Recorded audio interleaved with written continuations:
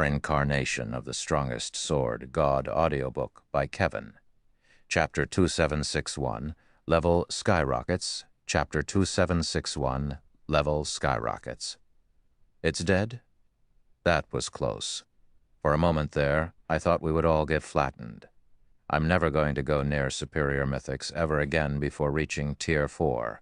These aren't things Tier 3 players like ourselves can do anything against.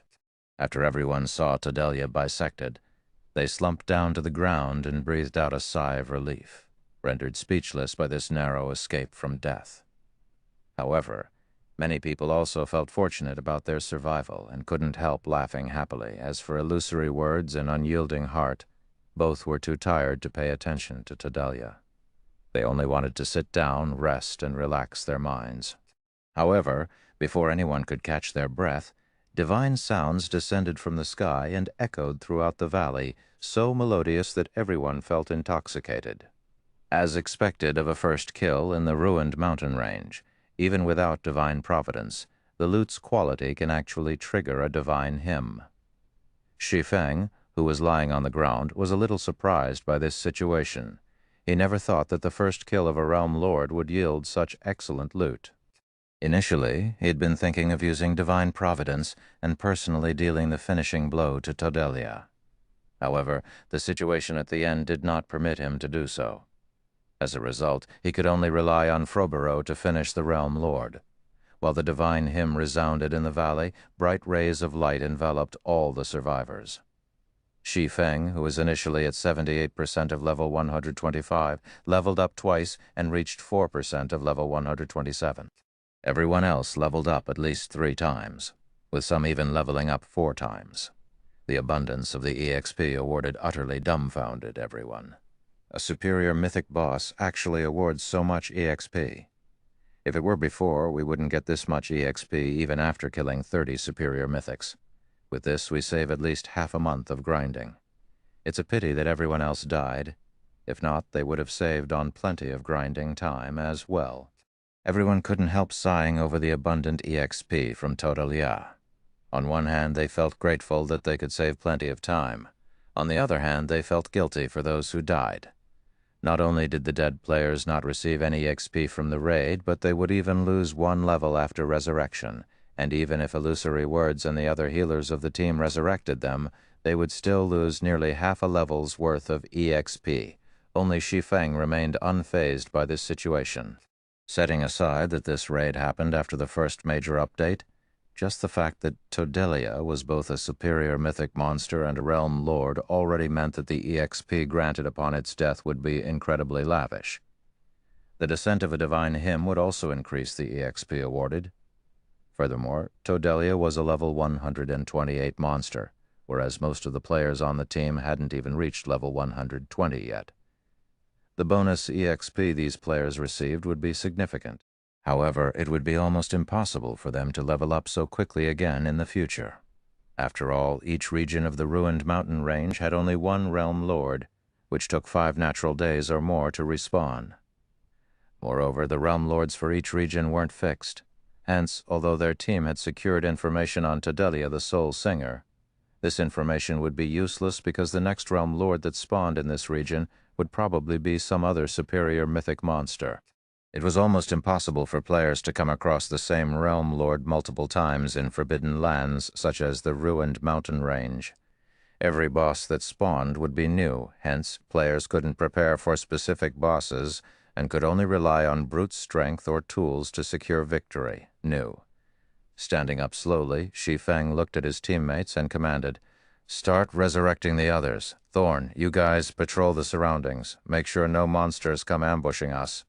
Although Frobero's presence had scared the surrounding monsters into fleeing, and the likelihood of an ambush was low, it never hurt to be careful. After all, whether it was a forbidden land for all life or a forbidden land for humans, a single mistake was all it took to team wipe. "Leave it to us." Lifeless Thorn nodded before leaving to patrol the surroundings together with Cleansing Whistle and the others. As for Yanya, Illusory Words, and the other surviving healers, they began resurrecting the team members killed by the Soul Devourers. Although these people had died because they had their concentration sucked dry, their souls did not get damaged. Hence, resurrection was still possible. Only they would be in a weakened state for several hours after getting resurrected and wouldn't be able to participate in battle right away. While the others were busy with their respective tasks, Shi Feng slowly made his way to Todelia's corpse and waited for the loot to appear. Regarding Todelia's loot, none of the members of Unyielding Soul or Crimson Emperor gave it much thought. After all, Shi Feng was the organizer of this team. Before they went on this expedition, they had already agreed that all discoveries made and items obtained would belong to Shi Feng. This was the basis for the cooperation of their 3 guilds. Moreover, even without the agreement, both Unyielding Souls and Crimson Emperor's peak experts would be too ashamed to ask for any loot. From start to end, they had merely played a supporting role and barely did anything during the raid. In fact, if not for Shi Feng landing the finishing blow, they wouldn't be alive right now. They also wouldn't have leveled up 3 or 4 times and gained a 15-day leveling advantage over the outside world's peak experts. One could say that the EXP harvest alone already made their trip to the ruined mountain range worthwhile.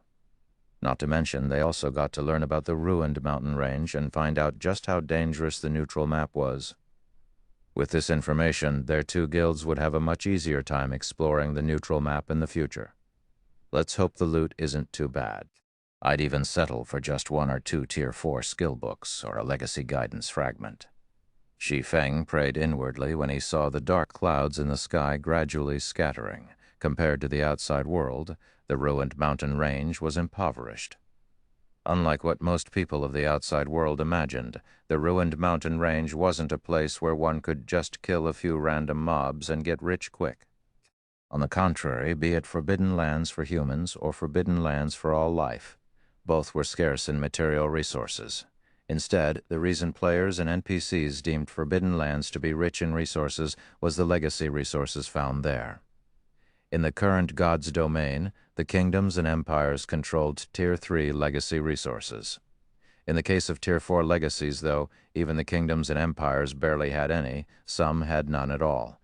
However, the various forbidden lands still contained a considerable number of legacies for Tier 4 and above. Hence, forbidden lands were far richer in legacies than the maps in the outside world.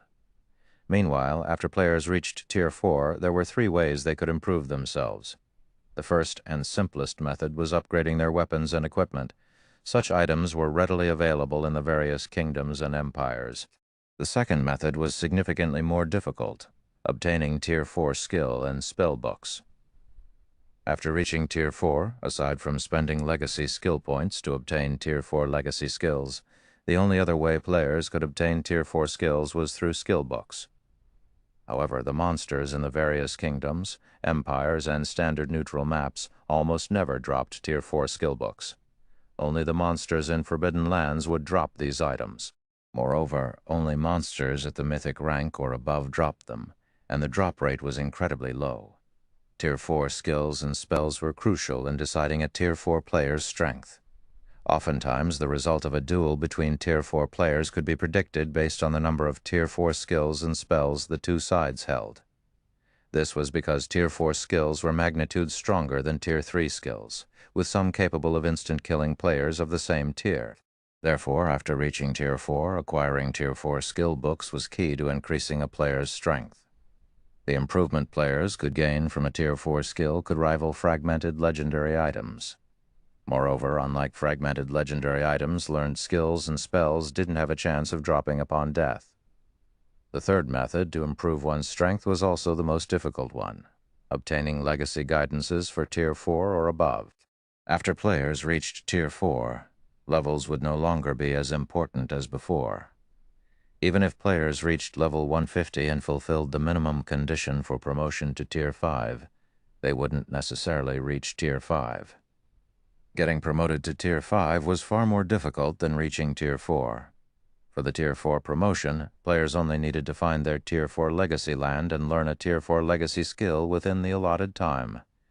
However, there were no such challenges for the Tier 5 promotion.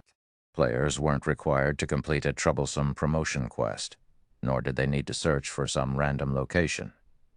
Instead, Getting promoted to Tier 5 was a very straightforward process.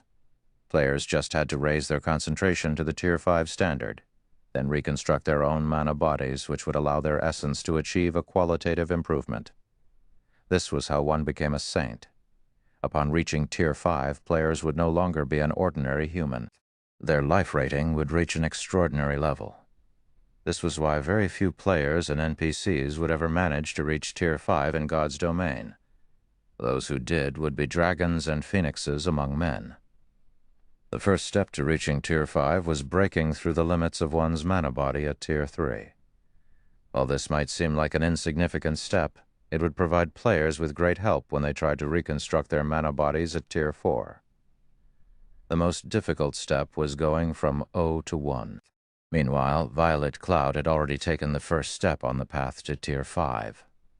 Meanwhile, legacy guidances could aid players in understanding the operating principles of mana because they recorded the comprehensions of ancient powerhouses on mana and the methods to utilize mana. Some even contained methods and experiences for constructing mana bodies. This was also why Shi Feng had chosen to receive the Crimson-Eyed Sword Saint's legacy guidance without hesitation. At Tier 3, despite receiving samples of mana bodies, players still faced incredible difficulty constructing their mana bodies. If players wished to get promoted to Tier 5, they would need to construct a mana body that was at least 10 times stronger. The difficulty of this feat was simply unimaginable. Hence, legacy guidances were incredibly important. Only by continuously learning about mana and mana bodies could players construct a mana body rivaling Tier 5 existences.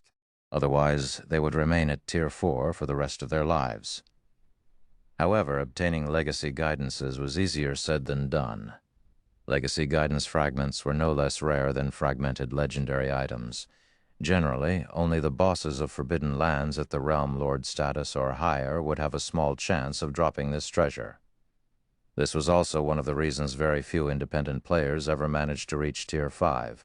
After all, let alone soloing superior mythics of the same level, even soloing superior mythics of a lower level was impossible for Tier 4 experts.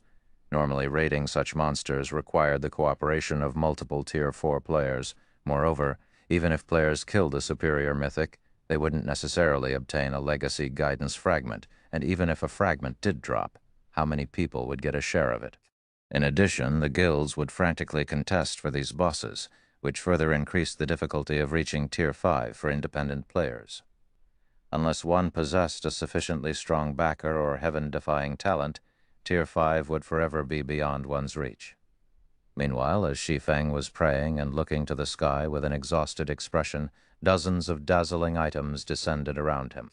The appearance of these items immediately attracted the ambient mana from several hundred yards around. When Shi Feng spotted a strange stone sculpture of a monster among these items, his eyes instantly lit up. He even rubbed his eyes, thinking that he had seen wrong. An ancient beast sculpture? Did this monster swallow an ancient god's treasury? Chapter 2762, Ancient Treasure. Chapter 2762, Ancient Treasure. While the strange beast statue held Shi Feng's attention, the other players patrolling and resting in the distance noticed the several dozen items falling from the sky. Their eyes immediately widened in shock. Crap! What's up with this loot? I've never seen so many epic items and legendary materials dropping at once. The boss is a level 128 superior mythic, so the epic items it dropped can definitely be used up to level 150. Despite making so many contributions to the guild, I only managed to get a pair of epic bracers that can be used up to level 130. With all those epic items, I could probably fully gear myself in epic items. Despite everyone being peak experts or better, they still grew envious when they saw Taudelia's loot. Rather, it was inevitable that they would be envious. Although epic weapons and equipment had become a lot more common in the current god's domain, the majority of them could be used only up to level 100.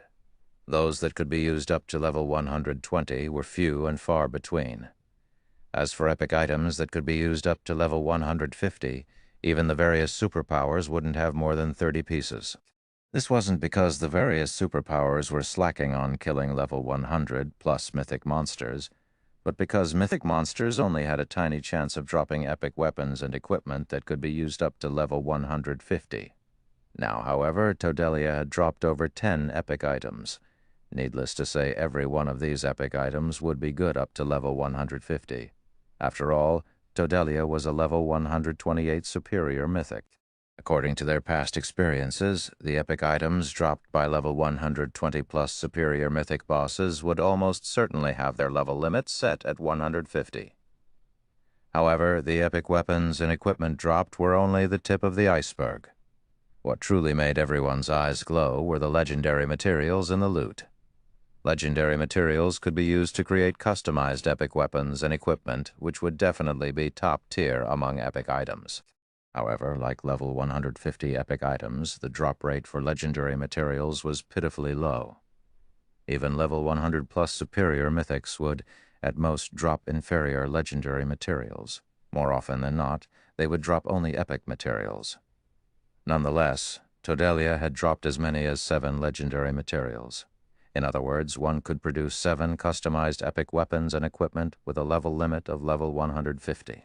Not to mention, the 20-plus inferior legendary materials Todelia dropped could also be used to produce top-tier epic weapons and equipment. In other words, Todelia alone had essentially dropped over 30 level 150 epic weapons and equipment, more than enough to fully arm 2 players in level 150 epic items. This was something impossible even for the various superpowers at this stage of the game, as expected of a forbidden land. Just the loot of a superior mythic boss here equals the loot of 3 or 4 superior mythic bosses in the outside world. The loot's quality is also significantly better. Unyielding Heart also couldn't help his astonishment at this scene. At the same time, he resolved that once he reached Tier 4, he would absolutely bring a team here to explore the ruined mountain range. However, unlike everyone else, Shi Feng paid no attention to the weapons, equipment, and materials Todelia dropped.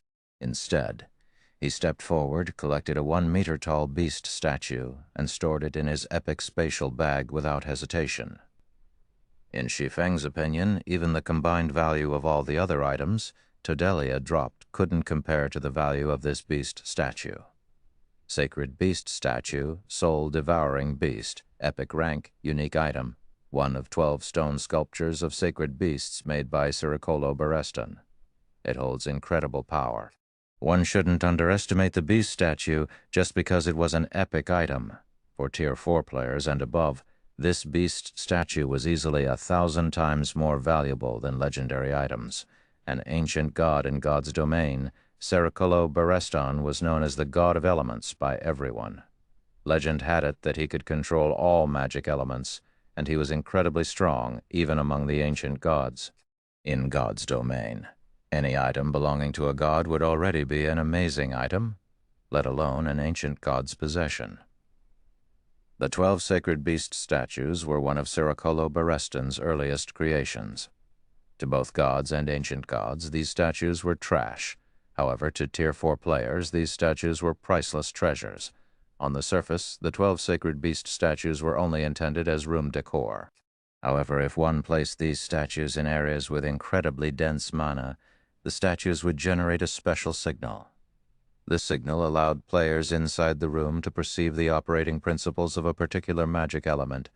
Although the granted perception was vague, it was still much better than blindly trying to feel and deduce the operating principles of the magic elements. Moreover, the effect stacked. With more beast statues collected, not only would one get to perceive more magic elements, but the intensity of the granted perception would also increase. In the past, a super guild had discovered an ancient god's treasury, and after working together with several superpowers and incurring countless casualties, the super guild had successfully raided the treasury. They had discovered 3 of the 12 sacred beast statues inside the treasury, one of them a medium-sized statue at the fragmented legendary rank. Due to these 3 beast statues, the super guild that found the treasury had ended up one of the 12 great guilds within a short period. Now, Shi Feng had merely killed a superior mythic-ranked realm lord, yet he had actually acquired a sacred beast statue. This was simply unbelievable. I really lucked out this time. although not even one fragmented legendary item dropped. The boss actually dropped an intact legacy guidance crystal besides one of the 12 sacred beast statues. If any of those superpowers in the past found out about this, they would most likely go crazy from envy. Shi Feng inwardly grew ecstatic as he picked up a crimson memory crystal from the ground. Normally, the legacy guidances players could obtain in Forbidden Lands were only fragmented crystals. Due to the instability of the mana inside these fragments, they would disappear after one use. However, an intact legacy guidance crystal was a different story. As the mana inside an intact crystal was incredibly stable, players could use it several times. Moreover, each use cost only 100 magic crystals. However, as these legacy guidance crystals were quite ancient, even a complete one could be used only 9 times. Regardless, an intact legacy guidance crystal was as valuable as a legendary item because it recorded far more information than a fragmented crystal. A single use of an intact crystal was easily worth 10 uses of fragmented crystals. In the past, some superpowers were even willing to exchange a legendary item for an intact legacy guidance crystal. However, nobody had ever taken up the offer. This was especially true for guilds and adventurer teams. After all, the legacy guidance crystal could lead to the birth of a Tier 5 player, which was way more valuable than a legendary item. In God's domain, unless Tier 6 God-ranked experts made an appearance, Tier 5 players would stand at the pinnacle of the game. The resources a Tier 5 player could acquire with their strength far exceeded the value of a legendary item. Several minutes later, Shi Feng finished storing all of the dropped items in his spatial bag. He then let everyone rest for an additional 10 minutes before leading them toward the Earthfall's secret land. Shi Feng had no choice but to position the still weakened members at the center of the team. He also had Frobero open up the path for them, clearing out the level 125-plus Great Lords and Grand Lords that assaulted their team on the way. He had no intention of resting whatsoever. "Commander, aren't we in too much of a hurry?" Solitary 9 asked in a whisper as he looked at Shi Feng, who still had a deathly pale complexion. The fight with Todelia left everyone's concentration below the 10% threshold. They could fall unconscious at any time. Shi Feng was no exception. Yet after resting for just a short while, Shi Feng had led them deeper into the ruined mountain range without hesitation. At this point, they had already been running for close to 2 hours, and everyone had constantly been fighting throughout this period. Moreover, the monsters they fought all had considerably high combat standards and high basic attributes. Although Frobero took on most of the monsters for them, the occasional monster still slipped by, and if they weren't careful, they would be easily overwhelmed by these monsters. "I know, but we don't have much time left," Shi Feng said while controlling Frobero. Smiling bitterly, he continued, "At this point, I can no longer summon a second demon prince. If the duration of this one lapses before we reach our destination, we'll die a miserable death." Upon hearing Shi Feng's words, Solitary 9 looked at the endless monsters around them and got goosebumps. At the same time, he subconsciously raised his shield and stood closer to Shi Feng. If not for the demon prince, they would definitely be doomed. In fact, they wouldn't be able to cope with all these monsters, even with several Tier 4 experts on the team. After all, fighting in the ruined mountain range cost a lot of stamina and concentration. It was impossible for players to fight endlessly. "Move faster! We're almost there!" Shi Feng urged everyone through the team chat after taking a look at his map. At Shi Feng's words, everyone hurriedly closed the distance to Frobero. The team then broke out in a mad dash while blocking the attacks coming from the surrounding monsters. After frantically advancing for another dozen minutes or so, the team finally discovered a huge cave in the valley, with an entrance several dozen meters high. The cave exerted a mental influence that rivaled Todelia's, making everyone feel discomfortable. "Guild leader Black Flame, is this the place you were talking about?" Illusory Words asked anxiously. When she looked at the nearby cave, she got a sense of depression and uncertainty. A hint of fear had even appeared in her heart. If she was already experiencing such feelings even before entering the cave, it wasn't hard to imagine how dangerous it would be inside. Looking at the God-Slayer's map, Shi Feng said with certainty, it should be here. But that mental influence, Unyielding Heart had goosebumps as he looked at the cave. If another monster like Todalia emerged from the cave, they really would be on their way to the underworld. The mental influence is indeed considerable, but we went to great lengths to get here. We can't possibly give up now, can we? Shi Feng also understood Unyielding Heart's worries. If they died now, it would indeed be a big loss. However, he had to obtain the God-Slayer's treasure no matter what. In the worst-case scenario, he was even willing to use his final trump card. Okay, let's go in and take a look. Unyielding Heart nodded. He, too, thought that Shi Feng's words were correct. They had already gotten this far. It would be a pity if they abandoned the expedition, not to mention, they still had the Demon Prince to guard them. If further progress was truly impossible, they could still escape. Following which, Shi Feng and the others made their way to the cave. However, when the team walked through the cave entrance, a startling scene suddenly occurred. The instant Froboro stepped into the cave, a red beam shot out from the cave's depths. Before Shi Feng could even have Froboro execute evasive maneuvers, the red beam had already pierced through the Demon Prince's body. After getting struck, the Lord of the Dead, who had been invincible up to this point, burst into a bundle of flames and vanished without a trace. Chapter 2763, God. Chapter 2763, God. He died. Shi Feng was dumbfounded at the sight of Froboro one-shotted. Not only was that red beam unbelievably fast, but it even packed enough power to kill a Demon Prince instantly. Although the Bible of Darkness summoned only a weak clone of Froboro's true body, this clone still possessed the physique of a bona fide half-step Demon King. Even true Tier 5 Demon Kings couldn't slay a half-step Demon King in one hit. As for the red beam originating from a barrier trap or magic circle, the likelihood of that was low. Any barrier trap or magic array would require its user to be present to display its greatest power. Without the user, barrier traps and magic arrays could, at most, trap someone. They definitely did not have the ability to kill the clone of a half-step Demon King instantly. Not to mention, the beam just now didn't look like it originated from a magic array or barrier, but more like an offensive spell. Everyone else present was also stunned by this situation, and chills spread all over their body instantly. What happened? That's a half-step Demon King we are talking about. The Demon Prince that they believed was invincible had actually gotten killed instantly. If they took a similar attack on their Tier 3 bodies, they too wouldn't last a second. However, this still wasn't the crucial point. The fact that the other party could one-shot a half-step Demon King meant that the other party was among the most horrifying existences they had come across.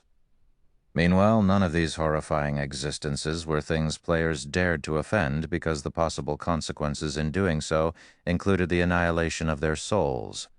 If that happened, they would really have to start all over again. However, before anyone could snap out of their daze, a terrifying mental pressure assaulted them. As if time had stopped, everyone froze in place. In fact, even their thoughts had fallen into a torpor. They simply stood still, not knowing what to do. While everyone stagnated, Shi Feng clearly sensed something, and his heart immediately grew cold at this discovery. It's over. In his previous life, he had seen this time-stopping phenomenon only once in a video of a group of Tier 6, God-ranked experts clashing against an ancient evil god. The fight back then had been earth-shattering. However, aside from the Tier 6 God-ranked experts and a few Tier 5 experts, the other players present had no idea what exactly had happened. By the time everyone recovered, the battle was already over. For most of the players present, the battle had basically started and ended in an instant. To them, it felt as if nothing had happened whatsoever. However, that had been far from being the case. By the time everyone recovered from their stupor, 1/10 of a kingdom had disappeared from God's domain, leaving behind an endless wasteland littered with shattered space. Now that this scene was replaying before Shi Feng's eyes, this meant that the other party was no weaker than that ancient evil god in the past. Just when the flow of time was slowing and Shi Feng's thoughts were about to stagnate, a crimson glow suddenly bloomed from his spatial bag. The appearance of the crimson glow immediately dispelled the power enveloping him. Afterward, a shabby yet dazzling broken blade flew out of the spatial bag and hovered quietly in front of him. This is the Ash Blade. Shi Feng was shocked when he saw this broken blade. Various legends were circulating in God's domain regarding the Ash Blade, which was rumored to be the God Slayer's weapon. A weapon named the Ash Blade had also appeared in Shi Feng's previous life. Back then, the owner of this weapon had been a mysterious expert nobody knew. However, what everyone did know was this mysterious person's heaven-defying feat. With the Ash Blade in hand, this mysterious expert had single-handedly annihilated a super guild's main city. Moreover, the Ash Blade this person wielded was incredibly powerful. Even epic weapons would break after suffering 3 or 4 hits from the Ash Blade. Only fragmented legendary weapons could barely withstand its power. For this reason, everyone had suspected that the Ash Blade was a legendary weapon. Hence, Shi Feng had kept the Ash Blade all this time instead of discarding it. After all, there might be a day when he could recast it. Of course, there was another legend regarding the Ash Blade, which stated that the Ash Blade was a clue to the God Slayer's legacy. However, according to historical materials in the libraries of the various kingdoms and empires, nobody had ever found the Ash Blade. Only after that mysterious expert had appeared and thoroughly shattered the status quo of God's domain did everyone start paying attention to the Ash Blade. How interesting.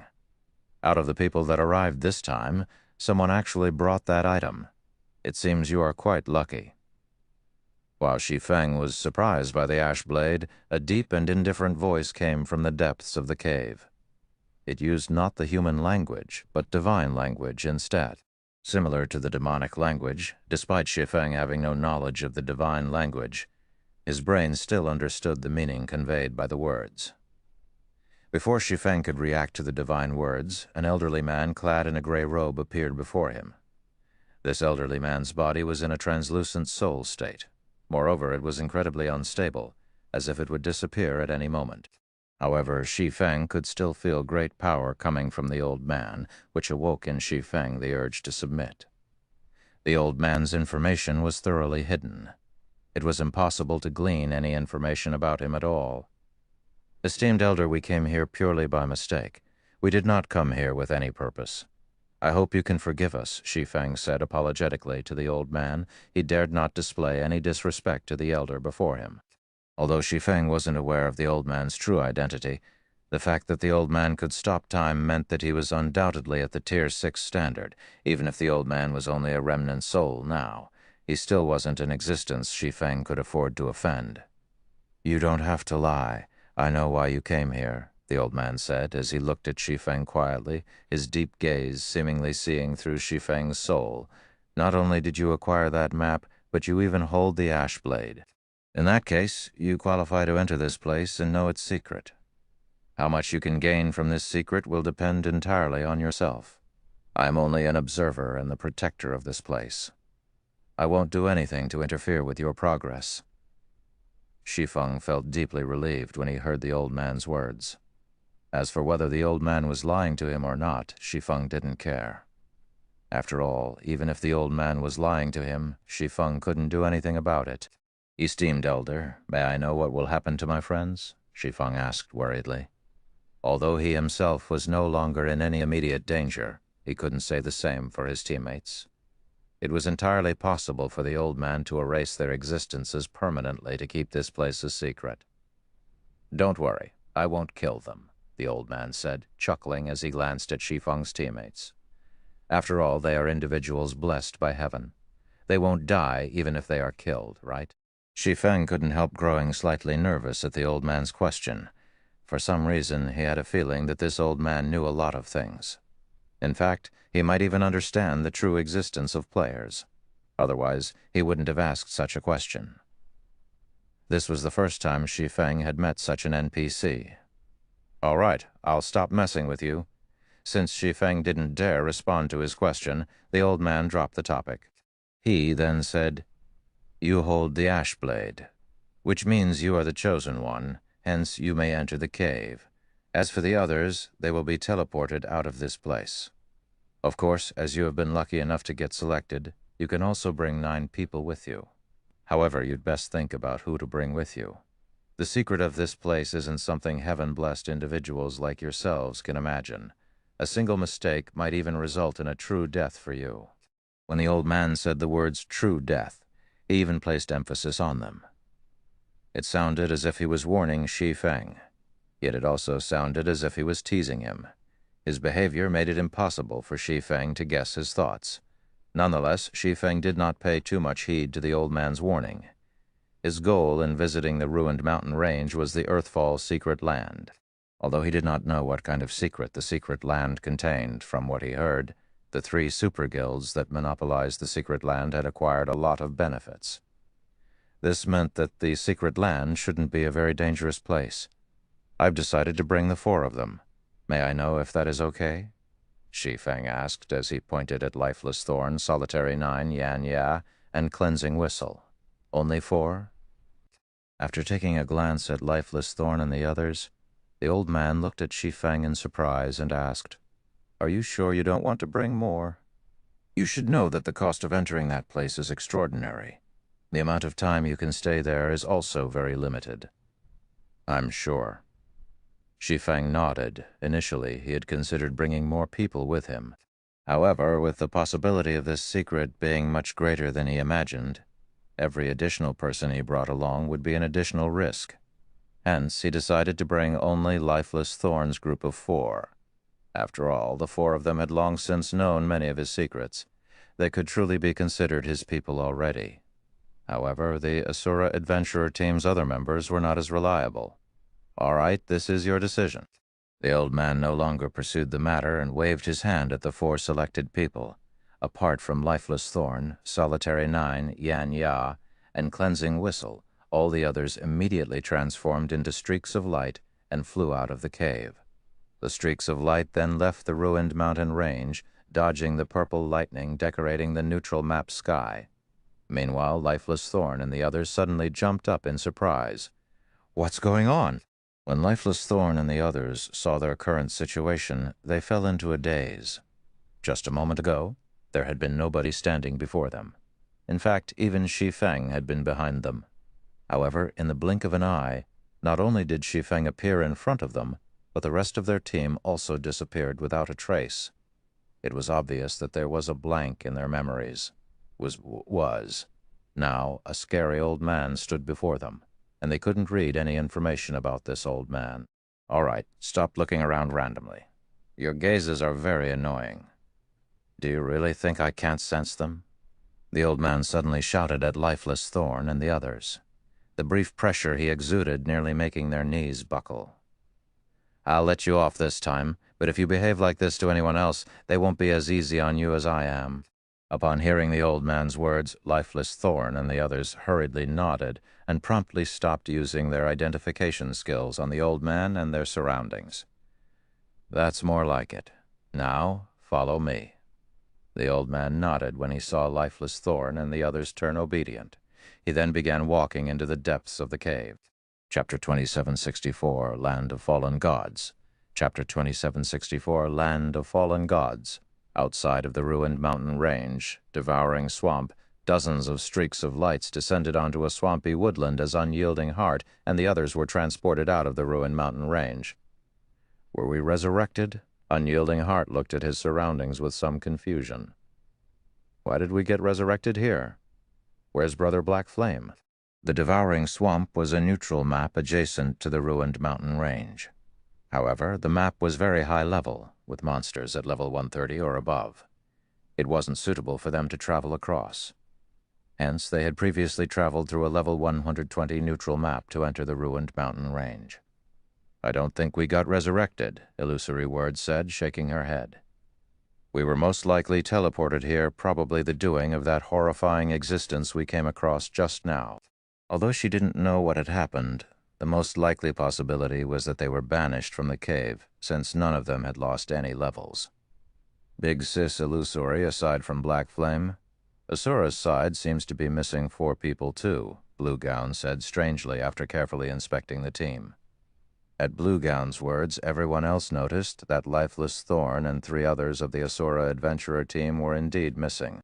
At this discovery, Asura's members couldn't help becoming anxious. Did they get left behind? Unyielding Heart subconsciously muttered a guess. At Unyielding Heart's words, everyone present felt chills crawling down their backs. Before they lost consciousness, they had clearly felt a frightening mental influence from the depths of the cave. If not for them losing consciousness a moment later, they might have dropped to their knees the next second. Without a doubt, the source of the mental influence was the most terrifying existence they had come across since entering God's domain. They found it truly hard to imagine the consequences of being targeted by such an existence. If that's true, this is bad. Illusory Words also frowned at this possibility. Against that kind of frightening existence, even a Tier 4 player like Shi Feng would be no different from an ant. In fact, the said existence might even be able to obliterate their souls. After all, a few of the many frightening existences she knew of possessed this kind of horrifying ability. Not to mention, the existence they just met was many times stronger than any of those frightening existences. Let's reorganize the team and go back to take a look. Simply standing around and doing nothing isn't a solution, Unyielding Heart suggested. No, we cannot go back in, Illusory Words countered, shaking her head. Since that existence chose to keep them there should be a reason for this. Otherwise, why could we safely leave that place, whereas they couldn't? Moreover, we don't have the time to enter the ruined mountain range again. How so? Unyielding Heart asked strangely, although Illusory Words' deduction might be correct. They couldn't just abandon Shi Feng and the others without doing anything. After all, they didn't even know whether they had accomplished their task. If the task wasn't completed, their 3 guilds would be in big trouble afterward. I just received news that not only did the number of NPCs increase again, but the various powers members are also facing greater difficulties in leveling up. Shortly after we started sending our members into the Secret Covenant Tower, the superpowers began having designs over it. They think that the tower is an excellent leveling spot, and they've already clashed with us outside Sky Spring City several times, Illusory Words explained. We need to head back as soon as possible to preside over the situation. Otherwise, it'll be impossible to seal off Sky Spring City with just a bunch of Tier 3 experts. They're taking action already? Unyielding Heart was surprised by this revelation. Initially, he thought that the various superpowers wouldn't pay as much attention to the Secret Covenant Tower just for the sake of leveling. Hence, he hadn't anticipated such a development. However, the massive increase in the NPC population had undoubtedly increased the various powers' urgency and difficulty in leveling up. This made excellent leveling spots even more valuable than before. Now, just for the sake of leveling up quickly, many superpowers had already started targeting the Secret Covenant Tower. If these superpowers entered the tower and discovered the Tier 3 legacies inside, the situation would definitely become even more troublesome. So, we need to return quickly to ensure nobody sneaks into Sky Spring City and the Secret Covenant Tower. Otherwise, the various superpowers would have already occupied the tower before Black Flame completes his task. If that happens, we'll end up even more passive, Illusory Words said. She then took out a transfer scroll and immediately teleported to Crimson Emperor's residence in Silverwing City. After Illusory Words teleported away, the other Crimson Emperor members took out transfer scrolls and teleported to Silverwing City one after another. What should we do? Mu Lingsha asked, Unyielding Heart as Crimson Emperor's members left. Do we return too? That's the only thing we can do. Let's just hope Brother Black Flame's side is safe. Otherwise, we'll have a difficult road to walk down the line, Unyielding Heart said, sighing as he took out a transfer scroll himself. Unyielding Soul's other members immediately followed suit one after another. As for Asura's members, they planned to remain in the Devouring Swamp and level up while waiting for their vice commanders to contact them before taking further action. During the time Illusory Words and Unyielding Heart had returned to Silverwing City to control the overall situation, Shi Feng and the others in the distant ruined mountain range had arrived at the deepest part of the cave. Is this the secret of this cave? Shock and surprise filled lifeless Thorn as he stared at the icy cavern before him. The icy cavern was over 12 kilometers wide. Its interior was a snowy white world, with ice sculptures in the shape of humans, elves, half-orcs, giants, dwarves, and other races erected all over. Every one of these ice sculptures radiated an aura that was stronger than the demon Prince Frobero's. Meanwhile, these statues numbered in the tens of thousands. Moreover, the dozen or so ice sculptures at the cavern's center radiated an aura that was much stronger than that of the other ice sculptures. Despite standing so far away, lifeless Thorn still felt awe and fear in his heart when he looked at these statues. He dared not approach any of them at this moment, let alone lifeless Thorn. Even Shi Feng was astounded by this scene. Shi Feng had a much clearer idea than lifeless Thorn did of what kind of existence those central ice sculptures were, indeed. Those dozen or so ice sculptures were bona fide Tier 6 gods. He had even read about a few of them in libraries. From the scene in the cavern, he could tell that these gods and people of various races had been going up against something. Only, the end result was that every one of them got frozen into eternal ice sculptures. What the hell happened here? Shi Feng was greatly puzzled as he looked at this horrific scene. Tier 6 gods were existences that stood at the apex of God's domain. A force of over a dozen gods could devastate the continent. It wouldn't be an exaggeration to say that such a force could even sweep through the dark abyss. In fact, even if all of the Tier 6 god-ranked experts that existed in his previous life joined hands, they could just barely manage to contend with a force of a dozen or so Tier 6 gods. Yet, these Tier 6 gods had actually been killed, annihilated in a single move by the looks of it. Chapter 207-65, God Slayer's Legacy. Chapter 207-65, God Slayer's Legacy.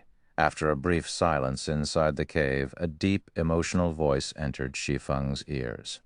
You had best not ask or think about what happened in the past, and what caused the deaths of so many of the world's powerful people and even gods. You also must not look into these matters. The consequences of doing so are not something even heaven-blessed individuals like yourselves can bear. You might even lose your minds as a result, the old man warned when he saw the curiosity on the faces of Shi Feng and the others. Although the old man's voice did not carry any mental influence or coercion, the certainty in his tone made Shi Feng shudder involuntarily. As for Lifeless Thorn, Solitary 9, Yan Ya, and Cleansing Whistle, although they reacted fearfully to the old man's warning, the curiosity on their faces was clear for all to see. It was evident that they did not take the old man's words seriously. After all, this was a matter related to gods. Players who were new to God's domain treated the word God as merely a noun. At best, gods were a type of powerful monster to them. However, those who truly ventured around God's domain and studied the historical materials in the libraries of the various kingdoms and empires would realize that gods weren't just powerful existences. Simultaneously, they represented a kind of extreme, a road leading to the top of God's domain. Hence, anything related to gods represented a massive opportunity for players. This was especially true for Tier 3 players like themselves. They were quite aware that they could no longer advance on their own. If they wished to get to the next level, they would have to follow in the footsteps of their predecessors. Meanwhile, the footsteps of gods were undoubtedly the best to follow. None of you should look deeper into this matter, at least not now, Shi Feng suddenly said to Lifeless Thorn and the others. He knew very well how attractive gods were to Tier 3 experts. They wouldn't hesitate to look into matters related to gods, even if the risks were big. After all, the road to promotion was simply too difficult. Normally, players could already improve significantly with the ruins left behind by Tier 5 existences, let alone those of Tier 6 gods. However, the disappearance of some peak experts and apex experts from both the game world and the real world most likely had something to do with Tier 6 gods. Anyone who tried to get involved with Tier 6 gods as Tier 3 and Tier 4 players would die before achieving anything. If they were lucky, they would have their accounts destroyed and need to start all over again. If they were unlucky, they might disappear like those experts in the past. Upon hearing Shi Feng's words, Lifeless Thorn and the others eyed him curiously. They never thought that Shi Feng would actively stop them from looking into this matter. It seems you know your limits, kid, the old man said, gazing at Shi Feng with warm approval. That's right. Only people who know the limits of their strength and abilities can live long lives. Even you, heaven-blessed individuals, are no exception." At the old man's words, Lifeless Thorn and the others promptly awakened from their greed. "Thanks, Commander. I never thought I would get seduced by the benefits in front of me," Lifeless Thorn said in gratitude, a hint of fear in his voice. God's domain had always emphasized balance. All gains came with losses. If one tried to secure an opportunity despite lacking the necessary strength, they would only wind up dead. Currently, they hadn't even reached Tier 4. Yet they were actually thinking of looking into the secrets of Tier 6. That was simply suicide. That is normal. After all, not many people in God's domain can remain calm when faced with matters related to gods, Shi Feng said, shaking his head. If not for him having a wealth of experience adventuring in God's domain, he wouldn't have fared any better than Lifeless Thorn. In fact, he might have reacted even more crazily. In the current era where the gods had withdrawn from the world, even the various superpowers would go nuts over a clue related to Tier 6 gods. In fact, even Tier 5 NPCs would fight desperately to secure this clue. All right, that's enough talking. After seeing that Shi Feng and the others had calmed down, the old man beckoned to them and said, "Come here. Next up is the moment you have all been waiting for. It is also the final wealth and treasure that person left behind for you heaven-blessed individuals." A treasure left behind by the God Slayer? Shi Feng grew a little excited at the old man's words. The God Slayer was a mythical figure in God's domain. Although it wasn't certain whether the God Slayer had become a god or not, it was certain that he was born a human. Meanwhile, the God Slayer was an existence that even gods feared.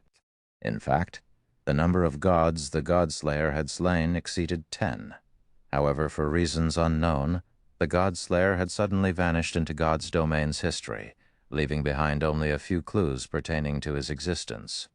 Normally, these clues were acquired from ancient ruins. It was almost impossible to find any records of the God Slayer in the various kingdoms and empires' libraries, as if the God Slayer's existence had been wiped out by history. Future generations couldn't look into the God Slayer's existence, even if they wanted to. However, there were a lot of negative comments about the God Slayer. Some people said that the God Slayer was a great sinner of God's domain, and others said that the God Slayer was the culprit behind the twilight of the gods. Shortly afterward, the old man led Shi Feng's group of 5 to the cavern's center where the dozen or so frozen gods stood. Upon arriving there, Shi Feng and the others noticed a space-time crack there as small as a fingernail, undetectable from a distance. Only after moving within 30 yards of the crack did they barely notice it. Directly underneath this space-time crack was an incomparably complicated magic array. It was so complicated that even Shi Feng, who was an advanced magician, felt dizzy after just one glance at it. Needless to say, he couldn't even begin to decipher it. "This is the treasure." Solitary 9 was stunned when he saw this tiny space-time crack. For a moment, he even felt that the old man had duped them. What possible use could they have for a fingernail-sized space-time crack? Even if this space-time crack led to somewhere, with how small it was, players couldn't enter it. "That's right. This is the treasure," the old man said, chuckling. "You might think that such a small space-time crack is no big deal, but what if I say that it connects to the past?" Connects to the past? Solitary 9 was again stunned. Crossing timelines was simply impossible. It should still be impossible even in a virtual reality game like God's domain. "Esteemed Elder, are you perhaps saying that this space-time crack can allow us to travel to another world?" Lifeless Thorn asked, thinking that the old man did not understand what the words "connects to the past" meant. In fact, even Shi Feng suspected that what the old man truly meant was that the space-time crack allowed people to travel to a different space. After all, there were plenty of foreign spaces and other worlds in God's domain.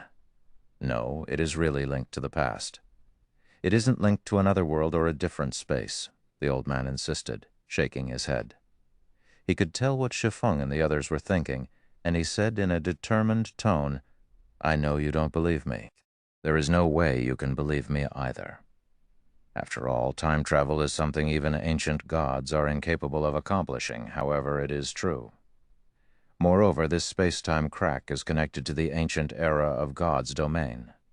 The old man's words dumbfounded everyone present. Connected to the ancient era of God's domain, Shi Feng felt his worldview crumbling, shocked beyond words. Could this be the Earthfall Secret Land's true secret? The ancient era of God's domain was an era of wonders. Various super-civilizations were intertwined during this era, when gods still roamed the world. And because the twilight of the gods had yet to occur, the world of God's domain was incredibly rich in resources. The present era of God's domain couldn't hold a candle to the ancient era in this regard.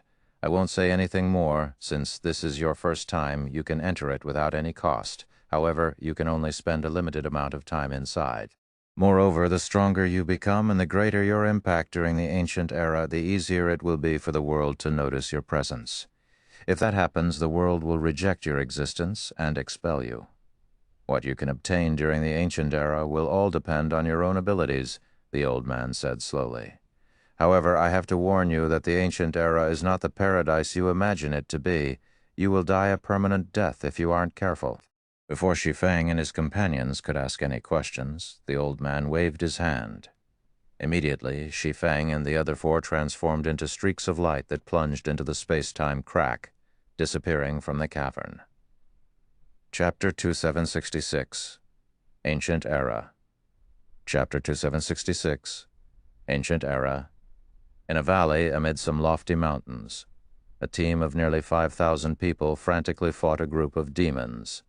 The battlefield was crazed and spectacular, and looked just like a battlefield in ancient times. Both sides suffered severe casualties, their blood staining the valley red. The smell of blood carried for tens of thousands of yards. Even those inured to battle would find this situation uncomfortable and unbearable. However, neither side showed any intention of stopping, both prepared to fight to the bitter end. Of the two armies battering each other, the demon army was led by a level 135 Tier 4 great demon, while a woman led the human army.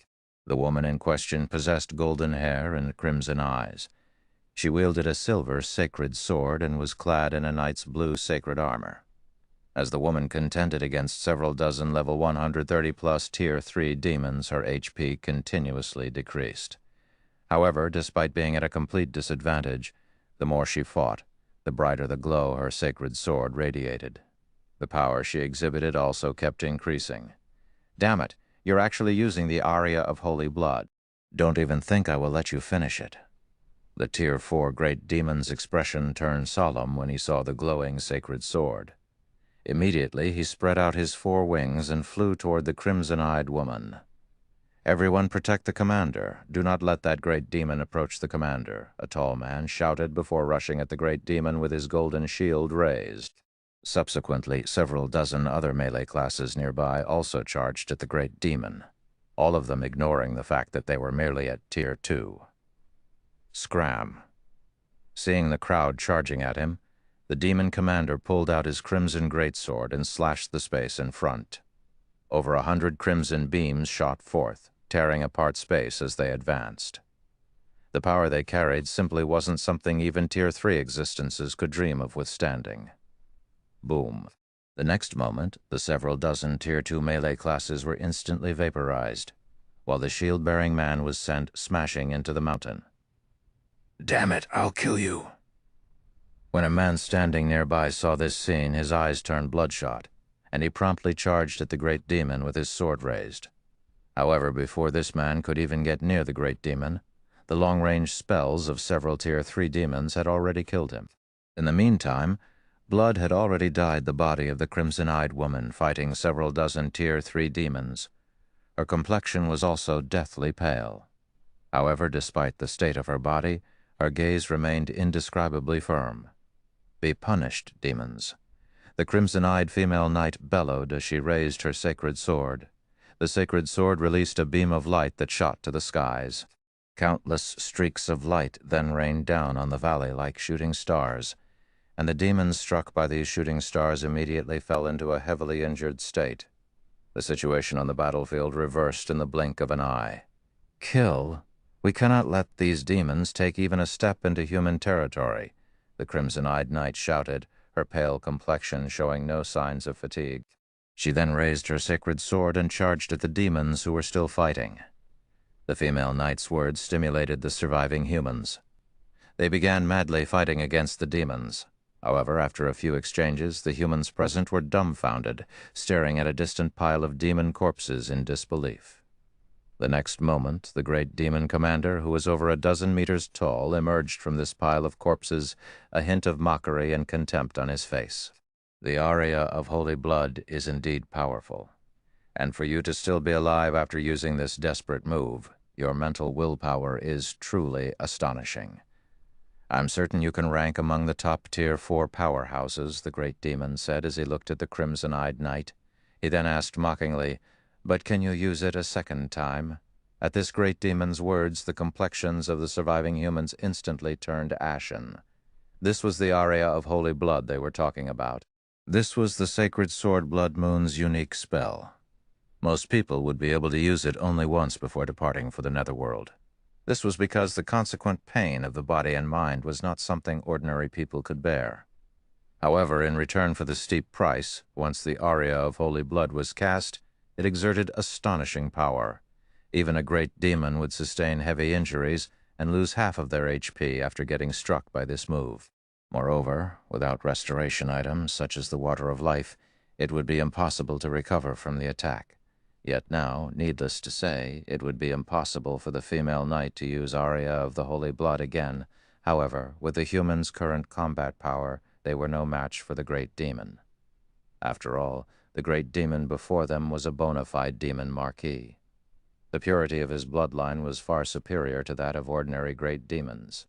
Since you no longer have any other moves to make, it's my turn now.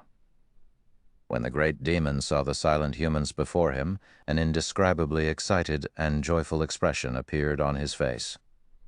"Don't even think about it." The female knight suddenly appeared above the great demon's head and brandished her sacred sword. 3 phantom swords appeared in the sky, the sight stunning everyone present. This is the sword St. Lord Locke's personal technique, Sky Cleaver. The commander actually mastered it. When the surviving humans saw the 3 phantom swords in the sky, a look of awe and admiration appeared on their faces. "You're already on your last breath, yet you're still putting up such boring resistance." When the great demon saw the 3 phantom swords, he did not reveal any awe or fear whatsoever.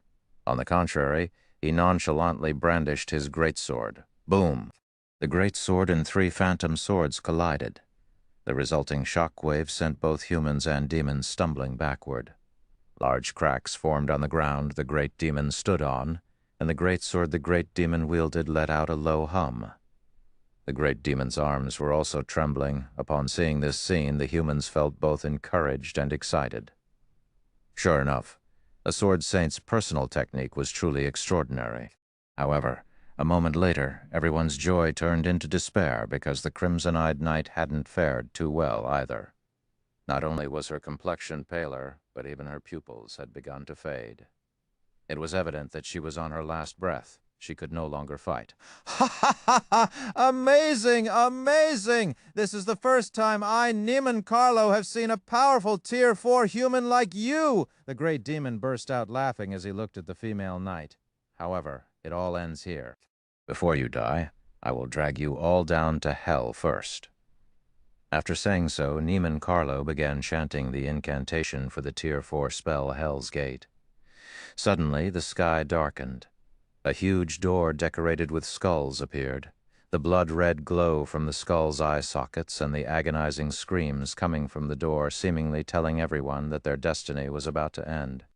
Even if the humans present wished to interrupt Neiman Carlo's spell, they couldn't do so as the surviving demons were doing their best to stop them. However, just as the formation of the Hell's Gate was about to culminate, a spatial tear over 1,000 yards long suddenly split the sky. The resulting spatial storm not only disrupted the mana in the sky, but even shattered the magic array summoning the Hell's Gate. Afterward, several figures fell out of the spatial tier and crashed onto the battlefield in the valley, their landing sending clouds of dust into the air. "So this is the ancient era?" The man standing in the lead of the group muttered in amazement as he glanced at the world around him. Chapter 2767. You chose the wrong opponent. Chapter 2767. You chose the wrong opponent. At the sudden appearance of Shi Feng's group of 5, the whole battlefield immediately went silent. The humans and demons all stared at Shi Feng's group with looks of surprise, confusion, or anger. Who are they? They came out of that large spatial tear, so they shouldn't be ordinary existences.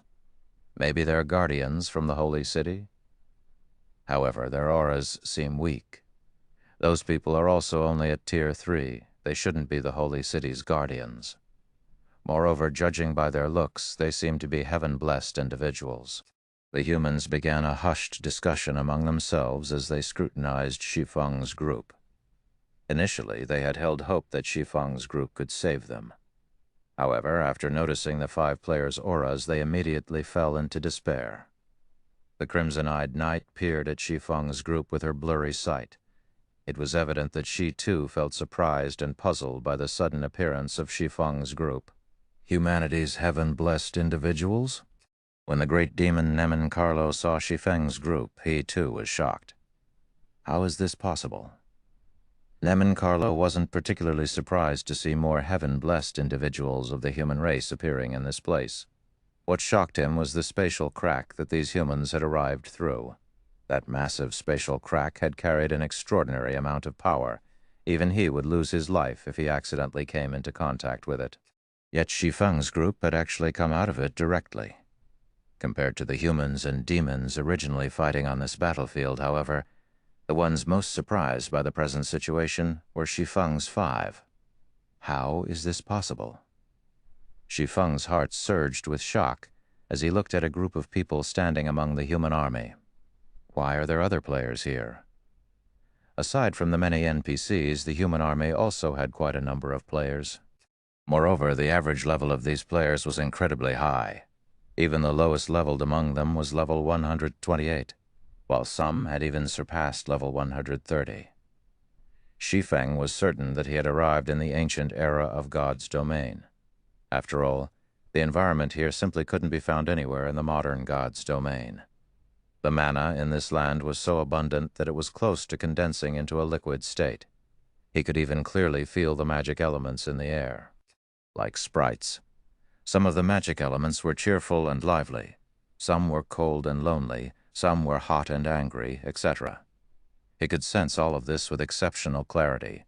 Moreover, the NPCs on this battlefield wore significantly different gear compared to the NPCs of modern times.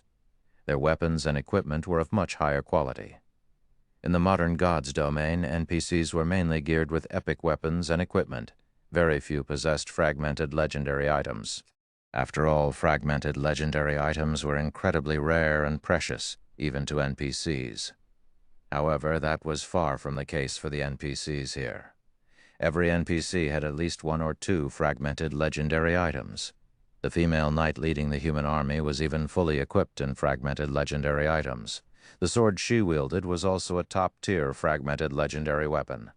Moreover, what was even more incredible was that Shi Feng had found someone he recognized. This person was none other than Yu Luo, a captain of the Heaven's Blade adventurer team based on Dragonheart Island. Only, unlike the Yu Luo he had met on Dragonheart Island, the one he was looking at now was like a completely different person. Presently, not only had Yu Luo reached level 129 already, but she even sported an epic staff and a full suit of epic equipment. Although her epic equipment wasn't a set, her equipment standard was still ridiculously excellent. Unlike the last time Shi Feng met Yu Luo, though, the cleric looked much more haggard. She did not possess the aura and spirit of a peak expert at all. Guild leader Black Flame? Meanwhile, at this time, Yu Luo, who stood amid the human army, also noticed the 5 new arrivals on the battlefield. And when she saw that the man leading this group was none other than Zero Wing's guild leader, Black Flame, her originally dispirited expression immediately became energetic. Do you know them, Yu Luo? The female oracle standing beside Yu Luo asked curiously upon seeing the latter's reaction. The female oracle was a level 131 player clad in a white dress, wearing a white priest's hat. Yes. Moreover, he's my fellow countryman, Yu Luo said, nodding excitedly. Fellow countrymen, the female oracle scrutinized Shi Feng's group. She soon noticed that the average level of Shi Feng's group was quite low, and their appearances indeed resembled Yu Luo's a lot. Particularly the feeling of incompatibility Shi Feng's group had with the other players in God's domain was exactly the same as Yu Luo. The female oracle then shook her head and said, "What a pity. His luck is truly poor. He actually got teleported to this place." Upon hearing the female oracle's words, Yu Luo remembered the situation they were in, and her heart grew cold. The joy on her face promptly disappeared. The death penalty in the god's domain they were currently in was different from the god's domain on the other side. Players would not only lose 2 or more levels upon death, but also fall into a mentally weakened state. Depending on the severity of the situation, players might even lose some of their memories. And worse, the use of resurrection spells could only mitigate the loss of EXP and not restore the lost memories. Moreover, even when resurrected using a resurrection spell, players wouldn't be resurrected on the spot, but inside the life temple of a random main city run by humans. Of course, if players had registered themselves with a main city, they could get resurrected in the life temple of a fixed main city. However, Shi Feng's group had just arrived in this world. They definitely hadn't registered themselves with a main city yet. If they died, they would get resurrected at a random main city. Meanwhile, a great distance separated the main cities run by humans, and there were no teleportation arrays in these cities. In other words, so long as Shi Feng's group died, Yu Luo was unlikely to meet him again. After all, humans had many main cities, even in this world. Just the ones she knew already numbered over 500. As for the possibility of Shi Feng's group coming out alive from this battlefield, that was simply impossible. In the original God's domain, a group of Tier 3 players could still put up a fight against a Tier 4 great demon. However, in this world, let alone putting up a fight, Tier 3 players would be considered capable if they could escape with their lives. The reason for this was the incredibly high average combat standard of the monsters here. Monsters of the caliber of great demons would possess combat standards rivaling peak experts. However, the combat system of monsters was completely different from the realms of refinement players relied on. In skill and spell utilization, monsters such as great demons could display combat standards at the spiritualization realm without having to exert themselves. Such monsters were not opponents. Void realm experts like herself could hope to match. However, before Yu Luo could snap out of her daze, the great demon Nemen Carlo stopped paying attention to Shi Feng's group and shifted his gaze back to the crimson-eyed knight. The great demon then looked at the dozen or so Tier 3 demons around him and commanded, "Go get rid of them. Please leave it to us, my lord." The heavily injured demons nodded and flapped their wings. They then flew toward Shi Feng's group of 5, their speed greatly surpassing even Tier 3 agility-focused assassins. Not good. Those demon leaders are working together to target them. The level 131 female oracle was shocked by this development. She never thought that Nemen Carlo would have his trusted subordinates deal with Shi Feng's group. Although these demon leaders had been heavily injured by the aria of holy blood individually, they were still stronger than Tier 3 experts. In addition, if over a dozen of them worked together, they could form a demonic array that greatly increased their combat power. "Big Sis Cloud, let's go save them quickly," Yu Luo urged anxiously when she saw the demon leaders targeting Shi Feng's group. She knew that Shi Feng was incredibly strong. After all, he was someone the various superpowers on Dragonheart Island had labeled a peerless expert. His strength surpassed even that of domain realm monsters.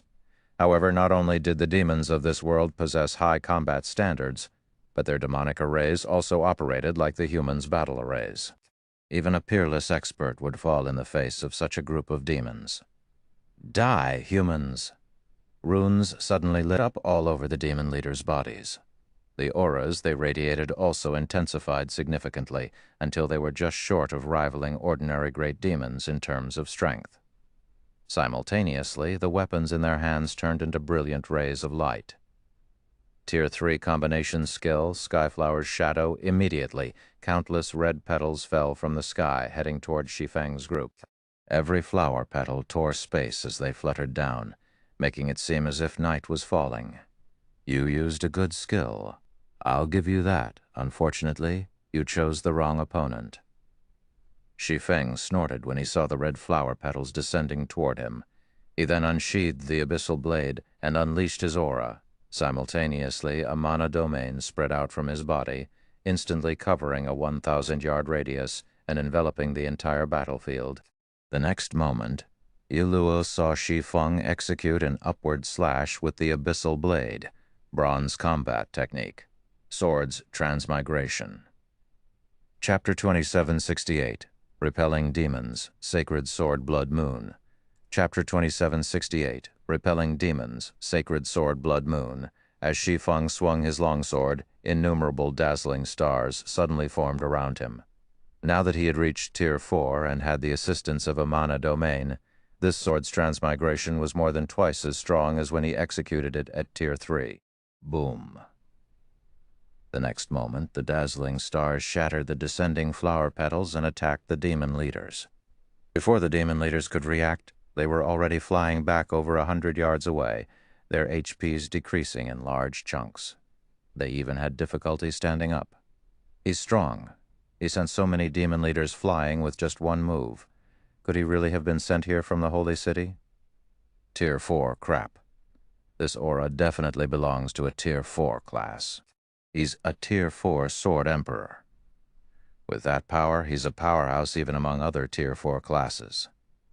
Everyone was momentarily stunned by this development. None of them thought that the seemingly ordinary Shi Feng would send over a dozen demon leaders flying in one move. Moreover, he was even a bona fide Tier 4 Sword Emperor, an existence capable of rivaling Tier 4 great demons. You, Luo, your fellow countryman, is so strong. No wonder you were so excited to see him. I never thought he would be a Tier 4 Sword Emperor. With that kind of strength, he can definitely rank within the top 5 or maybe even top 3 in our city. The female oracle named Cooling Cloud exclaimed as she looked at Shi Feng. She, too, had not expected Yu Luo's acquaintance to be so powerful. A Tier 4 player. This was a goal players like herself struggled toward desperately. Unfortunately, the Tier 4 promotion quest was simply too challenging. Her one attempt had failed. In the main city she resided in, there were only 3 known Tier 4 players. Every one of them was a big shot in the city. They were existences far beyond Tier 3 players like herself. However, at this moment, let alone Cooling Cloud, even Yu Luo, who was familiar with Shi Feng, was wide-eyed in shock and incredulity. Tier 4, she had improved a lot after arriving in this world. However, Tier 4 remained a huge threshold to cross. Unless she could take one step further in her combat standard, she would be doomed to hover forever in the ranks of Tier 3. However, despite being at level 127, Shi Feng had already become a Tier 4 Sword Emperor. Moreover, he had accomplished this feat even before entering this unbelievable world. Meanwhile, as the humans were goggling at Shi Feng in shock, the great demon Nemen Carlo gazed at Shi Feng with a solemn expression, as if he was looking at a monster. "Who are you?" Nemen Carlo asked, a hint of fear appearing in his eyes. A heaven-blessed individual can't possibly wield such power. After Shi Feng unleashed his aura, let alone the demon leaders present, even a demon marquis like himself felt suppressed. In fact, even the mana flowing inside his body was significantly slower. Now, he could exhibit only 60% of his normal combat power at most. Generally, suppressing a Tier 4 existence's strength by even 10% was already a difficult feat. What more 40%? Yet Shi Feng had done it. "That's none of your business." Shi Feng paid no heed to the great demon's question. Instead, he smiled and said, "I will give you 2 options now. The first is for us to continue fighting and determine the victor through life and death. The second option is for you to get out of my sight, together with your people." As soon as Shi Feng finished speaking, a deathly silence fell over the battlefield. Yu Luo and the other players in particular gaped, their wide-open mouths forming an O. Is he crazy? Even if he's a Sword Emperor, Nemen Carlo won't spare him after being threatened in such a way. It's over. that Carlo will definitely go all out against us. Demons had always been arrogant in God's domain. They did not place other creatures in their eyes at all, even when dealing with the dragon race. Needless to say, the arrogance of a demon marquise was even greater. Even their commander, Angelica Teresa, would not dare utter such words to Carlo. After all, Carlo was truly powerful. His strength was outstanding even among Tier 4 demons. He had the potential to become a demon prince. Otherwise, he wouldn't have become the commander of a demon army. Sure enough, after the demon marquis heard Shi Feng's words, Carlo's complexion turned indescribably ugly. Simultaneously, everyone felt the ambient mana grow violent. However, just when everyone thought a bloody battle was about to begin. "We're leaving," Carlo said, his mouth practically twisting after giving Shi Feng one last glare. He turned around with clenched fists and instantly disappeared, leaving behind only a group of demons exchanging stunned looks. "What? He left! What's going on?" Everyone in the human army was dumbfounded at Carlo's departure. After all, even with the assistance of a Tier 4 Sword Emperor like Shi Feng, their army was still in dire straits. Yet Carlo had actually left without saying another word. He behaved nothing like a demon at all. Angelica Teresa, the commander of the Night Legion present, couldn't help looking at Shi Feng strangely. She never thought that Shi Feng's words would carry such great deterrence for the demons. The great demons here are actually so smart. Cleansing Whistle was also surprised when she saw Carlo leaving. She knew that Shi Feng possessed the Bible of Darkness, which could be used not only to summon demons, but also to suppress hostile demons. This was why Shi Feng could push back those demon leaders so easily. However, of those present, only Shi Feng knew what exactly had happened. The Bible of Darkness held absolute control over demons. Although Carlo did not know Shi Feng held the Bible of Darkness, the great demon still possessed an instinctive fear and dread of it. Moreover, Shi Feng had repelled over a dozen demon leaders with a single move. This aggravated the fear in Carlo. Demons were very smart creatures. After the first major update took place, demons would almost never fight battles that they were not confident of winning. Even if Carlo were significantly stronger than Shi Feng right now, the fear and dread he felt for the Bible of Darkness would deter him from casually starting a fight after the demons left the battlefield. The surviving humans all breathed out a sigh of relief. They then began reorganizing their formation and treating the injured. A large number of people also gathered by Angelica Teresa's side with downcast and unreconciled expressions. This was because the female knight's mental state and soul had already reached the brink of collapse, despite her having a lot of HP remaining. This was clear even to the Tier 3 individuals present. "Commander, it's all our fault. If we weren't so useless, the commander wouldn't have had to use the aria of holy blood. Damn it. Someone in the city must have leaked information on our operation. Otherwise, Carlo couldn't have led an army to surround us." Both NPCs and players present expressed sadness when they saw Angelica's current state. It was evident the female knight was loved and respected by these people. Unlike players, it was incredibly difficult for NPCs to get resurrected. "Big Sis Cloud, what should we do now? The commander won't last at this rate," Luo said while frantically casting healing spells on Angelica. However, healing spells worked on only physical injuries. They had no effect on damage to one's mental state and soul. Commander Angelica Teresa was the only hope for their main city's survival. In this world, both NPCs and players had difficulty surviving because this world was several times crueler than the modern god's domain. It was also because of Angelica that Luo had managed to live well until this day. Yet now, there's nothing we can do. The aria of Holy Blood's backlash is too powerful. The fact that the commander managed to cast it once is already plenty amazing. Yet, after using the spell, she even used a taboo skill that placed a huge burden on the mental state. Now, even a Tier 4 Great Divine Official can't save her, Cooling Cloud said as she shook her head, a gloomy expression appearing on her face. While the two Tier 3 healers, Yu Luo and Cooling Cloud, were doing everything they could to save Angelica, Teresa, Shi Feng, who watched all of this from a distance, was filled with an indescribable sense of shock and surprise. "She's actually Angelica Teresa?" Shi Feng couldn't help doubting his eyes for a moment as he gazed at the frail female knight. "What's the matter, Commander?" Solitary 9 asked curiously when he noticed Shi Feng's surprise. In Solitary 9's opinion, there shouldn't be anything in God's domain capable of surprising Shi Feng. Yet now the man actually evinced surprise because of an NPC. This was a truly strange situation. "Have you never visited a library to read about God's domain's history during your free time?" Shi Feng rolled his eyes at Solitary 9. "She is the Angelica Teresa. She holds the title of Valkyria and is one of the two founding elders of the Fire Dragon Empire. She's a founding member of one of the 4 ancient countries." Solitary 9 did a double take at Angelica Teresa when he heard Shi Feng's words. The 4 ancient countries of the modern God's domain were the only 4 human empires that had existed since the ancient era. According to legend, the founding emperors of these empires possessed incredible power in the case of the Fire Dragon Empire, though a large part of the reason it survived the ancient era was the contributions of its 2 founding elders, and even gods feared these 2 founding elders.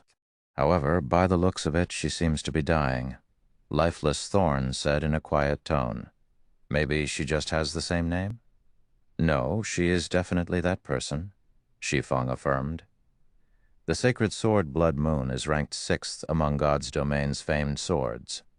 It is said that this sword once belonged to Angelica Teresa, one of the Fire Dragon Empire's founding elders. While a person can have the same name, the chances are low that she would wield the same weapon. God's domain's 36 famed swords were unique existences, and their owners were all historical figures in God's domain. In other words, it was precisely because of the people wielding these swords that the swords became unique existences known throughout God's domain. "What should we do now, then? If she dies, will it alter God's domain's history?" Solitary 9 asked anxiously. At this point, he still couldn't tell whether they had arrived in the real ancient era of God's domain or just a replica. If it was a fake, then good. If it was real, then the results would be very bad. No sooner had Solitary 9 finished speaking than the system's cold, mechanical voice entered Shi Feng's ears.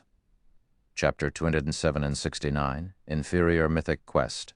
Chapter 2769, Inferior Mythic Quest. System. Warning. Warning. System. You have triggered an optional Inferior Mythic World quest. Quest content. Assist Angelica Teresa to become Meteorite City's Lord. Rewards 1 unknown item and God's Domain World Authority, +2, penalties unknown.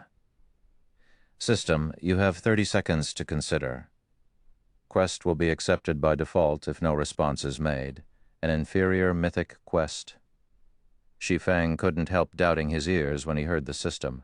As far as he knew, legendary main storyline quests were already the most challenging quests players could pick up. However, there were quests of a higher grade than legendary main storyline quests, mythic quests, which had always been a mystery of God's domain. Despite the rumors of mythic quests, nobody had ever personally verified their existence. Yet he had now triggered an inferior mythic quest. Do I accept it?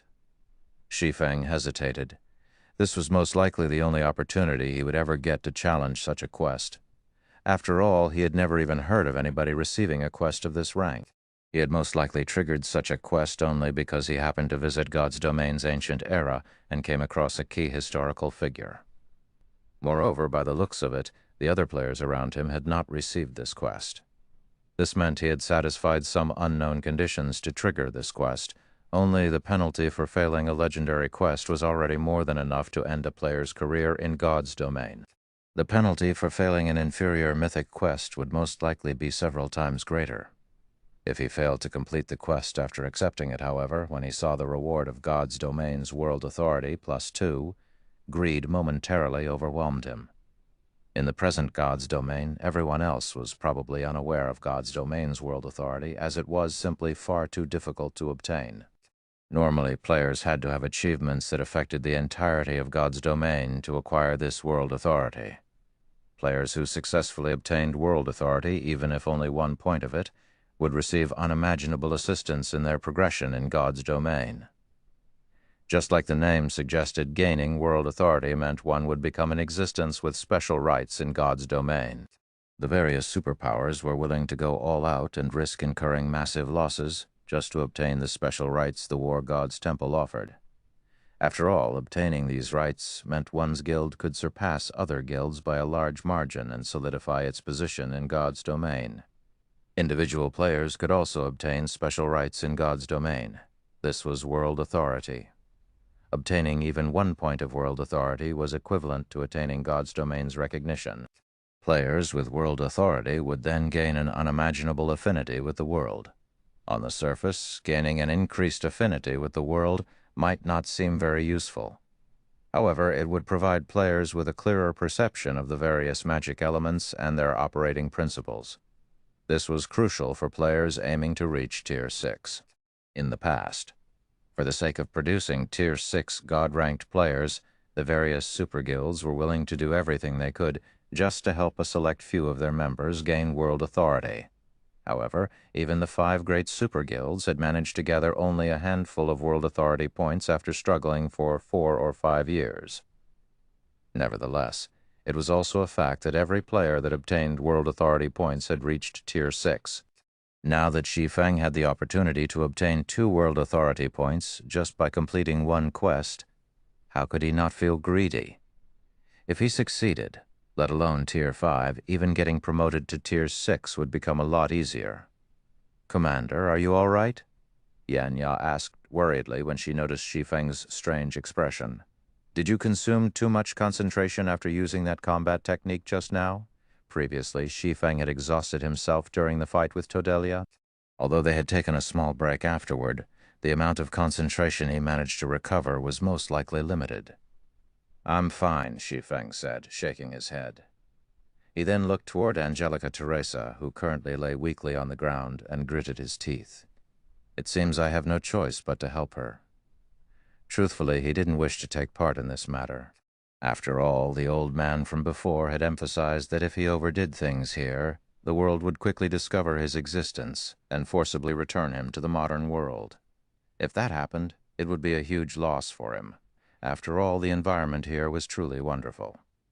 Moreover, God's domain's ancient era was far superior to the modern era in many aspects. The available legacies aside, just the materials, weapons, and equipment available here were already leaps and bounds superior to the modern God's domain. At this point, he had yet to find out how he could earn a large amount of resources from this ancient era, so he naturally couldn't recklessly take action.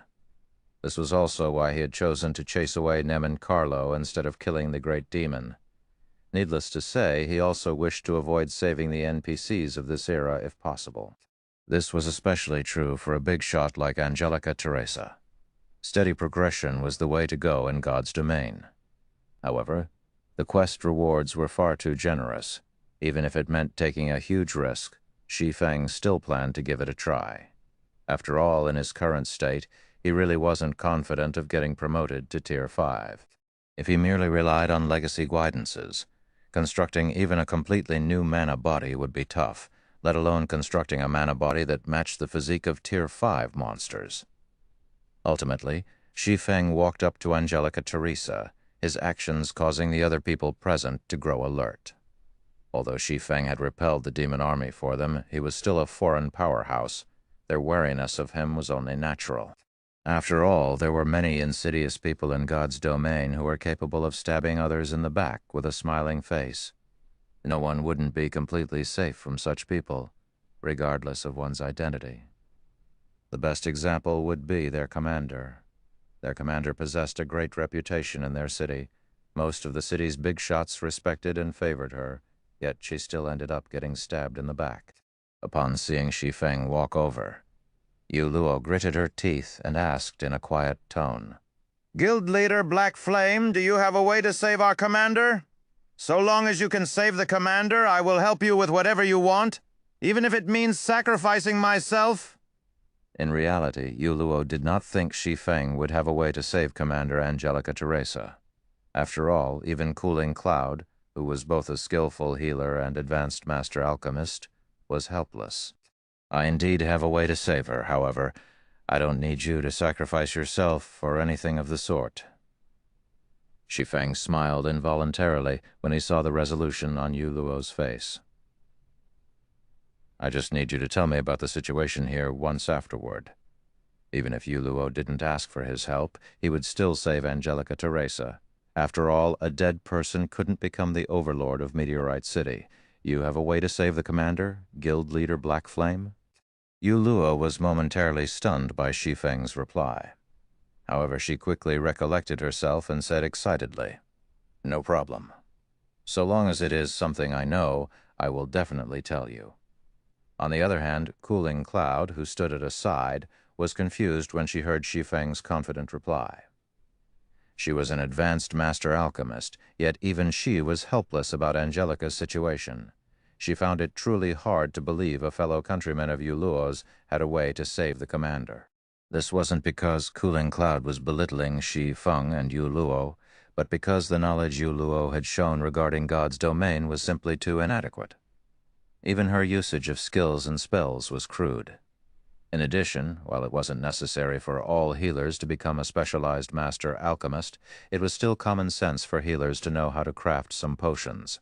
Yet Yu Luo did not. Hence, Cooling Cloud concluded that Yu Luo and Shi Feng came from some backwoods.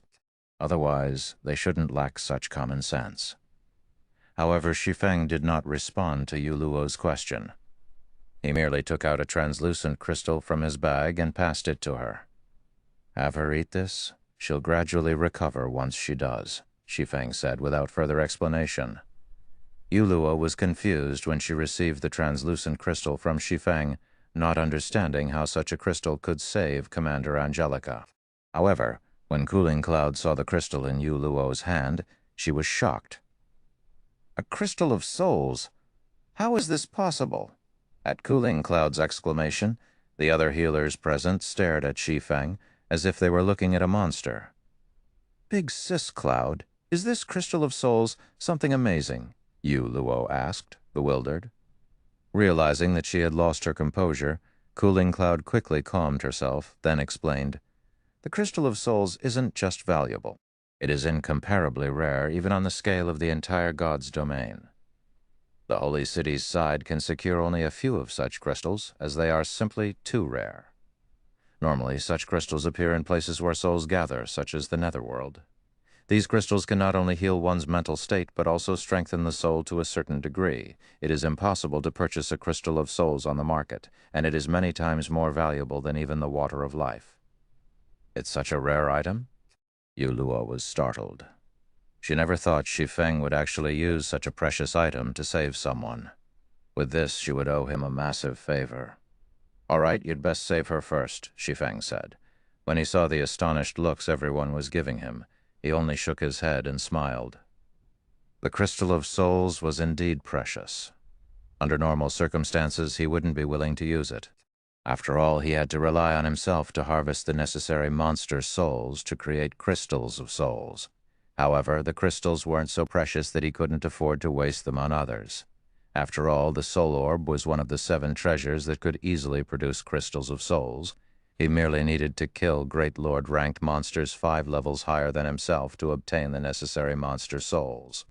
At Shi Feng's reminder, Yu Luo quickly snapped out of her daze and helped Angelica consume the crystal of souls. Shortly afterward, Angelica's complexion recovered significantly. Although she had fallen unconscious after consuming the crystal of souls, one could tell that her condition was no longer critical. Now, all they needed to do was wait. By the time Angelica woke up on her own, she would be thoroughly recovered. Meanwhile, after seeing that Angelica was saved, Cooling Cloud, as a captain in the Night Legion, took the initiative to invite Shi Feng's party to rest in Meteorite City, the main city they resided in. Shi Feng did not refuse the invitation, as he was curious to learn more about God's domain's ancient era. The human army walked for over a dozen hours before eventually arriving before a stalwart mountain range. It's a city that was more spectacular than even the royal capitals found in the modern God's domain appeared inside the valley of this mountain range. Chapter 2770, City of Riches. Chapter 2770, City of Riches, Meteorite City. Meteorite wasn't just a gathering place in the Meteorite mountain range for humans to live and conduct trade in. It was also the safest location for humans in the Meteorite mountain range. After the Night Legion registered the information of Shi Feng's party with the city, Cooling Cloud led the five straight into the city. Meanwhile, as Shi Feng and his party members were non-residents of Meteorite City, they each had to pay an entrance fee of 5 magic crystals, let alone lifeless thorn and the others. Even Shi Feng was stunned by this fraudulent price. Meteorite City's entrance fee was more than 10 times greater than the various guild cities, not to mention that of modern NPC cities. At this point, the market value of magic crystals had already risen to 40 silver per crystal. 5 magic crystals was the equivalent of 2 gold.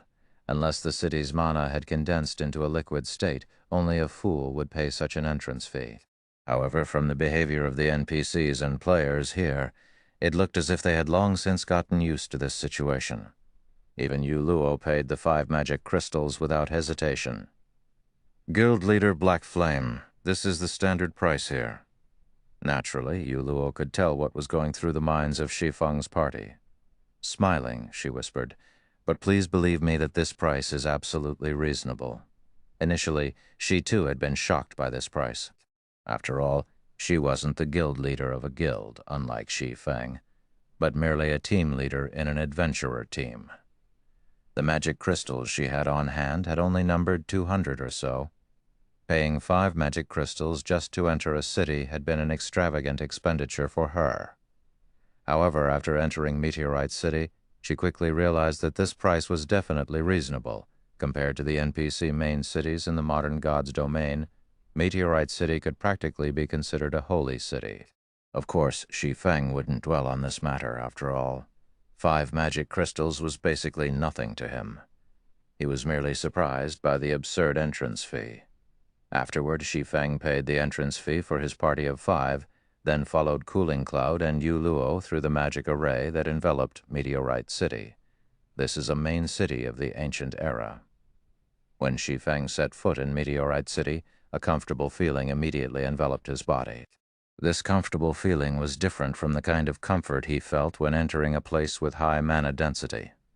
Instead, entering this city allowed him to have a clearer perception of the world. Particularly, his perception of the various magic elements had sharpened over twofold. When he had first arrived in the ancient era, he had already sensed a significant improvement in his affinity with magic elements. If he could train in the environment here, he was confident that not only could he break through his mana body's 100% threshold, but his efficiency in learning magic arrays, skills, and spells would also double or triple. This was a wondrous place for development. Nonetheless, the environment inside Meteorite City was actually significantly better than the environment outside. In fact, Shi Feng even had a hunch that if he used a legacy guidance here, he could exceed his mana body's 100% limit in just a few days. The magic array protecting the city is personally crafted by a human saint. Not only does it have strong defensive properties, but it even improves the mana perception of the city's inhabitants. However, operating this magic array requires a lot of magic crystals, hence the entrance fee, Yu Luo explained. Actually, Meteorite City's big trade market and huge population flow have already helped reduce the entrance fee. Some cities even charge 7 or 8 magic crystals. "No wonder you managed to improve your control over mana so much," Shi Feng said in realization as he looked at Yu Luo. Yu Luo had already unlocked her mana body's potential to 100%, and her control over mana had even reached the Master Magician standard.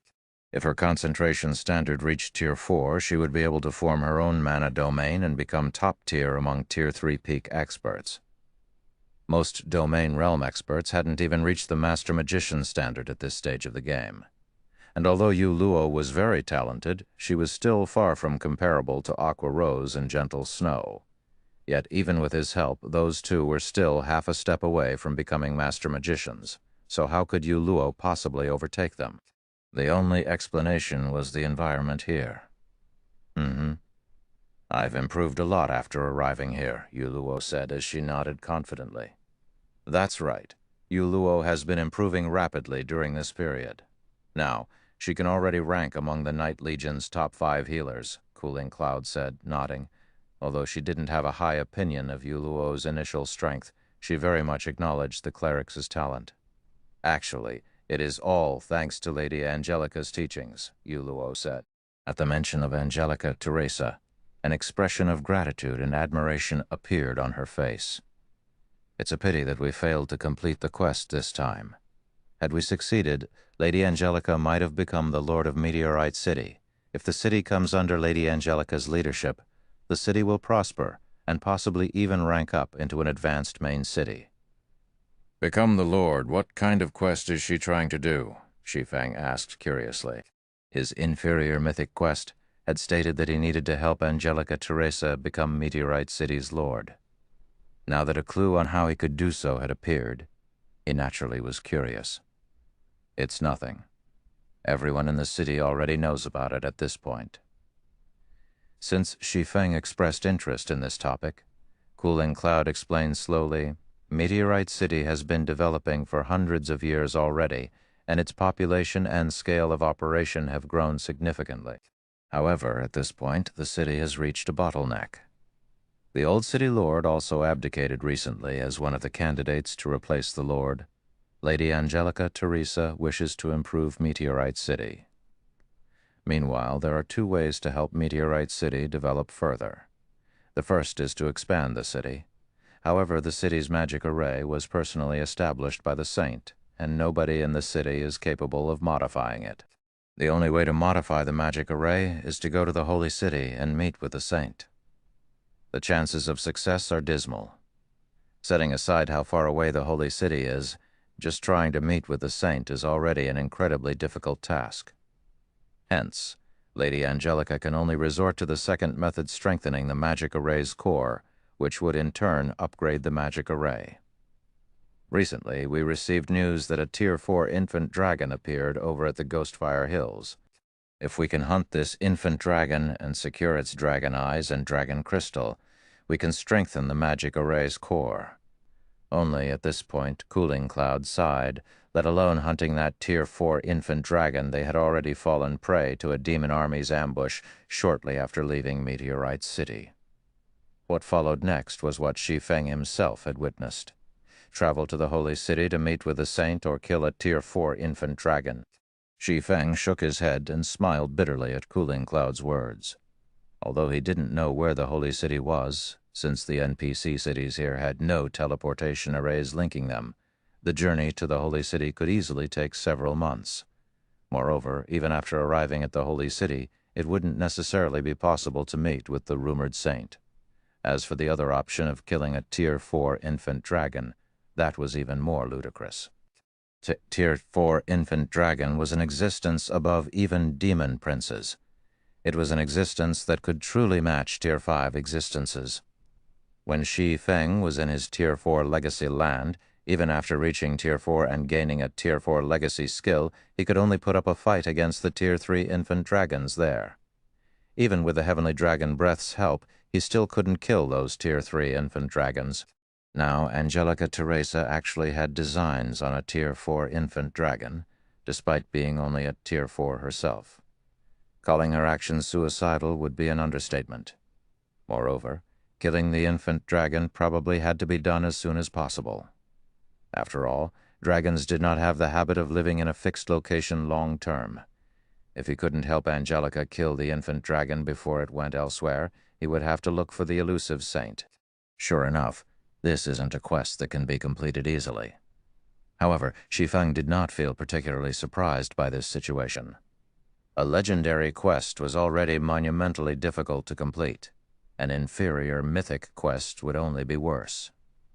He also had to admit that Angelica Teresa matched the legends, which portrayed her as a brave warrior who stood up against dragons. If Angelica succeeded in slaying a Tier 4 infant dragon despite being a Tier 4 herself, that would truly be a legendary feat. The only thing Shi Feng could do now was look for opportunities to improve both his and his party's strength. Otherwise, he would be utterly helpless against the infant dragon. Under Cooling Cloud and Yuluo's lead, Shi Feng's party arrived at Meteorite City's trade market. When Lifeless Thorn and the others saw the dazzling items put up for sale, their eyes widened in shock. The basic currency used in the market here was actually the magic crystal. Coins did not exist here. However, they also had to acknowledge that the ancient era of God's domain was truly amazing. The NPCs here even sold epic weapons and equipment players could use. Only, the price was somewhat high. Even a random piece of level 150 epic equipment sold for 20,000 magic crystals. If converted to the gold coins used in the modern era, that would be equivalent to 8,000 gold per piece of level 150 epic equipment. While the various super guilds would kill to purchase level 150 epic equipment for 8,000 gold, it was a different story if the payment had to be in magic crystals. In addition to epic equipment, fragmented legendary weapons and equipment occasionally appeared in Meteorite City's auction house, which the various player forces in Meteorite City competed for. Only one needed a minimum deposit of 300,000 magic crystals just to participate in the auction. Meanwhile, these fragmented legendary items usually ended up selling for over 400,000 magic crystals. Whether it was Lifeless Thorn or Shi Feng, they couldn't help feeling like they had become beggars after entering Meteorite City. Although Shi Feng carried some magic crystals with him, that number was only 50,000, just enough to purchase 2 pieces of epic equipment at most here. Of course, it was also much easier to earn magic crystals here than in the modern God's domain, since the magic crystal was the main currency used in the ancient era. Whether one completed quests or traded materials with NPCs, payment was in magic crystals. Hence, local players found the prices of the epic and fragmented legendary items reasonable. After walking around for several hours, Cooling Cloud bid goodbye to Shi Feng's party, since she still had matters to deal with as a captain in the local Night Legion. As for Yu Luo, she stayed behind to serve as a tour guide for Shi Feng's party inside a high-class hotel in Meteorite City.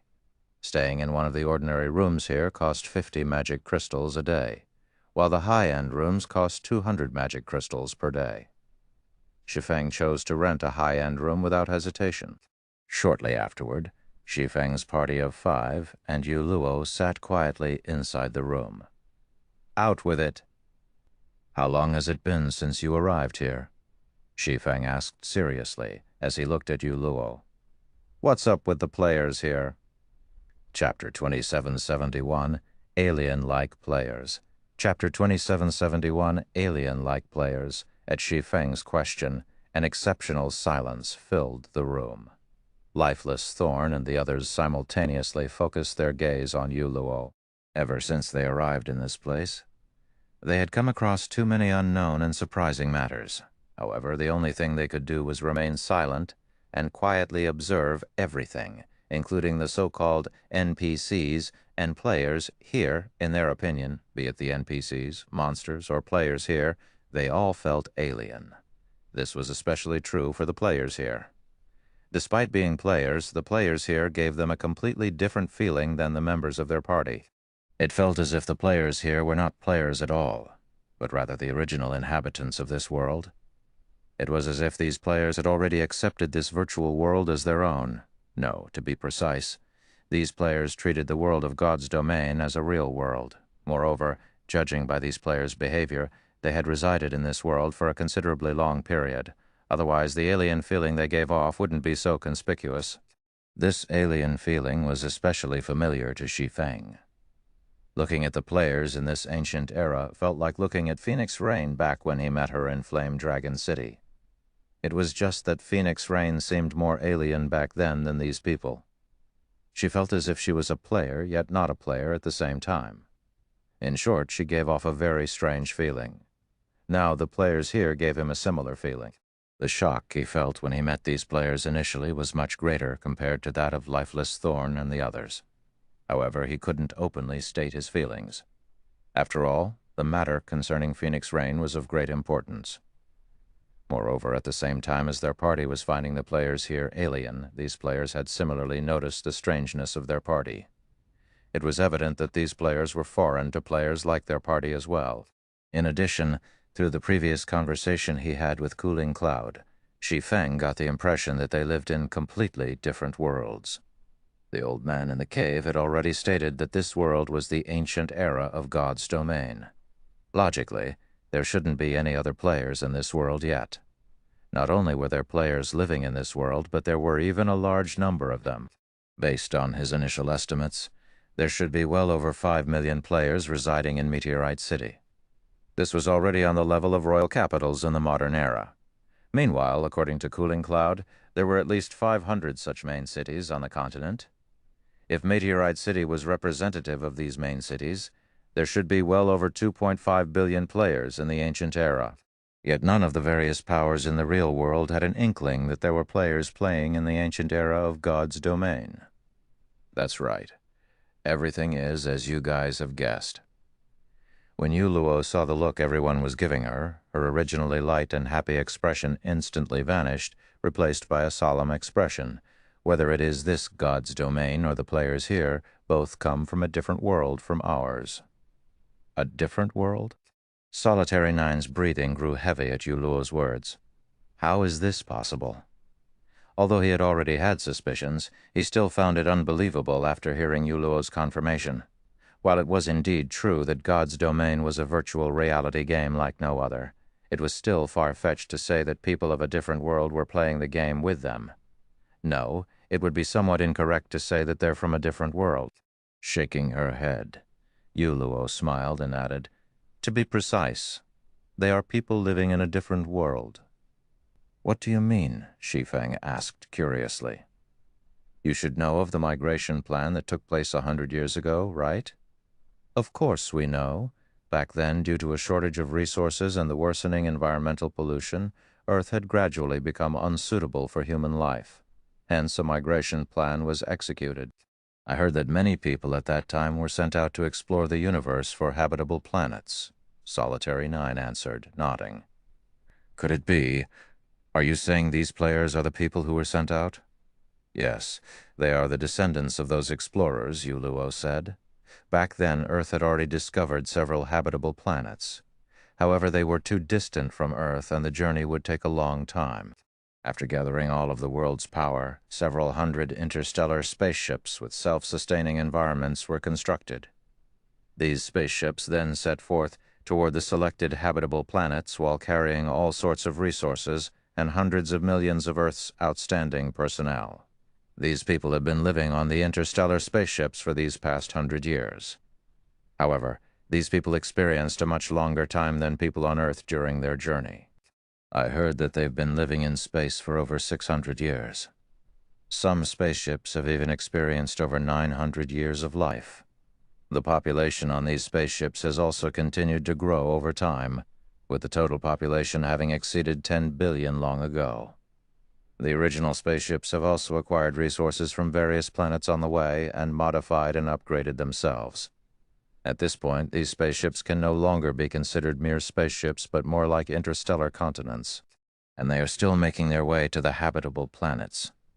However, as these interstellar continents had limited resources, the majority of their population can only reside in virtual worlds. Only a small minority has the privilege to roam the outside world. Hence, these people are accustomed to virtual worlds. The professional players of our worlds can't even compare to these people in this regard, as virtual worlds have long since become a part of these people's lives. After God's domain's launch, the game became their everything. The understanding they have of God's domain far exceeds ours. When Yu Luo finished speaking, silence enveloped the room for a long time. Solitary Nine and the others even had their mouths hanging wide open. They never thought that they would actually be ignorant of such a huge matter happening outside Earth. They also couldn't even begin to imagine how it felt to live out in the open universe for several centuries. I see. After hearing Yu Luo's explanation, Shi Feng came to another realization.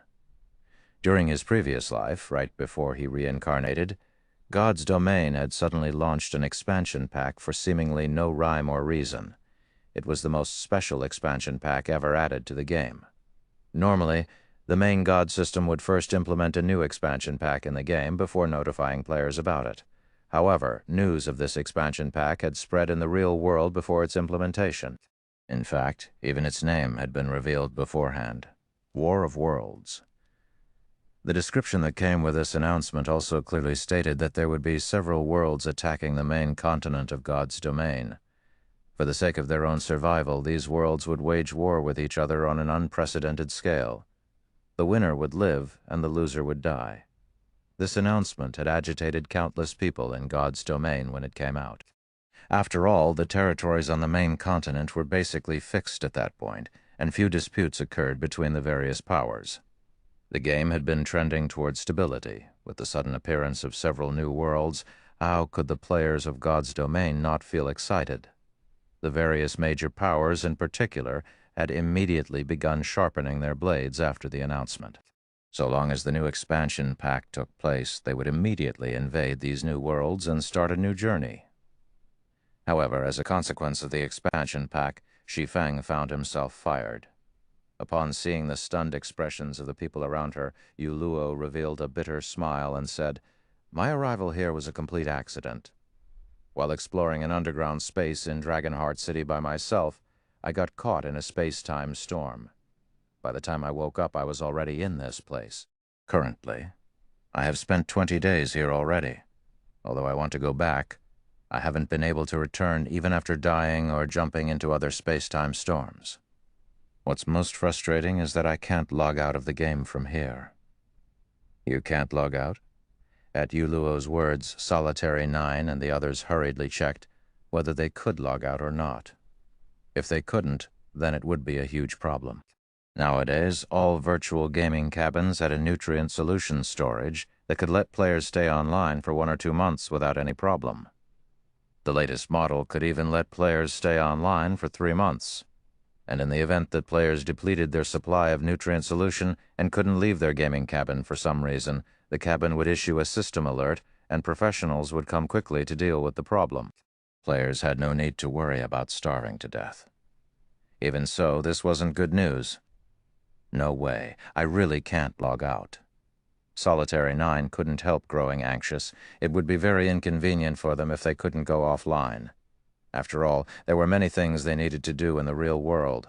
Moreover, staying online long-term would affect their physical bodies to a certain degree. They can't log out? Looking at the lock button on his system interface, Shi Feng found that it was still brightly lit, indicating that he could go offline whenever he wanted. Is it because of that world stone in my bag? After some thought, the only explanation Shi Feng could come up with for this situation was the world stone.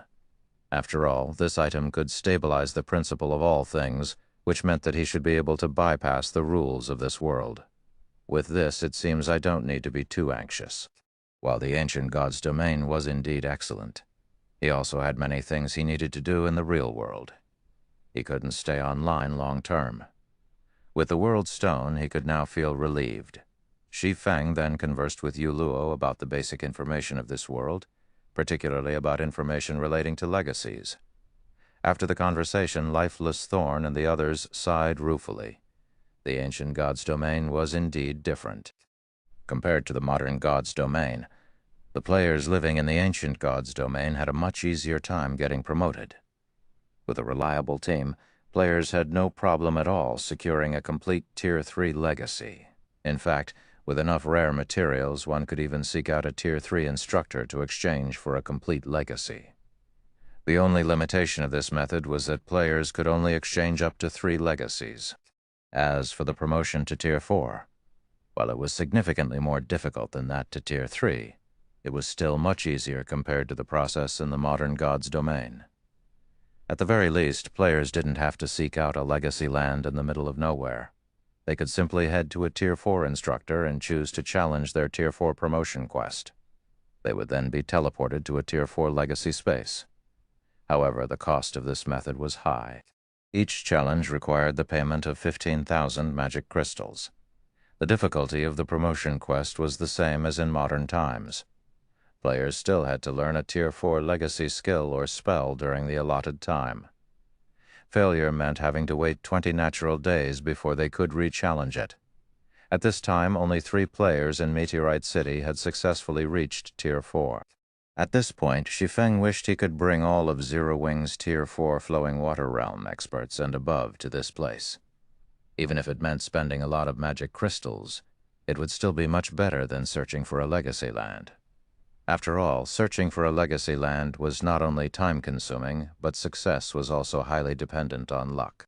If word of this matter got out in the modern god's domain, every power across the continent would most likely do everything they could to secure this opportunity. "Commander, can I borrow 10,000 magic crystals from you?"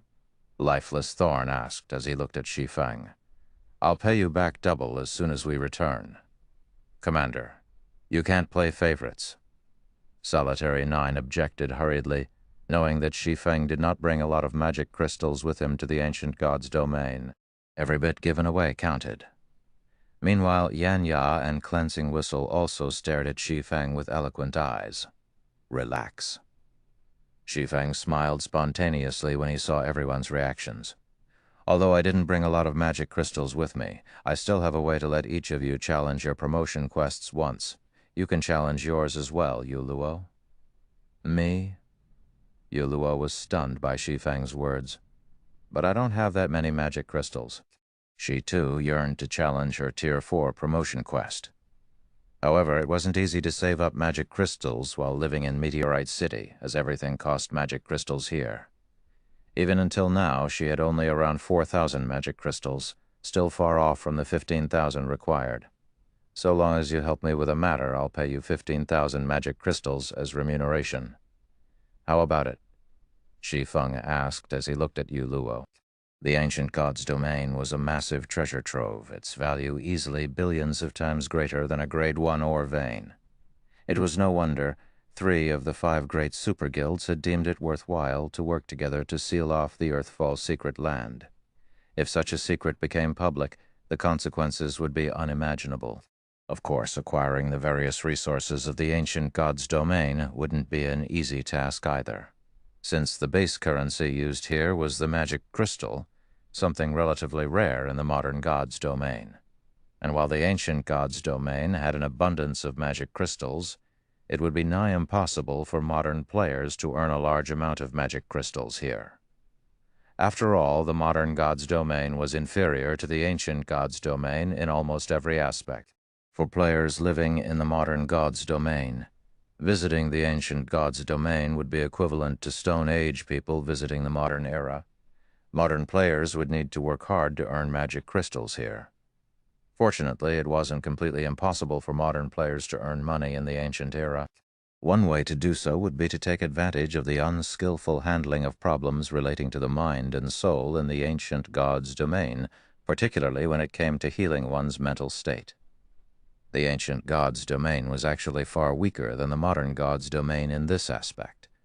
This point was obvious from the gap between the concentration recovery potions sold on the market and those made by Cooling Cloud, an advanced master alchemist. In short, there were very few methods available for players to recover their concentration. Moreover, the death penalty here even placed players in a mentally weakened state for long periods, which prevented them from exhibiting their full strength.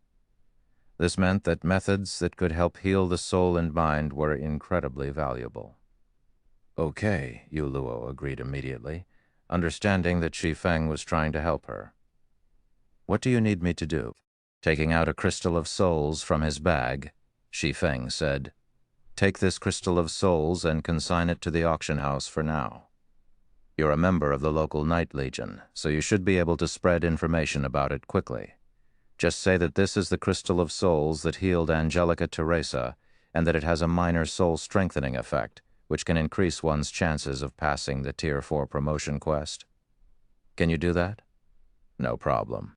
If it is only publicizing the crystal, I can probably inform the whole city in just a few hours," Yu Luo said, nodding as she accepted the crystal of souls. She had personally witnessed the crystal of souls' effects, so she knew that Shi Feng was indeed telling the truth.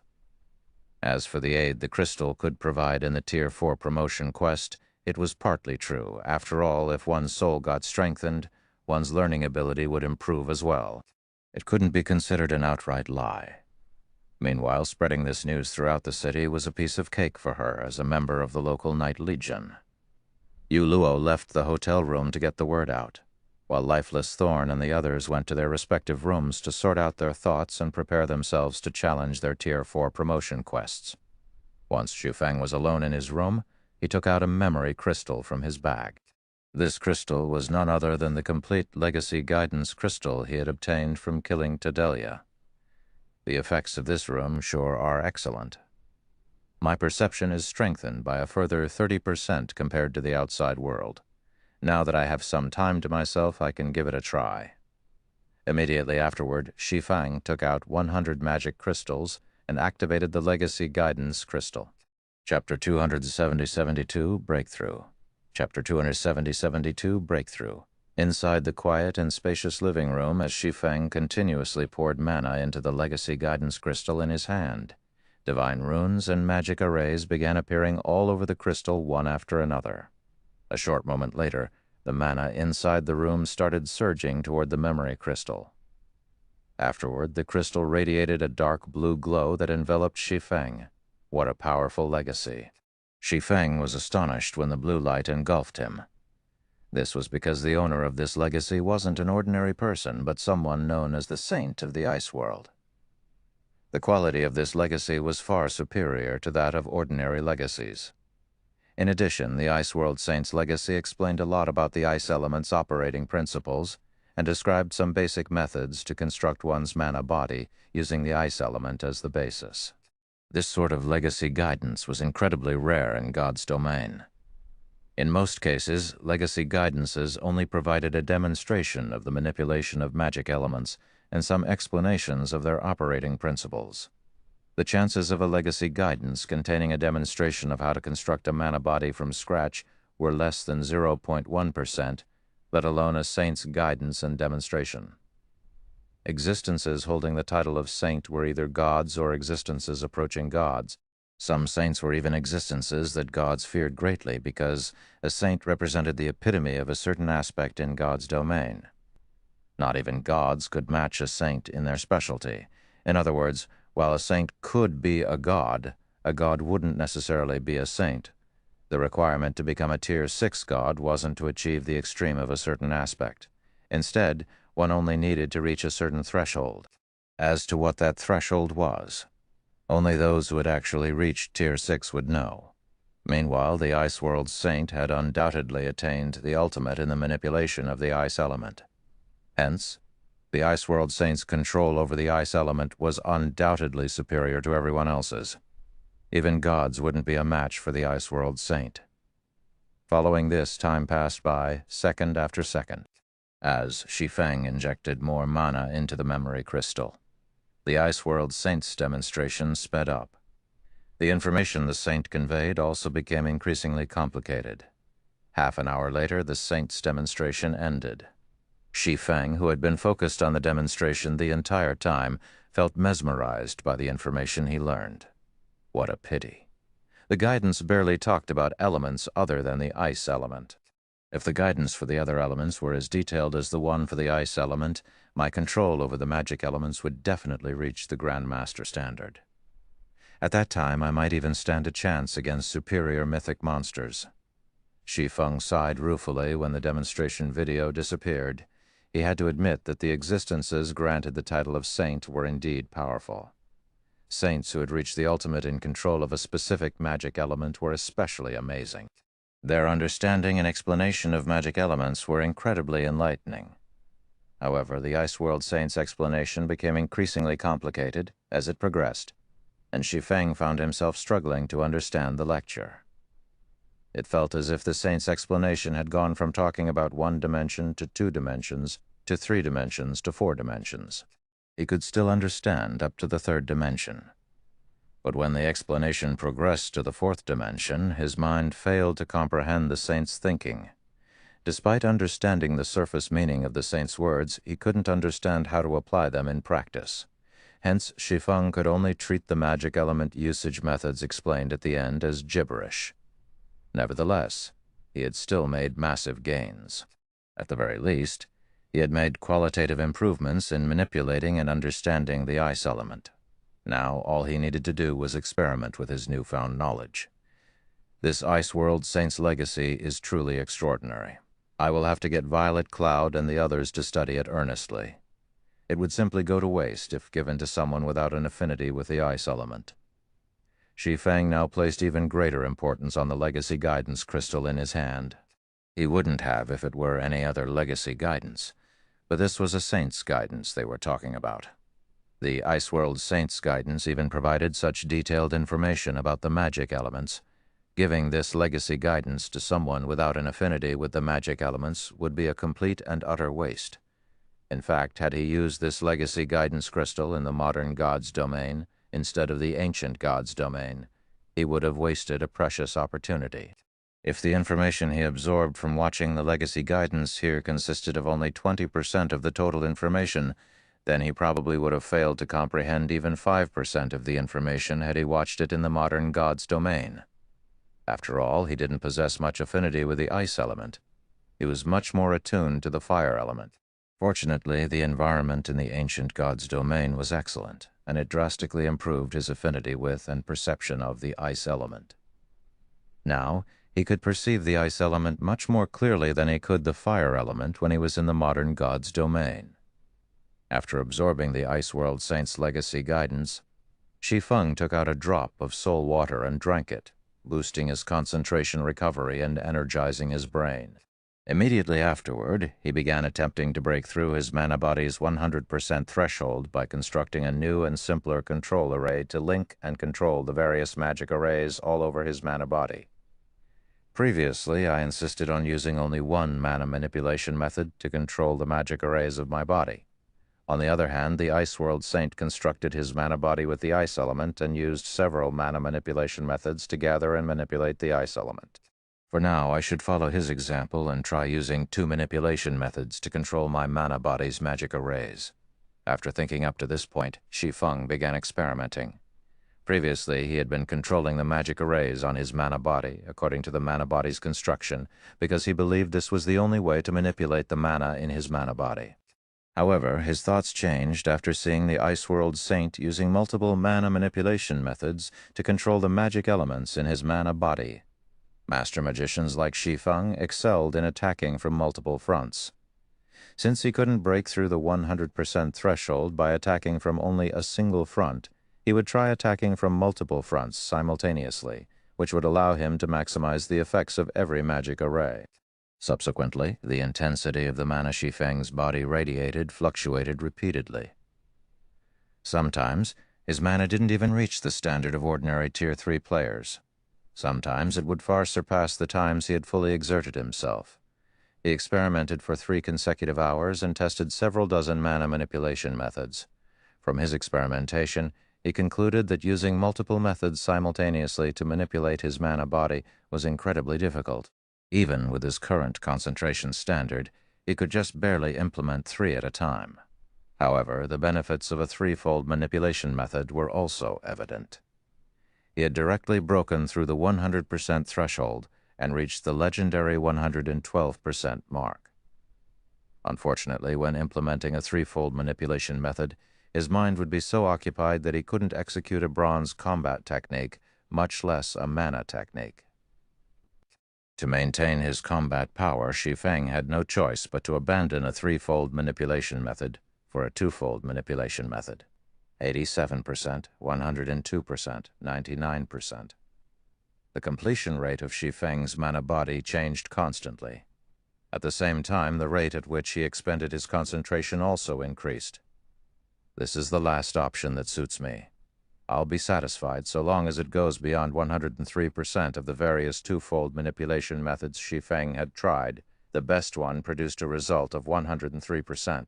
However, he wasn't particularly satisfied with it. After all, he had already experienced what having a mana body with 112% of its potential unlocked felt like, and it was a truly amazing experience.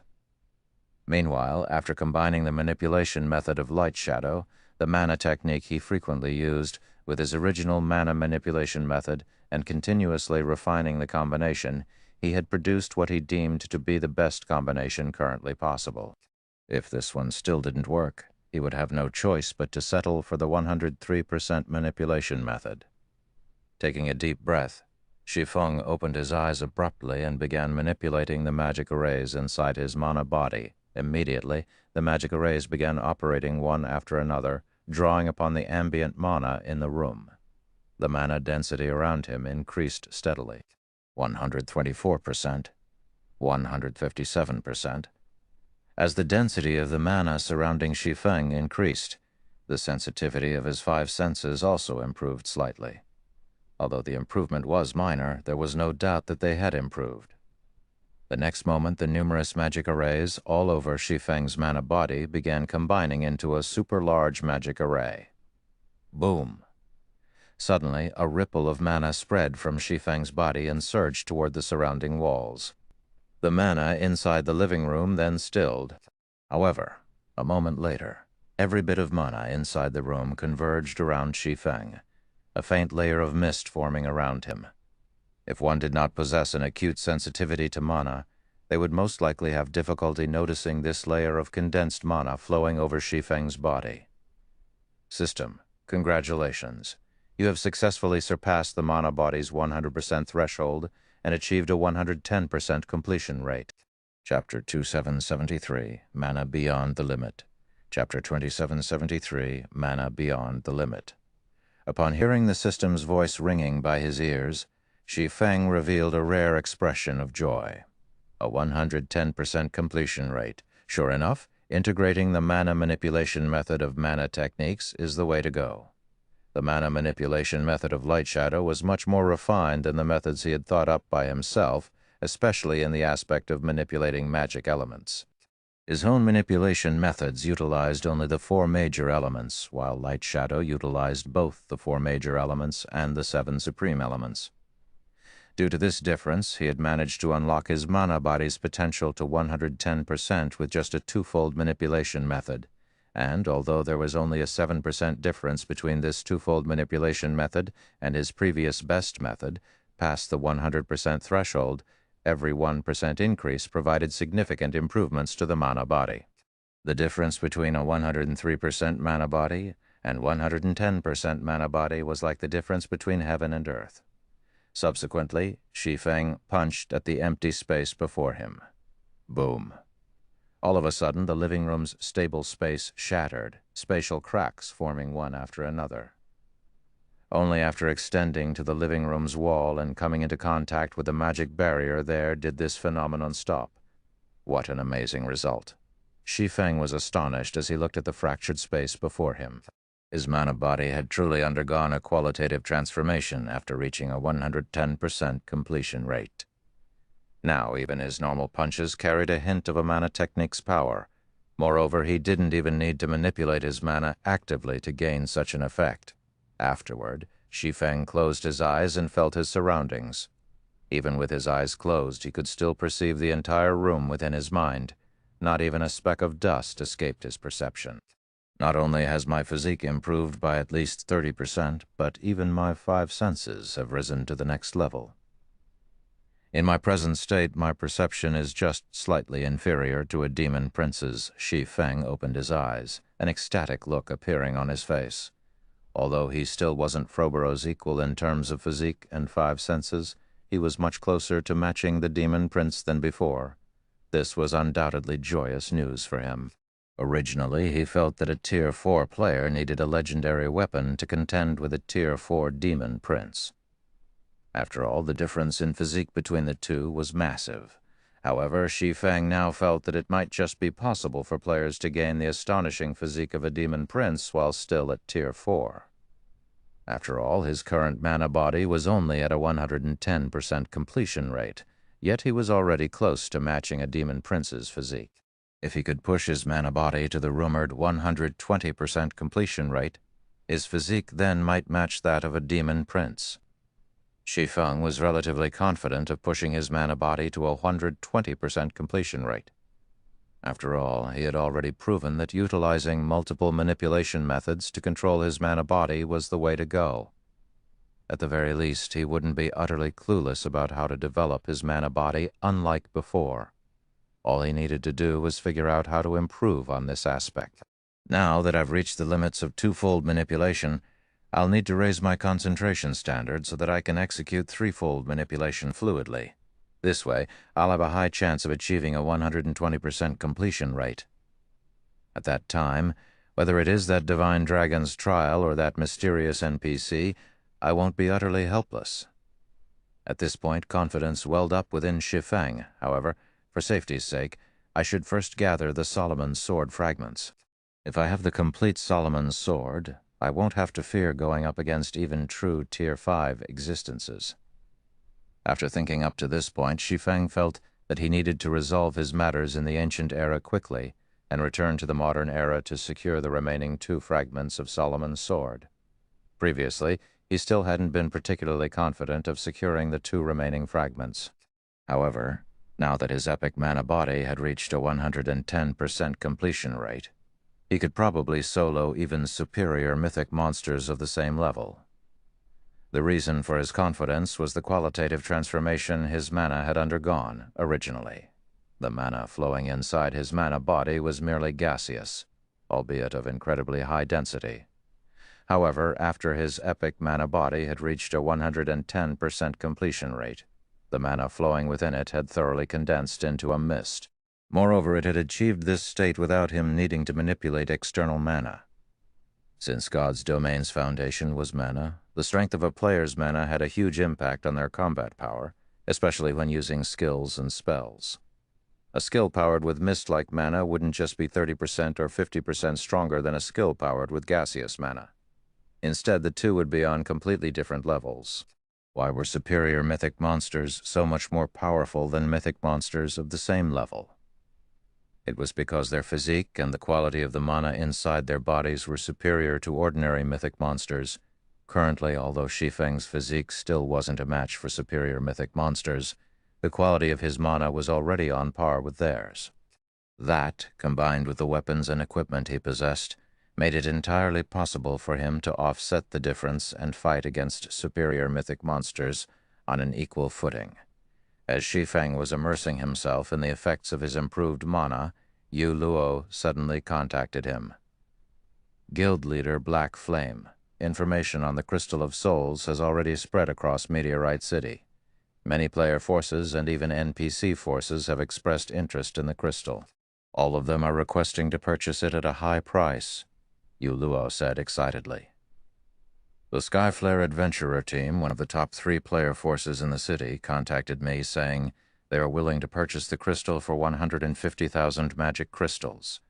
If it were in the modern God's domain, 150,000 magic crystals would be equivalent to 60,000 gold. That was already enough money to arm a 100-man team to the teeth. In Meteorite City, 150,000 magic crystals could still fully gear a player in level 150 epic equipment. That won't be necessary. Since we said we would auction it, we will do just that. If they wish to buy it, they can buy it through the auction, Shi Feng said, shaking his head. The offer of 150,000 magic crystals was indeed incredibly high. If the Crystal of Souls were to be auctioned in the modern God's domain, it definitely wouldn't sell for such a high price. In fact, it would be a miracle if he could sell it for 50,000 magic crystals. However, it was a different story in the ancient God's domain, where methods to recover from a mentally weakened state were incomparably rare. In fact, the streets of Meteorite City were littered with players in mentally weakened states. All of these players could only rely on the city's dense mana to slowly recover.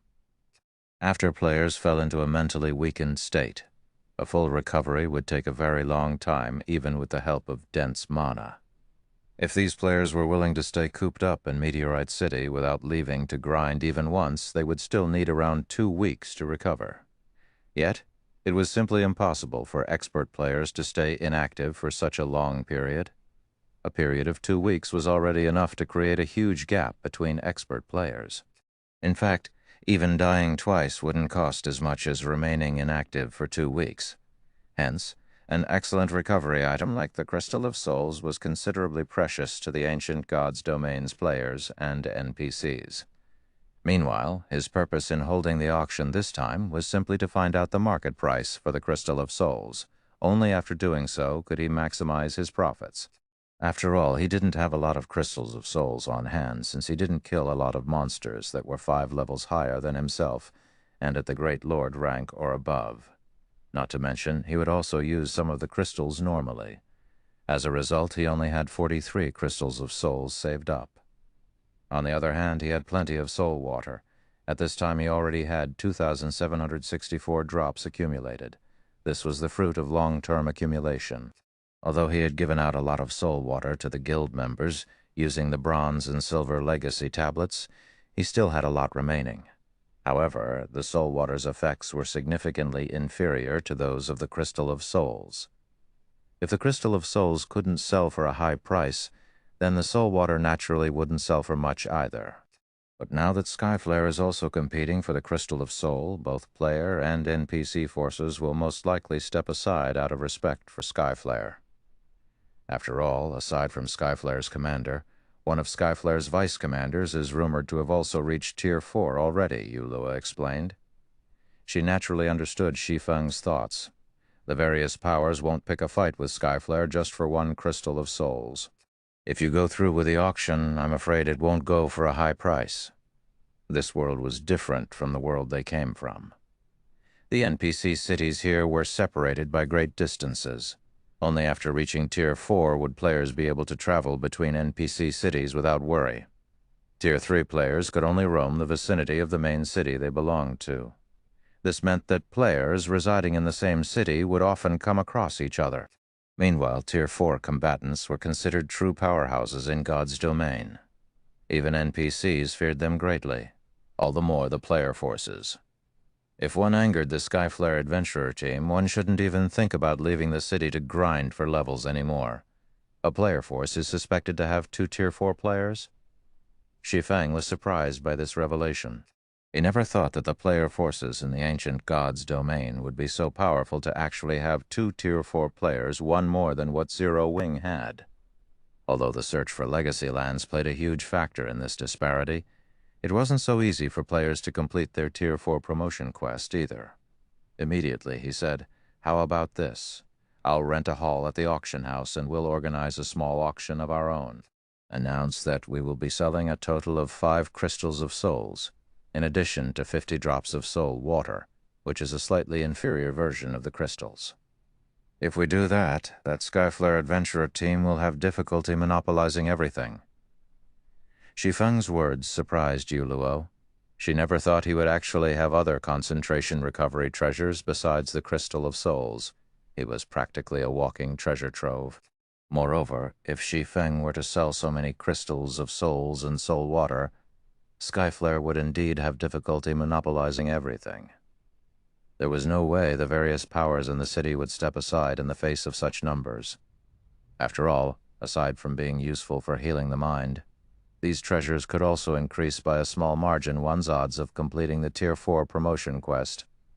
Not to mention, Skyflare wasn't the only power in the city with Tier 4 combatants.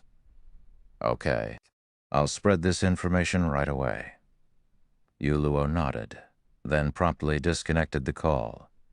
Shi Feng notified Lifeless Thorn and the others of his plans before making his way toward Meteorite City's auction hall by himself. In the meantime, Yuluo also spread the news regarding the crystals of souls and soul water, instantly causing a sensation throughout the city. Chapter 2774, Ancient Legacy Inheritor. Chapter 2774, Ancient Legacy Inheritor. Meteorite City, Skyflare Hotel. The Skyflare Adventurer team was one of the top 3 powers of Meteorite City, and the Skyflare Hotel it owned was one of the city's landmarks. Not only did the hotel boast 19 floors, but it even occupied the largest plot of land in the city's business district, with roughly the footprint of a sports stadium. The Skyflare Hotel also had the best resting environment in Meteorite City. Due to its relatively reasonable prices, it had become the first choice of many players and NPCs for lodging. The hotel was so popular that it ranked within the top 10 most profitable businesses of Meteorite City. At this time, a level 131 female assassin, clad in pitch-black epic equipment, walked into the Skyflare Hotel's top-floor lounge. She then stopped before an imposing man sorting documents behind an office table. This imposing, middle-aged man was none other than the Skyflare Adventurer team's commander, Lionheart, nicknamed Raging Lion. "Commander, I've already looked into the person you mentioned. She's Yuluo, a cleric from the Night Legion. She's the one responsible for spreading the information across the city." Not long ago, she made another announcement stating that her side will be hosting a small auction at the auction house. They will be selling 5 crystals of souls and 50 drops of soul water, which is an inferior version of the crystal of souls the black-clad assassin reported. She then passed a memory crystal to Lionheart and continued, "There is a record of her image in there. From what I found out, she seems to be a proxy. The real seller should be the party of 5 people that entered Meteorite City with the Night Legion. I included a record of their appearances in the crystal. Of the 5. The cloaked man walking in the lead is verified to be a Tier 4 Sword Emperor. However, I did not find any records of him appearing within Meteorite City's vicinity." "Good job," said the Crimson Light armor-clad Lionheart, who had reached level 133. After glancing at the images recorded in the memory crystal, he nodded and looked toward the several vice commanders inside the lounge. He then asked calmly, "What do you guys think of this matter?" "They're simply picking a fight with Skyflare. We've already shown a lot of respect to that Sword Emperor by offering such a high price, yet they still refuse to reciprocate," sneered a gloomy man standing beside the French window. "I think we need to teach these outsiders a lesson. If they wish to mingle in Meteorite City, they need to know their limits. The treasure in question can increase the success rate of completing the Tier 4 promotion quest. We absolutely cannot let the other powers in the city get their hands on it." The 3 other vice commanders present nodded in agreement with the gloomy man, Wind Chaser. Although Wind Chaser was a cold and ruthless person, he was incredibly loyal to the Skyflare Adventurer team. Most importantly, Wind Chaser was a Tier 4 Nightwalker. When it came to assassination, he was undoubtedly the best player in Meteorite City. In terms of top combatants, the Skyflare Adventurer team was already the strongest player force in Meteorite City. Simply put, this was the best opportunity for the Skyflare Adventurer team to consolidate its grip on Meteorite City. Hence, how could they let other player forces gain an opportunity to rise up? Now that the several outsiders were showing no respect to their adventurer team, they definitely needed to teach these outsiders a lesson. It didn't matter even if the other party had a Tier 4 Sword Emperor on its side. After all, not only did Wind Chaser hold a peak hidden class, but he had even inherited a special mana technique. So long as he was hidden in the darkness, he could potentially one-shot even Tier 4 MTs, let alone a Tier 4 Sword Emperor. "Well, let's go over and talk to him first. If we can agree on a good price, everybody can be happy. If not, it won't be too late to take action," Lionheart said after giving the matter some thought. Lionheart, too, agreed with Wind Chaser's opinion, especially about the Crystal of Souls, which could strengthen a player's soul by a small margin. After all, the strength of a player's soul would greatly affect their learning ability. Even a small boost to the soul would be a great help to players learning a Tier 4 skill or spell during their promotion quest.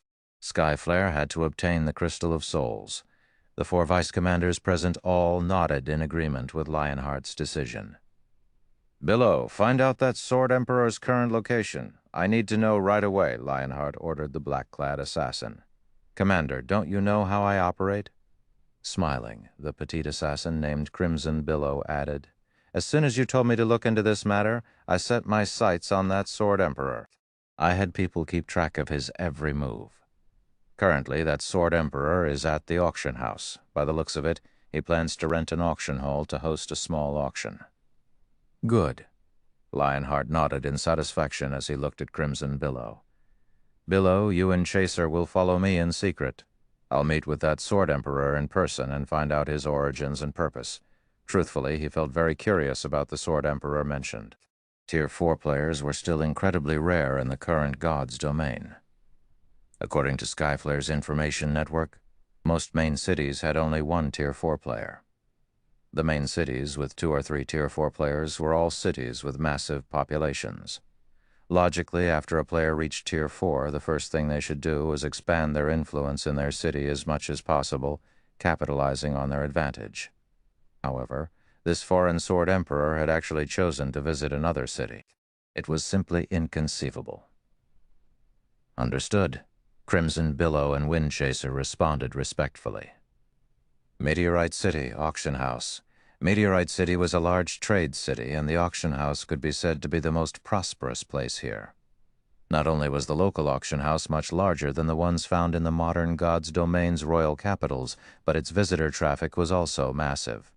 Huge variety of products was on sale, including mana ore, which was quite rare in the modern God's Domain, sold by the stack at dastardly cheap prices. One stack of 200 mana ores cost only 49 magic crystals.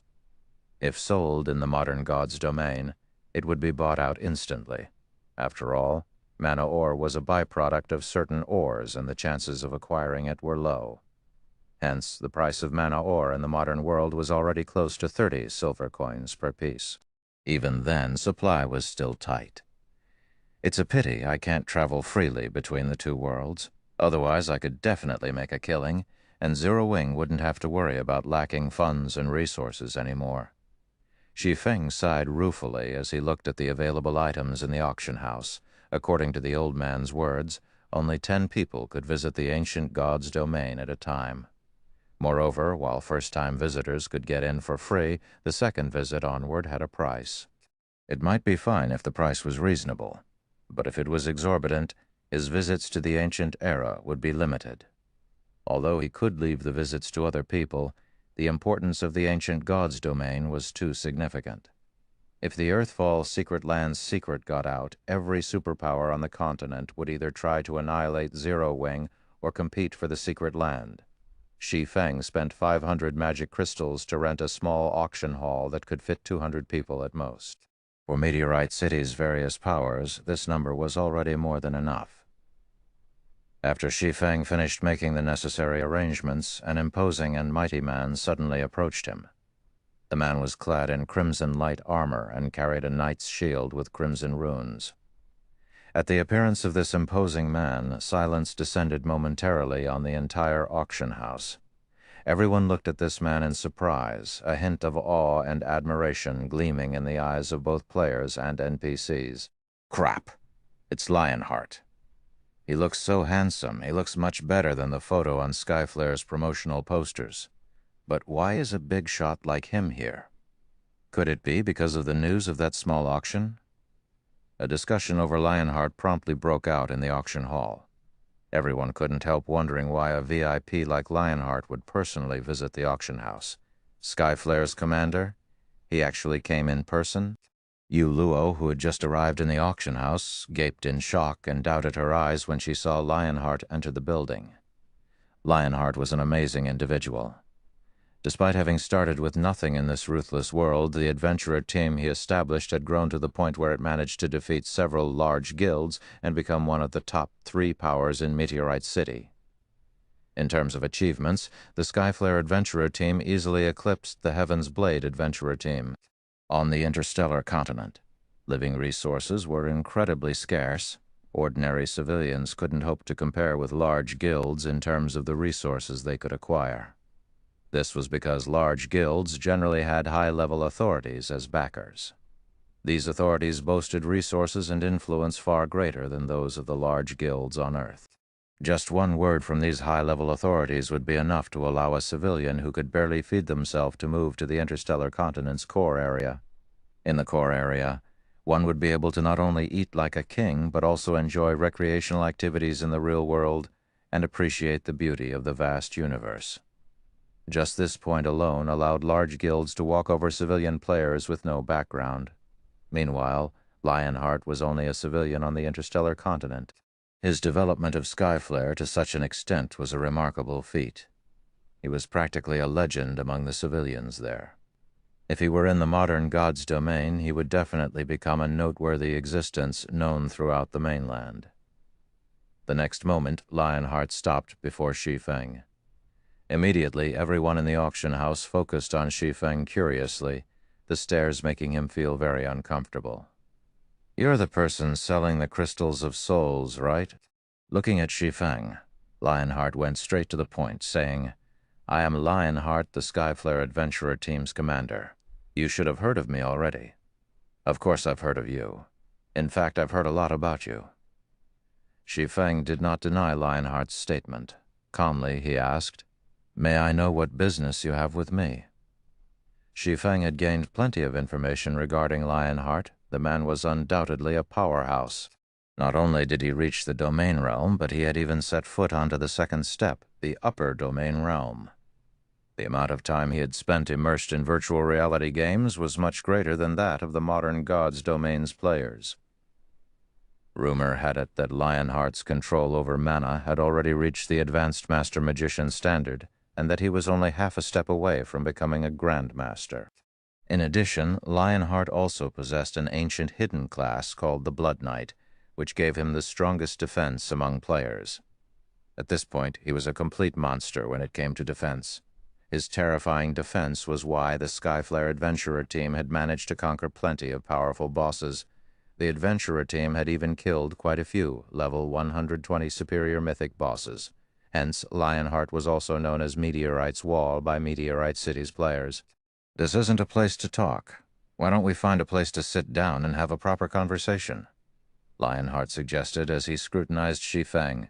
When he saw Shi Feng's special state, he was surprised and confused. However, he quickly set aside his surprise and treated Shi Feng with the respect due a foreign Tier 4 expert. "Sure." Shi Feng nodded. He then turned to the empty space a short distance behind Lionheart and asked, "Are those two coming along too?" Chapter 275, Astronomical Transaction. Chapter 275, Astronomical Transaction. Those two? Yu Luo was confused when she followed Shi Feng's gaze. After all, there was nobody there. Even when she pushed her perception as a Void Realm expert to the limit, she still couldn't sense any aura or presence of a living being. She didn't notice any unusual fluctuations in space either. Experts at the Void Realm would be aware of even the slightest disturbances around them. At the end of the day, an assassin's stealth only turned them invisible to the naked eye. They remained physically present in the world. So long as they moved, no matter how slow, they would cause some air turbulence. Such unnatural changes wouldn't escape the perception of a Void Realm expert. Hence, even a Void Realm assassin generally couldn't get within 30 yards of other Void Realm experts undetected. Normally, they could operate only outside the 30-yard radius. As for assassins at the Domain Realm, while they could perform better, they still wouldn't be able to get within 20 yards of Void Realm experts undetected. And even if they did manage this feat, they would be able to maintain it for only a matter of seconds. However, the spot Shi Feng was currently looking at was within 20 yards of himself. Moreover, the conversation between Shi Feng and Lionheart had lasted more than a few seconds already. Even a Domain Realm expert wouldn't be able to stay hidden for so long. Upon hearing Shi Feng's words, Lionheart was slightly surprised. Simultaneously, a hint of alertness and admiration appeared in his eyes. Amazing, as expected of a Tier 4 expert capable of moving between main cities. Part of the reason Lionheart had brought Windchaser and Crimson Billow with him this time was to test Shi Feng's strength. Crimson Billow was ranked second in Skyflare in terms of stealth. Utilizing her advantages as a Domain Realm expert, she had created a unique concealment technique that allowed her to maintain a high degree of stealth despite being in motion. Meanwhile, after combining this technique with a potion that hid one's life aura, let alone Tier 3 Domain Realm experts, even Tier 4 Domain Realm experts wouldn't detect her even when she was within 20 yards of them. Of course, Tier 4 Domain Realm experts would definitely detect her once she got within 16 yards of them. Even so, being able to conceal herself to such an extent was already more than enough for her to rank at the top of Meteorite City and instill fear into Tier 4 experts. Windchaser was even more powerful. After reaching Tier 4, his stealth skill was no longer limited to just turning his physical body invisible and concealing his life aura. Instead, the skill would place his body in a shadow space. No matter what he did inside this space, it wouldn't affect the outside world. Naturally, others wouldn't be able to detect his movements while he was inside this shadow space. In fact, despite knowing about Windchaser's ability, Lionheart hadn't realized that Windchaser was already standing within 20 yards of him. Nevertheless, Shi Feng had stated that there were two people behind Lionheart. This meant that he had detected both Crimson Billow and Windchaser. "Chaser, Billow, you two can show yourselves now," Lionheart said, smiling as he looked at the empty space Shi Feng indicated. No need to hide anymore. As soon as Lionheart finished speaking, Two figures gradually appeared in that empty space. They were none other than Wind Chaser and Crimson Billow. The two assassins were looking at Shi Feng with eyes brimming with surprise and confusion. "Commander, did I show some irregularities just now?" Crimson Billow quietly asked Lionheart through the team chat. Afraid that she would get detected, she had deliberately maintained a 21-yard distance between herself and Shi Feng. After all, she hardly knew anything about Shi Feng, apart from the fact that he was a Tier 4 expert, and she didn't wish to ruin Lionheart's attempt at probing Shi Feng's strength. Yet, despite the 21-yard distance, he still detected her. Excluding Lionheart, this was the first time a Tier 4 individual perceived her from beyond 20 yards. "You didn't. It's just that this person is much stronger than we thought," Lionheart responded, shaking his head. "Don't act rashly against him afterward." Shi Feng had discovered not only Crimson Billow, but also Wind Chaser. While defeating a Tier 4 expert like Shi Feng would be simple for the current Skyflare, killing him would be incredibly difficult. Unless absolutely necessary, they had best not offend this Sword Emperor. In response, both Crimson Billow and Wind Chaser nodded silently. The trio had conversed for only 2 or 3 seconds, so outsiders did not find anything wrong with the situation. They merely saw Wind Chaser and Crimson Billow approaching Lionheart slowly after making their appearance. When Yu Luo, who stood beside Shi Feng, saw the two assassins walking over, her eyes widened in shock. There really are two people. Despite the two assassins being so close to her, she actually failed to notice either of them. This overturned her understanding of the assassin class. Meanwhile, when Shi Feng saw the two assassins, a hint of wariness also appeared in his eyes. The two assassins were astonishingly strong. This was especially true for Wind Chaser. If not for the recent breakthrough Shi Feng achieved with his mana body, which granted him a physique and perception far superior to ordinary Tier 4 individuals, he would have most likely failed to notice Wind Chaser's presence. If Wind Chaser really were intent on targeting a specific player, it would be a nightmare for the said player. After all, the Tier 4 assassin was capable of suddenly appearing within 20 yards of his target without giving off any indications, a distance that any Tier 4 combatant could cross in the blink of an eye. If Shi Feng was not careful, even he might end up falling prey to Wind Chaser's ambush. "Let's head to a reception room to continue our conversation," Lionheart suggested to Shi Feng. "Sure." Shi Feng did not object to the proposal. His original goal in coming to the ancient god's domain was to acquire a large amount of resources. Meanwhile, the best way to do so was by partnering with a local tyrant. He could gather resources much faster this way than if he did it by himself. In fact, he could even gain access to items that normally wouldn't appear on the market. Lionheart's taking the initiative to seek him out was naturally good news for Shi Feng. Our lied Shi Feng and Yu Luo to the top-floor reception room he had reserved beforehand. "Commander Lionheart." After taking his seat, Shi Feng went straight to the point, saying, "Please just say what you have to say. There is no need for us to waste both our time by playing around with words. You really are a straightforward person, Brother Black Flame." Lionheart smiled at Shi Feng's words. "I was thinking the same thing. In that case, I'll be blunt with you. Skyflare wishes to purchase all of the crystals of souls and soul water you are selling. It seems you are very ambitious, Commander Lionheart. You actually plan to monopolize Meteorite City?"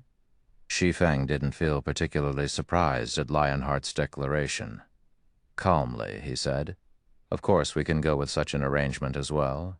Only I have quite a number of these items, and I'm afraid your adventurer team can't swallow them all." As soon as Shi Feng finished speaking, Wind Chaser, who stood behind Lionheart, laughed. "What a joke. There is nothing in Meteorite City that our adventurer team cannot swallow." Looking at Shi Feng, Wind Chaser sneered. "Of course, that is under the premise that your price is fair." At Wind Chaser's provocation, Shi Feng simply shook his head and smiled. "Truthfully, even at 150,000 magic crystals per crystal of souls, you won't be able to afford everything. Not to mention there is still the soul water." He had a total of 43 crystals of souls. If he sold each for 150,000 magic crystals, That would equate to 6.45 million magic crystals. Even though the ancient god's domain was rich in resources, a player force with a sphere of activity limited to just one city couldn't take out such an amount. At Shi Feng's words, Wind Chaser, who initially planned to probe Shi Feng further, fell silent. There was no way a Tier 4 expert like Shi Feng wouldn't know about the Skyflare adventurer team's status and general wealth in Meteorite City. For Shi Feng to say such words meant he had absolute confidence backing him.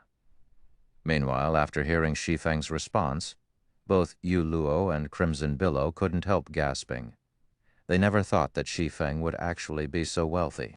They had already investigated the Crystal of Souls, so they knew it was a precious treasure that wasn't obtained easily. Yet Shi Feng had just declared that Skyflare couldn't afford to purchase all his stock. This proved that Shi Feng had a lot of Crystals of Souls on hand. Who knew how many Tier 4 experts one could create with so many Crystals of Souls? You truly are extraordinary, Brother Black Flame. Lionheart immediately broke into a smile. Moreover, this was a very sincere smile. I apologize to you on behalf of my brother. At the same time, I also hope that the Skyflare Adventurer team can form a long-term partnership with you. What do you think? I admit that Skyflare cannot take out the necessary magic crystals to purchase all your Crystals of Souls. However, our Adventurer team still ranks within the top 3 of Meteorite City's player forces in daily income. We might not be able to swallow everything in one bite, but I'm sure we can do so after several or a dozen bites. Furthermore, I can assure you that not only will we purchase each Crystal of Souls for 200,000 magic crystals, but we will also ensure a weekly transaction of 3 million magic crystals at a minimum. May I know what you think of this, Brother Black Flame? Yu Luo gaped in shock at Lionheart's words despite herself. She never imagined that the Skyflare Adventurer team had such astonishing wealth. Even the superpowers in the modern god's domain were far from comparable to Skyflare in magic crystal acquisition. Moreover, Lionheart even raised the price of the Crystal of Souls to 200,000 magic crystals. Skyflare was probably the only power in Meteorite City capable of offering such a price. After all, a piece of fragmented legendary equipment cost only around 500,000 magic crystals, while fragmented legendary weapons cost around 1 million magic crystals. Lionheart's promise of a weekly transaction of 3 million magic crystals meant Skyflare was trading away 3 fragmented legendary weapons every week. Commander? At this time, even Wind Chaser was stunned by Lionheart's offer. The Skyflare Adventurer team operated only in Meteorite City's vicinity, and there were only so many resources available in the area. If Skyflare really pushed through with this transaction, the Adventurer team would have to tighten its belt and strictly limit its future expenditures. Okay, I can agree to those conditions, Shi Feng said, nodding. After giving the matter some thought, he felt that this price was probably the best he could get for the Crystals of Souls. Even if he could get a higher price at an auction, it wouldn't be much higher. However, before this, I wish to test you, Commander Lionheart. We can verify our transaction depending on your performance. What do you think? Test our commander? Shi Feng's words infuriated Wind Chaser. Crimson Billow's complexion also darkened, a hint of hostility appearing in her eyes as she looked at Shi Feng. Even super guilds would not dare say that they wished to test their commander's qualifications for cooperation, yet a person of unknown origin actually did so.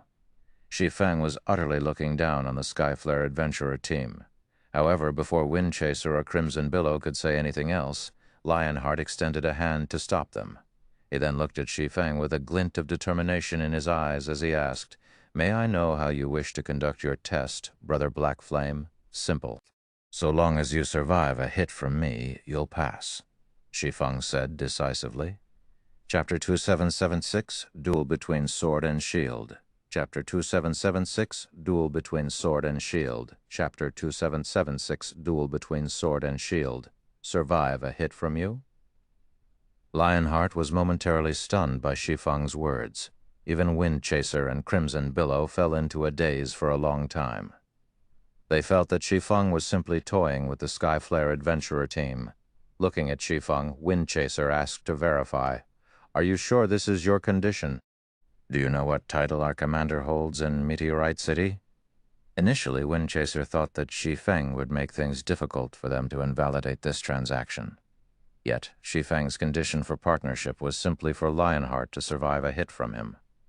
This test was beyond simple, let alone Tier 4 players. Even superior mythic monsters were incapable of one-shotting Lionheart. The Skyflare Adventurer team had relied precisely on Lionheart's overwhelming defense to develop to its current extent. It would be a complete and utter joke to say that a Tier 4 player could one-shot Lionheart for a moment Windchaser even suspected that Shi Feng had never bothered looking into Lionheart's information. Either that or the man thought that Lionheart's fame was exaggerated. Of course, I'm very certain. Shi Feng nodded earnestly. Yu Luo also couldn't help looking at Shi Feng strangely. She simply couldn't understand why Shi Feng would set such a meaningless condition. She knew that Shi Feng was indeed very strong. This was evident from how he repelled over a dozen Tier 3 demon leaders with one move. However, Lionheart wasn't a pushover either. The achievements he had today were piled up through innumerable battles. Windchaser and Crimson Billow turned to Lionheart. Although they didn't know what Lionheart thought of this matter, Shi Feng's test presented no problem to them. It wouldn't even be an exaggeration to call it a free pass. Meanwhile, so long as their two sides entered into a partnership, the Skyflare Adventurer team would be able to gain full control over Meteorite City easily. In fact, it wouldn't be long before they could start establishing branches in other NPC main cities. And even if the player forces of the other cities opposed Skyflare's intrusion, they would have difficulty doing so. After all, what truly mattered in a fight between powers were Tier 4 combatants. Although the saying one Tier 4 player could easily go up against a countless number of Tier 3 players was indeed exaggerated, it was still a fact that Tier 4 players could do many things that Tier 3 players couldn't. This was the difference between tiers and life ratings. No problem. I agree to your condition, Lionheart said. After giving the matter some thought, he couldn't find any problems with Shi Feng's condition. However, are we going to hold the test here? In Lionheart's opinion, Shi Feng probably wasn't aware of the strength of his Blood Knight class. As one of the incredibly rare ancient legacies in God's domain, the skills it offered were far superior to ordinary peak legacies. Not to mention, he currently had 3 fragmented legendary items on him: the Bulwark of Holy Blood, the Void Magic Armor, and the Windwall Ring. Even when he had only the fragmented legendary shield and armor, he could already fend off superior mythic monsters. In fact, if not for the high HP and defense of superior mythic monsters, he could even solo these monsters given enough time. Now that he had the Windwall Ring, his defensive capabilities had soared even further. I'm afraid this place isn't sufficient. We'll need to rent an advanced combat room, Shi Feng said, shaking his head. In that case, let's go to our adventurer team's Skyflare Hotel. There's a special combat room there. It should be enough for us to display our strengths, Lionheart suggested. A special combat room?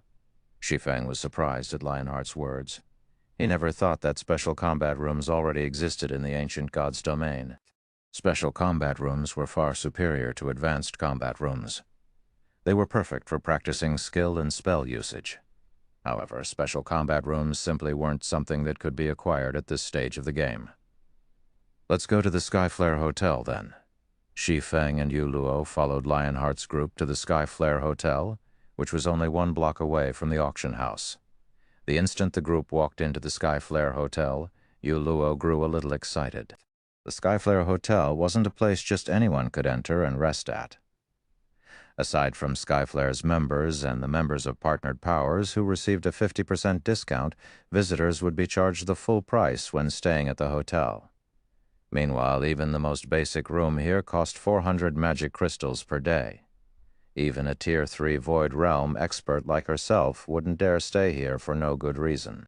Only when she needed to verify some theories and techniques she thought of would she make an exception and stay here.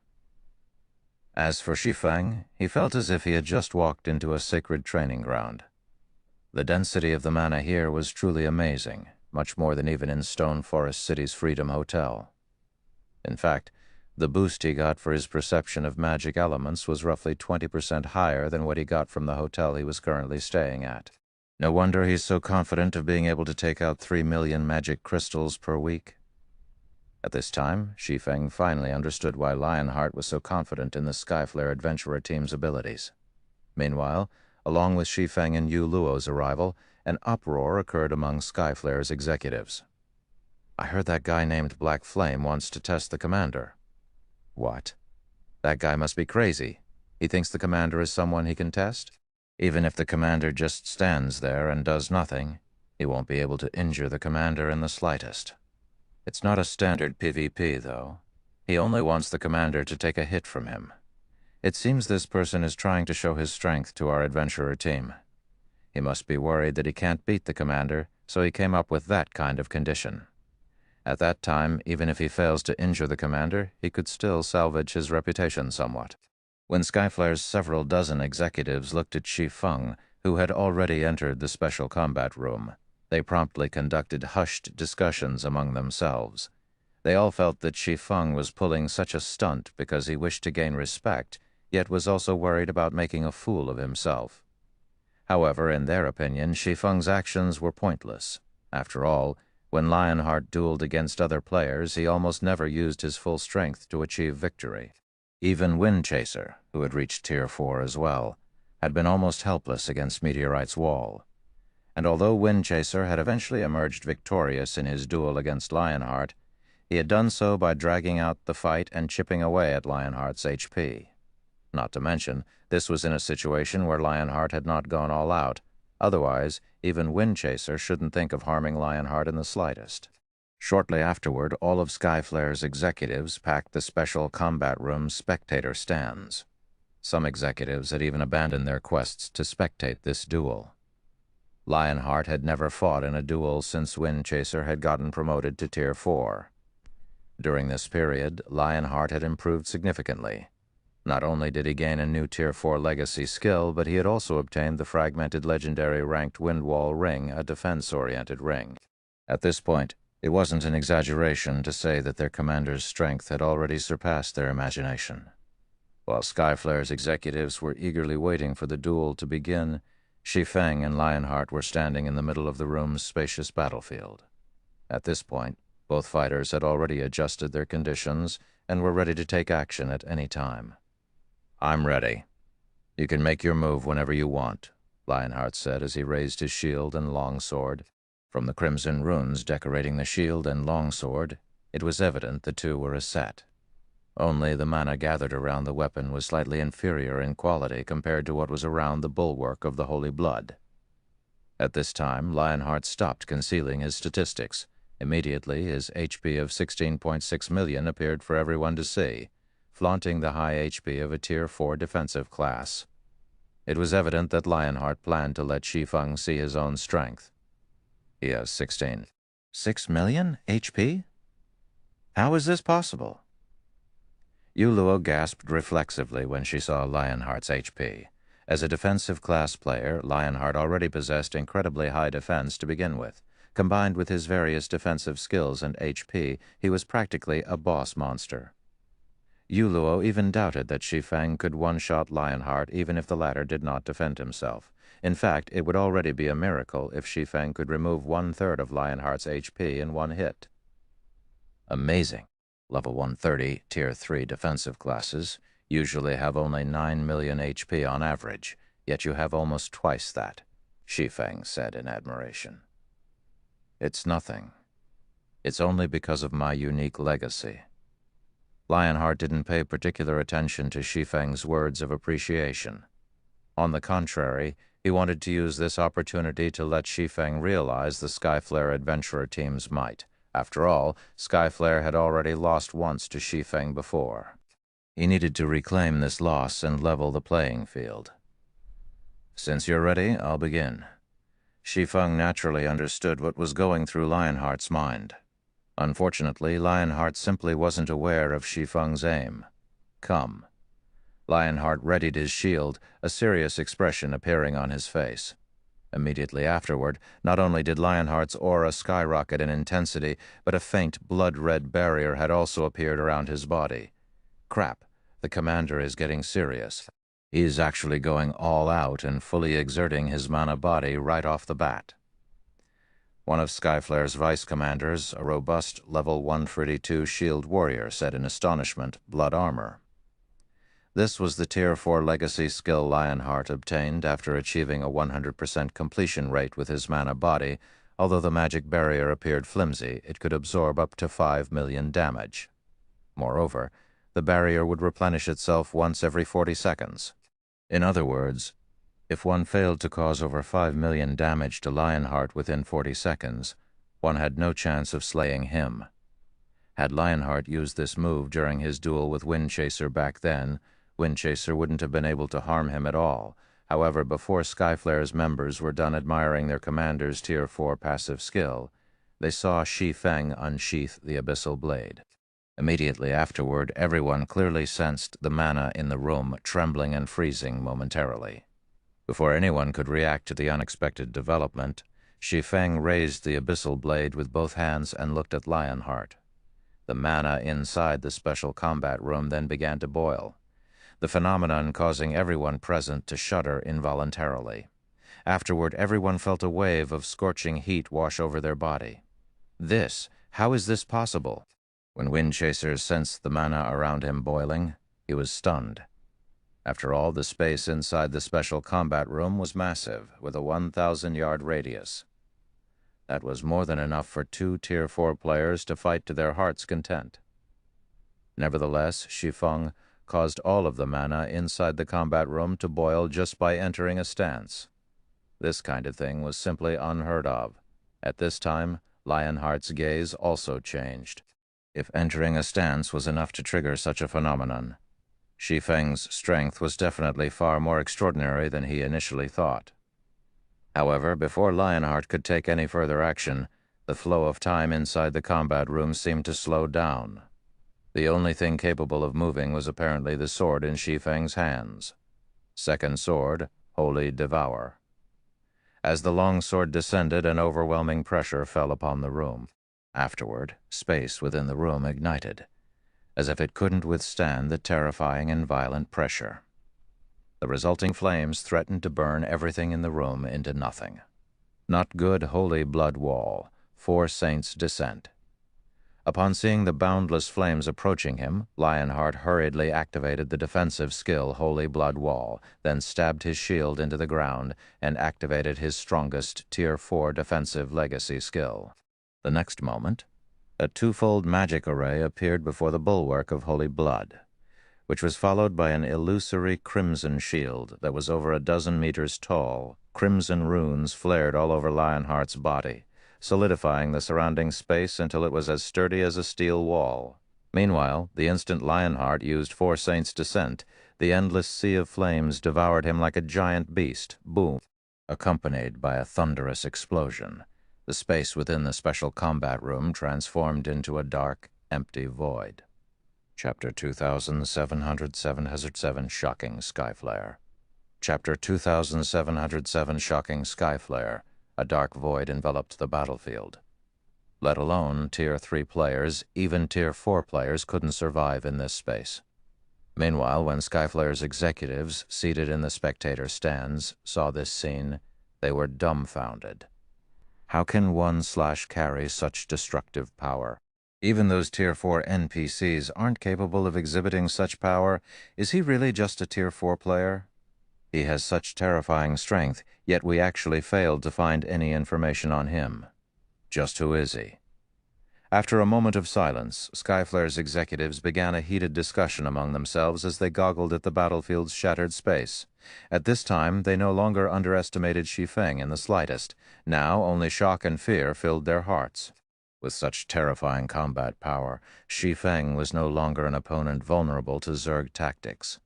Only powerful Tier 4 NPCs could match him. He was actually so strong.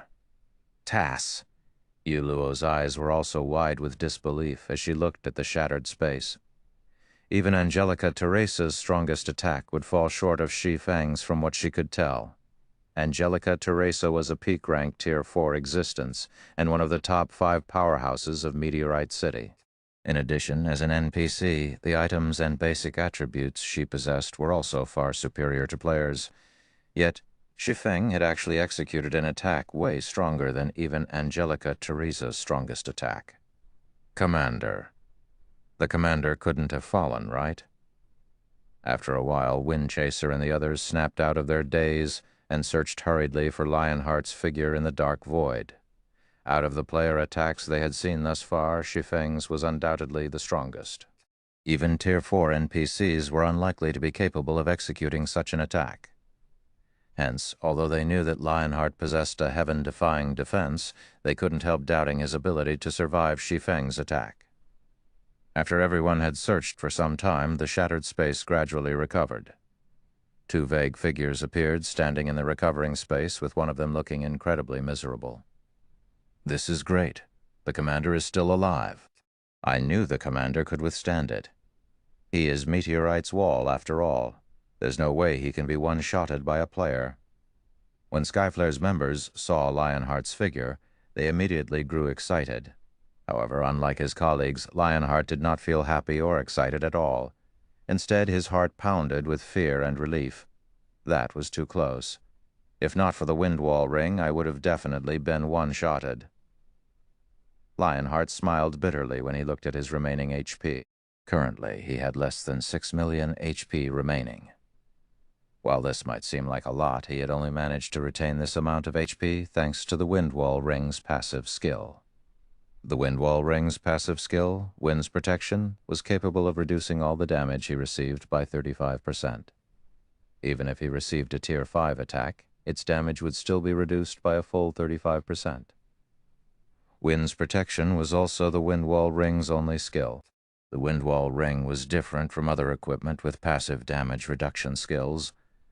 Although the alternatives might even have skills offering much greater reductions than Wind's Protection on paper, there were hidden limits to these skills. Generally, their upper limit was Tier 4. Once an attack reached the Tier 4 standard, their effect would be significantly weaker, and against Tier 5 attacks, their effect was practically negligible. However, that was not the case for the Windwall ring's Wind's Protection. The skill's description clearly stated that it could reduce the damage of even Tier 5 attacks by 35% and not 1% less. On the other side, after Shi Feng executed Holy Devour, his complexion had paled significantly. Is it still too much to execute this move? When Shi Feng sensed that more than half of his concentration had disappeared, he was shocked. He had already developed his epic mana body to 110% completion rate, yet he still had trouble gathering and condensing the mana required to execute Holy Devour. For a moment, he couldn't help imagining what kind of power he could exhibit if he successfully executed the third sword, Holy Annihilation. Tier 5. Tier 6. Regardless, this is a good result. At the very least, I can now use the complete Holy Devour. Now I should be able to cope even against a half-step Demon King.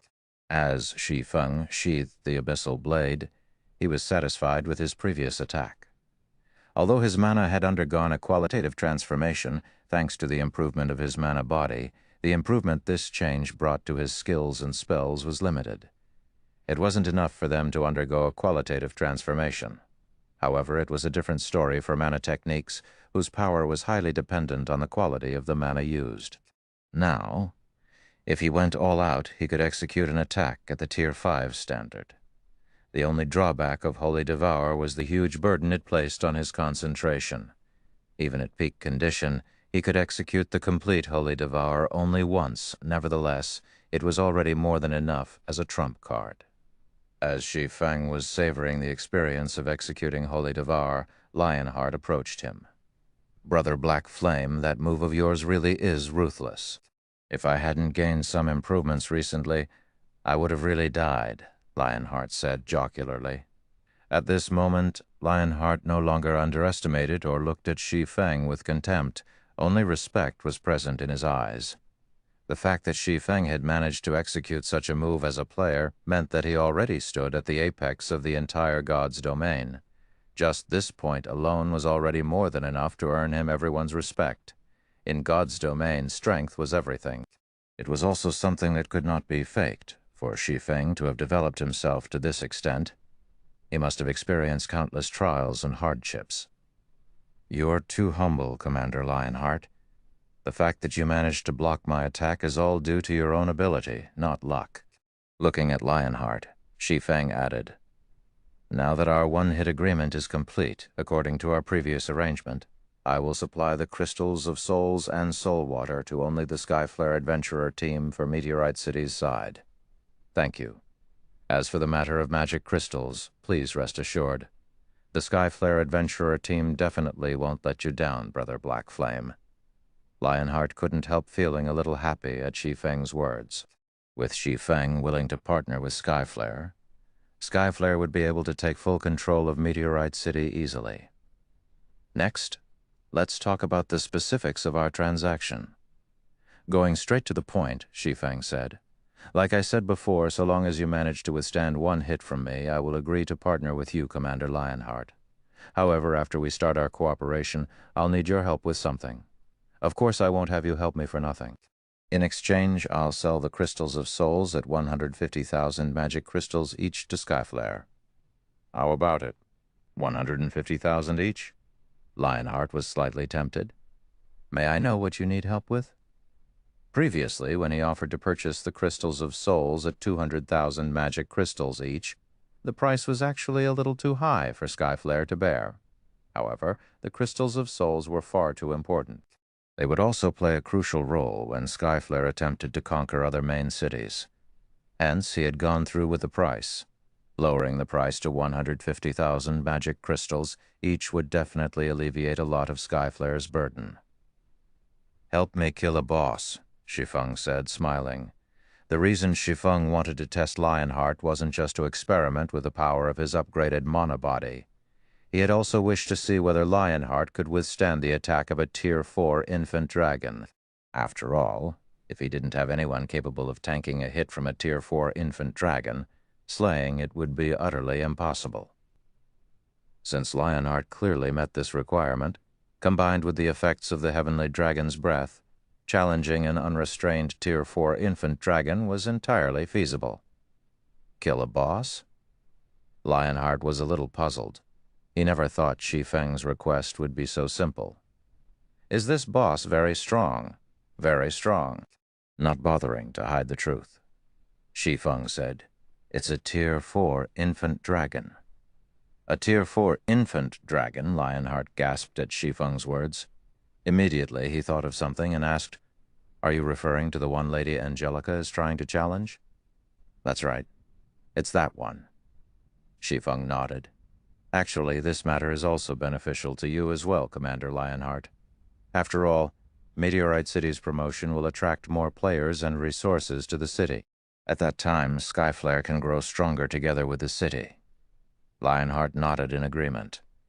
In reality, he too wished for Meteorite City to grow stronger and become an advanced main city. However, the incredibly high difficulty of challenging a Tier 4 infant dragon made him decide to have Skyflare opt out of Angelica Teresa's expedition. After all, Skyflare already had 2 Tier 4 players under its command, and it had yet to stabilize its advantages. If Skyflare eagerly participated in the risky expedition and failed, the adventurer team would definitely lose a lot of its advantages. What do you think, Commander Lionheart? Shi Feng asked. Previously, he didn't hold much hope for slaying the Tier 4 infant dragon. After all, a Tier 4 infant dragon was comparable to Tier 5 existences. It was much stronger than even a demon prince. Even though he could use the complete Holy Devour now, it wouldn't make any difference, since he couldn't use the technique indefinitely. However, the story would change if Lionheart was present. The fact that Lionheart could survive a Tier 5 attack meant that he could defend against a Tier 4 infant dragon's attack. Okay. After thinking for a while, Lionheart gritted his teeth and agreed to Shi Feng's condition. However, Brother Black Flame, as Skyflare has just gained some advantages, we cannot afford to invest everything into helping you. We can send only a 100-man team at most. In response to Lionheart's worries, Shi Feng simply chuckled and said, That's already more than enough. In fact, it's fine so long as Skyflare can dispatch its 2 Tier 4 players, let alone a 100-man team. May I know when we will begin the operation? Lionheart asked. Raiding a Tier 4 infant dragon was an important matter. Preparing the necessary manpower and supplies would take a lot of time. We're not in a rush right now. I'm afraid it will still take several days before we can set out, Shi Feng said, shaking his head. I'll notify you when the time comes, Commander Lionheart. Challenging a Tier 4 infant dragon with just 3 Tier 4 players would be outright suicide. It wouldn't matter even if they had a large number of Tier 3 players supporting them. Fortunately, the ancient god's domain did not require players to search for their legacy lands to challenge their Tier 4 promotion quests. So long as he had Lifeless Thorn and the others challenge their promotion quests and some of them succeeded, he would have a much greater chance of success. All right. If that's the case, I can make more preparations on my side. Lionheart breathed out a sigh of relief at Shi Feng's words. Afterward, Shi Feng signed a partnership contract with Lionheart to the effect that Skyflare would purchase crystals of souls from Shi Feng at 150,000 magic crystals per crystal and soul water at 30,000 magic crystals per drop. For the first transaction, Skyflare purchased a total of 20 crystals of souls and 50 drops of soul water, the total expenditure amounting to 4.5 million magic crystals. When it came to magic crystals, Skyflare was wealthier than most superpowers operating in the modern god's domain. When the transaction was completed, Shi Feng couldn't help his elation. After all, he now had the 8 million magic crystals required to construct the small mobile fortress. Afterward, all he needed to do was collect 2 million pieces of mana ore and 30,000 mana stones. In addition, he also had a chance to raid the Tier 4 infant dragon. Leaving the Skyflare Hotel, Shi Feng looked at the additional 4.5 million magic crystals in his bag and smiled. Now that I have the money, it's about time to have Lifeless Thorn and the others undergo their promotion. Chapter 2778, Semi-Finished Mana Body. Chapter 2778, Semi-Finished Mana Body, Meteorite City, Silver Hotel. After Shi Feng received 4.5 million magic crystals from Skyflare, he returned to the Silver Hotel with Yu Luo. As for the small auction he initially planned to hold, Lionheart had announced to the public that Skyflare would monopolize all of the products. Hence, the commotion over the auction died down quickly. None of Meteorite City's various powers dared to voice their opinions on Skyflare's monopoly. After all, Skyflare was the sole power in the city with 2 Tier 4 combatants under its command. Previously, the powers with Tier 4 combatants still dared to stand up against Skyflare because Lionheart could not easily kill other Tier 4 combatants by himself. However, now that Skyflare's Windchaser was a Tier 4 assassin, it would be a piece of cake for Skyflare to kill any individual Tier 4 combatant. Hence, even the other 2 of the top 3 player forces in Meteorite City decided to tolerate the situation. Not to mention, while the Crystal of Souls could indeed strengthen an individual's soul, the amount of help this improvement could provide in the Tier 4 promotion quest was minuscule. Even if Skyflare obtained all 5 Crystals of Souls, the adventurer team would, at most, increase the number of Tier 4 combatants it had from 2 to 3.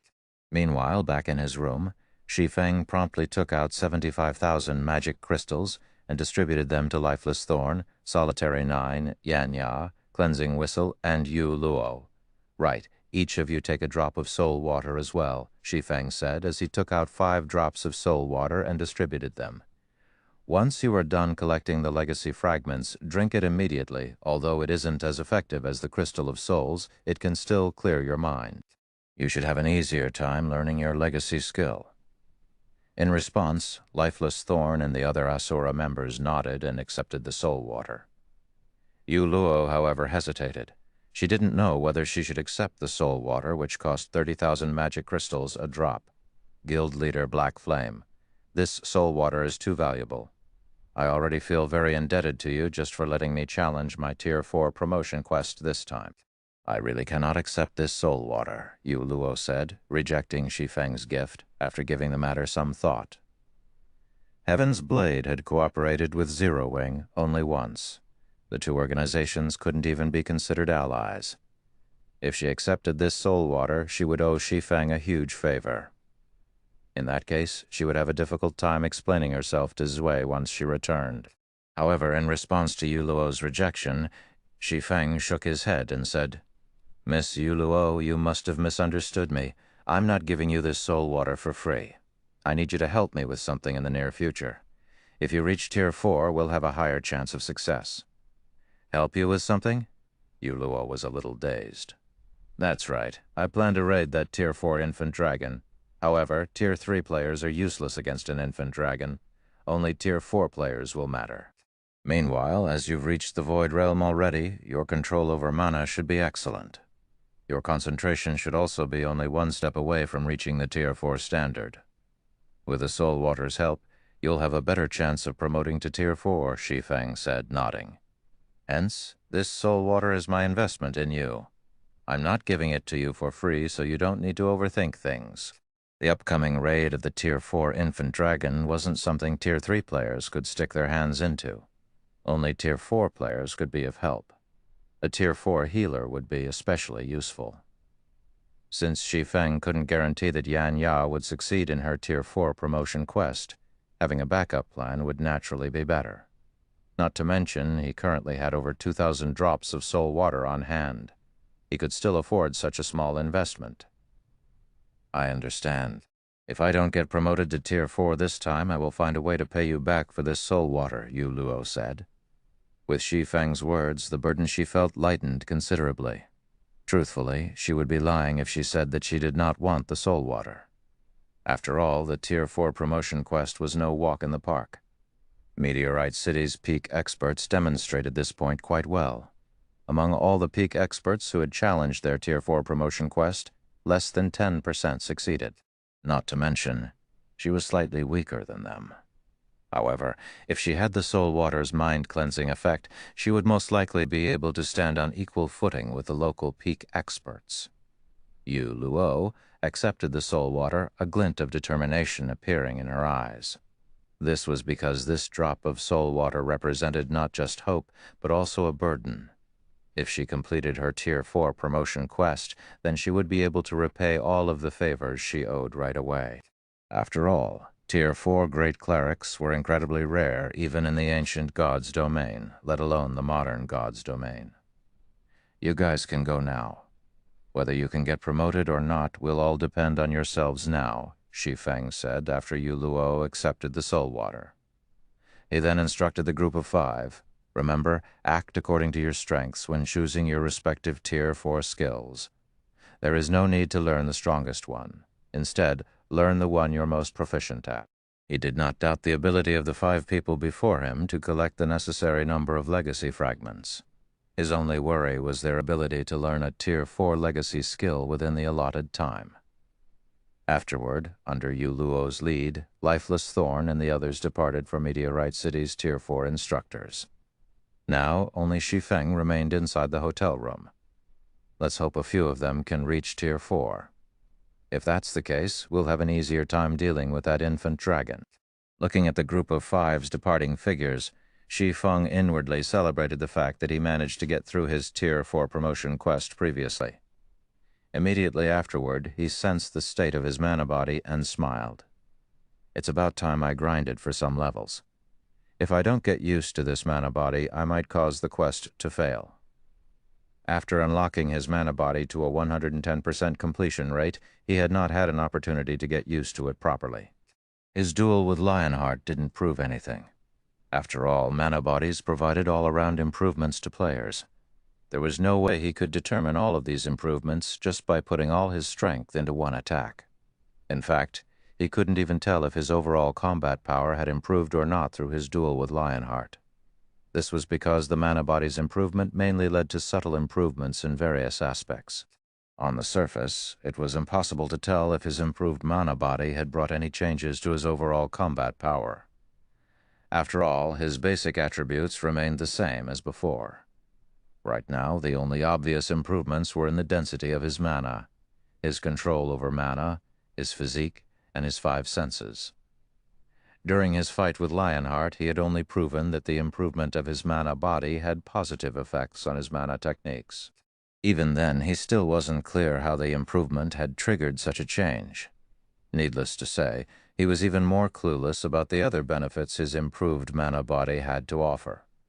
If he wished to fully utilize his new mana body and maximize his combat power, he would need to readapt to his mana body. It was akin to learning a new skill or spell. He would need to put in a lot of time and effort into adapting and training. Only after he could make use of his mana body at an instinctive level could he be considered to have truly adapted to it. At this point, his mana body could only be considered a semi-finished product. Next, he would have to explore his mana body thoroughly. Shi Feng drank a drop of soul water, recovering some of the concentration he had expended executing Holy Devour. He then put on his black cloak and silently departed from Meteorite City. After taking a look at the system map, he took to the skies and made his way toward the antimagic volcano, a level 135 neutral map located a distance from Meteorite City. From start to end, nobody in Meteorite City was aware that he had left the city. Chapter 2779, Astonishing Improvements. Chapter 2779, Astonishing Improvements. According to Shi Feng's understanding, few players and NPCs from Meteorite City and other nearby cities were willing to come to the anti-magic volcano to grind and explore. Several factors contributed to this situation. Firstly, the thin mana environment here prevented players and NPCs from exhibiting the power of their skills and spells to their fullest extent. This, in turn, would put players and NPCs at a severe disadvantage against monsters. Secondly, what little mana there was in the anti-magic volcano was incredibly chaotic, which made it nigh impossible to control. Hence, doing combat here would not allow one to improve their control over mana. Thirdly, and most importantly, the monsters inhabiting the anti-magic volcano consisted solely of fire-type elemental creatures and beasts. These monsters had a combat power a lot higher than the average monsters. In addition, they existed in large numbers in the anti-magic volcano. Even a 1,000-man team of Tier 3 players would have difficulty staying alive in this map, let alone grinding for EXP. However, unlike other players, Shi Feng considered this neutral map the perfect leveling spot for him. This place really is amazing. There are actually so many great lords and grand lords here. As Shi Feng looked down at the wandering monsters while hovering in midair, he couldn't help a little excitement. With this, I won't have to worry about not having enough crystals of souls, volcanic behemoth, demonic beast, grand lord, level 139, HP 3,600,000,000, infernal warlord, elemental creature, great lord, level 137, HP 1,320,000,000, infernal chieftain, elemental creature, grand lord, HP 3,100,000,000. Shi Feng had to admit that the anti-magic volcano was a sight to behold. This neutral map teemed with great lord-ranked monsters. Moreover, they moved in large groups of 100 or more closely positioned to each other. If one made too much of a commotion when fighting a group of monsters here, one would easily attract monsters from other areas. However, despite the high difficulty of this map, it was the perfect grinding spot for Tier 4 existences, specifically Tier 4 experts with a mana domain. Shi Feng charged at the volcanic behemoth, the strongest monster in sight, without hesitation. The next moment, when Shi Feng got within 300 yards of the volcanic behemoth, the Grand Lord in question noticed his presence. Immediately, the 30-meter-tall beast covered in flaming scales let loose a deafening roar. The roar instantly attracted the wandering and resting volcanic beasts, and over 3,000 volcanic beasts converged on the volcanic behemoth's location in the blink of an eye. The majority of these volcanic beasts were level 135-plus lords, with some of them great lords. Even a 1,000-man team composed of Tier 3 experts of the same level would falter when faced with so many volcanic beasts. After all, not only were these monsters moving in an organized manner, but the mana their bodies radiated also showed faint signs of synchronizing, which would double the power of the fire-type spells they cast. Suddenly, thousands of fiery attacks shot into the air, heading toward Shi Feng. Although the attacks were not fully synchronized with each other, the sheer number still allowed them to exhibit power at the Tier 4 standard. That was more than enough to deter any ordinary Tier 4 combatant from tanking the attacks. "Come, However, when Shi Feng saw the several thousand attacks coming at him, not only did he not show the slightest sign of fear, but he even displayed excitement. The next moment, Shi Feng swung his hand and began manipulating his mana body's power. Suddenly, with Shi Feng as the center, a ripple spread into the surroundings. At the same time, a storm brewed in the surrounding space, causing even space to shudder. Boom, boom, boom. For a time, explosions echoed throughout the sky in rapid succession. The sky itself transformed into a sea of flames as the storm annihilated the thousands of fiery attacks. Afterward, the volcanic beasts enveloped by the storm knelt on the ground one after another. Only the great lord-ranked volcanic beasts remained standing. However, standing was pretty much all they could do, as even moving their bodies took grueling effort. As for the volcanic behemoth, the leader of the volcanic beasts, it didn't fare that much better than the great lord-ranked volcanic beasts either. My mana domain has improved to such an extent. Shi Feng was astonished when he saw the thousands of kneeling volcanic beasts, and the volcanic behemoth, which had great difficulty moving his current mana domain, was actually capable of suppressing even a grand lord to such an extent. Despite being a strength-based demonic beast, the volcanic behemoth had barely half of its mobility left. If he used his mana domain against agility-based demonic creatures, the suppression effect would most likely be even more prominent. After a moment reveling in the improvement of his mana domain, Shi Feng stopped being polite with the volcanic beasts. Immediately, he activated Blade Domain and began slaughtering the volcanic beasts with the 7 summoned magic swords. All his attacks dealt damage in the tens of millions, with critical hits causing over 100 million damage. In the case of the Lord-ranked volcanic beasts, which had only several hundred million HP, they fell after just 2 or 3 hits. In the end, it took Shi Feng less than half an hour to annihilate the 3,000-plus volcanic beasts. Even the volcanic behemoth failed to escape his grasp. Since Shi Feng fought monsters of a higher level, his experience bar skyrocketed after the battle ended. Of course, as he had already reached Tier 4, monsters at the Lord rank and below granted him diminished EXP. Only those at the Great Lord rank and above granted him normal amounts of EXP. This could be considered one of the disadvantages of getting promoted to Tier 4. Even so, Shi Feng still reached 34% of level 127 after the battle. His leveling speed was simply phenomenal. At this rate, he could easily level up twice by the end of the day. However, he wasn't the slightest bit surprised by this situation. In God's domain, after one reached Tier 4, leveling up became a very simple task. All one needed to do was search for places with a lot of monsters. In the past, Tier 4 players would complain about the lack of grinding spots in God's domain. Often the task of searching for monsters was much more troublesome for Tier 4 players than the task of killing monsters. What was even more troublesome was collecting the monsters' loot. The time it took to collect the loot of the monsters they killed was several times longer than the time it took to kill the monsters. Sure enough, the loot collection process is much more tiresome than the grinding process. Shi Feng got a headache when he saw all the loot scattered within a 1,000-yard radius of himself. At this moment, he finally understood the suffering of those Tier 4 experts in the past. However, ignoring the loot wasn't an option either. After all, these monsters dropped considerably excellent loot. Among the items dropped were standard magic crystals, fire-attributed magic crystals, and various rare ores. The fire-attributed magic crystals were especially valuable, worth far more than the standard magic crystal. Attributed magic crystals were essential in the production of certain epic weapons and equipment. Some peak constructions also required attributed magic crystals to build. However, attributed magic crystals were incredibly rare in the modern God's domain. It would be a massive waste to simply ignore the loot. Shi Feng ended up spending 2 whole hours gathering all of the items scattered across the battlefield. However, he had to admit that he had earned a huge harvest.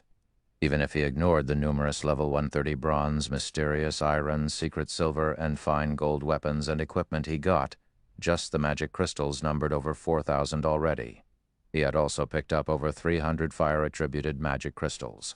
Afterward, he killed several more groups of monsters in the anti-magic volcano, pushing his level from 127 to 128. The total number of magic crystals collected to beyond 30,000, and the number of fire attributed magic crystals collected to 1,500. Be it his leveling speed or money-making speed, both exceeded the standard of ordinary Tier 4 players. Since the sky was darkening, Shi Feng found a safe cave and called up his system interface.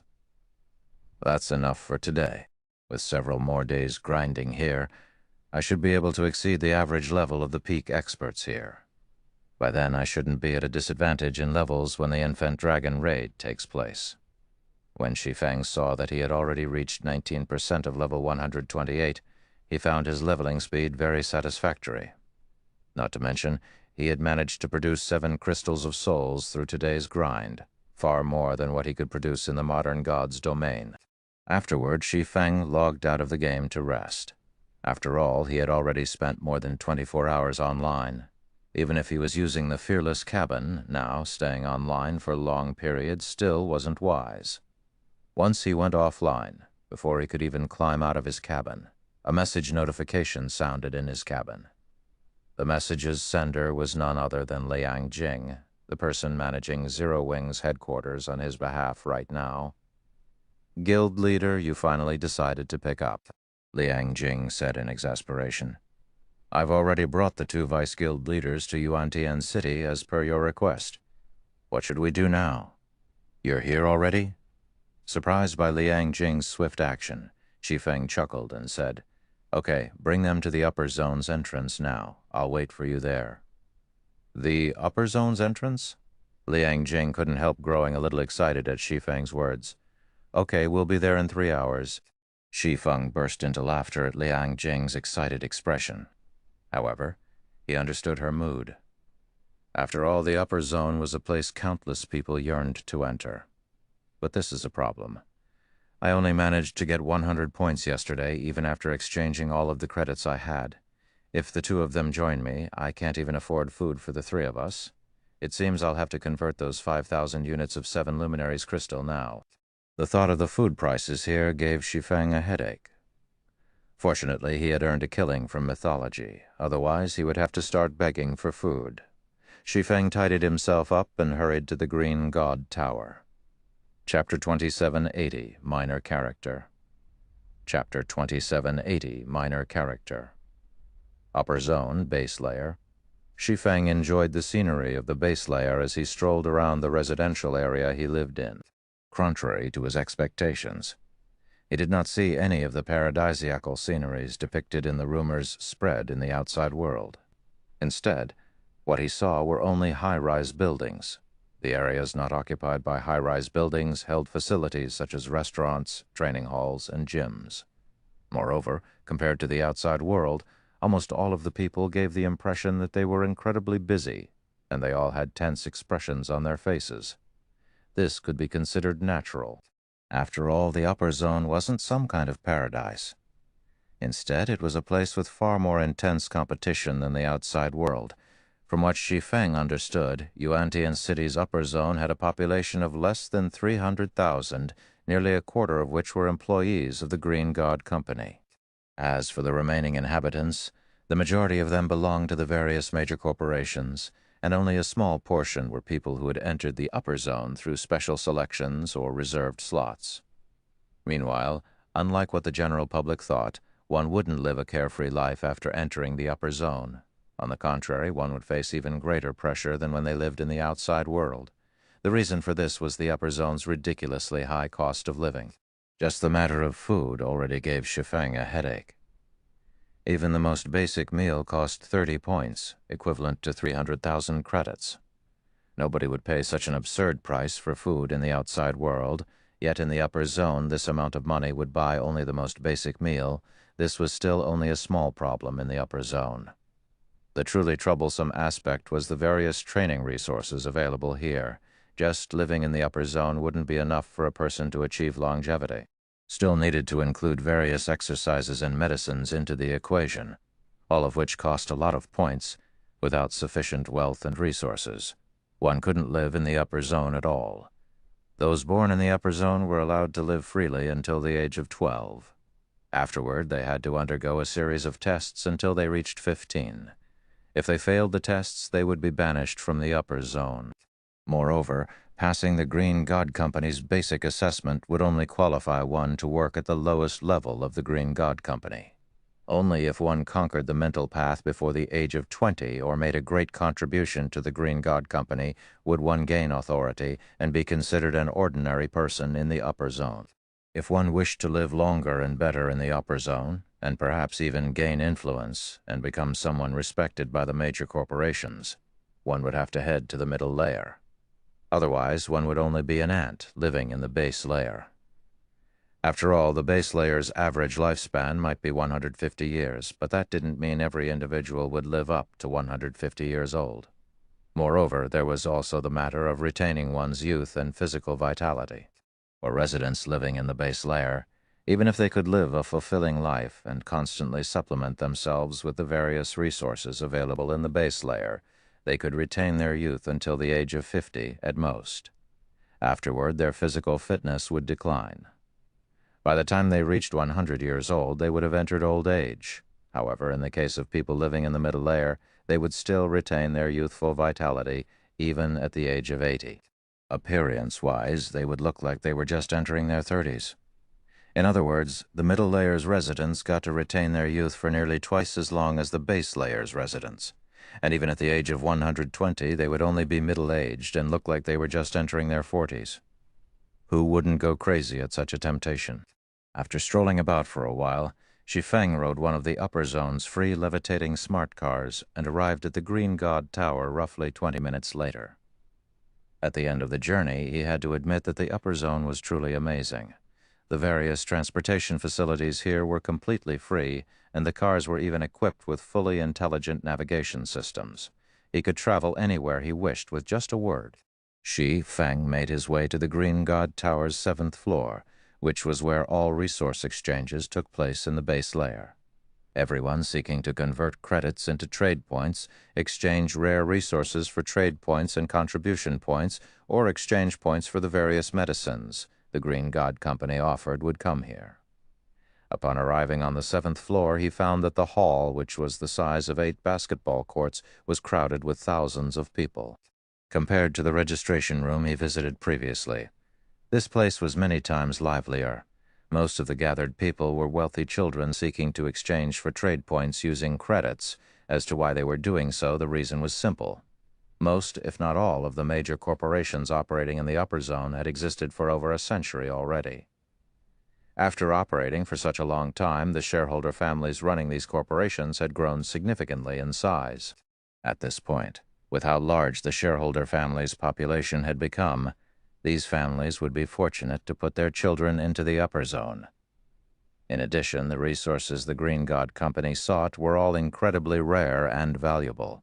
For the sake of their own future in the upper zone, the various corporations wouldn't let the children of their shareholder families casually exchange resources for points at all. Aside from the designated heir or heiress of their respective families, the other children who had entered the upper zone would have to rely on themselves to secure resources in the upper zone. However, as most of these children were not particularly talented, they naturally didn't have the means to get the necessary resources or achievements to earn themselves a lot of trade points and contribution points. They could only visit the exchange center every day to exchange for trade points using credits. As a result, despite the Green God Tower's exchange center being open 24/7, there would almost always be people lining up before the credit area's exchange counters. If news of such a scene were to reach the outside world, jaws would definitely drop.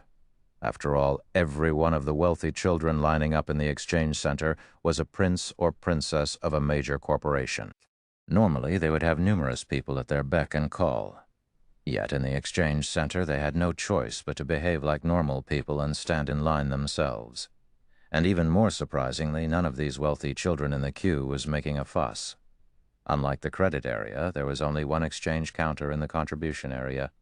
Usually almost nobody stood before this exchange counter, and anybody wishing to use its services could do so without having to wait.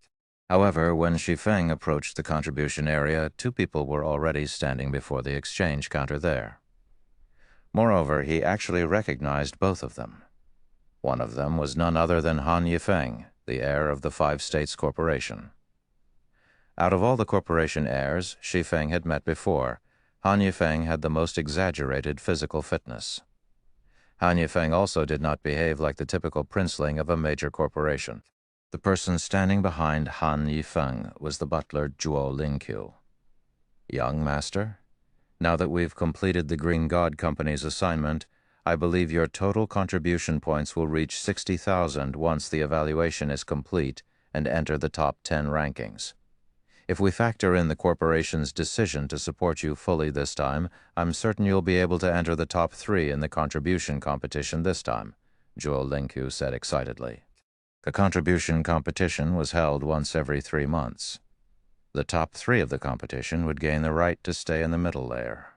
Although the duration of the stay was only 3 short months, this was also one of the few ways the various corporations could gain access to the middle layer. Meanwhile, so long as Han Yifeng entered the middle layer, he could acquire resources that were far superior to what was available in the base layer. At that time, his status in the upper zone would immediately skyrocket. However, Han Yifeng remained indifferent to Zhuo Lingqiu's words. Shaking his head, he said, "While I am confident of getting into the top 5, my chances of getting into the top 3 are still slim. The people currently ranked among the top 3 have held those positions for the past 2 years. According to rumors, those 3 people are close to gaining high-grade authority. They will definitely do everything they can to retain their positions, so it won't be easy to surpass them in contributions. In fact, despite not having put in any real effort, they have already accumulated over 100,000 contribution points. If we show signs of trying to compete for the top 3, it wouldn't be strange if their points suddenly doubled or tripled." At Han Yifeng's words, Zhuo Lingqiu fell silent, acknowledging that the top 3 rankers were indeed a cut above everyone else. After all, those 3 people had already monopolized the top 3 positions of the contribution competition for the past 2 years. Trying to surpass them in contributions definitely wouldn't be an easy task. While Han Yifeng and Zhuo Lingqiu were conversing, the staff member manning the exchange counter finished calculating Han Yifeng's contribution. "Sir, after including the assignment you completed this time, you now have 62,425 contribution points accumulated. You are currently ranked 7th in the contribution competition." 7th? Han Yifeng did not feel particularly happy to hear that he was ranked 7th in the competition, taking the result in stride. After giving the staff member a nod, he promptly turned around to leave. The instant Han Yifeng and Zhuo Lingqiu turned around, they noticed Shi Feng making his way to the counter. "Why is he here?" Zhuo Lingqiu rubbed his eyes in doubt when he saw Shi Feng, who was dressed in white casuals. The upper zone was a place that countless people sought to enter but couldn't. The guild leaders of many superpowers didn't have the qualifications to enter the upper zone even now, yet Shi Feng, who was merely the guild leader of a pseudo-superpower, had actually entered it. This was simply incredible at this time, let alone Zhuo Lingqiu. Even Han Yifeng revealed a rare look of surprise on his face. When Han Yifeng last met Shi Feng in Fenglin City's Redstone restaurant, the latter was merely an insignificant minor character in his eyes. After all, Shi Feng and his subordinates simply weren't capable of reaching the playing field Han Yifeng fought on. At best, he could only use Zero Wing as a pawn to hinder his opponents. Even when Zero Wing developed rapidly and became enemies with many superpowers, he still thought nothing of the guild. After all, what the various major corporations were truly competing for wasn't God's domain, but the upper zone's resources. Yet now a minor character like Shi Feng had actually set foot into the upper zone. This situation was as unbelievable as a fairy tale. Did the Boulder Corporation give him a reserved slot? Han Yifeng muttered in speculation. That should be the case. Otherwise, there's no way someone like him with no background can enter the upper zone, Zhuo Lingqiu said, nodding in agreement. In the recent struggle for the reserved seats of God's domain's 12 great guilds, Frost Heaven had surpassed everyone's expectations and secured itself a seat, instantly becoming a true titan in God's domain. The biggest contributor to Frost Heaven's victory was undoubtedly Zero Wing. It wouldn't be strange for Frost Heaven to grant Zero Wing a few of the upper zone's reserved slots in gratitude. After thinking up to this point, Han Yifeng and Zhuo Lingqiu calmed down. Meanwhile, as Shi Feng walked over, he merely glanced at Han Yifeng and Zhuo Lingqiu before continuing on his way. He did not take the initiative to say hello. After all, he wasn't exactly familiar with the two. He was also in a hurry right now. Zhuo Lingqiu's expression turned ugly at Shi Feng's response. He never imagined that Shi Feng would actually show so little respect to Han Yifeng. The man didn't even bother saying hello and merely walked away like a stranger. Shi Feng simply didn't place the Five States Corporation in his eyes. However, before Zhuo Lingqiu could vent his anger, he was stunned to see Shi Feng stop before the contribution area's exchange counter. What is he trying to do? Han Yifeng was confused when he saw Shi Feng conversing with the staff member at the counter. That's the exchange counter for the contribution area. Did he come here to exchange for trade points because there was no line here? Sure enough, he is a minor character. He only knows how to head to places where he can gain advantages. He thinks he can save time by coming here, yet he is wholly ignorant of the rules. Zhuo Lingqiu sneered as he looked at Shi Feng, who was still conversing with the staff in contempt. However, no sooner had Zhuo Lingqiu finished speaking than the nearby staff member suddenly exclaimed in a loud and excited tone, "Congratulations, Mr. Shi. You have gained a total of 50,000 contribution points and 5 million trade points this time. You are currently ranked 10th in the contribution competition. Thank you for listening to the story on KevinAudio.com, Chapter 2781, Times Have Changed. Chapter 2781, Times Have Changed. 50,000 contribution points. 10th place? When Zhuo Lingqiu heard the Green God Company's staff's words, he was dumbfounded. In fact, even Han Yifeng, who possessed an apathetic personality, felt a little dazed at the staff member's words. After all, Shi Feng was initially only a pawn in their eyes, yet not only did he climb up to the same playing field they fought on, but he was now even actively competing with them. No wonder he didn't put us in his eyes. Realization dawned upon Zhuo Lingqiu as he looked at Shi Feng. However, a moment later, a hint of mockery appeared on his face as he said, "It's a pity he doesn't know that the contribution competition participants are just warming up and that the current rankings are only temporary."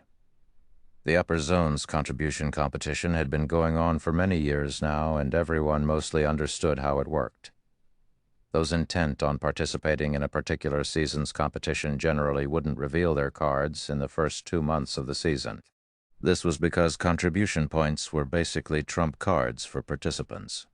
Naturally, it would be best if participants hid their cards as deeply as possible and only revealed them at the last possible moment. Only then could these trump cards play a vital role. Moreover, there was an added benefit to accumulating contribution points in secret, deciding whether one would continue participating in a particular season's contribution competition or not. After all, aside from time-based assignments, other forms of contributions could be reserved for future competitions if necessary. Since the contribution competition had been running for many years now, some participants had been accumulating contribution points for a long time. These participants were waiting for the fateful day when they would reveal all their cards, instantly securing one of the top 3 positions, and gain access to the middle layer. Meanwhile, the current contribution competition was less than a month long. Hence, the various participants were still testing the waters and had yet to seriously invest their contribution points. The majority of their current points were from completing time-based assignments the Green God Company issued, not from long-term assignments that could be turned in at any time. Although I don't know why he made such a move, this is a good opportunity for us, Han Yifeng said, shaking his head as he regained his calm. Old Zhuo, go talk to him and tell him I'll buy the remaining points he has kept hidden at double the price. Double the price? Zhuo Lingqiu looked at Han Yifeng in surprise. Young master, historically purchasing points at 1.5 times their original value is already pretty high. After all, there is no way these people can secure one of the top 3 rankings. There is no meaning for them to hold on to their points. If other people were to find out that you're offering to purchase his hidden points at double the price, they'd most likely raise their own prices as well. There were many instances where multiple participants joined hands to compete in the contribution competition. After all, Unlike contribution points gained through completing assignments, points gained through other sources could be freely traded in secret. When a competition was about to end, participants who were close to the top 3 positions would often purchase the hidden points of other participants. Naturally, as Han Yifeng was aiming for one of the top 3 positions this time, he would also participate in this practice. The exchange rate would be based on the prices of the items sold by the Green God Company. Just do as I say. The Green God Company announced that the top 20 participants would receive a reward. So many people are trying to compete for the top 20 positions. It is only natural for the price of contribution points this time to be higher, Han Yifeng said, shaking his head. According to the information he had obtained, the Green God Company intended to further squeeze the various corporations for their wealth. To do so, the company had intensified the competition by allowing the top 20 participants to exchange for a limited number of items exclusive to the middle layer. Once this information spread, the price of contribution points would definitely increase. However, while a price hike was inevitable, the increase wouldn't be exaggerated either. After all, there were only so many items the top 20 participants could exchange using contribution points. Beyond that purchase limit, whatever contribution points they had remaining would become useless. I understand. Zhuo Lingqiu nodded and walked toward Shi Feng. On the other side, Shi Feng was currently ecstatic. Just a second ago, he had still been a poor bastard in the upper zone. Now, however, he had 5 million trade points to his name enough to purchase 5 ordinary housing units in the base layer. Of course, these points were still insufficient to purchase a large villa in the base layer. However, they were definitely more than adequate for his daily expenditure. At the very least, even after welcoming Gentle Snow and Aqua Rose into the upper zone, he wouldn't have to worry about their necessities. However, it's going to be difficult to get another large influx of points. It seems I'll have to think of a long-term way to secure 7 luminaries crystals in bulk, Shi Feng thought with a sigh. 5,000 units of 7 luminaries crystal was a significant amount, yet it was only enough to get him 5 million trade points and 50,000 contribution points. With just this many trade points and contribution points, let alone catching up with the top 3 rankers of the competition, he probably couldn't afford anything from the middle layer. However, for his present self, obtaining more 7 luminaries crystals wasn't much of a challenge. After all, he was currently in the ancient god's domain. The resources available in the ancient era were far more abundant than in the modern era. After verifying on his quantum watch that he had received the 5 million trade points and 50,000 contribution points, Shi Feng planned to head for the upper zone's entrance to receive Gentle Snow and Aqua Rose. After all, this was the first time they were visiting the upper zone. Without anyone to guide them, it was very easy for problems to occur. There were many taboos in the upper zone. If they accidentally violated one of these taboos, there was a high chance they would be banished from the upper zone permanently. However, before Shi Feng could leave the exchange counter, Zhuo Lingqiu appeared beside him. Guild leader Shi, we meet again. Although Zhuo Lingqiu felt displeased at Shi Feng's earlier attitude, as Han Yifeng's butler, he still greeted Shi Feng politely. Master Zhuo, do you have business with me? Shi Feng asked calmly as he looked at Zhuo Lingqiu. Inwardly, though, Shi Feng was a little surprised by this situation. Although he had expected Han Yifeng to seek him out sooner or later, he never thought that the man would act so quickly. Kurui had informed him about the ins and outs of the contribution competition, so he knew that those competing for the top 3 spots would secretly purchase contribution points from other participants. Now that he had just exchanged for 50,000 contribution points in one fell swoop, those seeking the top 3 spots couldn't ignore his existence. Indeed, I do. Moreover, this is great news for you, guild leader, Shi, Zhuo Lingqiu said with a faint smile. I believe you know about the matters regarding the contribution competition already, so I'll get straight to the point. Young Master Han wishes to purchase the contribution points you have yet to turn in. Moreover, young Master Han is willing to purchase them at double their market value. May I know what you think of this, guild leader Shi? Han Yifeng was offering double the market value, even if the Green God Company would allow the top 20 participants to exchange for 3 items from the middle layer this time, This was still a very high price after all.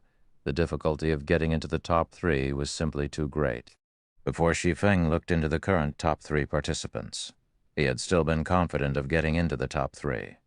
However, after gaining an understanding of those 3 participants, all thoughts of entering the top 3 had disappeared from his mind. This was because those 3 people could instantly gain an additional 1 million contribution points if they grew serious. In other words, if he wished to secure one of the top 3 positions, he would need 100,000 units of 7 luminaries crystal at the very minimum. What did this amount represent? Even if he squeezed the 5 great super guilds and a dozen other superpowers dry, getting such a huge number of 7 luminaries crystals was impossible. Moreover, this was only the minimum requirement to compete for the top 3 positions. He had no choice but to wait for Zero Wing to grow stronger and set aside trying for one of the top 3 spots for the future. In the current competition, he simply had no chance whatsoever. Even if he was currently in the ancient god's domain, with its more abundant resources, the 7 luminaries crystal was still an incomparably valuable commodity. Moreover, its rarity was not the slightest bit lower than in the modern era. In fact, competition for the 7 luminaries crystal was intenser in the ancient era. From what he heard, the interstellar continent's various powers were similarly purchasing 7 luminaries crystals at astronomical prices. Residents of the interstellar continent could exchange for living resources in the real world using 7 luminaries crystals. In fact, if one collected a sufficient number of 7 luminaries crystals, one could even get promoted from an ordinary civilian to a resident of the core area. Simply put, every player in the ancient era was competing for 7 luminaries crystals. On the other hand, only the major corporations based in upper zones were competing for 7 luminaries crystals in the modern god's domain. The competition over the crystals had nothing to do with ordinary players. In fact, it didn't even have anything to do with ordinary corporations. Hence, even if he were to contest frantically for 7 luminaries crystals in the ancient era, the amount he could get his hands on was unlikely to secure him one of the top 3 spots in the current contribution competition. Now, he would be satisfied so long as he could secure one of the top 20 positions, and he could indeed afford to sell a portion of his additional points. That's right, double the market value. Guild leader Shi, you should be able to see young Master Han's sincerity in this matter, Zhuo Linqiu said, chuckling. I can assure you that you won't find another person in the base layer who would offer you such a price.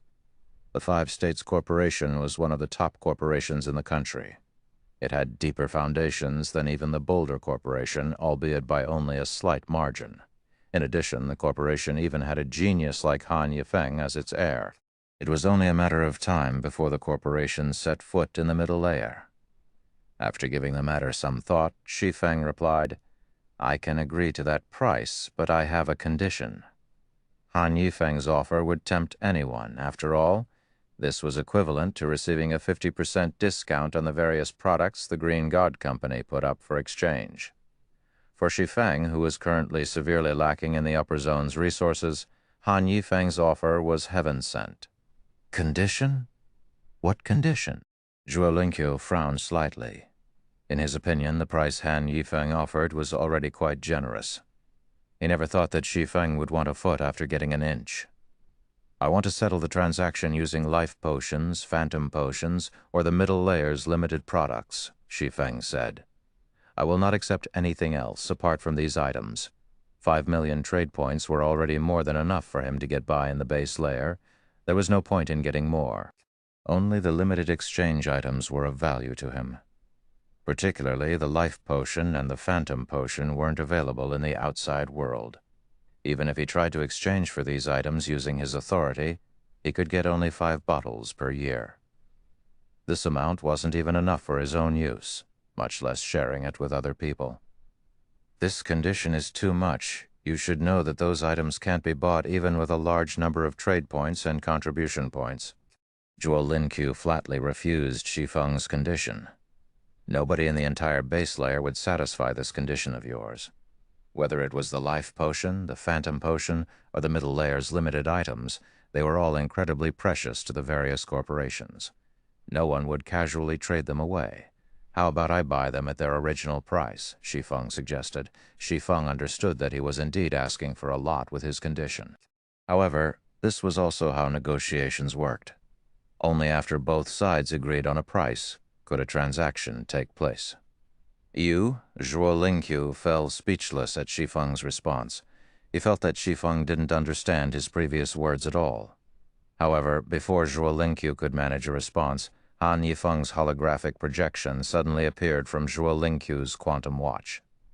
It is impossible for me to sell those items at base price. However, with my authority, I can sell some to you at double the price. This is also the lowest I can go, Han Yifeng said. Moreover, I believe that nobody else in the base layer would offer you a better price. That works. Shi Feng didn't feel particularly surprised at Han Yifeng's counteroffer. On the contrary, he found this outcome to be quite excellent already. The limited items the Green God Company offered for exchange came with fixed price tags, and residents with the necessary authority could exchange for these items at any time. However, as their description suggested, each resident could exchange for only a limited number of these items. If a person wanted to get their hands on more, they could purchase these items from other residents at a marked-up price. Moreover, even if one were willing to pay the extra cost, one wouldn't necessarily be able to find a willing seller. That settles it, then, Han Yifeng nodded. However, let me get one thing straight first. Every transaction we conduct must be valued at 50,000 contribution points or more. Otherwise, our transaction will be invalid. That won't be a problem, Shi Feng assured, smiling. He understood what was going through Han Yifeng's mind. The sum of several thousand contribution points was most likely nothing in Han Yifeng's eyes. Moreover, such an amount wouldn't be of any help to him in the contribution competition. After all, if the top 3 participants were serious, they could easily add 1,000,000 points to their names. Hence, a transaction of 50,000 contribution points was most likely the lowest acceptable amount for Han Yifeng. Okay, so long as you've collected 50,000 contribution points, you can come and find me at any time, Han Yifeng said before disconnecting the quantum communication. After Han Yifeng finished speaking, Zhuo Lingqiu turned around and walked away, leaving Shi Feng alone at the exchange counter. When Zhuo Lingqiu returned to Han Yifeng's side, he had a hesitant expression. Just speak your mind, Han Yifeng said as he looked at his old butler. Young master, I'm afraid the old master and the others will have big opinions about your decision to sell him those items at just double the price, Zhuo Lingqiu said worriedly. After all, those items are things the corporation went to great lengths to accumulate. They are meant to serve as the foundation for the family's younger generations. Foundation? Han Yifeng suddenly smiled. Unless we enter the middle layer, the 5 States Corporation will be nothing but ants in the eyes of those above. Also, we have failed to enter the middle layer after all these years. If we don't fight now, when will we fight? Moreover, the family has already promised to assist me with everything they have. If they're not even willing to part with these items, how are we supposed to compete with the other participants?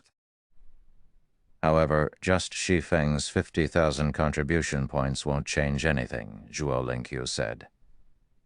I naturally know this. Shi Feng is only one of the small sources for me to secure contribution points. At this point, Han Yifeng's eyes began glowing slightly. The old man has already met with the other corporations in the upper zone and made some promises to them. I believe he should have no problem securing 700,000 or 800,000 contribution points for me. Afterward, it'll depend on whether I can complete the Green God Company's bounty. So long as I succeed, I am certain I can enter the top 3. He was hell-bent on winning the contribution competition this time. Meanwhile, after Han Yifeng and Zhuo Lingqiu left the exchange center, Shi Feng made his way to the item exchange counter. Compared to the contribution points counter, the item exchange counter had many more people lined up before it. After waiting in line for around 15 minutes, Shi Feng exchanged for 5 phantom potions and 5 life potions, as well as 5 strengthening potions, which cost the same as the phantom potions and life potions. In the end, he spent a total of 75,000 trade points. In the outside world, that was already equivalent to 750 million credits. The strengthening potion was considered the least promising product in the upper zone because it had only one function, the strengthening of the user's physical fitness. However, residents in the upper zone would have their physical fitness automatically raised to a certain level, even without any training. If one combined this effect with daily exercise, they could elevate their physical fitness to astonishing levels. There was simply no need to spend 5,000 trade points to exchange for a strengthening potion. Nevertheless, Shi Feng naturally believed it was better for him to raise his physical fitness as quickly as possible. After all, the stronger his physical fitness became, the easier it would be to improve his brain activity. Often, when Shi Feng gained enlightenment and achieved a qualitative improvement in his techniques, he would find himself facing various problems stemming from his inadequate physical fitness. Had he been as fit as Han Yifeng during those times, he wouldn't have faced any problems at all. Hence, he felt that it wasn't a loss to spend 25,000 trade points for 5 strengthening potions. Not to mention, he could already be considered a wealthy person in the base layer. It's almost time to pick up Qing Shui and Aqua. After taking a look at the time, Shi Feng promptly departed the Green God Tower and hurried over to the upper zone's entrance. 2 hours later, a levitating car stopped at a designated parking lot before the gigantic metal door serving as the upper zone's entrance. 4 people, 1 man and 3 women, then alighted from the car. They were none other than Lei Bao, Liang Jing, Bai Qing Shui, and Aqua Rose. As to why Lei Bao had come along, it was as a precaution. After all, many powers were currently targeting Zero Wing. Meanwhile, Liang Jing, someone with little combat power, was unsuited for going out alone. Hence, Lei Bao would usually accompany her whenever she left Zero Wing's headquarters. Ordinary bodyguards would have little to no use against the opponents Zero Wing faced. So, this is the upper zone. Liang Jing was surprised when she saw the vast steel wall at the upper zone's entry. Even Lei Bao was surprised by the sight. He never thought that the rumored upper zone would have such an appearance. Chapter 2783, Era of Hegemony. Chapter 2783, Era of Hegemony. Upper zone, entrance. While Liang Jing and Lei Bao were shocked by the sight before them, Shi Feng, who had been waiting quietly by the entrance for some time, approached them. "How is it?" "It's different from what you imagined, right?" Shi Feng asked, smiling faintly as he looked at the two. Their expressions and thoughts were exactly the same as his when he first arrived before the upper zone. "Guild leader, how is the upper zone?" Liang Jing asked as she looked at Shi Feng. "Is it as amazing as the rumors make it out to be?"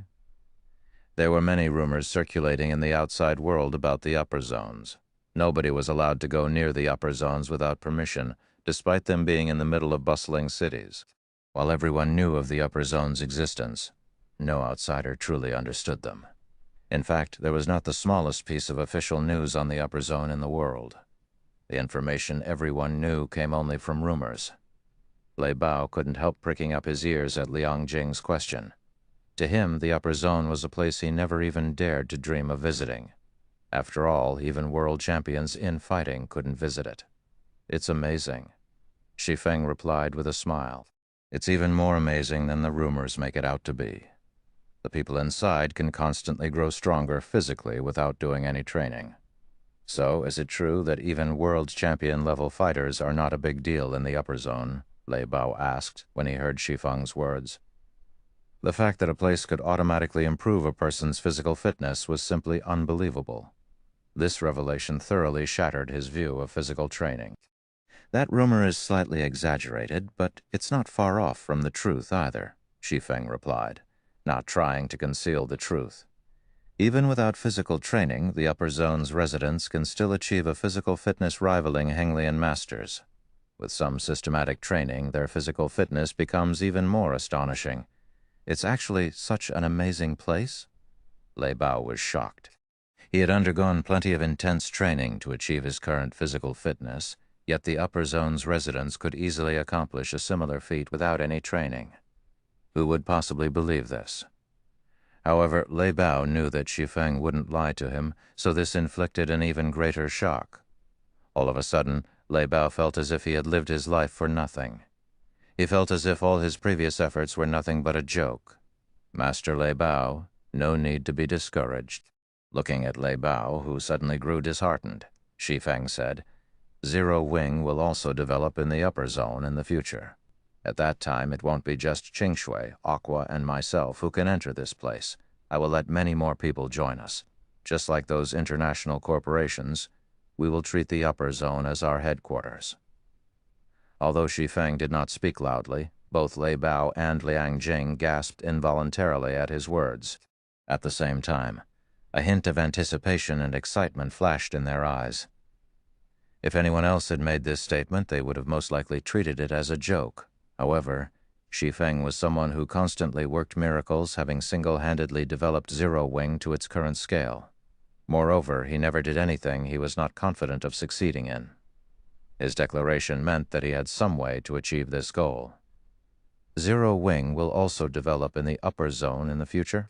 Liang Jing couldn't help growing excited when she looked at the distant steel wall.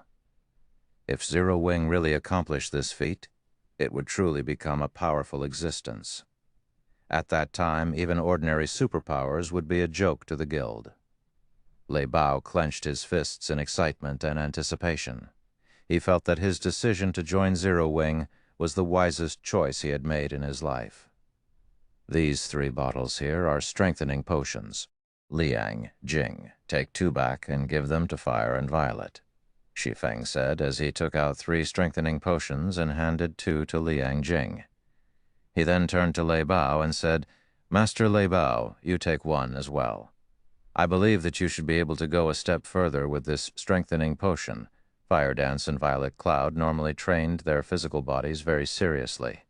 The 2 of them also possessed incredible talent in this regard. Unfortunately, due to insufficient resources, their improvements had been gradual. With the strengthening potion's assistance, their development would no longer be hindered.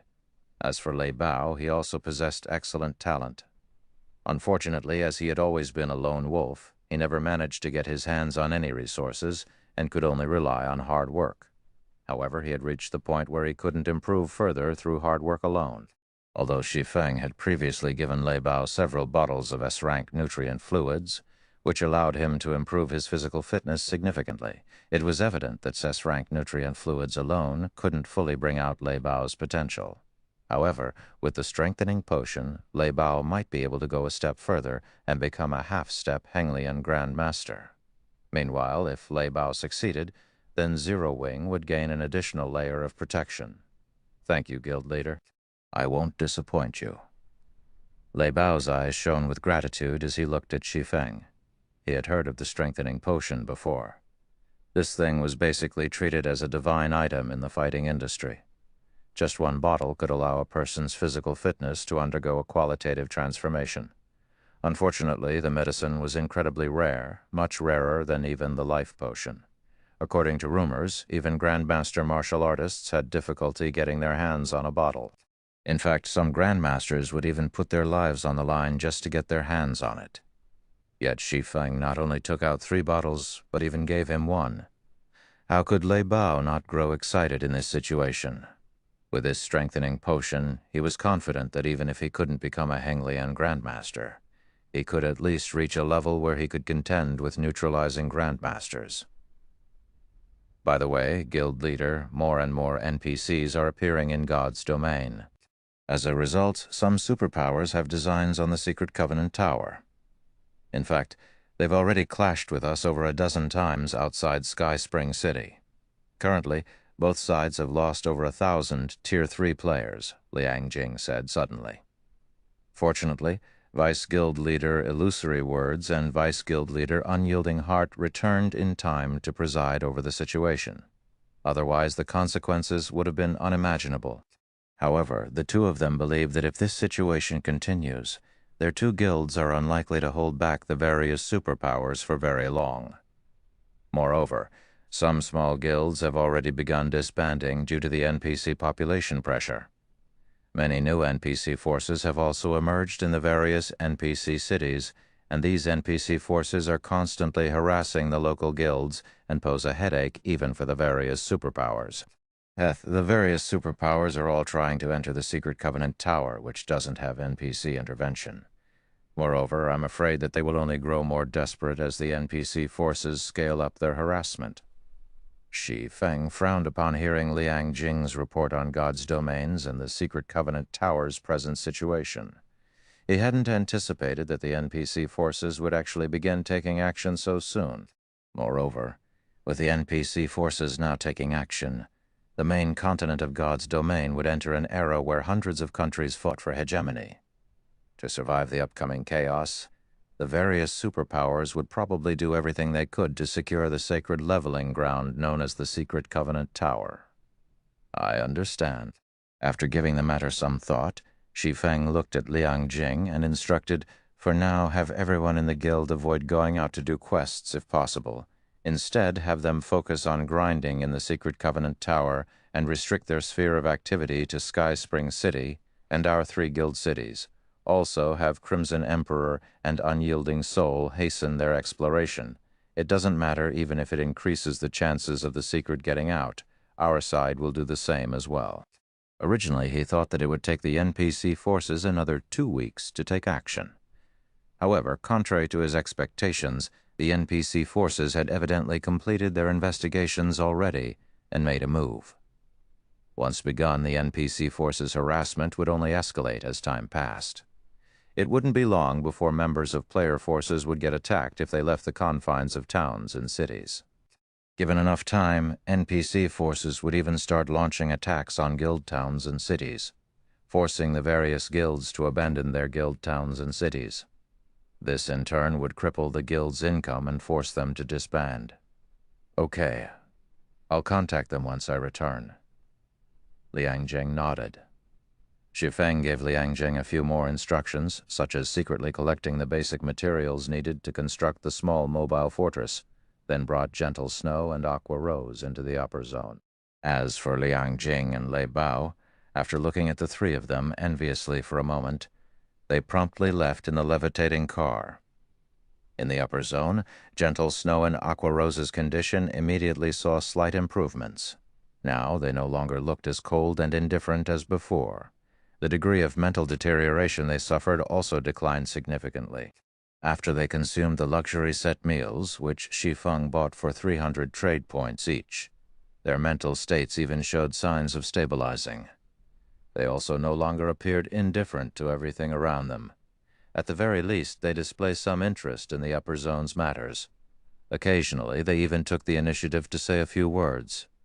Seeing the 2's condition stabilizing, Shi Feng breathed out a sigh of relief. The environment here should sustain the 2 of them for a long time. The next step is to figure out a way to consolidate my standing within the top 20. After seeing Gentle Snow and Aqua Rose enter their respective fearless cabins, Shi Feng started planning how to earn 7 Luminaries crystals in God's domain. Although he was currently ranked 10th in the contribution competition, the other participants had yet to take things seriously. Meanwhile, the competition's top 20 participants being able to exchange for 3 items from the middle layer presented a huge opportunity for the various corporations. They would definitely do everything they could to enter the top 20. If he wished to secure his position within the top 20, he would need 200,000 contribution points, at the very least, and possibly more if the competition was intense. After all, the various corporations had been operating in the upper zone for a long time now. The wealth they had accumulated wasn't something he could hope to rival. In other words, he was still short of 15,000 units of 7 Luminaries crystals right now. This was an astronomical number, even for the 5 great super guilds. Afterward, Shi Feng drank a strengthening potion and life potion before lying down in the fearless cabin in his bedroom. Log in. Chapter 2784, Tier 4 Upper Rank. Chapter 2784, Tier 4 Upper Rank, Anti-Magic Mountain Range, Deep Valley. At the Anti-Magic Mountain Range's core area, the mana was scorching hot. Individuals without 300 points in fire resistance would instantly die upon entering Deep Valley. In addition, plenty of level 140 Great Lord-ranked monsters occupied this place, due to the environment. Native Lord-ranked monsters could exert power on the level of Great Lords, while Great Lord-ranked monsters could exhibit combat power at the standard of Grand Lords. Let alone players, even Tier 4 NPCs of the same level wouldn't dare come here. However, a black shadow was currently flying through the flame-filled magma valley with over 100 Great Lord-ranked magma colossi on its tail. All of these magma colossi were over 10 meters tall. When over a century of them ran together, their footsteps shook the valley. The commotion continuously attracted Lord-ranked monsters to join in the chase. Magma Colossus, elemental creature, Great Lord, level 140 HP, 1,950,000,000 theory. It seems this is the most I can attract in this area. After a glance at the Magma Colossi and Magma Golems chasing after him, Shi Feng began chanting an incantation in midair. He had spent over a dozen minutes luring Magma Colossi. Despite his efforts, the group grew to just a little more than 100. Even the number of Lord-ranked Magma Golems only hovered around 3,000. When he tried luring more, some of the ones chasing after him would lose interest and return to their original locations. It was evident that the main god system did not want to allow Tier 4 players to slaughter these low-intellect elemental creatures freely. Hence, the system had granted them the instinct to remain in their respective territories. Meanwhile, as the Magma Colossi were about to get close enough to attack Shi Feng, he completed the incantation for Flame Domain and released it. Originally, Flame Domain was only an AoE offensive spell. Its range and power weren't comparable to large-scale destruction spells. Even so, it still possessed incredible power. However, Shi Feng's mana domain, mana quality, and the environment here had buffed Flame Domain to the point where it rivaled Tier 4 large-scale destruction spells. Even though the Magma Colossi and Magma Golems possessed high elemental resistance as elemental creatures in front of absolute power, their HPs still fell rapidly. The monsters lost over 16 million HP every second. Moreover, the damage even increased by 20% every second. By the time Flame Domain's 7-second duration ended, the Magma Golems were already in tatters. They had clearly fallen into a heavily injured state. The Magma Colossi, though, fared much better, as they had lost only around 100 million HP and nothing else. If only I had a great wizard here.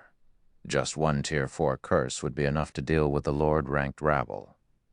Afterward, all I would have to do is focus on dealing with the Great Lords. Shi Feng felt a little frustrated as he looked at the heavily injured Magma Golems. He had been grinding for 6 consecutive days now, and he had basically wiped out the monsters in the anti-magic mountain range's outer and inner areas. Now, he was left with only the monsters in the core area to grind for EXP. However, the majority of the monsters here were only at the Lord rank, and they awarded him with barely any EXP when killed. Moreover, they took the most time to kill due to their numbers. Fortunately, he had quite a few AoE skills at his disposal. The 7 Luminaries Ring's Flame Domain was especially helpful.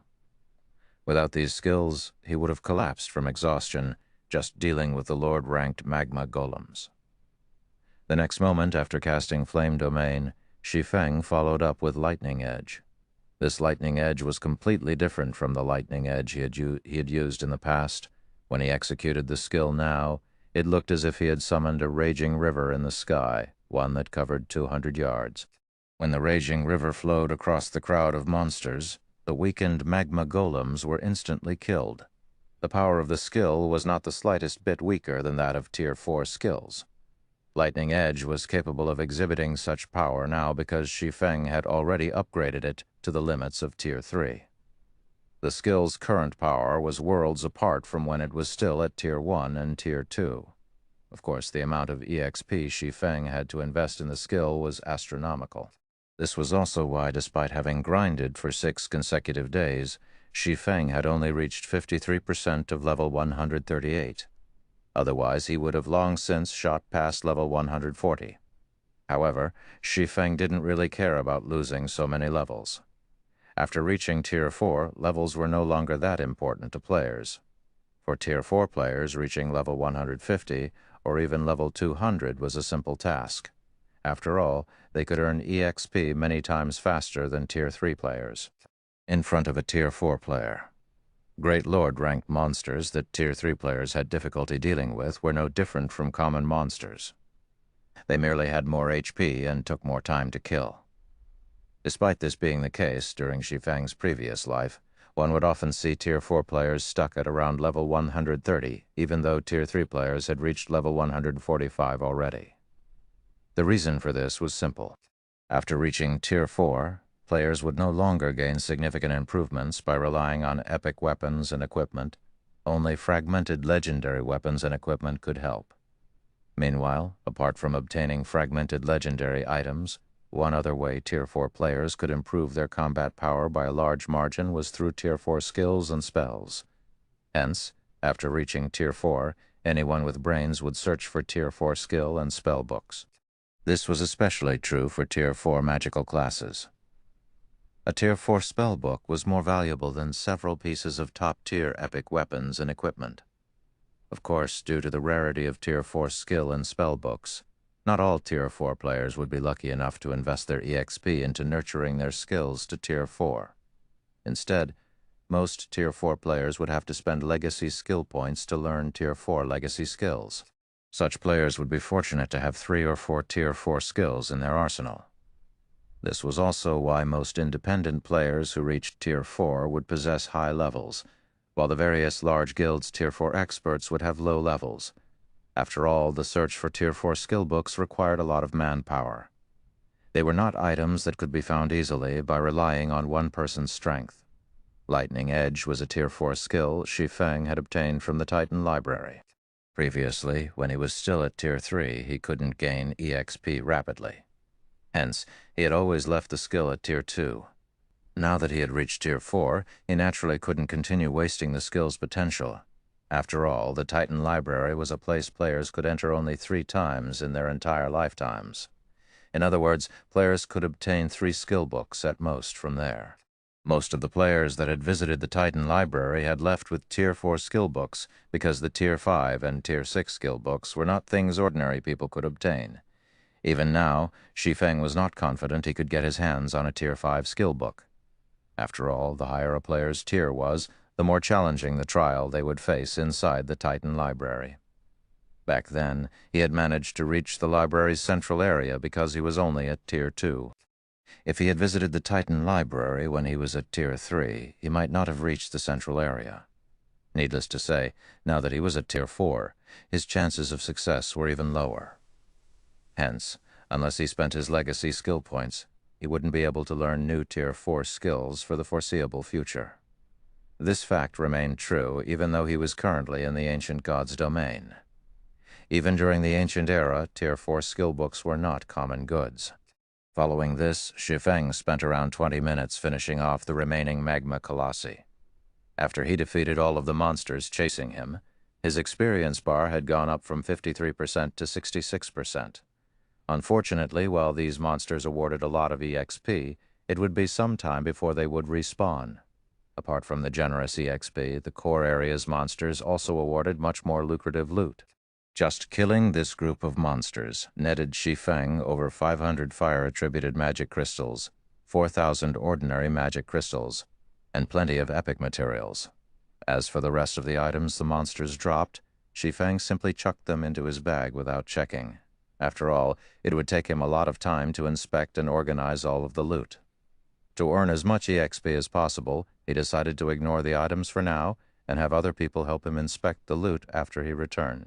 He had to admit that the benefits of reaching Tier 4 and grinding in high-level maps ahead of others were truly wonderful, especially in the Ancient God's domain.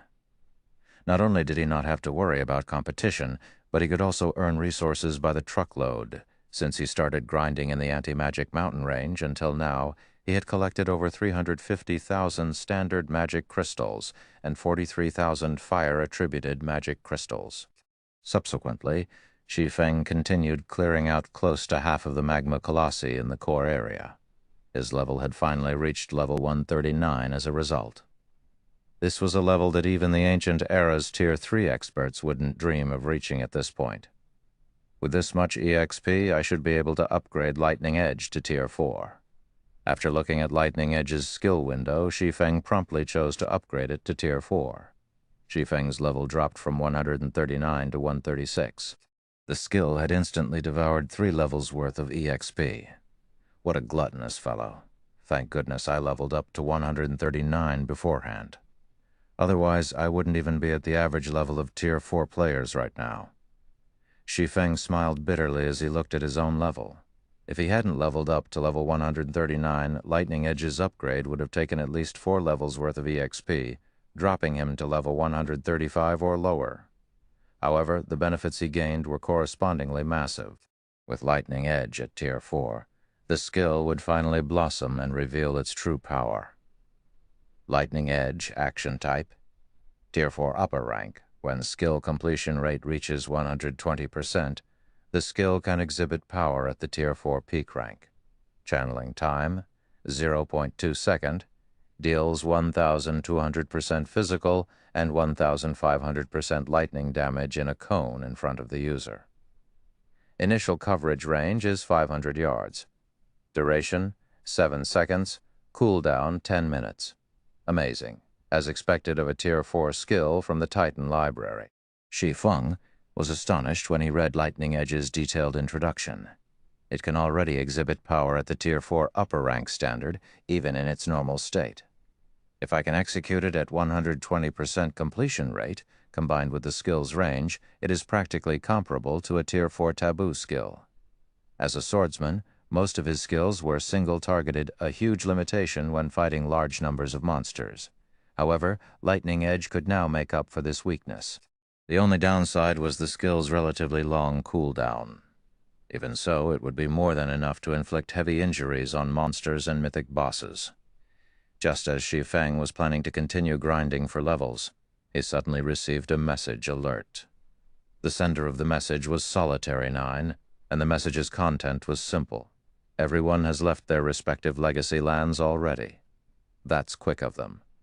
Shi Feng smiled when he saw Solitary 9's message. Now that I've resolved the problem of my deficient skills and level, it's time to head back. He activated the 7 Luminaries Ring's space movement, teleporting toward Meteorite City, as return scrolls did not exist in the ancient god's domain. Players had to rely on their own 2 feet to travel to NPC towns and cities, which was a great inconvenience. If not for him having reached Tier 4, which granted him the ability to fly freely, and the omnipotent 7 Luminaries Ring returning to Meteorite City would take ages. However, perhaps that was why the Ancient Era's players did not surpass the Modern Era's players by too much in terms of levels, despite the Ancient Era's advantages over the Modern Era. 20 minutes later, Shi Feng arrived before Meteorite City's entrance. Just like before, he could still see a ton of people coming and going. Chapter 2785, Differences Gradually Emerge. Chapter 2785, Differences Gradually Emerge. Meteorite City, Main Street. As Shi Feng walked through the city's main street, he noticed a visible change in the city's players. The number of Tier 3 experts roaming the main street was around 10% more than before. While this increase didn't seem significant, if one street saw a 10% increase to its Tier 3 traffic, then the other streets should have experienced a similar increase as well. In other words, Meteorite City as a whole had gained a 10% increase to its Tier 3 player population. In the case of Meteorite City, such an increase meant that the city had gained over 100,000 more Tier 3 experts, a number that probably exceeded even the total of the 5 great super guilds' Tier 3 experts. Aside from the Tier 3 player population, another evident change had also occurred to the city's atmosphere. To be precise, an atmosphere of tension and excitement now enveloped the city. Before Shi Feng could start looking into the city's situation, though, he overheard a conversation between several Tier 3 experts in a nearby open-air bar. Crap. My application actually got rejected. I'm a level 131 Tier 3 Ranger, for God's sake.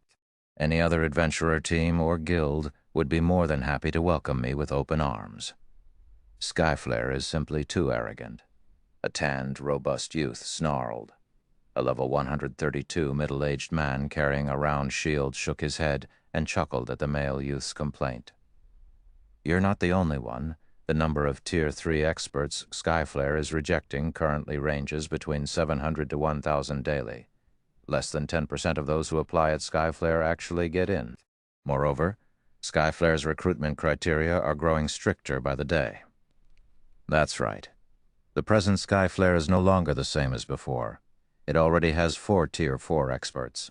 Moreover, according to insider information, 2 of them managed to reach Tier 4 thanks to the Crystal of Souls and Soul Water. From what I heard, Skyflare still has plenty of Crystals of Souls and Soul Water, a level 131, Tier 3 Assassin Youth said, agreeing with the middle-aged man's words. I heard that one of those 2 newly promoted Tier 4 experts relied on only the Soul Water to get promoted, the middle-aged man added. The Crystal of Souls is incomparably rare, but it's a different story for the Soul Water. Even Skyflare's normal members have a chance to get a drop of Soul Water right now. If you lined up the people trying to join Skyflare, the line would probably extend from one end of the city to the other. I also heard that news of this has reached the neighboring cities' Tier 3 experts, and many of them are already making their way to Meteorite City. Once they arrive, the number of Skyflare's applicants will definitely skyrocket. If I'd known something like this would happen, I would have joined Skyflare long ago. Even if I can't get my hands on a Crystal of Souls, I would still be able to get a drop of Soul Water and maybe get promoted to Tier 4 and live a good life in the civilian area. The Assassin Youth sighed. The Skyflare Adventurer team had recently raised its recruitment standards. Now even ordinary Tier 3 experts wouldn't be accepted. At the very least, one needed to be at the half-step refinement realm standard or truth realm standard to join. It seems Skyflare has recently developed quite a bit. When Shi Feng overheard the Tier 3 players' conversation, he didn't feel particularly surprised. After all, the Skyflare Adventurer team possessed a bunch of peak experts. In addition, unlike the modern era's experts, the ancient era's experts had long since regarded God's domain as their everything. The combat standards of the players here were far superior to those of the modern era's players. If not for the ancient God's domain lacking means of restoring one's concentration, there would have been many more Tier 4 players roaming the world. After all, the ancient era's players had a massive advantage when it came to getting promoted to Tier 4. Afterward, Shi Feng eavesdropped on a few more conversations about Skyflare's and Meteorite City's current state. From what he heard, he understood that Skyflare was preparing to expand its influence to other NPC main cities, and it was recruiting the necessary manpower to do so. Once it had enough Tier 3 experts, it would most likely make a beeline for the neighboring main cities. As for the local player forces of those main cities, they would probably have difficulty stopping Skyflare's encroachment. This was welcome news for Shi Feng. After all, the stronger Skyflare became, the easier obtaining all sorts of resources would be. After listening in on a few more conversations and finding no more useful information, Shi Feng went to the Silver Hotel. Silver Hotel, high-end room. When Shi Feng entered the room, he found Lifeless Thorn and the others waiting for him of the 5 people in the room. 3 looked elated, while 2 looked crestfallen. Shi Feng also noticed that the auras of the 3 had undergone a qualitative transformation. These 3 people were Lifeless Thorn, Solitary 9, and Yu Luo. As the 3 of them did not wear a black cloak to conceal themselves, their Tier 4 life auras were on full display. "Commander, we've let you down," Yanya said in a depressed tone as she watched Shi Feng walk over. Cleansing Whistle, who stood beside Yanya, was also gloomy.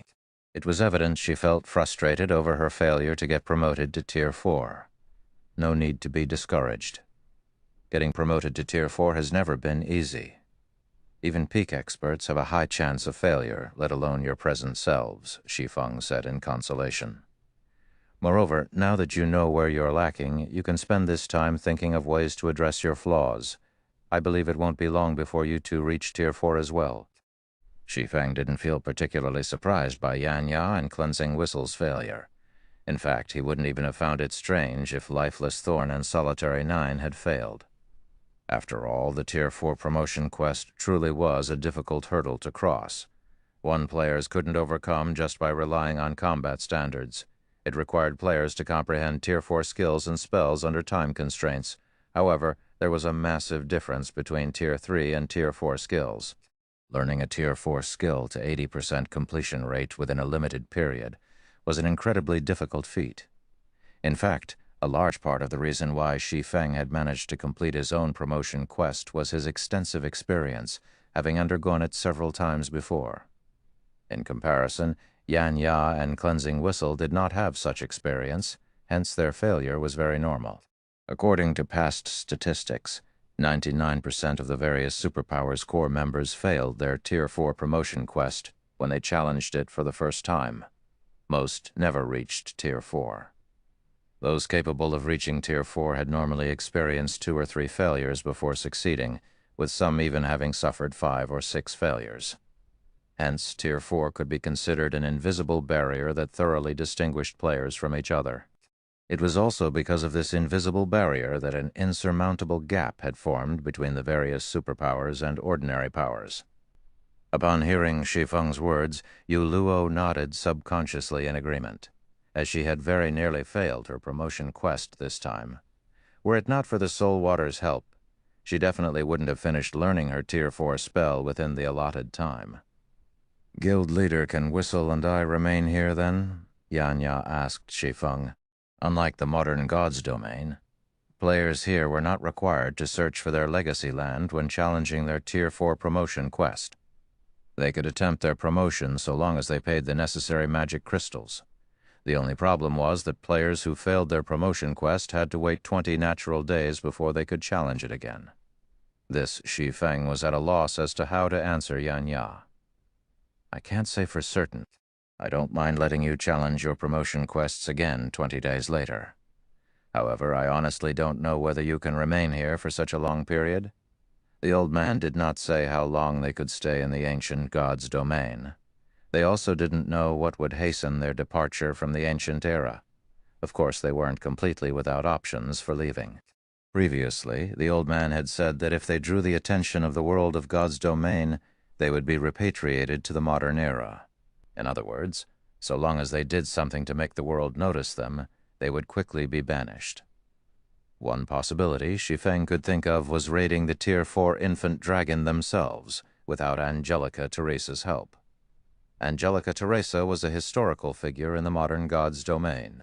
If the miracle of her slaying a Tier 4 infant dragon disappeared, the world of God's domain would most likely notice them. If even that didn't work, they could just cause a ruckus in the ancient era, such as killing important NPCs and affecting God's domain's history. The world would definitely notice them then. However, Shi Feng didn't know when they could return to the ancient era again in that case. He also didn't know what kind of effects their actions would have on the world. Is that so? Yan Ya and Cleansing Whistle couldn't help feeling helpless when they heard Shi Feng's answer. If they returned to the modern god's domain, reaching Tier 4 would become many times more difficult. After all, the task of searching for their Tier 4 legacy land was incredibly challenging afterward. Lifeless Thorn, Solitary 9, and Yu Luo shared their experiences learning their respective Tier 4 skills and spells with Yan Ya and Cleansing Whistle. At the same time, the three of them also sought guidance from Shi Feng regarding the combat methods of Tier 4 players. They were especially keen to learn how to utilize environmental mana in combat. After reaching Tier 4, they finally understood just how massive the gap between Tier 3 and Tier 4 classes was. Particularly, the way they controlled mana was completely different. As the first among them to reach Tier 4, Shi Feng naturally had a better understanding in this regard. After Shi Feng taught Lifeless Thorn's group for half an hour, Skyflare's commander, Lionheart, suddenly contacted him.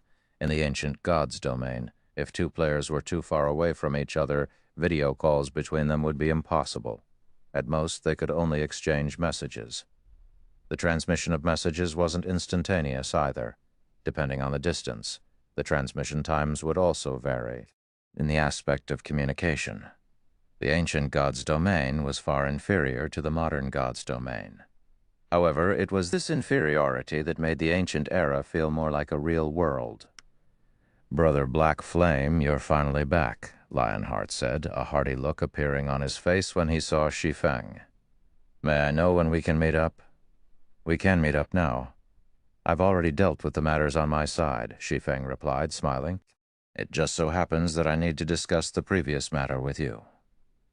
From Lionheart's expression, Shi Feng could tell that the crystals of souls and soul water were of significant help to the Skyflare adventurer team. Otherwise, Lionheart wouldn't have contacted him as soon as he returned. "Okay, let's meet in the Skyflare Hotel. I've already prepared everything on my side, Lionheart said, smiling. I also have a big surprise prepared for you, brother, Black Flame. No problem. I'll head over now. Shi Feng nodded. He then disconnected the call and turned to Lifeless Thorn and the others. The three of you should get ready. We'll be heading to the Skyflare Hotel in a moment, and we might begin the operation right away. In response, Lifeless Thorn, Solitary 9, and Yuluo nodded without hesitation. They understood that they were what Shi Feng had been waiting for all this time. Now that they had completed their promotion quests, it was indeed time to take action. As for Yan Ya and Cleansing Whistle, Shi Feng decided to let the two of them remain in Meteorite City in the hopes that they could avoid the world's detection and challenge their Tier 4 promotion quests again 20 days later. Shortly afterward, Shi Feng's four left the Silver Hotel and made their way to the Skyflare Hotel. Chapter 2786, Foundation vs. Foundation. Chapter 2786, Foundation vs. Foundation. Meteorite City, Skyflare Hotel. Due to the arrival of Shi Feng's group of four, Skyflare's executives had decided to assemble in full. As a result, the conference room serving as the meeting venue seemed a bit crowded despite being the size of a basketball court. Over 100 Skyflare executives filled the conference room, every one of them at level 133 or above. Even the weakest among those present were at the Refinement Realm and Truth Realm standards. The number of peak experts exceeded 20. If Skyflare operated in the modern gods domain with such a force, it would be considered a top adventurer team that even the various superpowers would be wary of. After all, only the superpowers could match such a force. First-rate guilds wouldn't even dream of accomplishing a similar feat. In addition, among Skyflare's executives, 5 possessed incredibly strong life auras, proof that they had crossed the Tier 4 threshold already. Compared to the rumors floating around the city, Skyflare actually had one more Tier 4 player under its command. Of the 3 newly promoted Tier 4 players, one of them was the female assassin Crimson Billow. The remaining 2 were both vice commanders of Skyflare. One of them was Bloodblade, a level 135 male berserker, while the other was Fated Fern, a level 135 female oracle. "What do you think, Brother Black Flame?" Lionheart asked when he saw Shi Feng enter the room. Pointing at the gathered Skyflare members, he chuckled and said, "These are the elites of Skyflare. Are they to your satisfaction?" "They are indeed excellent." Shi Feng nodded in agreement as he scanned the crowd before him. "Smiling?" he asked. "Is this the surprise you told me about, Commander Lionheart?" Setting aside the 5 Tier 4 experts, just the 100-plus Tier 3 experts present already represented astonishing combat power. Many of these Tier 3 experts sported epic items, with some even boasting fragmented legendary items. It wouldn't be an exaggeration to say that the total number of fragmented legendary items that Skyflare had exceeded that of any individual superpower operating in the modern era. With such a well-equipped team at his command, Lionheart indeed had the qualifications to be proud. "Of course not." Lionheart smiled, shaking his head. He then took out an ancient crystal from his bag and asked, "What do you think this is?" After a casual glance at the crystal, Shi Feng immediately revealed a look of surprise on his face. A Tier 5 sealing crystal. Shi Feng couldn't help doubting his eyes as he took in the dark gray crystal in Lionheart's hand. Tier 5 magic scrolls were incredibly rare in God's domain because Tier 5 skills and spells possessed astonishing power. The requirement for sealing them in a magic scroll was incredibly high. Moreover, even if one successfully stored a Tier 5 skill, one would be fortunate if the resulting magic scroll could exhibit half of the skill's original power. A sealing crystal, on the other hand, could perfectly seal skills and spells at the Tier 4 standard or above. Moreover, although sealing crystals were one-time use items, they did not impose any usage requirements. Players could freely use the stored skill or spell at 100% potential. Meanwhile, the darker the color of a sealing crystal, the stronger the skill or spell stored inside. Since Lionheart's sealing crystal was dark gray, the sealed skill or spell was at the Tier 5 standard at the very minimum. That's right. This is indeed a Tier 5 sealing crystal, Lionheart said with a faint smile. We got lucky and came across a visiting high noble from another city. After helping him complete an incredibly difficult quest, we were able to purchase this Tier 5 sealing crystal from him. I believe that with this Tier 5 sealing crystal, our operation will proceed much more smoothly. Indeed, if the skill or spell sealed inside is sufficiently powerful, it might be enough to land a heavy blow on the infant dragon, Shi Feng said, nodding. While it was true that an unrestrained Tier 4 infant dragon was on par with Tier 5 monsters, that was true only for the average Tier 5 monster. A Tier 4 infant dragon still couldn't stop Tier 5 skills and spells that were above average in power. Hence, this Tier 5 sealing crystal could indeed serve as a trump card in the upcoming raid. Skyflare will assist you with everything it has this time, Brother Black Flame. I have gathered all of Skyflare's top experts. We have a total of 124 people, 5 of whom are at Tier 4. We have also finished distributing the teams. For the following operation, we will all listen to your command, Brother Black Flame, Lionheart said proudly. If you have anyone you wish to include in the team, you can freely make adjustments to the team as well. I really have to thank you for this, Commander Lionheart, Shi Feng said gratefully. While he was somewhat confident of dealing with the Tier 4 infant dragon, he had never actually killed an unrestrained Tier 4 infant dragon. Hence, it wouldn't be strange if their team suffered annihilation. For the Skyflare Adventurer team to give him its full support for such a risky operation required a lot of courage and determination. Nonsense.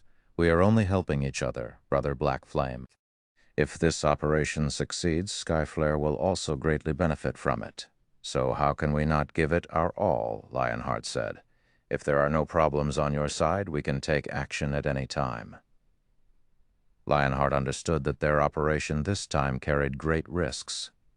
However, he had decided to go through with it not because he was betting on the low odds of success, but to tie Shi Feng to his boat. Both the Crystal of Souls and Soul Water were of considerable help to players in completing their Tier 4 promotion quest.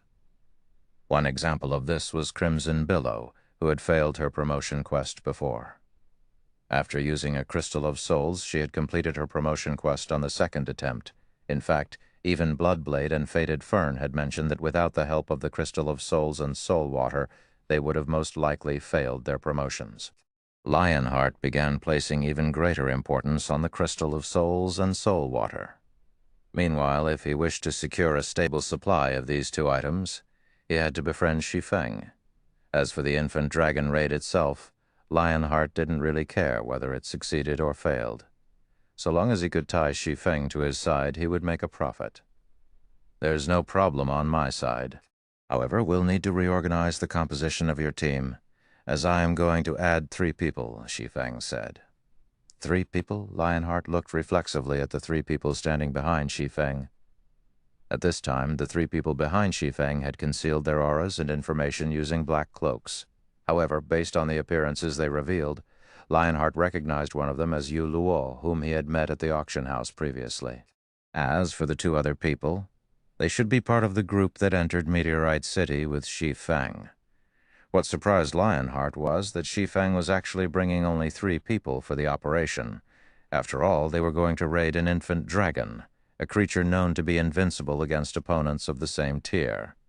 Let alone a team of 100+ Tier 3 experts, even an army of 10,000 Tier 3 experts might not be enough to defeat the infant dragon. Yet Shi Feng was planning to bring only 3 people to the raid. This is my first time visiting Meteorite City, Shi Feng said, nodding. Sorry for the poor display, Commander Lionheart. Nonsense. Since you wish to adjust the team, we naturally don't have a problem with it, Brother Black Flame, Lionheart said, shaking his head. He then invited Shi Feng to the team and passed the team leader's authority to Shi Feng. Afterward, Shi Feng inspected the team's statistics and assigned Skyflare's 5 Tier 5 players to one squadron. As for the Tier 3 players, he divided them across 6 squadrons, with one squadron having 12 healers and the other 5 having none. Upon seeing Shi Feng's team distribution, Skyflare's members were inevitably confused.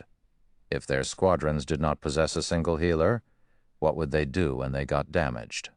while healers could heal players belonging to different squadrons. Placing all of the team's healers in a separate squadron would definitely lower their healing efficiency.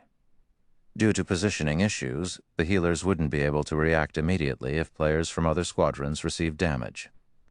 However, what Skyflare's members didn't know was that Shi Feng had never thought about the team's Tier 3 players taking damage and losing HP. After all, if a Tier 3 player got hit by a Tier 4 infant dragon, even if it were just a scratch, the player would die without question. There was no need for a healer at all. Everyone in the healer squadron must prepare at least 20 Master Mana Recovery Potions and 20 Master Steel Potions. If you don't have enough, you can go buy them now. I'll pay for them, Shi Feng said as he looked at the 12 Tier 3 healers. At Shi Feng's words, everyone present gasped. Master Mana Recovery Potion could not only instantly restore a player's mana to full, but also increase a player's mana recovery speed by 150% for 3 minutes. With 20 Master Mana Recovery Potions, a healer could last through a battle involving hundreds of thousands of players. A Master Steel Potion was even more extraordinary. At this stage of the game, it was considered a divine life-saving potion.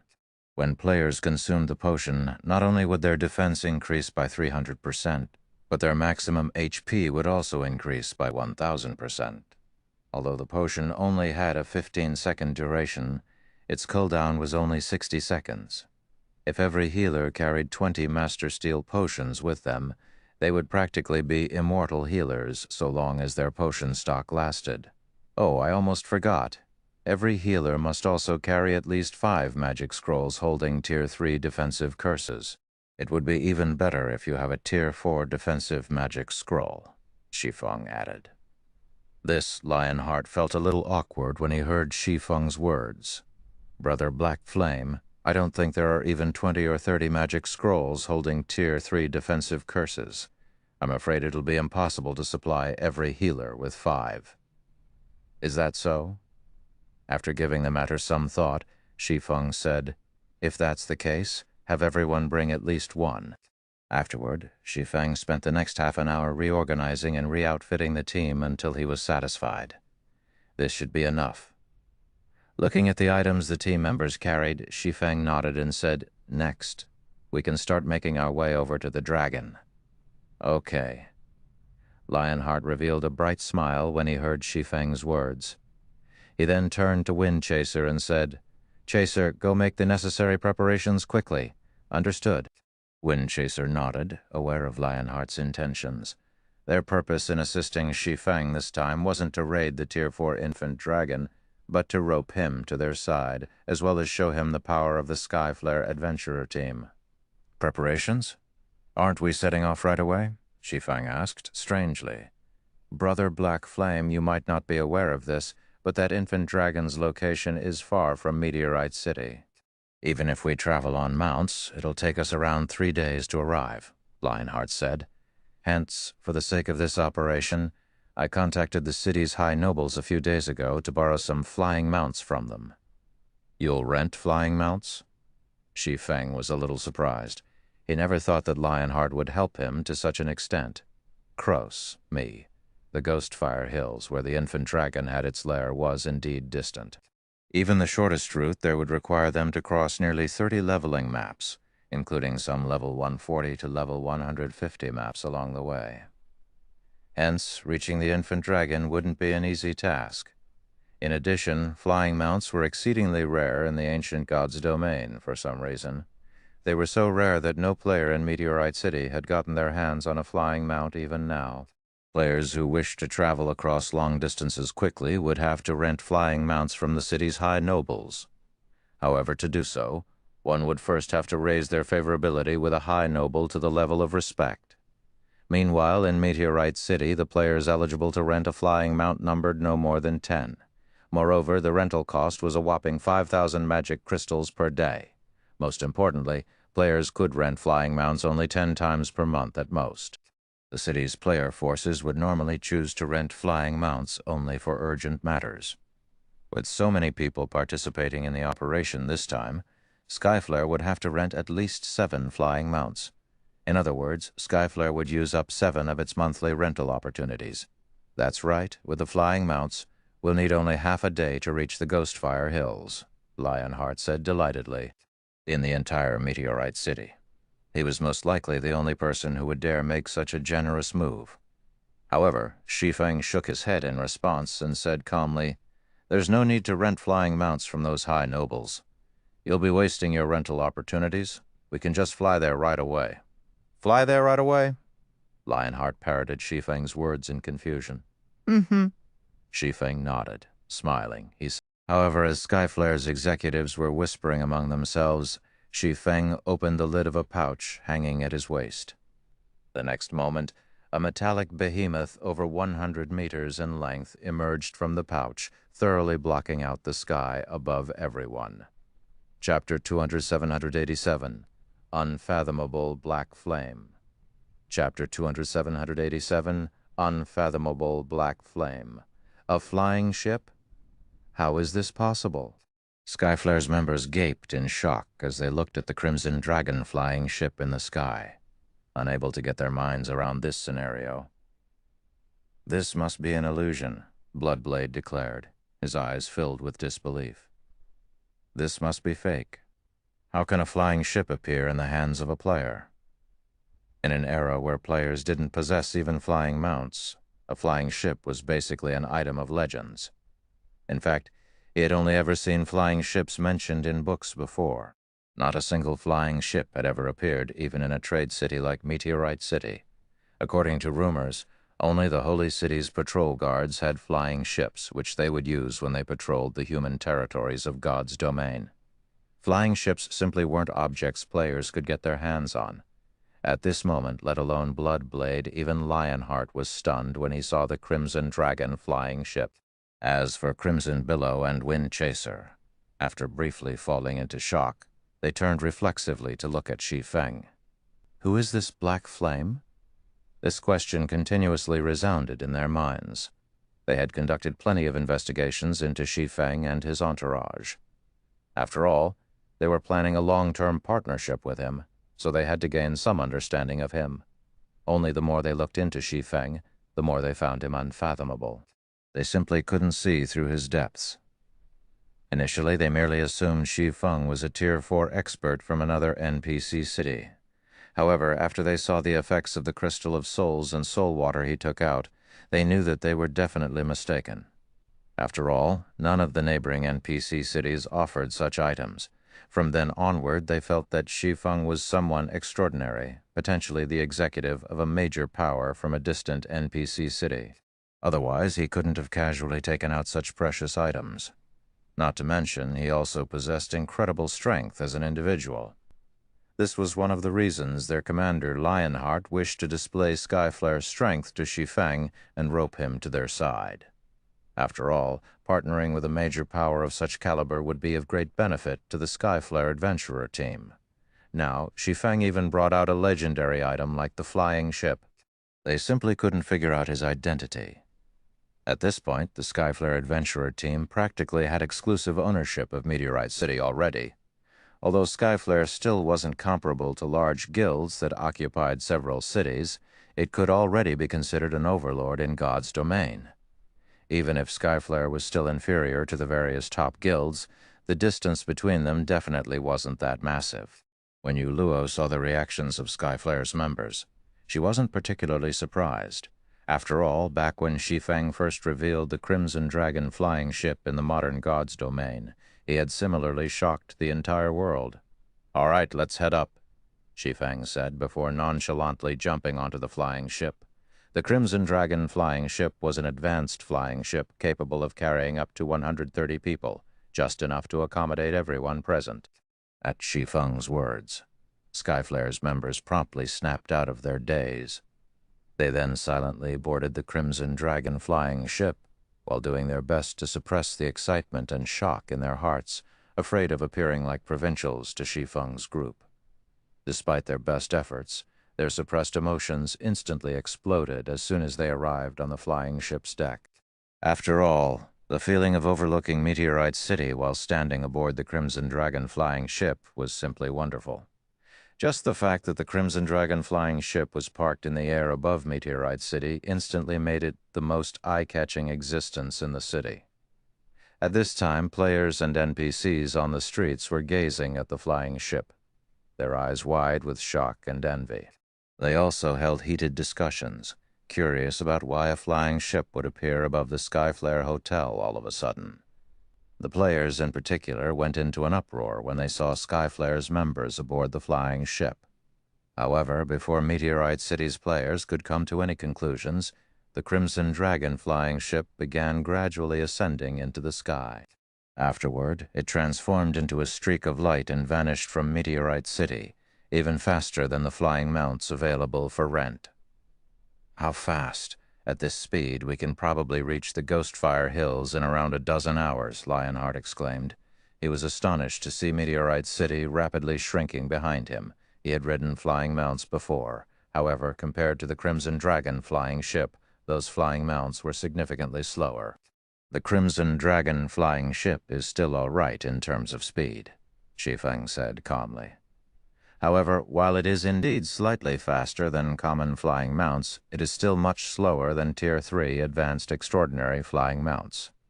In terms of destructive power, though, it is comparable to Tier 4 Advanced Extraordinary flying mounts. Although Shi Feng had spoken very calmly, Lionheart and the others paid close attention to his every word, afraid that they would miss out on even the tiniest bit of information. Brother Black Flame, you must have spent a lot of magic crystals to secure this Crimson Dragon flying ship, right? Lionheart asked, after giving the matter some thought. The flying ship he was standing on was simply too cool. From Shi Feng's description of it, it was basically a tyrant of the skies. Anyone who said they weren't interested in the Crimson Dragon flying ship would be lying. Quite a lot even now. My guild has only managed to produce 9, Shi Feng said, nodding. Most of the materials the Crimson Dragon flying ship needed were relatively common. However, it was a different story for the Titan Silver and Magic Elven stones required, especially the Magic Elven stones. Despite having bought out all of the Magic Elven stones on the market, Zero Wing had managed to construct only 9 Crimson Dragon flying ships until now. 9? Lionheart nearly failed to close his mouth. In his opinion, a guild would be plenty amazing to be able to procure even one of such sky tyrants. Yet Shi Feng's guild had 9. Are you interested in the Crimson Dragon flying ship, Commander Lionheart? Shi Feng couldn't help chuckling at Lionheart's astonished expression. I would be lying if I said I wasn't interested in such a treasure. While scanning the flying ship's deck, Lionheart said enviously, if Skyflare could have a flying ship like this, let alone occupying multiple NPC main cities, even going up against the top guilds wouldn't be a problem. The Crimson Dragon flying ship's combat power might not be a big deal for Skyflare now that the adventurer team had 5 Tier 4 players, but the flying ship's carrying capacity and speed were simply astonishing. With this flying ship, Skyflare's teams would no longer have a problem leveling up. They could travel to anywhere they wished. Skyflare could even use the flying ship to ferry resources between cities and earn a ton of magic crystals.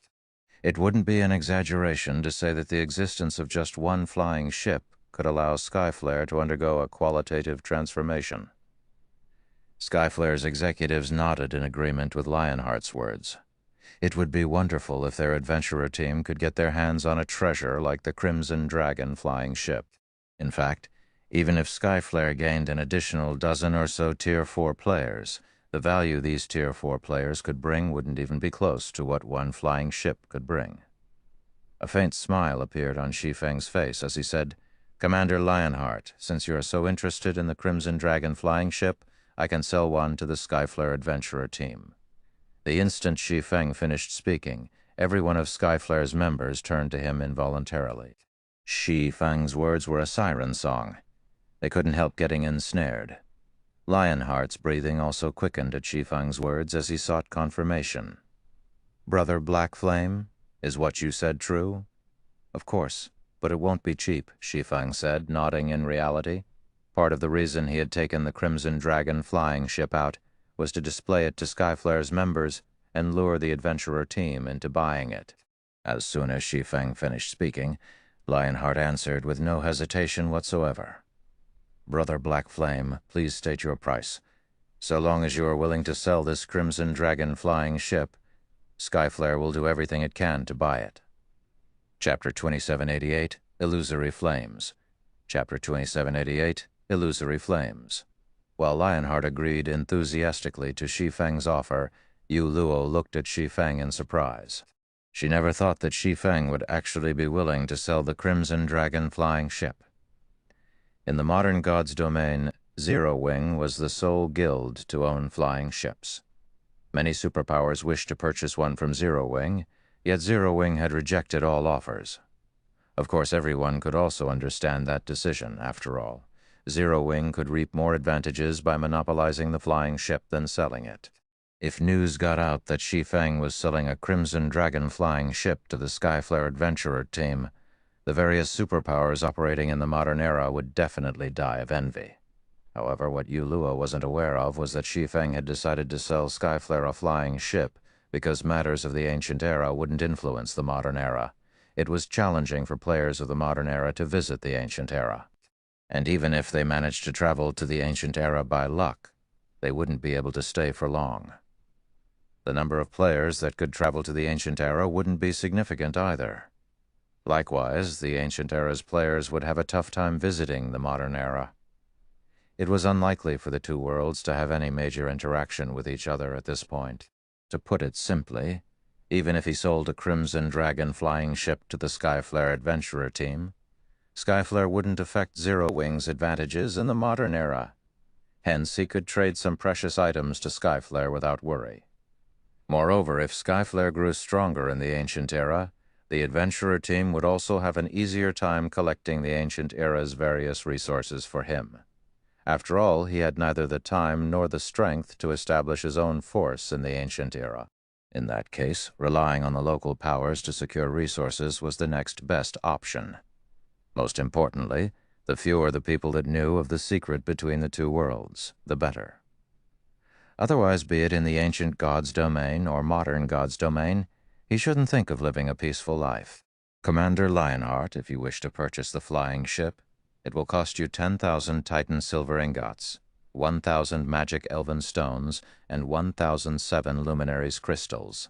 Shi Feng stated his price directly.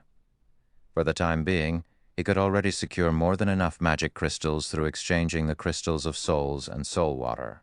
Compared to magic crystals, he prioritized obtaining materials that were rare in the modern god's domain and 7 luminaries crystals. Rare, moreover, trying to obtain these rare materials with the crystal of souls and soul water would be difficult since crystals of souls and soul water were non-essentials. After all, they merely increased players' chances of completing their Tier 4 promotion quest by a little. More precisely, the crystal of souls and soul water merely helped players complete their Tier 4 promotion quests ahead of time. In the case of players who never had a chance to complete their Tier 4 promotion quest to begin with, the items would be useless. This point was something anyone who had used the two items would know. Hence, while the various powers could accept using magic crystals, which were abundant, to exchange for crystals of souls and soul water, they would think twice if the requested currency was a strategic or rare material. After all, collecting these materials wasn't an easy task, and they were necessary for many applications. These materials basically served as the foundation of the various powers, that much. Lionheart frowned automatically when he heard Shi Feng's price. Although he had known that the Crimson Dragon flying ship wouldn't be cheap, he never expected such a steep price. Titan silver and magic elven stone were precious resources, essential to the construction of many buildings and the production of important items. As for the 7 luminaries crystal, it was something all players and powers coveted. The Skyflare Adventurer team had gone to great lengths and sacrificed many experts to occupy a small area that generated 7 luminaries crystals. Moreover, Skyflare still had to station over 1,000 Tier 3 experts there to guard the area at all times. Meanwhile, the price of 1,007 luminaries crystals would basically zero out Skyflare's stockpile. Upon seeing Lionheart's reaction, Shi Feng said unhurriedly, "Of course, this is only the first option, Commander Lionheart. You can also consider going with the second option, which is to let me invest in Skyflare and give me 5% of Skyflare's income in the future." 5%? Lionheart pondered Shi Feng's offer carefully. Honestly speaking, 5% of the current Skyflare Adventurer team's income wasn't a significant amount. However, the story would change when Skyflare grew stronger. In the long run, the income Skyflare lost would definitely far exceed the price of Shi Feng's first offer. "Commander, my suggestion is to go with the first option," Wind Chaser whispered as he looked at Lionheart agonizing over Shi Feng's offer. "Although we'll be broke for some time after buying the flying ship, Skyflare's value will far exceed those resources in the future." Now that Skyflare already had 5 Tier 4 players, its future was promising. Giving away part of its income for just one flying ship was unnecessary. The other Skyflare executives also looked toward Lionheart, their eyes clearly conveying agreement with Wind Chaser. Taking a deep breath, Lionheart looked at Shi Feng and said, "Brother Black Flame, I chose the first trading option. Once this operation is over, we can conduct the transaction in Meteorite City. However, the amount of materials you need is too significant. While we have enough 7 Luminaries crystals, I can't say the same for the Titan Silver and Magic Elven Stones. I don't think we can meet your demands even if we take out Meteorite City's stockpile. We can, at most, fulfill 50% of your required amount. May I know if we can make up for the remaining amount using 100 top-tier epic weapons and equipment?" This, after giving the matter some thought, Shi Feng said, "That's fine as well, but I will accept only level 150 epic weapons and equipment." In Meteorite City, the total value of 5,000 Titan silver ingots and 500 magic elven stones was equivalent to 80 top-tier epic weapons and equipment at most. Moreover, acquiring so many top-tier epic weapons and equipment wouldn't necessarily be possible. After all, while many NPC merchants in the ancient god's domain sold epic weapons and equipment, there was still a limit. This was especially true for top-tier epic weapons and equipment.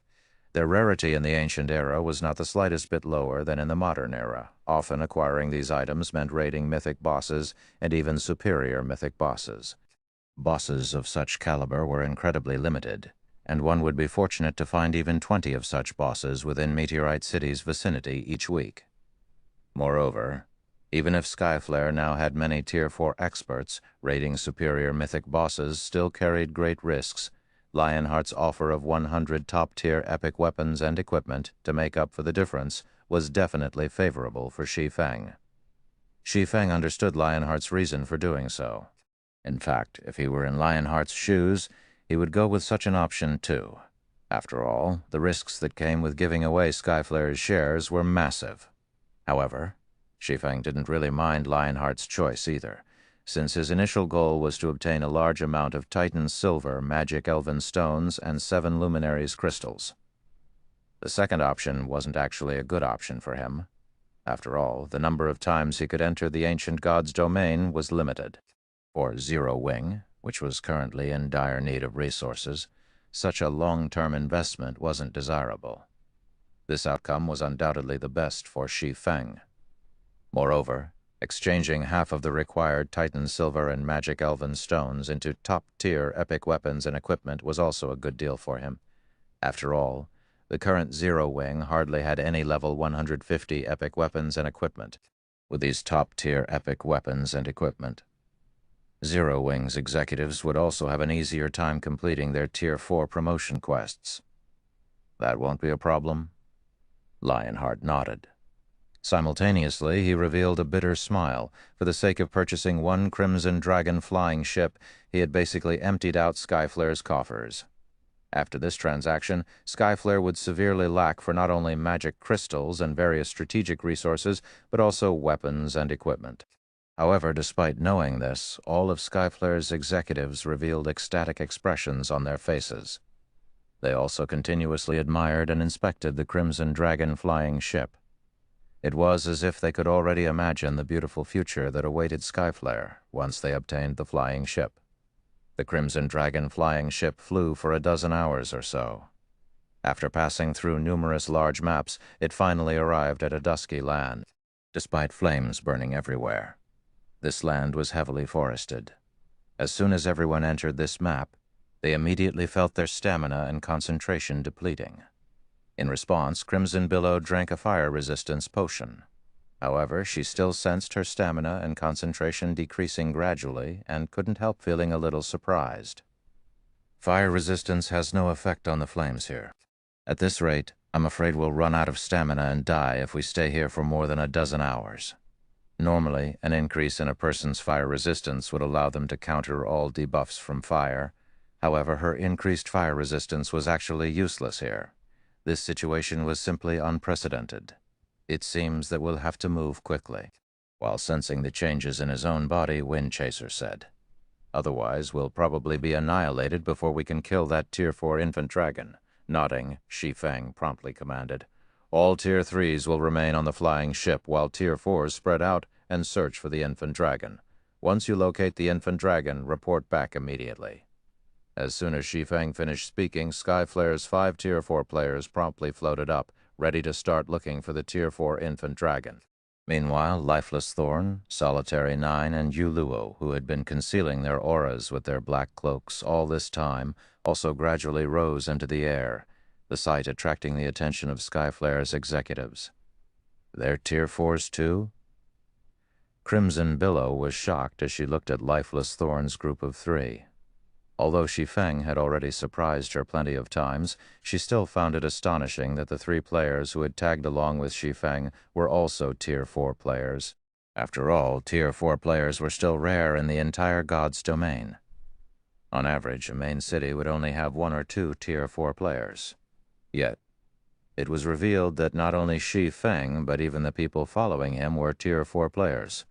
Since when were Tier 4 players as common as cabbages? It seems Black Flame has far more secrets than we think. Fortunately, we chose to partner with him. I really don't want to imagine what would have happened had we chosen to make an enemy out of him," Wind Chaser said, smiling bitterly.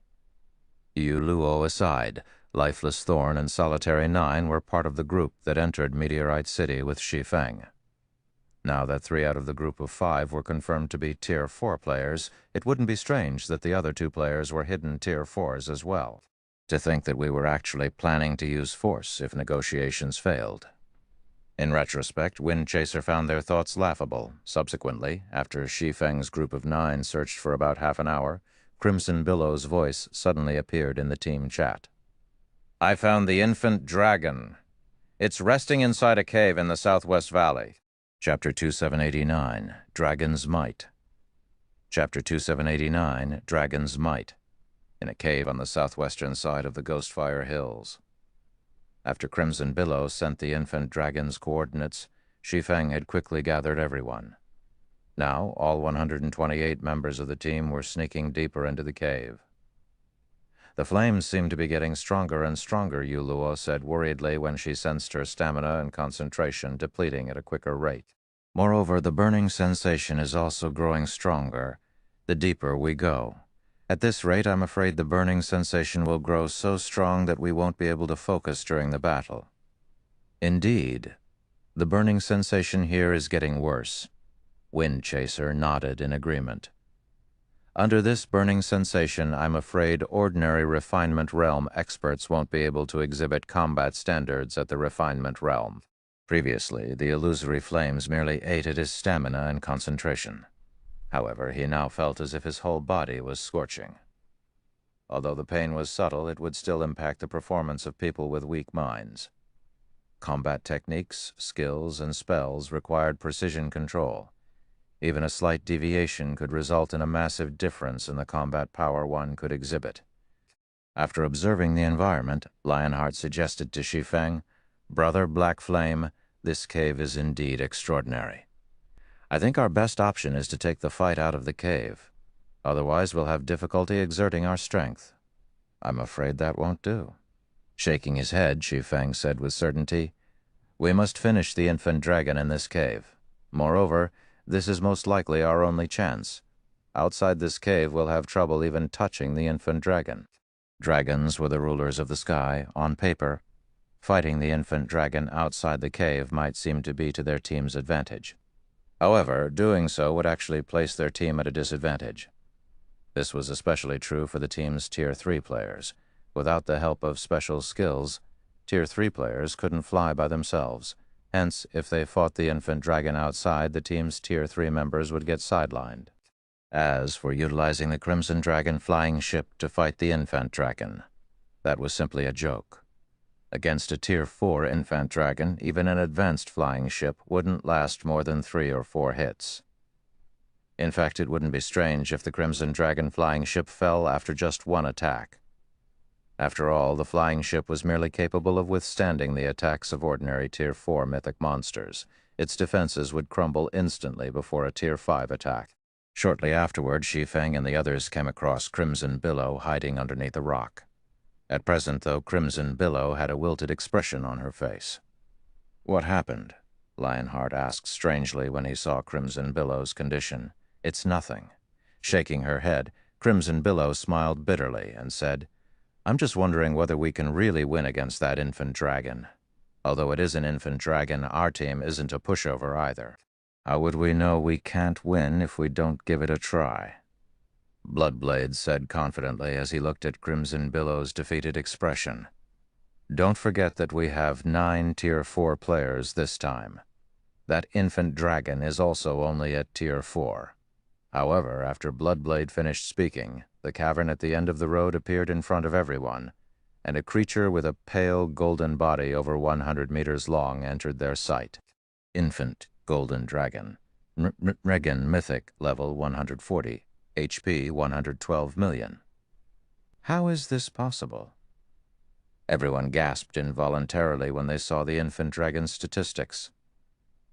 Even Lifeless Thorn and Solitary 9, who had seen a half-step Demon King before, were astonished.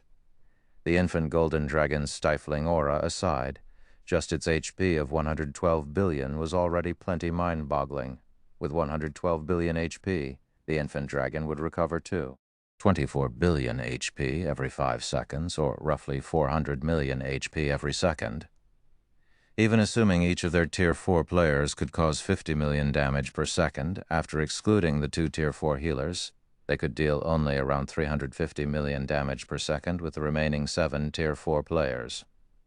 Moreover, this was all under the premise that the infant dragon didn't possess a powerful defense and wouldn't put up any resistance. Not to mention, the infant dragon before them was part of the Golden Dragon tribe. Its bloodline was of a much higher purity than ordinary dragons. Among the dragon race, the Golden Dragon's bloodline was second only to divine dragons. It's no wonder they say dragons are invincible among existences of the same tier. With such HP, even if we can survive this infant dragon's attacks, I doubt we can actually kill it. Windchaser couldn't help feeling shaken. Although HP wasn't everything, it could still provide an intuitive gauge of an existence's general strength. With how much HP the infant dragon possessed, it was easy to imagine how terrifying its basic attributes were. They were definitely at least 2 or 3 times higher than those of the average superior mythic monster of the same level. What did that mean? With an attack from a superior mythic monster of the same level, a Tier 4 player would still receive significant damage even if they merely defended themselves. However, if a Tier 4 player tried defending against one of the infant Golden Dragon's attacks, they would be fortunate to retain a scrap of HP to keep themselves alive. If they were unlucky, they would be one-shotted. In other words, if their team wished to fight the infant Golden Dragon, they couldn't allow even a graze from it. Otherwise, lives would be lost. At this moment, Lionheart and the other Skyflare executives finally understood why Shi Feng didn't assign healers to any of the Tier 3 combat squadrons. After all, Tier 3 players would be no different from ants in the upcoming battle. They were insignificant existences that would disappear upon coming into contact with even the slightest shockwave. Hence, there was naturally no need to assign healers to them.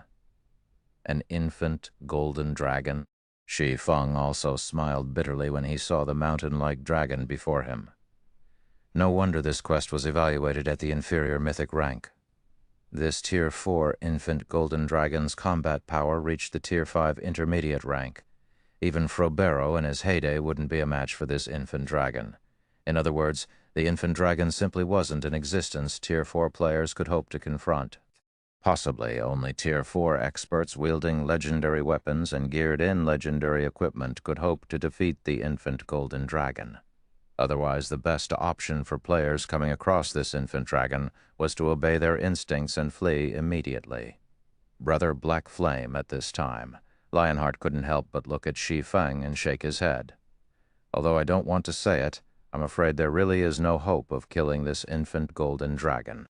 After seeing the infant golden dragon for himself, he finally understood that the records in books weren't entirely trustworthy. After all, the infant dragon before him was many times more terrifying than what was described in the library books he read. It simply wasn't an existence Tier 4 players could hope to fight. At the very least, it is absolutely impossible for their present selves. Most likely, only Tier 4 NPCs would have a glimmer of hope. "No, that's not necessarily true," Shi Feng said, shaking his head. A hint of determination appearing in his eyes, he continued, "We're not exactly out of options. It's just that we'll need to gamble." Killing this Tier 4 infant golden dragon was imperative. However, it wasn't just for the sake of completing his inferior mythic quest, but because he couldn't continue staying in the ancient god's domain. After all, his initial goal in visiting the Earthfall secret land was simply to acquire the necessary resources for constructing the small mobile fortress. Now that he had achieved his goal, he couldn't remain here, as there were still many things he needed to attend to in the modern god's domain. Meanwhile, killing the infant dragon before him was his best chance to attract the world's attention and get the world to banish him from the ancient god's domain. Gamble? Lionheart was slightly surprised by Shi Feng's words. He simply couldn't see how they could possibly defeat the infant dragon before them.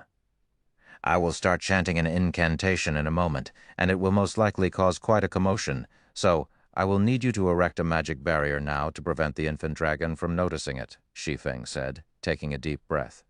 "As for the subsequent battle, I will need you, Commander Lionheart, to act as support. Both Yu Luo and Fated Fern will be tasked with healing you. 9.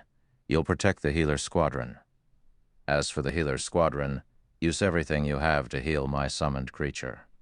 Do not stop for even a moment." Summoned creature? Lionheart and the others were confused by Shi Feng's words. They found it hard to imagine that any summoned creature could stop the infant golden dragon for even a moment. Despite their doubts, everyone still obeyed Shi Feng's commands. The next moment, over 100 people each took out a magic array scroll from their bags and instantly erected a barrier to isolate the tunnel from the cavern. With this magic barrier present, the infant golden dragon wouldn't detect anything they did inside the barrier, even if it was awake right now. "Brother Black Flame, everything is ready. You can begin whenever you want," Lionheart said. Looking at the advanced magic array, he couldn't help feeling a little heartache. However, to avoid disturbing the infant golden dragon, they had no choice but to use it. Meanwhile, after Shi Feng personally verified that everything was set up correctly, he took out the Bible of Darkness and began chanting an incantation. Originally, he had not planned to use the Bible of Darkness. After all, the cost of using it at Tier 4 was far too great. He estimated that after a few more uses, his soul would get devoured by the power of darkness. However, if he wished to slay the infant golden dragon now, he could only take the risk. Immediately after Shi Feng began chanting, the mana inside the barrier gave off a bone-chilling sensation, the complete opposite of the burning sensation it gave off previously. Before anyone could react to the change, the barrier's interior suddenly went dark. Everyone could feel endless loneliness, coldness, and despair coming from the darkness around them. Standing in this dark environment didn't feel the slightest bit better than standing in the infant dragon's presence. As Shi Feng continued incanting, the infant golden dragon slumbering outside the barrier suddenly opened its eyes as if startled awake. Its massive eyes then looked directly at the barrier-enveloped tunnel vigilantly. How is this possible? Fated Fern, who was hosting the magic barrier, was stunned by this development. The advanced magic array they used, Spatial Wall, could thoroughly isolate an area from the outside world. Even if a large explosion went off inside the barrier, nobody in the outside world should be able to notice it. Nonetheless, the infant dragon had clearly noticed them. What a despicable dark energy, looking at the empty tunnel before it. The infant golden dragon bellowed. "It seems you humans have fallen as well. To think you would actually come seeking death together with a demon." The infant dragon's bellow instantly extinguished the advanced magic barrier like a storm blowing out a candle. Simultaneously, the figures of Shi Feng and the others appeared before the infant dragon. Brother Black Flame, seeing that the infant dragon had already stood up, Lionheart raised his shield anxiously. He then sent a sidelong glance at Shi Feng and asked, "Are you still not done?" The power of the dragon before them far exceeded his expectations. Normally, even mythic monsters couldn't destroy the spatial wall so easily, yet the infant dragon had accomplished this feat with just one roar. He simply didn't dare imagine how powerful an actual attack from the infant dragon would be. "I'm done. I made it just in time," Shi Feng said, a smile appearing on his pale face. As soon as Shi Feng finished speaking, a dark void appeared in the cavern's ceiling. A stone door even larger than the infant golden dragon then fell out of this void. Before the players and infant dragon could react to this turn of events, the stone door gradually opened. Chapter 2790, Heaven-Defying Battle. Chapter 2790, Heaven-Defying Battle. The demon gate inside the cavern opened. However, when the door was only partly open, a cold voice suddenly came from beyond it. Shi Feng's group and the awakened infant golden dragon shuddered involuntarily upon hearing this voice. A little golden lizard and a heaven-blessed individual. Wait, no. You're not an existence of this world. Interesting. How interesting. Oh, the Bible of Darkness is actually damaged? Wonderful. This is truly wonderful. The demonic words that came out of the door echoed in everyone's mind. Although the voice spoke in a calm tone, the aura escaping the door paralyzed everyone momentarily. The infant golden dragon glared at the door in fear. A Tier 5 demon king? Shi Feng was astonished when he sensed the frightening aura from the demon gate. According to his expectations, he would already be fortunate if he could summon even a demon prince. After all, the Bible of Darkness had yet to reach its perfect state. However, the existence behind the demon gate was undoubtedly much stronger than a demon prince. In fact, none of the Tier 5 existences he had come across thus far had exuded such a powerful aura. This book isn't suitable for a little guy like you. Give it to me. Only if it is in my hands can I truly descend onto this land. At the Demon King's words, Shi Feng suddenly sensed his control over the Bible of Darkness waning, and the Bible actually started flying toward the demon gate. Seeing this, Shi Feng couldn't help being shocked. He never thought that a demon could resist and manipulate the Bible of Darkness's power. Hurriedly, he used all his strength to wrestle back control over the Bible of Darkness. "Stop wasting your energy, little fellow. I will be taking this damaged Bible of Darkness. However, you can also rest assured. Once my clan and I thoroughly descend upon this world, I will make sure to spare you." At these words, the Bible of Darkness struggled even harder to break free from Shi Feng's grasp. In fact, his connection with the Bible of Darkness was even severed completely, and the only thing he could do now was hold on to the book with brute force. "Despicable human, you actually dared summon that thing here." The infant golden dragon bellowed. Evidently, it had figured out the identity of the existence beyond the demon gate. "I will not let you succeed. Die." After letting out a roar, the infant dragon suddenly widened its mouth. Immediately afterward, a threefold magic array took shape before it. "Not good. It's using dragon breath. Everyone dodge quickly," Shi Feng shouted, surprised by the infant dragon's actions. A Tier 4 dragon breath would undoubtedly carry power at the Tier 5 intermediate rank standard. Let alone Tier 3 players, even Tier 4 players would die if they faced it. The only way they could survive this attack was to dodge it. However, the infant golden dragon was simply too fast. Before anyone could react, the threefold magic array had already taken shape. The next moment, a destructive energy ball shot out of the infant dragon's mouth. The energy ball's speed and size making it impossible for anyone to avoid in time. Everyone could only watch as the dragon breath approached them. "It's over."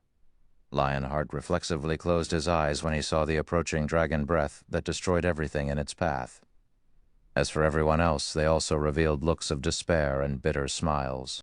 Previously, they thought that they still stood a chance against the infant golden dragon, albeit a small chance.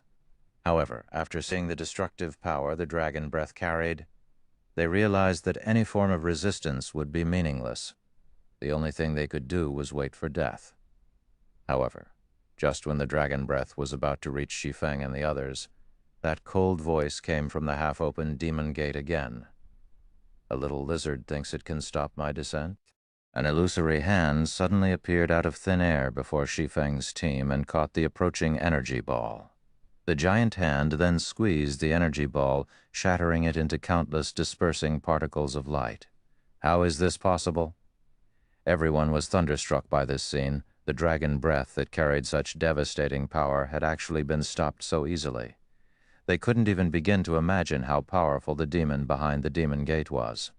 However, despite this sudden turn of events, Shi Feng's complexion did not improve. On the contrary, it even turned gloomier instead. Despite being only halfway summoned, the summoned Demon King could already exert enough strength to block a Tier 4 dragon breath casually. The Demon King's strength was definitely at the Tier 5 peak rank. This meant that the existence beyond the Demon Gate wasn't just an ordinary Tier 5 Demon King. It was a Tier 5 Great Demon King. If Shi Feng allowed a Great Demon King to descend onto God's domain, even if it was the ancient God's domain, it would still spell disaster for the entire continent. Reiko, however, before Shi Feng and the others could recover from their surprise, the infant golden dragon suddenly appeared above them. At this time, golden runes covered its body, and the aura it exuded was significantly stronger than before. It can still become stronger? When Shi Feng looked at the infant golden dragon in the air, he was genuinely shocked for the first time in a long while, after all. The infant golden dragon was much stronger than he expected. Comparable to Tier 5 existences? What a joke. The aura and power the infant golden dragon currently displayed had already more than doubled. It was definitely much stronger than ordinary Tier 5 existences. In fact, he doubted he could survive one attack from it, even if he activated his berserk skill. Despicable demon, you can't use your full strength while behind that door. I refuse to believe you can keep blocking my attacks. So long as your summoner dies, you will have to remain in that endless abyss forever. The infant golden dragon glared at the demon gate, a hint of disdain and mockery in its eyes. It then opened its mouth and launched another dragon breath. This dragon breath was much more terrifying than before.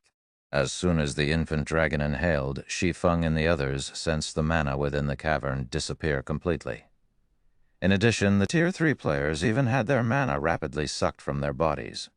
And although the Tier 4 players managed to prevent their mana from getting plundered, their ability to manipulate mana was greatly hindered. Now they couldn't even exhibit half of their usual combat power. This is that infant dragon's true strength? Bloodblade fell into despair as he looked at the massive figure in the air.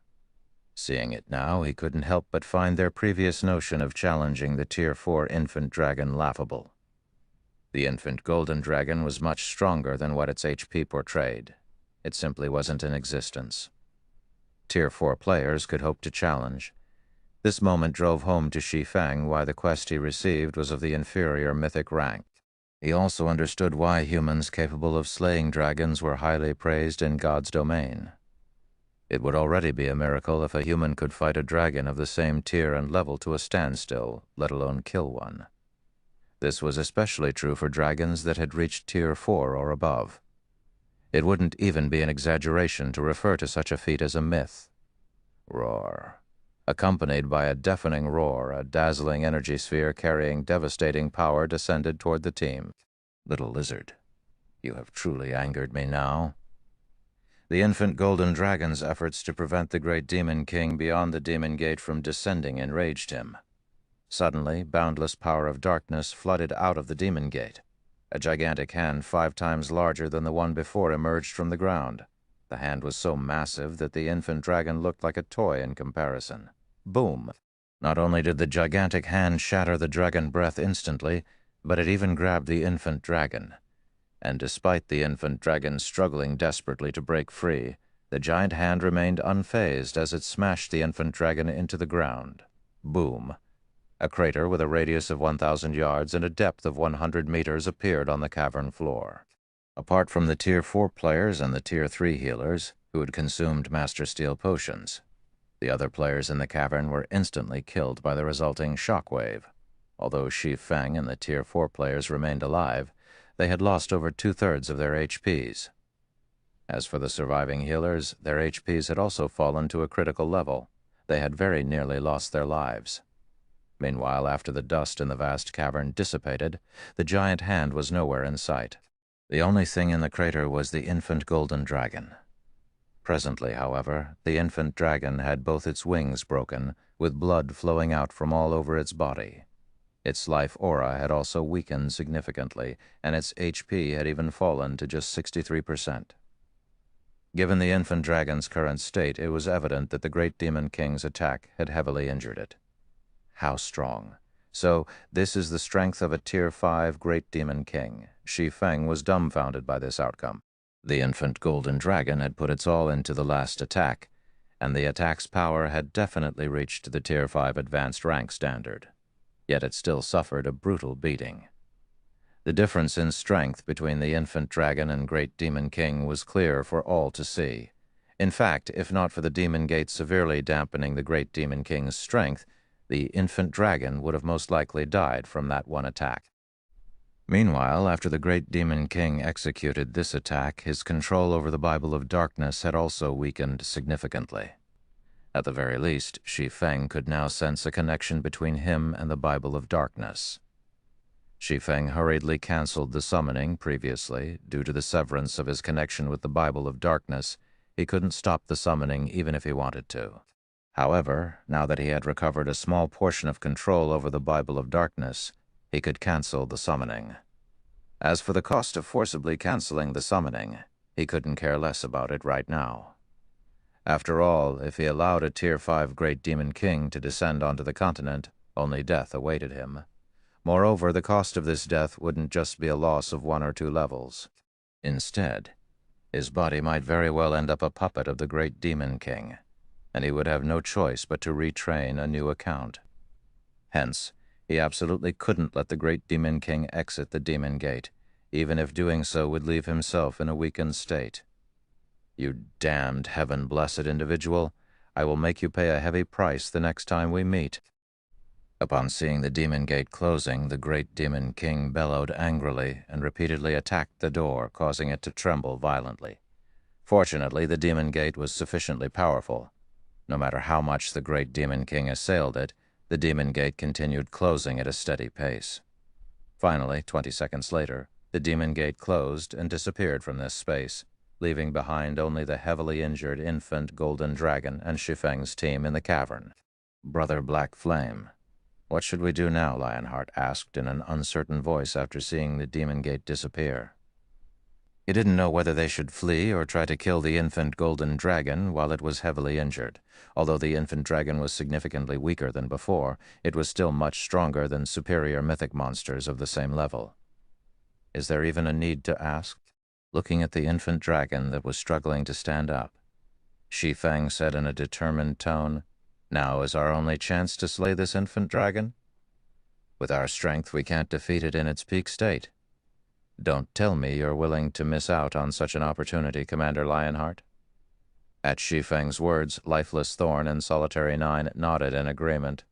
If the infant golden dragon wasn't heavily injured, killing it with their present strength was nigh impossible. Only Tier 5 players could possibly go up against it.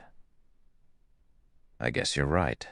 As Lionheart looked at the infant golden dragon, a trace of determination also appeared in his eyes. He then said, "Since that's the case, let's kill it before it recovers." After saying so, Lionheart raised his shield and led the charge against the infant golden dragon, with all the other Tier 4s except for Shi Feng following close at his heels. Chapter 2791, Infant Golden Dragon's Fall. Chapter 2791, Infant Golden Dragon's Fall. Insignificant Humans. "Do you think you can insult me just because I am heavily injured?" When the infant golden dragon saw Lionheart and the other Tier 45 charging toward it, anger flared in its amber pupils, and it let loose a deafening roar. A shockwave immediately spread from the infant dragon to its surroundings. Boom, boom. Series of collisions echoed throughout the cavern as Lionheart and the others got hit by the shockwave. Aside from Lionheart and Solitary 9, everyone else on the team went flying back several dozen meters, a stinging pain washing through their bodies. They also lost over 2 million HP from the attack. Lifeless Thorn and the others, who only had around 6 million HP, had basically lost 1/3 of their HPs to the shockwave. It's still so strong even after getting injured. Everyone gasped when they saw their own HP bar. The infant golden dragon was clearly extremely weakened right now, yet it still managed to inflict so much damage with only its roar. Its strength was simply terrifying. At this time, even Shi Feng was stunned by this situation. In addition to its heavy injuries, the infant dragon was also suffering from the heavenly dragon's breath's suppression. Otherwise, everyone would have most likely lost over half of their HP from the shockwave. Tier 3 healers, keep up. Restore the damage dealer's HP with everything you've got. Don't stop even for a moment. Shi Feng, who was currently incapacitated due to the backlash from forcibly canceling the demon summoning, hurriedly issued commands across the distance. You Luo and Faded Fern, you two prioritize healing Lionheart and 9. Make sure their HPs are full at all times. At Shi Feng's command, Faded Fern, a Tier 4 oracle, swung her staff and double-cast 2 Tier 3 curses. Tier 3 defensive curse, contract barrier. Tier 3 strengthening curse, heavenly god's prayer. Immediately, a translucent barrier formed around the bodies of Lionheart and Solitary 9. Simultaneously, divine runes appeared on the bodies of everyone on the team, doubling everyone's resistances and defense and increasing everyone's physique by 20% for 20 minutes. She even has a Tier 3 AoE strengthening curse? Shi Feng was surprised as he looked at Fated Fern. Strengthening spells were incredibly rare in God's domain. In fact, they were 10 times rarer than ordinary curses of the same tier. This was especially true for AoE strengthening spells. The value of such a spell was practically equivalent to a fragmented legendary item. In his previous life, any player who wielded strengthening spells would receive the VIP treatment from the various superpowers. This was because, unlike Berserk skills, strengthening spells had short cooldowns and long durations. An AoE strengthening spell could elevate a team's combat power to a whole other level. In the past, one of the reasons Violet Cloud was recognized as one of the 10 great cleric gods was her possession of many AoE strengthening spells. This prompted the various superpowers to desperately seek her. As far as Shi Feng knew, nobody in the modern god's domain had gained a strengthening spell even now. Yet not only did Fated Fern possess a strengthening spell, but it was even of the AoE variety. How could he not be surprised by this situation? Meanwhile, after Fated Fern cast Heavenly God's Prayer, the team's overall combat power evidently rose by a slight margin. Good. Let's continue. After seeing the barrier protecting his body, Lionheart charged forward once more. This time, the infant dragon no longer attacked with its roar. Instead, it swept its tail at the approaching players. However, despite seeing the tail that shattered even space itself bearing down on him, Lionheart did not back away. Instead, he raised his shield and stood his ground. He then activated the Tier 3 defensive skill, Blood Cloud. A crimson barrier appeared before his body, one capable of absorbing 6 attacks. Although the barrier could fully nullify only attacks at the Tier 4 standard and below, it could still diminish the damage of Tier 5 attacks. Boom! The blood cloud instantly exploded upon coming into contact with the infant dragon's tail. However, thanks to the blood cloud dampening the blow, Lionheart only stumbled 2 steps backward and lost a little over 6 million HP. For Lionheart, who had already reached level 137 and possessed 17.2 million HP, this amount of damage was still tolerable. Upon seeing that Lionheart could take on the infant dragon's attacks, everyone else on the team breathed out a sigh of relief and began assaulting the infant dragon.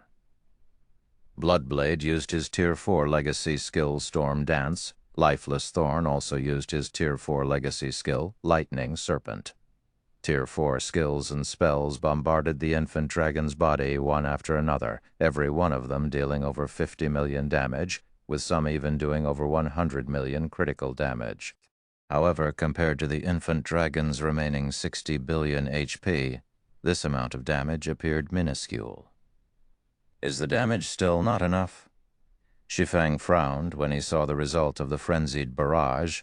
Apart from Lionheart, the 5 other Tier 4 players fighting were currently attacking the infant dragon with everything they had. Yet, the damage they caused just barely exceeded the infant dragon's battle recovery. Moreover, this was with the infant dragon's battle recovery halved due to its heavy injuries. The Tier 3 healers, healing from a distance also, couldn't help growing anxious in this situation. At this rate, their team would need more than an hour to finish the battle. Meanwhile, 1 hour was definitely more than enough for the infant golden dragon to recover from its injuries. If that happened, they would be doomed. Lionheart and the others were also aware of the situation. However, this was already the best they could do.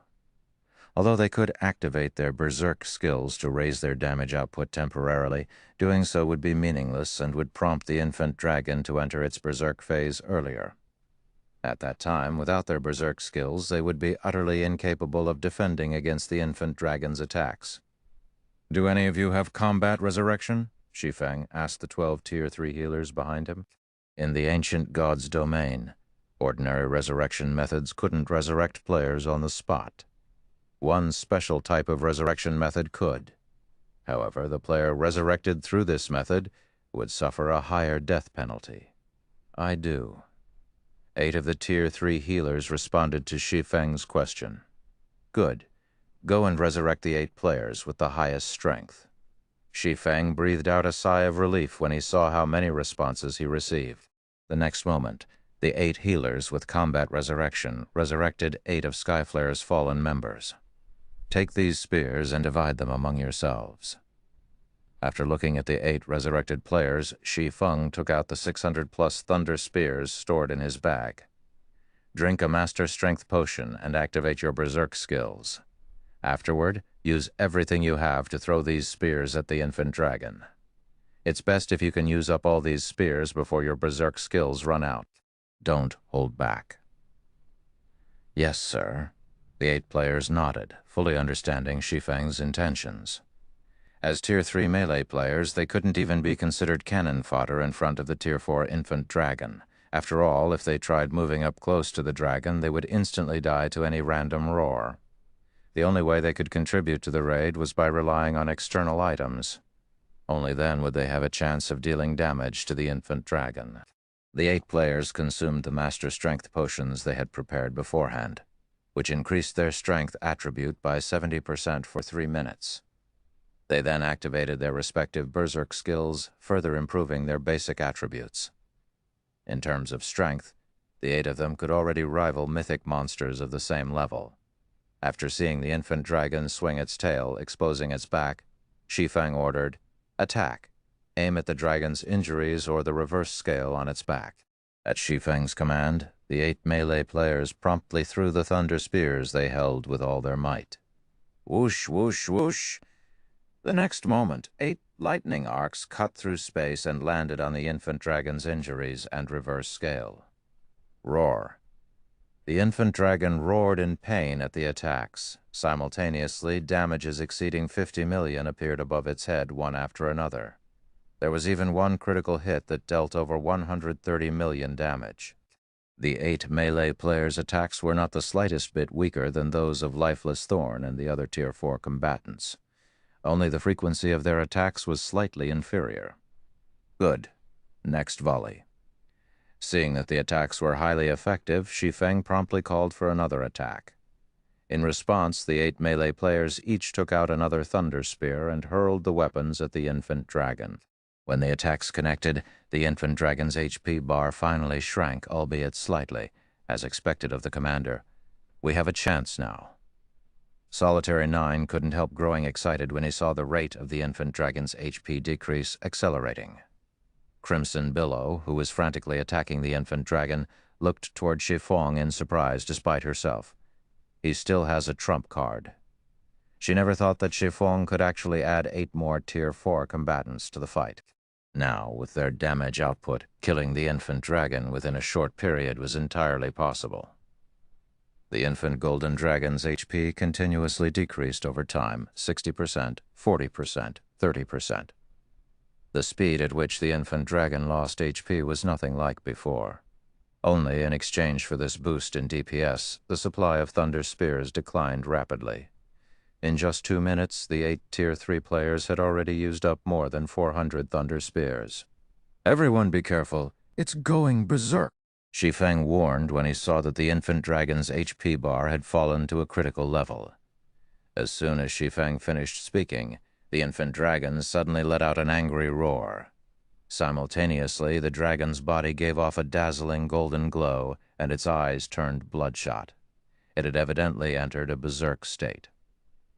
"All right, since Brother Blackflame has let us see his cards, let's show him ours as well." Glancing at Faded Fern, Lionheart shouted, "Fern, it's your turn now." "Leave it to me," Faded Fern smiled. She then took out the Tier 5 sealing crystal from her bag and began chanting an incantation. Immediately, as if time had frozen, silence fell over the entire cavern. The only exception to this phenomenon was the gradually shattering crystal in Faded Fern's hand. Before the infant golden dragon could smash its claw at Lionheart, a magic spear, several hundred meters long, suddenly appeared above the infant dragon and struck its head. Tier 5 spell. Destruction Spear. Boom. The infant dragon's titanic body instantly collapsed to the ground, the impact creating a crater several dozen meters deep. The space surrounding the crater even turned into a dark void. The next moment, a damage value exceeding 10 billion appeared above the infant dragon's head. In addition, not only did the infant dragon's berserk state get interrupted, but the infant dragon was even powerless to push itself off the ground. The power of the destruction spear stupefied everyone present.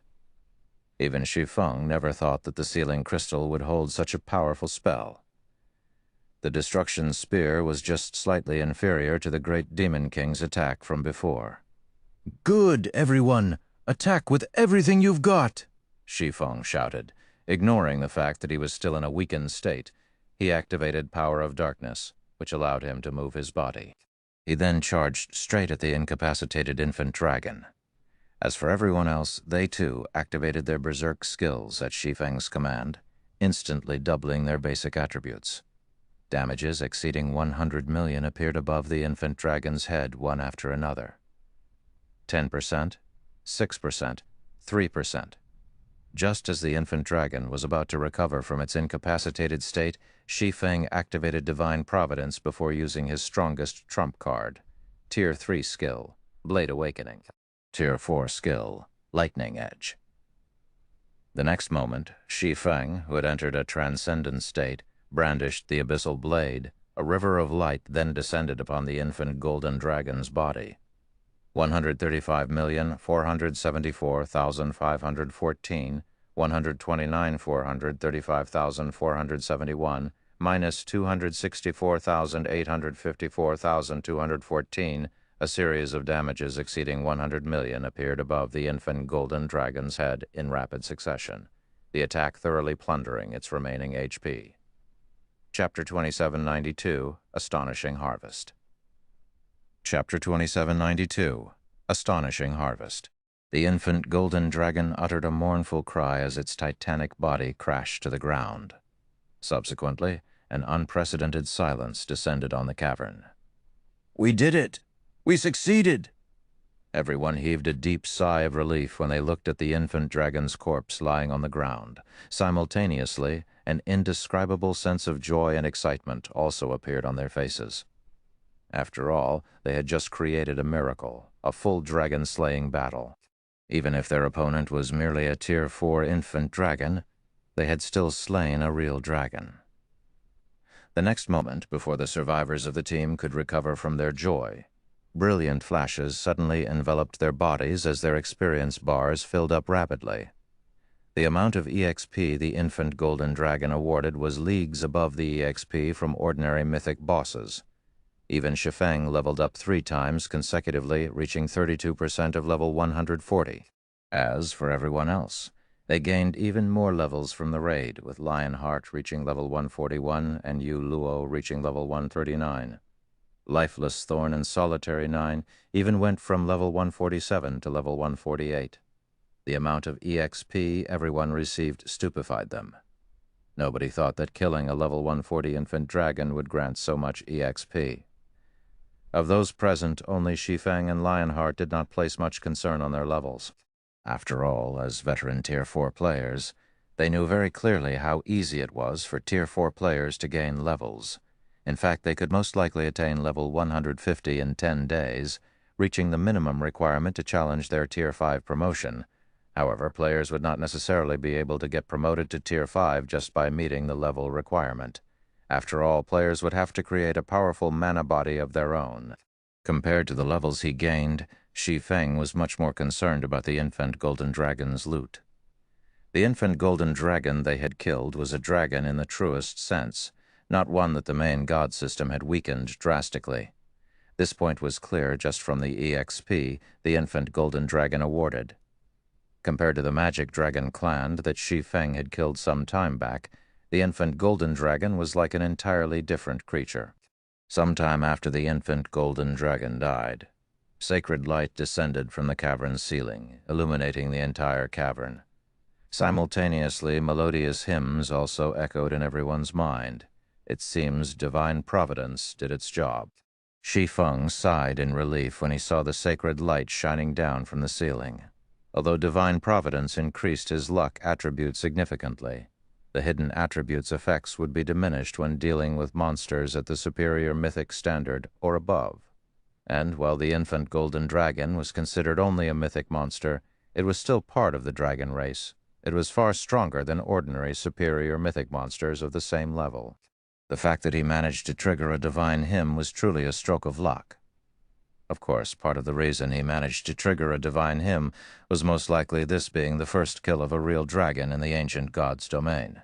Meanwhile, as the divine hymn descended, a system notification also entered everyone's ears. System, congratulations, you have killed a Tier 4 infant golden dragon. You have obtained the Dragon Slayer title, world reputation plus 100, and 1 gold legacy treasure chest. Crap. There's such a benefit as well. Bloodblade was astonished when he saw the system notification. Initially, he thought that they would be working for Shi Feng for free. He never imagined that slaying the infant dragon would earn them such astonishing rewards too. At this time, even Lionheart was surprised by this situation. After all, the rewards were simply too lucrative. Firstly, the Dragon Slayer title would allow them to enjoy the status of a high noble in the various cities of God's domain. In fact, their authority would be even greater than the typical high nobles, close to reaching that of a city lord, not to mention with the Dragon Slayer title equipped. Their basic attributes and physique would increase by 20% when dealing with dragon-type monsters in the future. As for the awarded gold legacy treasure chest, it was something all Tier 4 players would dream of obtaining. The gold legacy treasure chest had a considerable chance of awarding a legacy book, which would grant the user with a significant number of legacy skill points when used.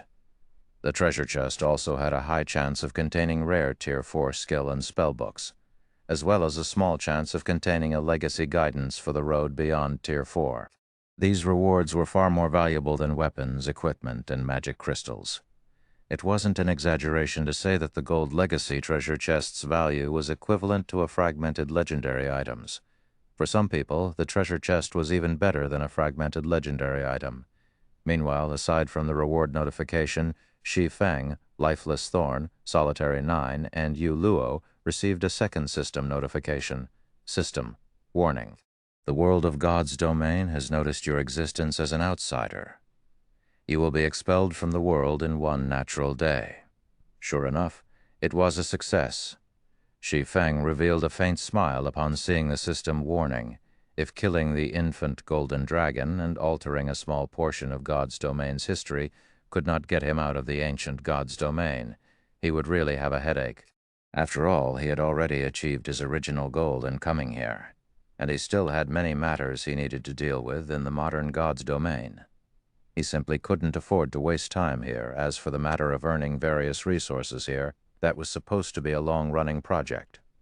Moreover, the amount of resources he could obtain depended entirely on the Skyflare Adventurer team's strength and resources. Meanwhile, Skyflare's development couldn't be accomplished overnight. This is great. I can finally go home. As for you, Luo, she too grew joyful when she saw the system warning. In fact, she felt even happier at seeing this system warning than when she received the Gold Legacy treasure chest. While everyone rejoiced over the Gold Legacy treasure chest they received, over 100 items appeared in midair and began descending to the ground. The sight of the infant golden dragon's loot made everyone present momentarily forget about the Legacy treasure chest. IOI. The aura of items can actually reach such an intensity. Crimson Billow was astonished as she studied the items that were gradually piling up on the ground. Just what kind of items dropped?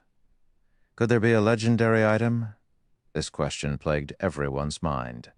The reason for everyone's reaction was the aura that the infant dragon's loot radiated, which practically rivaled that of superior mythic monsters. Even ordinary Tier 3 players would have to expend a lot of effort just to approach the loot. At this time, only Shi Feng managed to remain relatively calm. This was because he had heard of other people slaying dragons before. Only the dragons that the god-ranked expert teams killed back then weren't Tier 4 infant dragons, but adult dragons at the peak of Tier 5. According to what he had heard, the sight of those dragons' loot was truly a spectacle to behold. Just the visual phenomenon the loot created had covered a radius of over 10,000 yards. The combined aura the items radiated had also been so powerful that even Tier 4 players couldn't approach the loot. Only Tier 5 players and above could do so. In comparison, the visual phenomenon created by the infant golden dragon's loot only covered a radius of several hundred yards. The aura the loot radiated was so weak that even Tier 3 peak experts could approach it if they gritted their teeth. Shi Feng didn't find this outcome particularly surprising. However, the infant golden dragon's loot and Tier 5 adult dragon's loot wouldn't actually have a significant difference in quality. What difference in quality there was would only be akin to the difference between an epic item and a fragmented legendary item. It wouldn't be as significant as the difference between a fragmented legendary item and a legendary item. After all, both kills were dragons. One side was just slightly stronger. Moreover, as Tier 6 god-ranked experts were responsible for killing the adult dragons, the loot quality was reduced. In comparison, their team had defeated a Tier 4 infant dragon without a single Tier 5 player on the team. If one were to talk about raid difficulty, their team faced a much greater difficulty than the Tier 6 god-ranked expert teams. I wonder if it dropped a complete Saint Guidance. If one did drop, I might be able to improve my mana body further. Shi Feng prayed inwardly as he looked at the items slowly piling up on the ground. At this time, compared to materials, weapons, and equipment, what he hoped to obtain more was a legacy guidance. This was typical of Tier 4 experts. After all, even with multiple fragmented legendary items, a Tier 4 expert wouldn't be able to go up against Tier 5 existences. As for the possibility of the infant golden dragon dropping a legendary item, that was utterly impossible. As far as Shi Feng knew, players couldn't obtain legendary items through killing monsters. It didn't matter even if the monster in question was a dragon. At best, monsters would only drop fragmented legendary items that could be repaired into legendary items.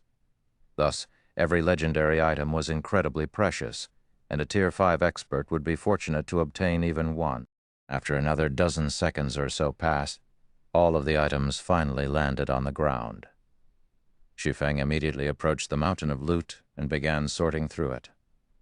The spectating Skyflare members couldn't help drooling, wishing they could help Shi Feng with the loot. Guild leader Black Flame has really hit the jackpot this time. I wonder if a legendary item dropped. If he gets a legendary item, his combat power would most likely skyrocket and approach the Tier 5 standard. Wind Chaser sighed as he enviously watched Shi Feng collect the loot. He finally understood how big a gap divided Tier 4 and Tier 5 existences. It was even larger than the gap between Tier 3 and Tier 4 existences. Ordinary weapons and equipment couldn't make up for this gap. Only the rumored legendary weapons and equipment might work. If Shi Feng could get himself a legendary weapon now, he would truly become an invincible existence. After all, no Tier 4 player could go up against Tier 5 existences yet. Meanwhile, after working non-stop for 10 minutes, Shi Feng finally finished sorting through the loot. Once he organized the loot, he had to press his hand against his chest to suppress the excitement in his heart. The loot dropped this time was simply too amazing. It was definitely the most amazing loot he had ever seen. This included even the loot he had seen in his previous life. Setting all else aside, just the golden longsword sitting in his bag had very nearly made him faint from happiness. This weapon was one of God's domain's 10 great legendary weapons, as well as one of God's domain's 36 famed swords.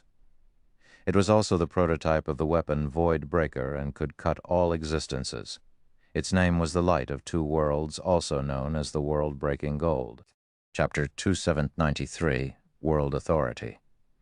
Chapter 2793, World Authority. The golden longsword covered in crimson divine runes sitting inside his bag was definitely the dream weapon of all swordsmen.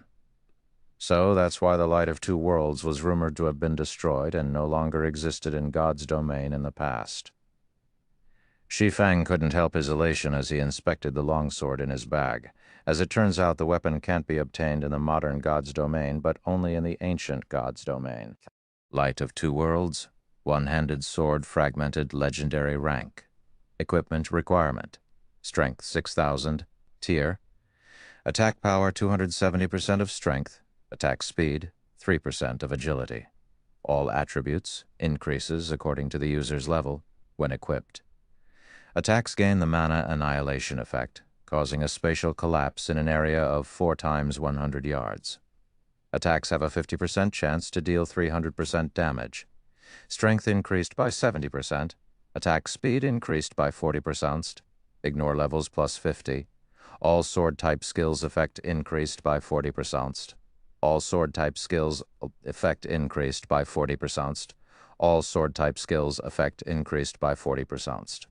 All sword-type skills effect increased by 40%. All sword-type skills effect increased by 40%. All sword-type skills plus 1 level. Effective mana increased by 50%. Additional skill 1. Spatial/Tier 4 for 1 attack. Increases strength by 200%. Power by 2 ranks up to Tier 5, advanced rank at maximum, and attack range to 1,000 yards. Cooldown 40 seconds. Additional skill 2, Golden Soul, Tier 4, improves perception of magic elements by 200% and mana control by 300%. Reduces all concentration consumption by 70%. Duration: 1 minute. Cooldown: 6 hours. Additional skill 3, World Breaker, Tier 4, consumes half of the user's concentration and mana to enhance the Light of Two Worlds, granting the weapon the power to break worlds for 1 attack. Forcibly increases the power of attack by 1 tier up to Tier 5, advanced rank at maximum. Cooldown 1 hour. Created by the ancient god of light, the Light of Two Worlds possesses the power to cut all things.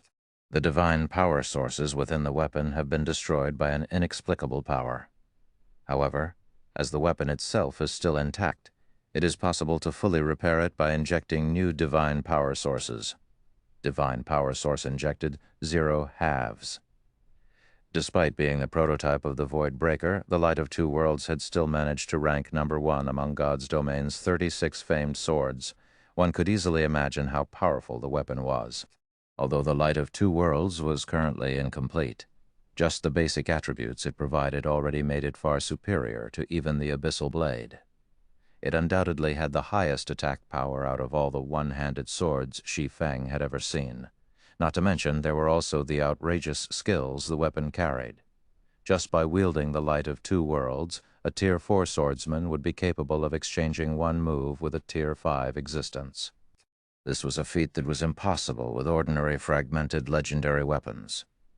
However, while the Light of Two Worlds was incredibly powerful, its usage condition was also astonishingly high. Without the several fragmented legendary items on Shi Feng, he wouldn't be able to equip the weapon. Meanwhile, the Light of Two Worlds' appearance could also be considered heaven-sent. Now that Shi Feng had reached level 140, both the Twilight Blade and Killing Ray could no longer keep up with his level. He had mainly been fighting with only the Abyssal Blade all this time, with the Twilight Blade and Killing Ray as support. However, now that he had the Light of Two Worlds, he could arm both his main and sub-arms with adequate weapons. In fact, even if he failed to collect the two remaining fragments of Solomon's sword, he wouldn't have to worry about finding a replacement weapon. Moreover, even if he did manage to complete Solomon's sword, the complete Light of Two Worlds wouldn't be the slightest bit inferior to it. The only problem was that divine power sources were incredibly hard to find. In fact, Shi Feng had only ever heard rumors of divine power sources. He had never actually seen one before. This was because divine power sources were far more valuable than god crystals. They were the power sources of gods, and they carried incredible strength. The value of a divine power source was comparable to a legendary item. Meanwhile, the Light of Two Worlds actually required two divine power sources. It seems I'll need to have the guild investigate divine power sources. Looking at the Light of Two Worlds, Shi Feng inwardly resolved to repair the weapon, no matter the cost. Legendary weapons were far too rare in God's domain. Now that one had appeared before him, it would be a huge waste if he did not try to repair it. Meanwhile, after seeing Shi Feng had finished sorting through the loot, Lifeless Thorn and the others approached him with curious eyes. "Commander, did anything good drop this time?" Looking at Shi Feng, Solitary 9 asked in a whisper, "Did a legendary item really drop?" They had just defeated an unrestrained Tier 4 infant dragon. If Shi Feng said nothing good dropped, nobody would believe him. Solitary 9 was very curious to find out just how excellent the infant golden dragon's loot was. After all, there was still no news of any player obtaining a legendary item, so nobody could tell how powerful legendary items were. If a legendary item had truly appeared among the items dropped, they would have hit a huge jackpot. "Aren't you guys taking legendary items too lightly? There's no way a legendary item can drop from a monster." Shi Feng smiled and shook his head when he saw the excited expressions of Solitary 9 and the others. He then said vaguely, "However, while there is no legendary item in the loot, there are several items whose value is comparable to legendary items. To me, at least, these items are almost as valuable as actual legendary items." He had no intention of telling everyone the specifics of the items dropped this time. This was because the loot was truly astonishing. Aside from the Light of Two Worlds, there were two other items that could easily cause a sensation among God's domain's various powers. One of the two was a magic array design. Although the design only recorded a master magic array, this master magic array was more valuable than even some grandmaster magic arrays. This was because this magic array existed only in the ancient god's domain, the 12-array magic world. This magic array could increase the density of all mana within its area of influence by 200% and players' mana perception by 100%. Although it only had two specific functions, if brought back to the modern god's domain, it would definitely stand at the peak among all magic arrays in existence. As for the second item, it was a mysterious flame. Be it in the ancient god's domain or modern god's domain, mysterious flames were incredibly rare items, especially Tier 3 mysterious flames and above. A Tier 3 mysterious flame was just as rare as a fragmented legendary item. Meanwhile, the mysterious flame the infant golden dragon dropped was the Tier 4 mysterious flame Hellfire. A Tier 4 mysterious flame was something Shi Feng had only ever heard about in God's domain. According to rumor, after reaching Tier 4, mysterious flames would all possess astonishing power and a variety of incredible effects. Take the Soulfire, for example. It was a mysterious flame capable of annihilating a player's soul, leaving the said player with no choice but to delete their accounts and restart from scratch. Such a feat was impossible for most Tier 5 existences. Moreover, even if a Tier 5 existence had the ability to wipe out a player's soul, it would only work on low-tier players. As players reached higher tiers, their souls would also grow stronger and become more resistant to destruction. After a certain point, even a Tier 6 god wielding the power to annihilate the immortal souls of players wouldn't be able to force the said player to delete their account. Nevertheless, The Tier 4 soul fire could easily annihilate even the souls of Tier 3 players. Only after reaching Tier 4 would players become somewhat resistant to the soul fire's strength. This was also why the corrosive effect of the mysterious NPC's soul chain had weakened considerably after Shi Feng had reached Tier 4, allowing Shi Feng to live for much longer. Now he had obtained a complete Tier 4 mysterious flame. It was different from the incomplete soul fire that he had gained through the mysterious NPC's soul beast. The other dropped items were similarly very precious. Out of the 100+ items dropped, over 30 were legendary materials such as dragon claws, dragon teeth, dragon scales, and dragon blood. There were also over a dozen master recipes and epic equipment forging designs. The rest were mainly inferior legendary materials and level 150 epic weapons and equipment. 2 materials stood out among all that bounty, both inferior divine artifact ranked materials, the Dragon Eye and the Dragon Crystal. These were the quest items Angelica Teresa needed.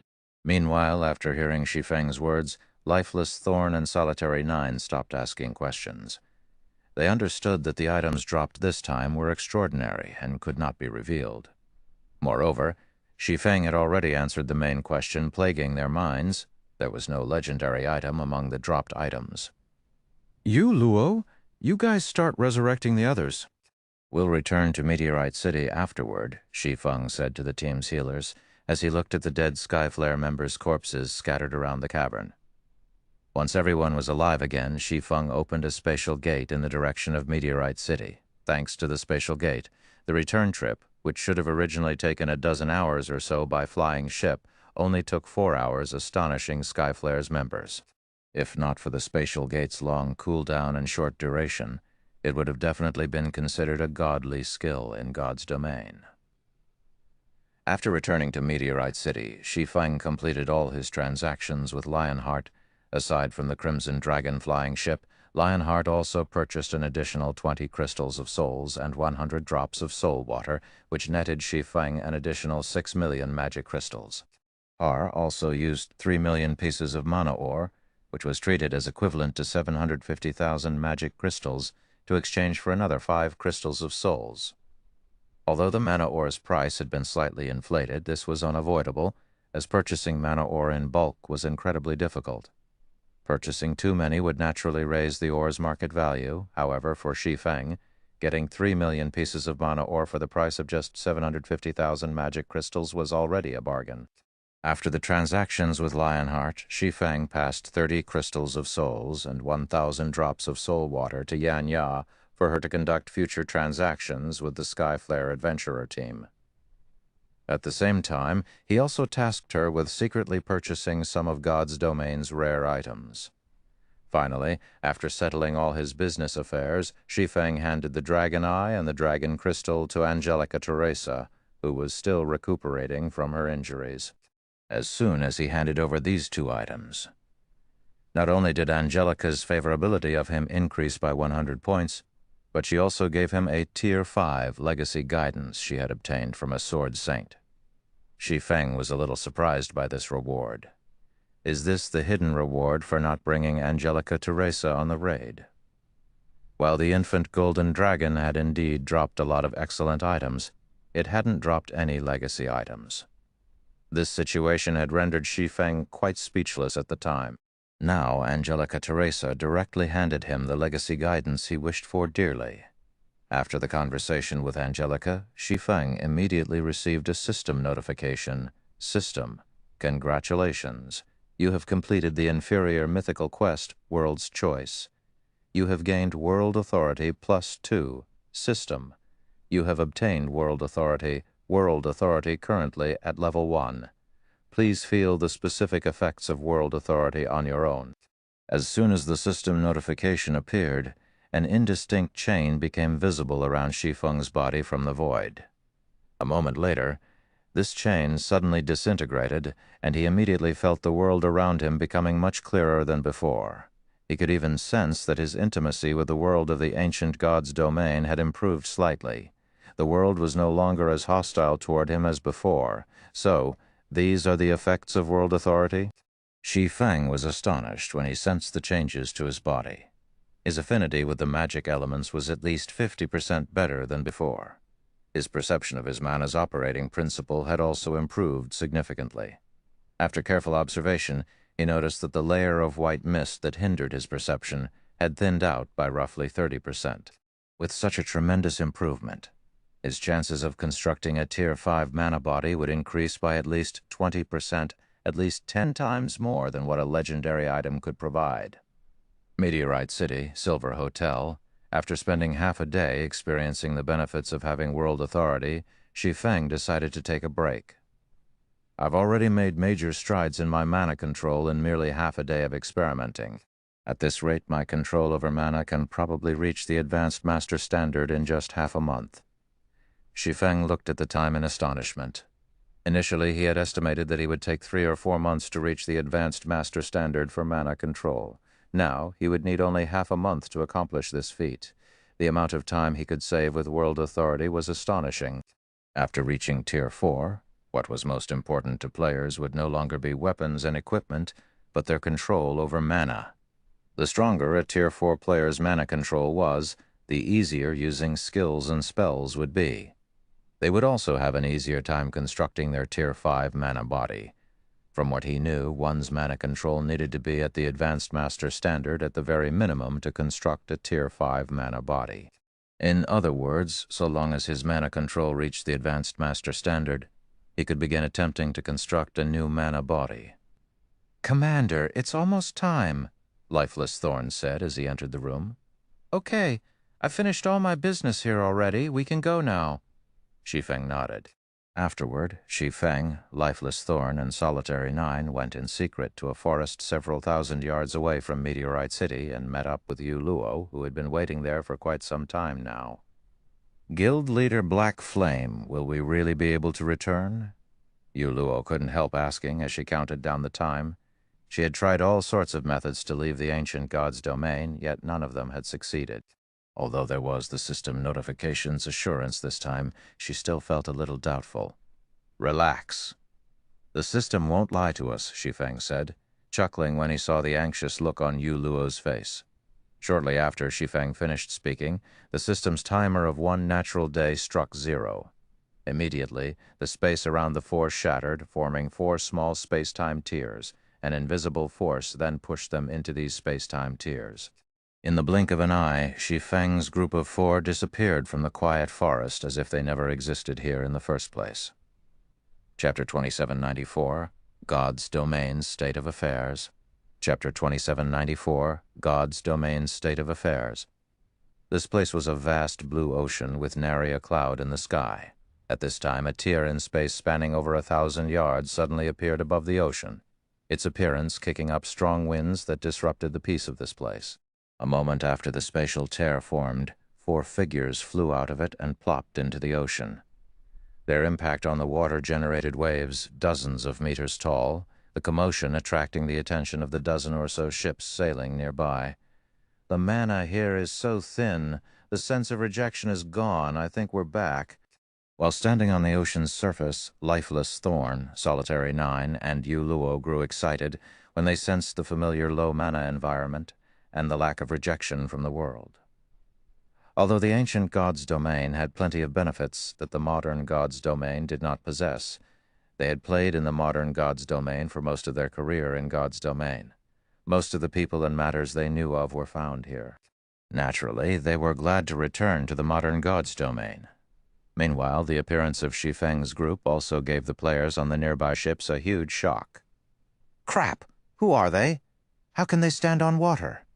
They should be using some kind of levitating skill. No, if they were using a skill or spell, there should be strong mana fluctuations. But I don't sense any coming from the 4 of them." At this moment, Shi Feng's group of 4 had all their information concealed with their black cloaks, so the surrounding players couldn't uncover any information about them. The only thing the surrounding players were certain of was that the 4 were all players. Knowing this, the surrounding players couldn't help wanting to find out the identity of Shi Feng's group. "Let's hurry up and leave," a level 123, Tier 3 ranger driving an advanced speedboat said. "The situation in this sea zone has been chaotic recently. We'll be doomed if we get dragged into the war between adventurer teams on Dragonheart Island." Indeed. Let's leave this place quickly. Now that such a huge commotion has occurred here, Warblood's members will definitely come over. If they find us here, they might take us for members of other adventurer teams and kill us, the level 122 shield warrior standing beside the ranger youth said, nodding in agreement. While the players on this advanced speedboat were conversing with each other, Shi Feng and his companions around 100 yards away heard every word of their conversation. So, this place is near Dragonheart Island. Shi Feng revealed a faint smile. It seems we were lucky. We didn't get teleported to some dangerous and remote location. Space-time teleportation was incredibly random. If they got teleported into a dangerous location, such as a forbidden land or a special location that prevented teleportation, making their way home would be very troublesome. Nodding, Lifeless Thorn said, but based on these people's words, there seems to be quite a struggle occurring on Dragonheart Island. That's normal. With the NPC population growing continuously, the number of NPCs operating at sea would naturally increase. While they might not be as numerous as the landlocked NPCs, they will still outnumber players by a large margin. And with the participation of NPCs, the various powers will definitely struggle even more desperately among themselves for resources, Shi Feng said, unsurprised by Dragonheart Island's current state of affairs. This was because he had received some news from Liang Jing a few days ago. According to her, God's domain was truly messed up right now, and NPC forces had even begun taking action against the guild towns of players. Although the NPC forces did not directly assault guild towns, they still created a lot of trouble inside the guild towns. They forced the guilds running these towns to submit to them and pay a ton of resources and coins in tribute. Otherwise, they would continue their harassment until the guild town imploded. In Shi Feng's previous life, many unrated guilds and third-rate guilds had no choice but to submit to these NPC forces' extortion. After all, if these guilds lacked the income from their guild towns, they would truly be doomed. Now that God's Domain's first major update had arrived ahead of schedule, once the NPCs began taking action with full force, even first-rate guilds and superpowers would have no choice but to pay tribute to the NPC forces to buy time to develop themselves. After all, in God's Domain, players were merely a minority. One could also say that players were outsiders. Apart from immortality, players did not have any advantages over the original inhabitants of God's Domain. God's Domain's inhabitants far outnumbered players when it came to the top combatants both sides possessed. This would remain true even 10 years after God's Domain's launch. Upon hearing Shi Feng's words, a hint of anxiety appeared on Yuluo's face. Immediately, she took to the skies and flew toward the nearby advanced speedboat, her approach giving the 6 players on the boat a fright. These 6 players stared at Yuluo with horrified expressions. Their reaction was because the ability to fly freely in the sky was unique to players at Tier 4 or above. Tier 4 players were existences that even NPCs feared. Although there were only a small number of Tier 4 experts in God's Domain, every one of them was a big shot capable of shaking heaven and earth with their every move. These Tier 4 experts were not existences ordinary Tier 3 experts like themselves could meet. "How may I help you, miss?" The Tier 3 ranger, serving as the leader of the party, asked respectfully as he looked up at Yuluo. The strong were respected in God's Domain. This fact might not have been evident in the past. However, after experiencing the changes brought by the system's major update and the various NPCs' arrogant behavior, these players thoroughly understood that the world of God's Domain was a much more straightforward and crueler place than the real world. When it came to dealing with Tier 4 powerhouses, if they offended the other party, it wouldn't be strange for them to get annihilated the next second. They also wouldn't be able to do anything about it. "Do you know Heaven's Blade's situation?" Yuluo asked. Heaven's Blade was her home.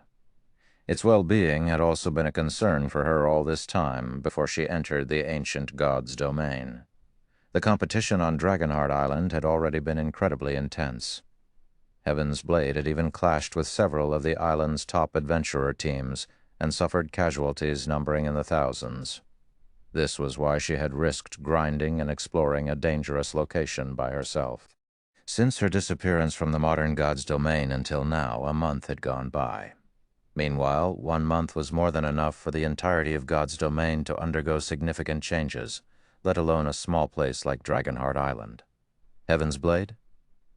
The ranger youth was surprised and confused by Yu Luo's question. What? Have you never heard of Heaven's Blade before?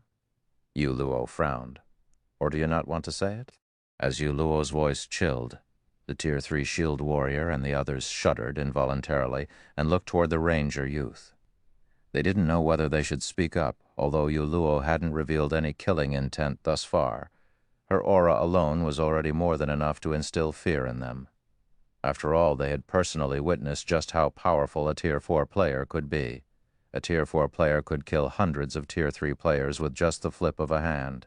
The silence had stretched out for a second when the ranger youth wiped away the cold sweat on his forehead and said hurriedly, "Miss, you misunderstand me. It's not that I refuse to tell you. It's just that this matter is already common knowledge in God's domain.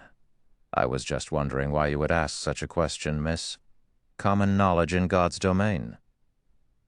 Yu Luo couldn't help feeling a little confused.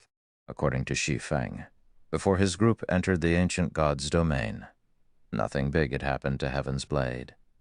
It had simply been competing with Dragonheart Island's several top adventurer teams for resources as usual. Shi Feng had left the modern god's domain only a few days ago. Logically, nothing significant should have happened to Heaven's Blade. That's right. This incident caused quite the commotion back then. It affected over a dozen superpowers, the ranger said, nodding. 3 days ago, through some unknown means, not only did Warblood enter into an alliance with one of Dragonheart Island's local NPC forces, but someone from Warblood also got promoted to Tier 4. As a result, Warblood's influence on the island skyrocketed, and even 13 thrones suffered losses at the hands of Warblood. What about Heaven's Blade? Yu Luo asked. Heaven's Blade. The ranger hesitated to answer because he knew that the Tier 4 powerhouse before him was definitely related to Heaven's Blade. After taking a deep breath, he continued, Heaven's Blade disbanded 2 days ago. Disbanded? Yu Luo was stunned. How is this possible? She had developed from the ground up together with Heaven's Blade, and the adventurer team was basically her home. Yet now, she was being told that Heaven's Blade had disbanded. At this moment, let alone Yu Luo. Even Shi Feng was stunned when he overheard the ranger's words from a distance. Heaven's Blade was one of Dragonheart Island's top 5 adventurer teams.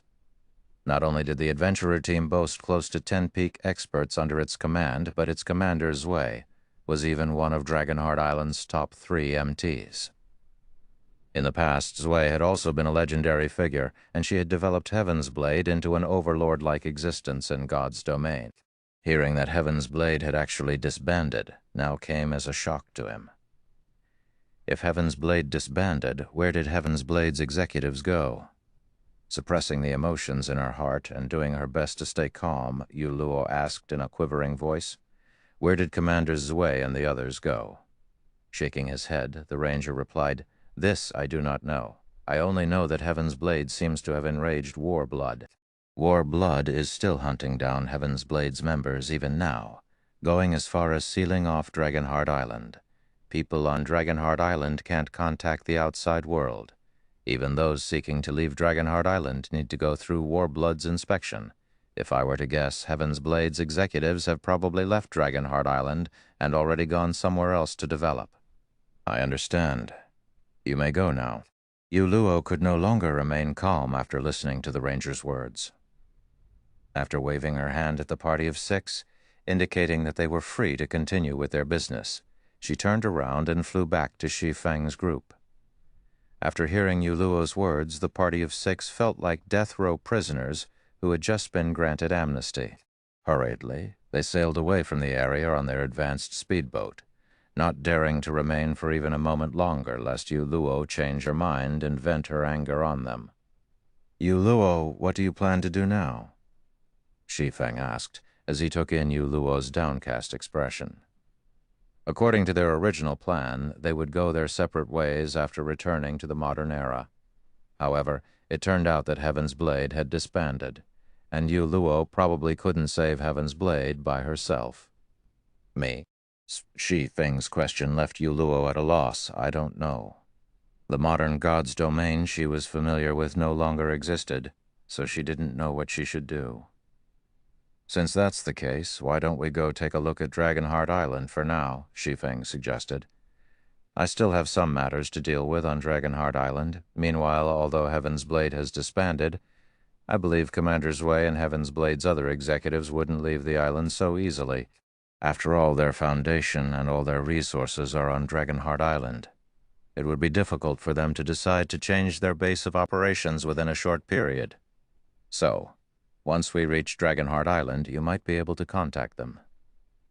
Yu Luo's eyes immediately glowed at Shi Feng's words. She felt that what he said was indeed true. Heaven's Blade's members had been residing on Dragonheart Island for such a long time now. How could they possibly just pack up and leave? Not to mention, even if Heaven's Blade was no more, she could still contact Commander Zwei and the others. After all, unlike the ancient god's domain, long-range communication between players was possible in the modern god's domain. Okay, I'll follow you, Guild Leader Black Flame. Yu Luo nodded. Afterward, Shi Feng opened a spatial gate and teleported toward Dragonheart Island. Chapter 270-95, Dragonheart Island's Chaos. Chapter 270-95, Dragonheart Island's Chaos. The waters surrounding Dragonheart Island. Over 1,000 ships were currently scattered around the islands surrounding Dragonheart Island, all bearing the mark of the War Blood Adventurer team. Any ship traveling to Dragonheart Island had to submit to War Blood's inspection. In addition, as Dragonheart Island was enveloped by a sealing magic array, communication between the island and the outside world was impossible. Teleportation into and out of the island was also blocked. At this time, Dragonheart Island was practically Warblood's territory. Damn it, Warblood is too vicious. We clearly aren't Heaven's Blade's members, yet they charged us 3 magic crystals and 20 ancient bronze just for leaving Dragonheart Island. A level 114, Tier 2 berserker driving a speedboat cursed angrily as he watched the departing speedboat belonging to Warblood. Shh! Keep your voice down. They still haven't gone far. A level 120 Tier 3 elementalist on the same speedboat hurriedly covered the angry berserker's mouth.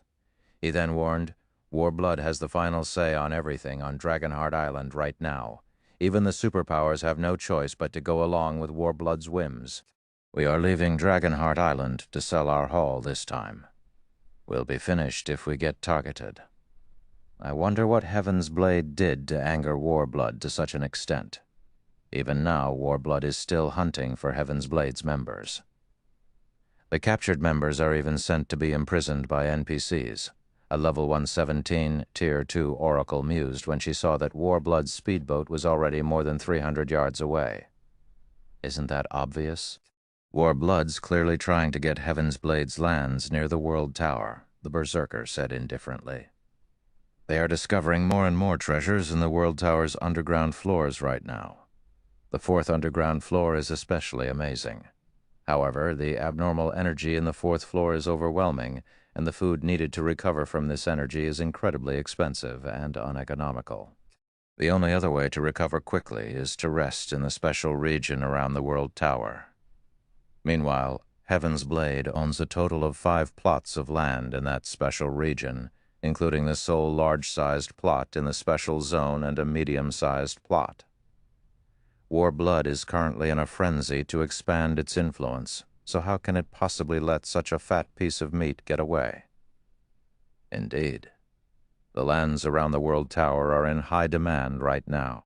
Since Warblood has already forced Heaven's Blade to disband, it naturally won't let go of Heaven's Blade's lands. The reason Warblood is capturing Heaven's Blade's members is simply to force Heaven's Blade's commander to submit and give up those lands, the elementalist youth said, nodding. However, I doubt Heaven's Blade will give up so easily. After all, so long as Heaven's Blade has those 5 plots of land, it can make a comeback any time. When the players aboard the speedboat spoke of the World Tower, they couldn't help a sense of yearning for it. Before the players on Dragonheart Island began exploring the World Tower's 4th underground floor, they hadn't placed much importance on the lands around the World Tower. After all, those lands were absurdly expensive. Moreover, they were far from Dragonheart Island's business district. Naturally, nobody had been willing to purchase them. However, after players began exploring the fourth underground floor, they found that it actually housed Tier 4 legacy lands. As a result, the fourth underground floor was now a bone of contention for all superpowers in God's domain. Unfortunately, there were only 34 plots of land around the World Tower, which weren't even enough to divide among the local player forces, let alone the foreign superpowers. Moreover, it turned out that not only did Heaven's Blade own 5 plots of land in that special zone, but the adventurer team had even gotten its hands on the best one. How could this not make the various superpowers and Warblood go crazy? Before the party of 6 could continue their conversation, a loud explosion suddenly sounded in the distance. Immediately, the party of 6, together with the other players in the vicinity, turned to look toward the origin of the explosion. The next moment, what entered everyone's eyes was a group of around 30 cloaked players summoning 2 flying mounts. The 2 Tier 3 peak experts leading the team worked together and rapidly finished off 20 Tier 3 Warblood experts. Afterward, they each hopped onto a flying mount and broke through Warblood's encirclement together with their team. It's Heaven's Blade's remnants. Activate the magic array. Don't let them escape. When the nearby Warblood members saw this scene, they promptly sprang into action. Suddenly, the several dozen Warblood speedboats positioned around the 2 flying mounts set up a ceiling barrier. It was evident that Warblood's members were prepared for Heaven's Blade's members. The next moment, before the 2 flying mounts could ascend 200 yards into the air, they were trapped within a magic barrier covering over 1,000 yards. The translucent barrier had visible runes decorating it. One could easily tell that it was an advanced magic array at a glance. If trapped by this barrier, even Tier 4 mythic monsters would need a lot of time to break out of it, let alone Tier 3 players. Damn it! The female Guardian Knight leading Heaven's Blade's team cursed when she saw the barrier, a trace of frustration appearing in her eyes. She then turned to the man standing at the front of the other flying mount and asked, "Vice Commander Shadow, what should we do?" "It'll take us at least 3 minutes to break out of this barrier." "That's more than enough time for Warblood's members to surround us." At the Guardian Knight's words, the man named Divine Shadow, standing atop the flying serpent, frowned. It was clear that he hadn't expected Warblood to use such a powerful move against them. "We have no choice but to fight. I'll activate my berserk skill and distract them afterward. In the meantime, you guys figure out a way to escape this place," Divine Shadow said as he looked at Warblood's approaching experts. He then turned to the female Night Cleansing Flame and added, "Remember, do everything you can to leave, even if it means escaping by yourself. Only if you escape will Heaven's Blade have hope." "Yes, sir," Cleansing Flame answered, a solemn expression appearing on her face. Now that Heaven's Blade had already disbanded, and Warblood was even hunting down Heaven's Blade's members on Dragonheart Island. Heaven's Blade's only hope of making a comeback was to seek help from the outside world. With the deeds of the Special Zone's lands in her hands, it was entirely possible to recruit the help of a super guild if they paid a certain price. However, before Cleansing Flame could control her flying serpent to head for the barrier's edge, a powerful voice echoed in the ears of Heaven's Blade's members. "Escape? Do you think it's that easy? None of you should think of leaving today." Before Divine Shadow and Cleansing Flame could react to the situation, a man suddenly appeared in front of them. This crimson-eyed man wore a dark red robe and held a crimson wooden staff. His entire being also gave off an indescribably evil feeling. Just by hovering in the air, this evil-looking man exerted a powerful pressure on Heaven's Blade's members. Divine Shadow and the others felt as if a mountain were weighing down their bodies. They could also feel the mana surrounding them growing hostile. Autumn plant? A hint of confusion appeared in Divine Shadow's eyes when he saw the crimson-robed man. "Impossible. Shouldn't you be leading a team to the 4th floor?" The evil man blocking their team was none other than Autumn Plant, one of Warblood's 4 great vice-commanders, as well as Warblood's sole Tier 4 member. As a great wizard, he was in existence capable of destroying half of a small island with one attack. Previously, Autumn Plant had even single-handedly wiped out tens of thousands of 13 Thrones' experts using a single Tier 4 large-scale destruction spell. Over 20 of the casualties were Void Realm experts, and 3 were Domain Realm experts. As a result of this severe loss, 13 Thrones had no choice but to back off from competing with Warblood. After this battle, Autumn Plant had also been crowned the undisputed #1 player on Dragonheart Island. Meanwhile, it was because they had caught wind that Autumn Plant had left for the World Tower's 4th underground floor that they had attempted to escape Dragonheart Island. Yet, now... If I didn't visit the 4th floor, would you remnants be willing to come out? Autumn Plant sneered contemptuously as he looked down on Divine Autumn and the others. You tricked us. Divine Shadow clenched his fists in anger. He never thought that he would fall for Autumn Plant's trap.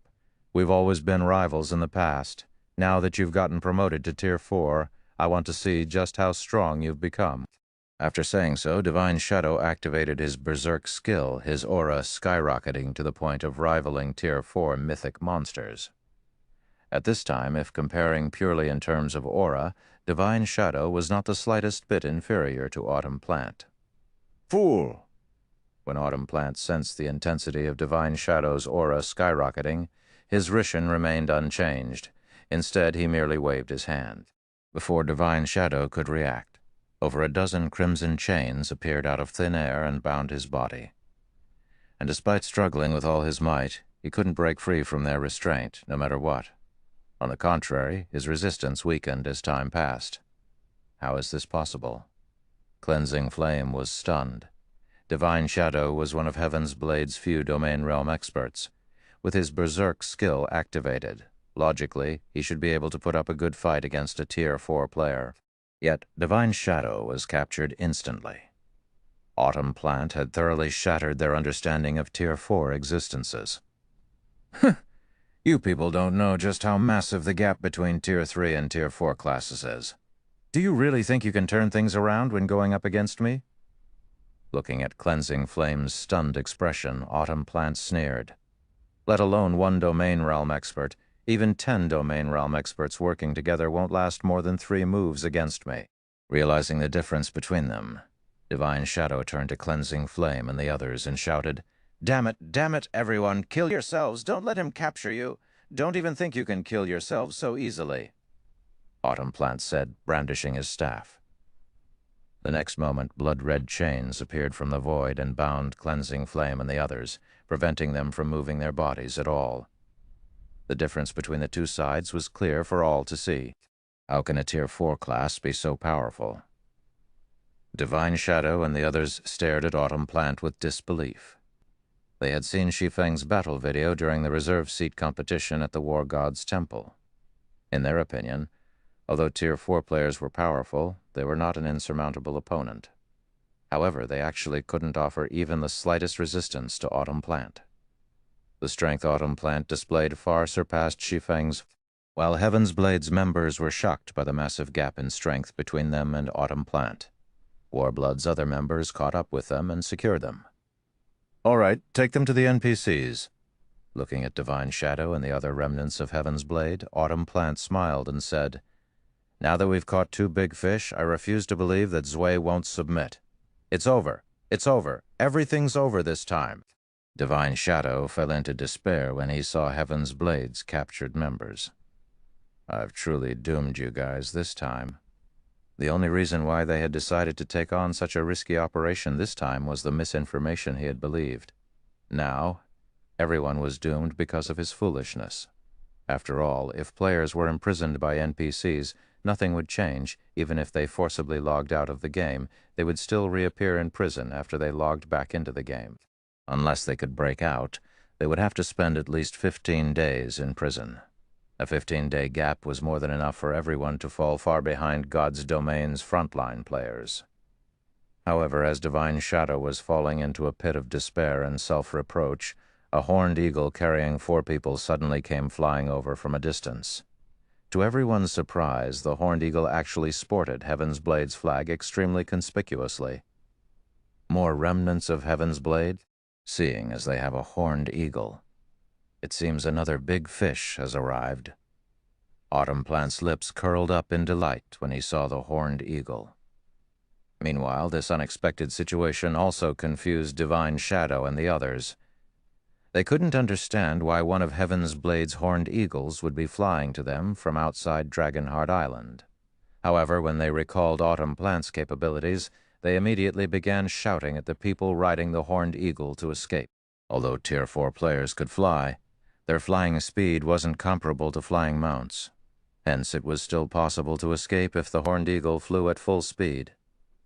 Escape? Do you think that's possible? After saying so, Autumn Plant used instantaneous movement and rapidly approached the horned eagle. A Tier 4 Great Wizard's instantaneous movement had a range of 3,000 yards, many times superior to a Tier 3 Great Mage's instantaneous movement.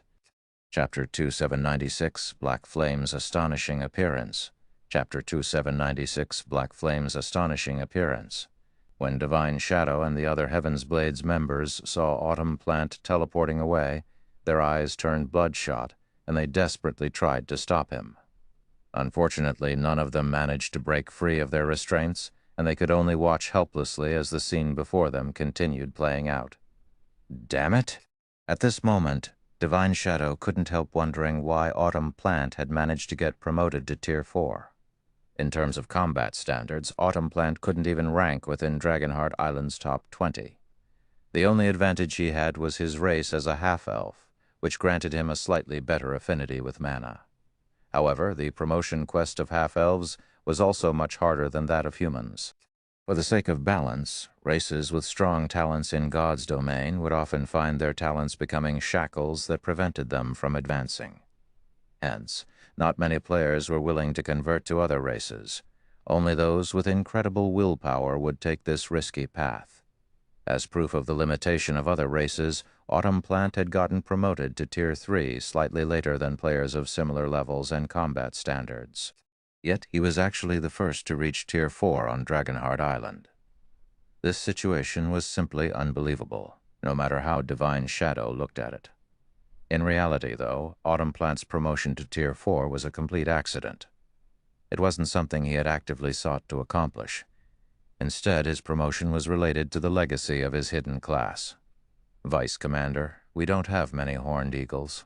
Aside from the two of the other Vice Commanders remaining on Dragonheart Island, the only other horned eagle I can think of belongs to the missing team leader, Yu Luo, Cleansing Flame said worriedly as she looked at the approaching horned eagle. Could that person flying toward us be team leader Yu Luo? It should be, but it's useless to say anything now, Divine Shadow said, smiling helplessly. If we can't do anything against Autumn Plant, what more can Yu Luo do? At this time, he no longer held any hopes of Yu Luo escaping. It might have been a different story if Yu Luo were a scout class, but as a cleric, she wouldn't notice Autumn Plant's rapid approach before it was too late. That's right. Now that Autumn has taken action, they can't escape. You should just obediently follow us back and persuade your commander. At this time, a blue-clad woman suddenly appeared beside Divine Shadow and the others, giving Cleansing Flame and the others a scare. This female ranger was none other than Ink Feather, another one of Warblood's 4 great vice commanders. I never thought that Warblood would send 2 of its vice commanders just to stop us. What an honor, Divine Shadow said provocatively as he looked at Ink Feather. Shadow, there's no point in inciting me, sneering, Ink Feather said. Even without Autumn here, do you think you can escape me? You should know very well that if we were to fight, I would have a greater chance of winning. Not to mention, I'm more proficient at hunting down targets. At Ink Feather's words, Divine Feather stopped speaking as a domain realm expert himself. He had to admit that Ink Feather was powerful. Previously, he could still beat her when she had yet to reach the domain realm.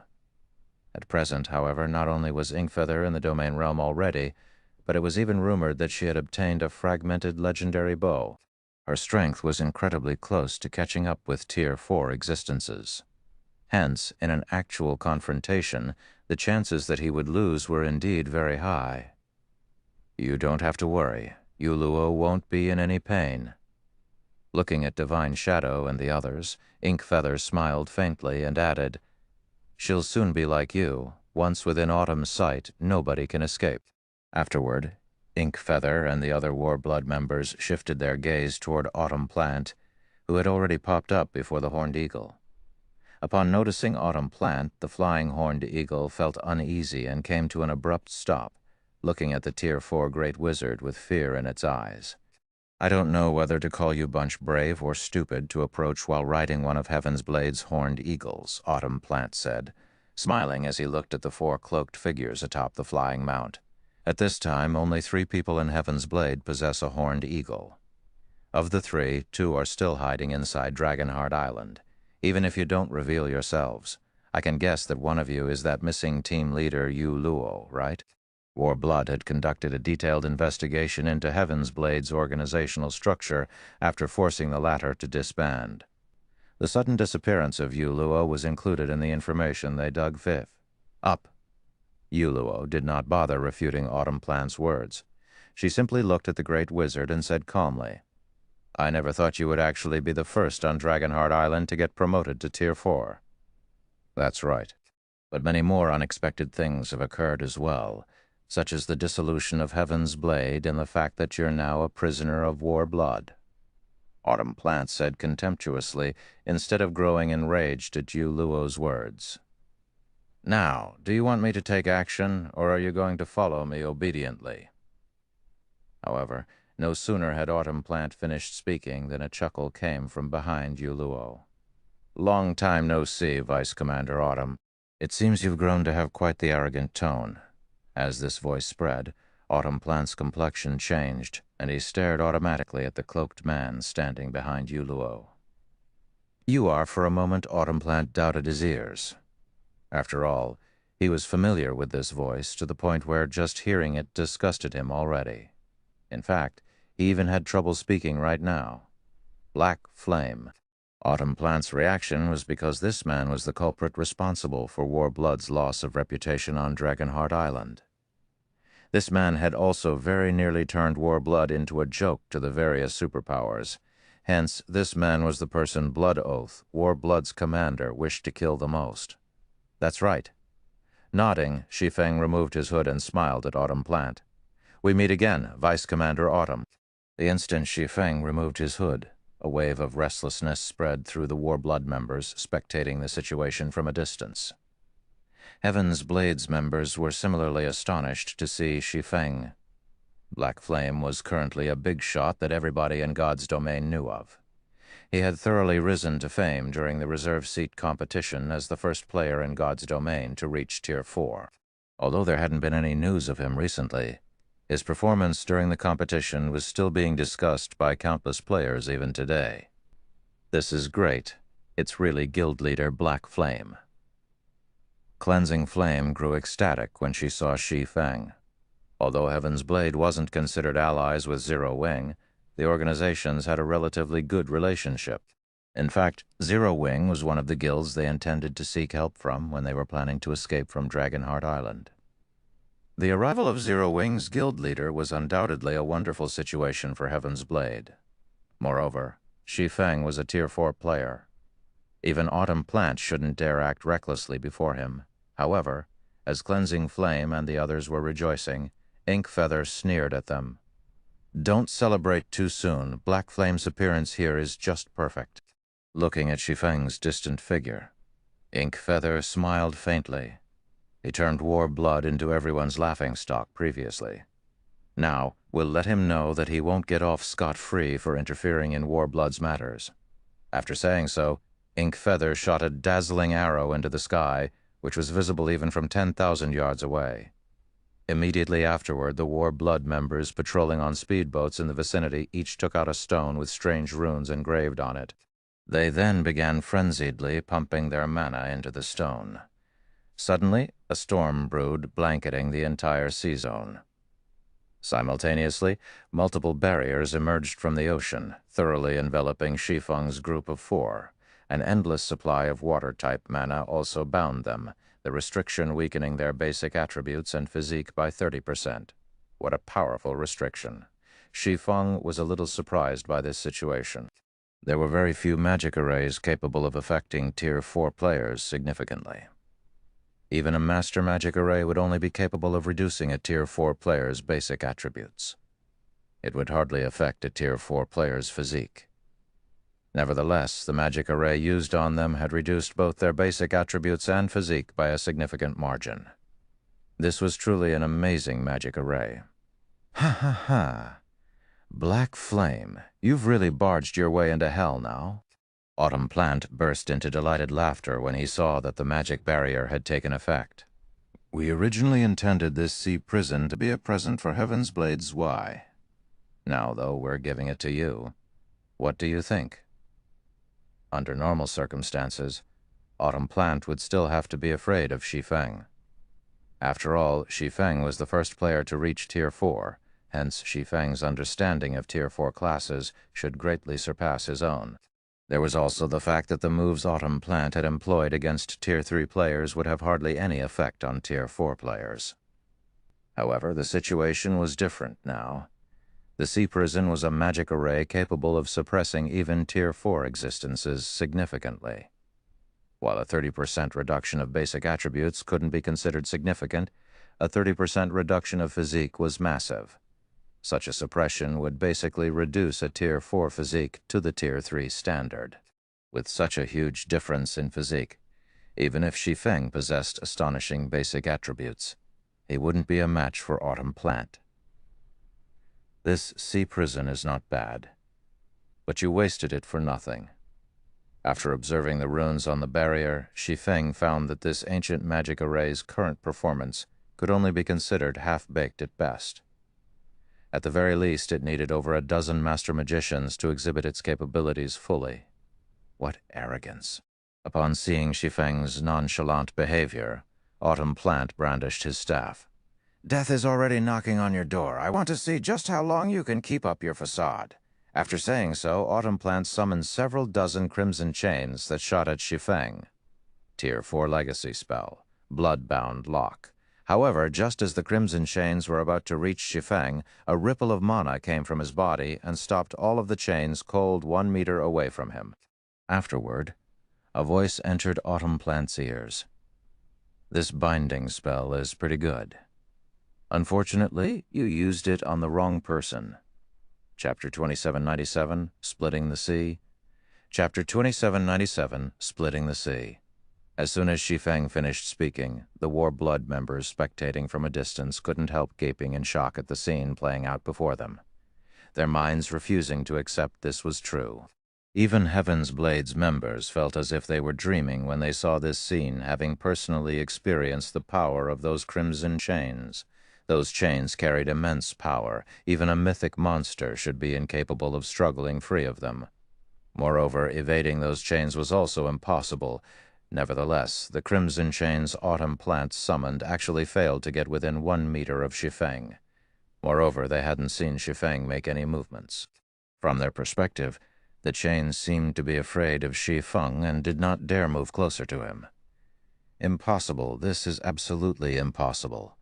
Autumn Plant was dumbfounded as he looked at the scene before him. In fact, compared to the surrounding spectators, he was even more confused by this situation.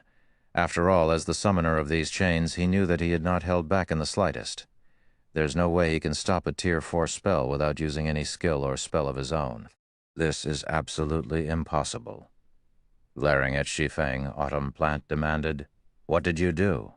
Had Shi Feng used a skill or spell to stop his spell, Autumn Plant would have found this situation reasonable. However, Shi Feng clearly did not do anything. The man simply unleashed his mana to the surroundings, yet that actually rendered the chain summoned by Bloodbound Lock incapable of getting close to him.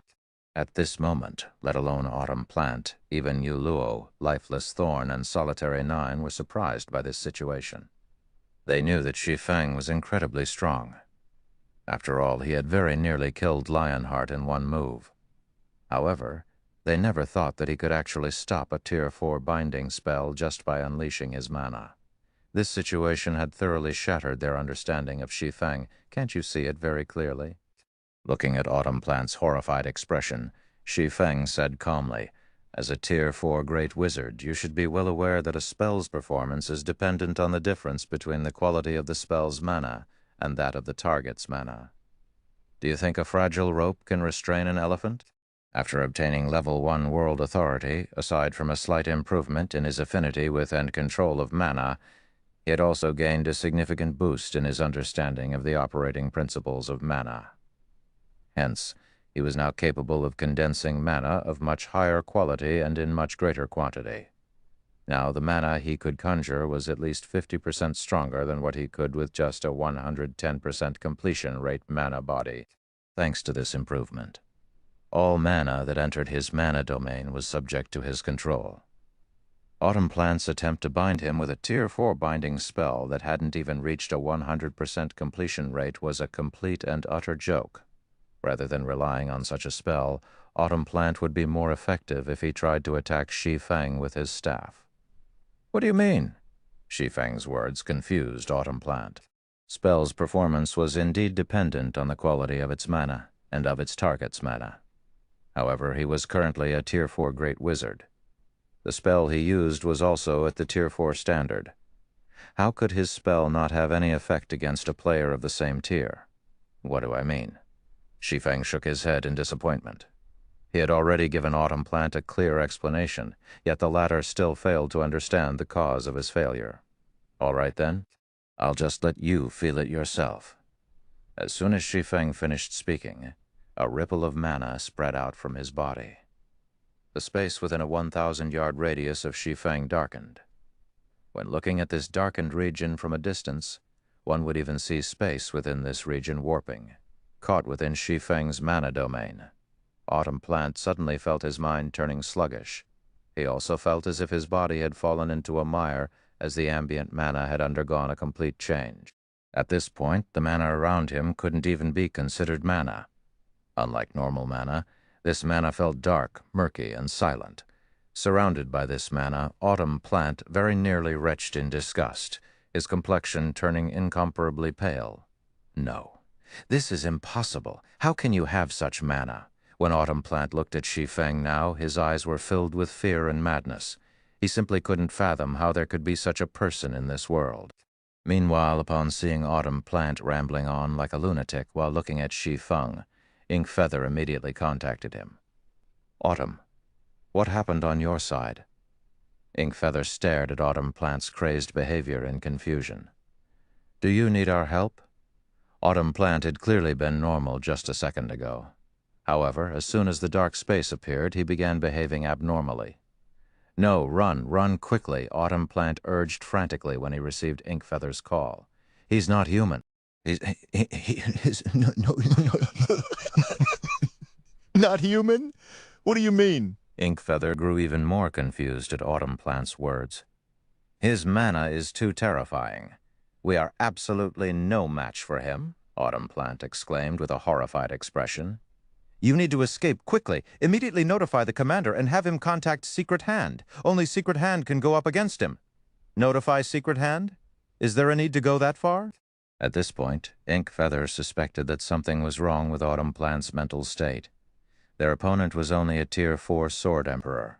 Even if Shi Feng was indeed the first player to reach Tier 4, there shouldn't be any need to seek help from the Secret Hand Association, the largest NPC force based on Dragonheart Island. After all, Warblood still had plenty of trump cards in reserve. Even if they couldn't get rid of Shi Feng shouldn't think of breaking out of the sea prison. Hostile players caught inside the sea prison would have their stamina and concentration drained rapidly. Even a Tier 4 player wouldn't last more than 10 minutes within it. And if a player's stamina and concentration zeroed out, they wouldn't be able to move their body at all. They might even die outright. Even if their team was no match for Shi Feng in a frontal confrontation, they could still whittle him to death inside the sea prison. When Ink Feather showed no intention of listening to his words, Autumn Plant felt like he was about to go crazy. No, listen to me, you don't know just how Po 11. Before Autumn Plant could say anything more, Shi Feng finally took action. The swordsman unsheathed the abyssal blade, raised the magic weapon slightly, and executed a vertical slash at the space in front of him. First sword, light shadow.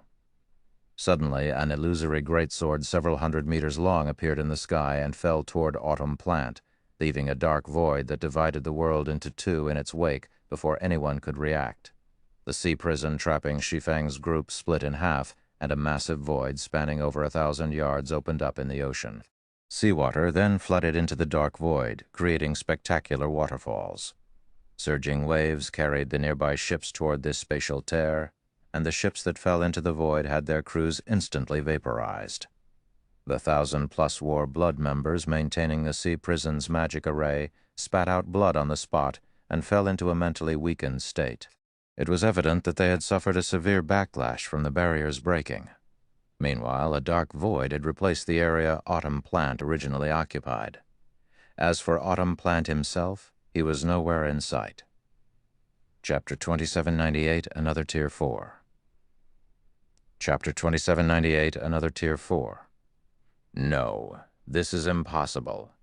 Ink Feather and the other Warblood members were thunderstruck by the scene before them. The sea prison was an ancient magic array capable of trapping even superior mythic monsters, yet it had shattered from just one attack. Moreover, this same attack had also annihilated Autumn Plant, a Tier 4 great wizard. How could they possibly believe this? Shi Feng and Autumn Plant were both Tier 4 players, so how could there be such a huge disparity between them? Not to mention, Shi Feng had executed his attack while under the sea prison's suppression. Even if Autumn Plant truly wasn't a match for Shi Feng, he shouldn't be utterly powerless to resist the attack. Nevertheless, let alone putting up a fight, Autumn Plant couldn't even escape. Divine Shadow and the other Heaven's Blade members also couldn't help gaping in shock at this scene. After watching Shi Feng's heaven-splitting slash, they finally understood the true strength of Tier 4 existences and why God's Domain's NPCs would behave so fearfully and respectfully toward Tier 4 existences. Shi Feng had transformed the terrain with just one attack. If a full-blown fight ensued between two Tier 4 existences, the effect the fight would have on the surroundings would be unimaginable. Vice Commander, what should we do now? The sea prison is already broken, and Vice Commander Autumn has been killed. I'm afraid that we, a level 122, Tier 3 assassin, asked worriedly as he looked at Ink Feather. Have everyone retreat, Ink Feather said, gritting her teeth. Also notify the commander of everything that happened here. Black Flame is no longer someone we can handle. We need Secret Hand's assistance. Understood. The Tier 3 assassin breathed out a sigh of relief when he heard Ink Feather's words. If they were to fight Shi Feng, they would die without question. Subsequently, Warblood's members frantically retreated to Dragonheart Island, many of them even using Tier 3 instantaneous movement scrolls or other life-saving scrolls. Their reaction was because they knew very clearly just how terrifying a Tier 4 player could be. While more than 3,000 yards might separate them from Shi Feng right now, the swordsman could probably close the distance in just a few seconds if he flew at full speed. Black Flame Warblood will remember this transgression. We will be waiting for you on Dragonheart Island, Ink Feather bellowed. With Shi Feng's group rapidly approaching, she promptly activated her Tier 3 instantaneous movement scroll and disappeared, abandoning the bound Heaven's Blade's members. 2 seconds after Ink Feather disappeared, Shi Feng's group of 4 arrived before Divine Shadow and the others. Those people were so arrogant before, yet they ran away even faster than rabbits. Solitary 9 burst into laughter when he saw that none of Warblood's Tier 3 experts remained in the vicinity. In response, Lifeless Thorn also laughed and said, It's normal. They know that they'll just die even if they stay behind.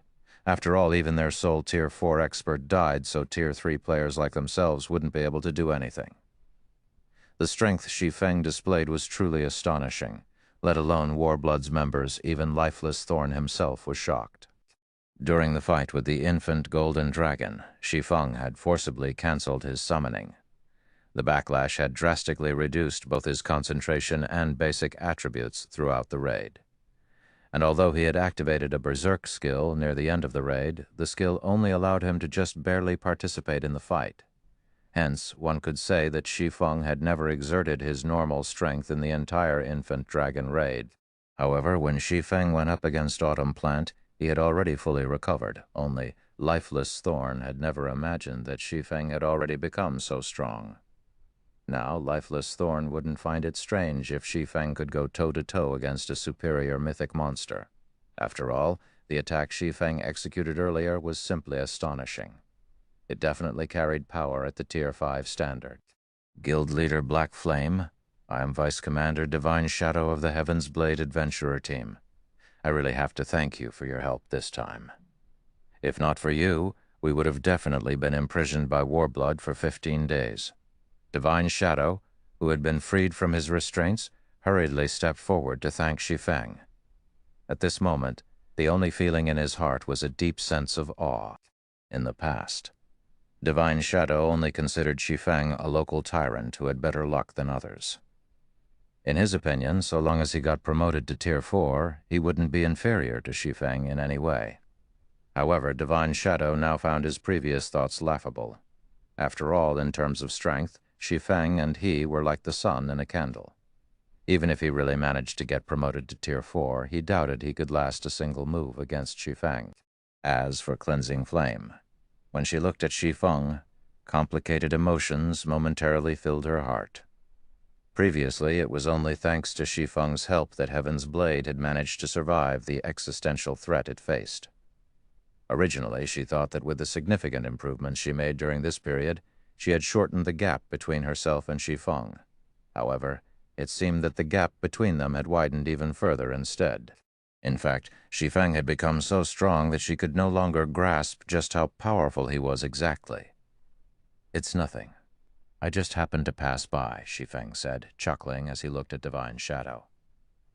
"Team leader Yu Luo and I were trapped in the same place for some time. After we left that place, we appeared near Dragonheart Island. Can you tell me what Dragonheart Island's present situation is like?" Although the World Stone allowed him to log in and out of God's domain any time he wanted, he had not logged off for several consecutive days because he had focused on grinding for levels. Meanwhile, God's domain was a game that was constantly changing. Several days was more than enough time for significant changes to sweep through the entire God's domain, let alone a small area like Dragonheart Island. Dragonheart Island was a location he had paid constant attention to, as well as one of Zero Wing's development focuses. The World Tower on Dragonheart Island was incredibly special. Even Tier 5 players could benefit from it because there were plenty of ancient ruins hidden inside.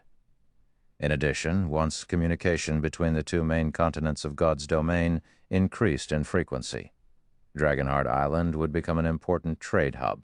He had established roots on Dragonheart Island a long time ago.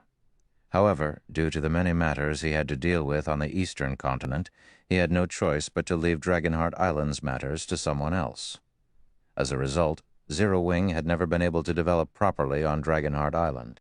Now that his strength had undergone a qualitative transformation and he also possessed massive wealth, he would naturally have to write Zero Wing's development on Dragonheart Island into his agenda.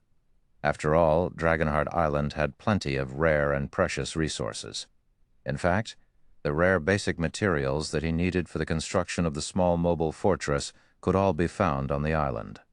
This was also one of the reasons why he had decided to head to Dragonheart Island directly.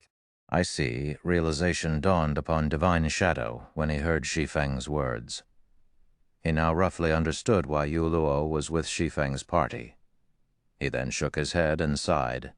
Guild leader Black Flame, Dragonheart Island has already become Warblood's private playground. Outside forces are unable to interfere with Dragonheart Island's affairs at all. Even Heaven's Blade has been forced to disband because of Warblood. "Is it because of an NPC force?" Shi Feng asked. Somehow Blood Oath actually managed to partner up with the Secret Hand Association, Dragonheart Island's strongest NPC force. Because of this, even Dragonheart Island's local superpowers have to abide by Warblood's will to avoid getting targeted, Divine Shadow answered, his heart brimming with hatred toward Warblood. If not for the Secret Hand Association, Warblood couldn't have forced Heaven's Blade to disband no matter what. Even if Warblood had Autumn Plant, it would still be incredibly difficult for one Tier 4 player to deal with the entirety of Heaven's Blade inside the vast World Tower. Naturally, it was also impossible for one Tier 4 Great Wizard to besiege a fortress. However, it was a different story for NPC forces. Even the weakest NPC force operating on Dragonheart Island had several Tier 4 NPCs under its command. What more, the Secret Hand Association. According to the information Heaven's Blade found, the Secret Hand Association had as many as 14 Tier 4 NPCs. Moreover, some of these Tier 4 NPCs even held considerably high positions in Dragonheart City. Hence, it was a piece of cake for the Secret Hand Association to deal with a player force like Heaven's Blade in Dragonheart City. Most importantly, after the system's major update, NPCs no longer had any restrictions placed on them. While NPCs might still hesitate to take action inside an NPC city, once outside the city, NPCs could freely attack players. Therefore, any player force that dared to oppose Warblood would have their members hunted by the Secret Hand Association outside Dragonheart City. However, getting hunted and killed by the Secret Hand Association's NPCs still wasn't the worst part. In fact, getting killed would have been preferable. After all, these NPCs could actually imprison players for up to 15 natural days. Let alone Tier 3 peak experts, even Tier 3 apex experts couldn't afford such a penalty. I see. No wonder Warblood dares to be so arrogant. After hearing Divine Shadow's explanation, Shi Feng more or less understood his frustration. Even in his previous life, such occurrences had been prevalent after God's Domain's first major update. Now that most players had yet to reach even Tier 3, they would find it even more impossible to oppose NPC forces. Guild Leader Black Flame. Now that you've killed Autumn Plant, I'm certain Inkfeather will relay this matter to Blood Oath. Since they know they're no match for you, they will definitely contact Secret Hand. However, Secret Hand should take some time to react. Hence, my suggestion is that we leave Dragonheart Island's vicinity during this time. That way, those NPCs won't be able to do anything against us. Although the Secret Hand Association was powerful, so long as they left the Association's sphere of influence, the Association's NPCs would most likely stop pursuing them. At worst, they would no longer be able to mingle on Dragonheart Island. However, God's Domain was a massive world. They could easily head to other locations to grind for levels. It wouldn't be too late for them to seek payback once they raised their strength. No, I won't be leaving with you. I still have some matters I need to deal with on Dragonheart Island, Shi Feng said, shaking his head. Smiling, he continued. Moreover, I have a debt to collect from Warblood. After Shi Feng finished speaking, Yu Luo added in a determined tone, That's right. I'm also going to Dragonheart Island to meet with the commander. I will definitely make Warblood pay.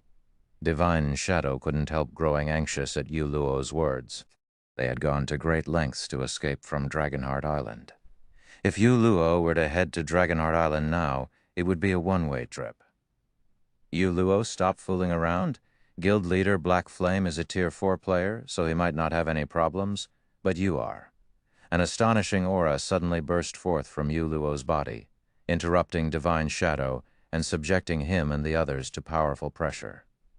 The aura Yu Luo released was even more frightening than Autumn Plant's. Divine Shadow was dumbfounded when he sensed Yu Luo's aura. Only after a long time did he manage to ask, You've reached Tier 4? Chapter 2799, Returning to Dragonheart City. Chapter 2799, Returning to Dragonheart City. In response to Divine Shadow's question, Yu Luo faintly smiled and nodded. I was lucky to get promoted, thanks to Guild Leader Black Flame. Despite Yu Luo's humble response, her affirmation still dumbfounded Divine Shadow.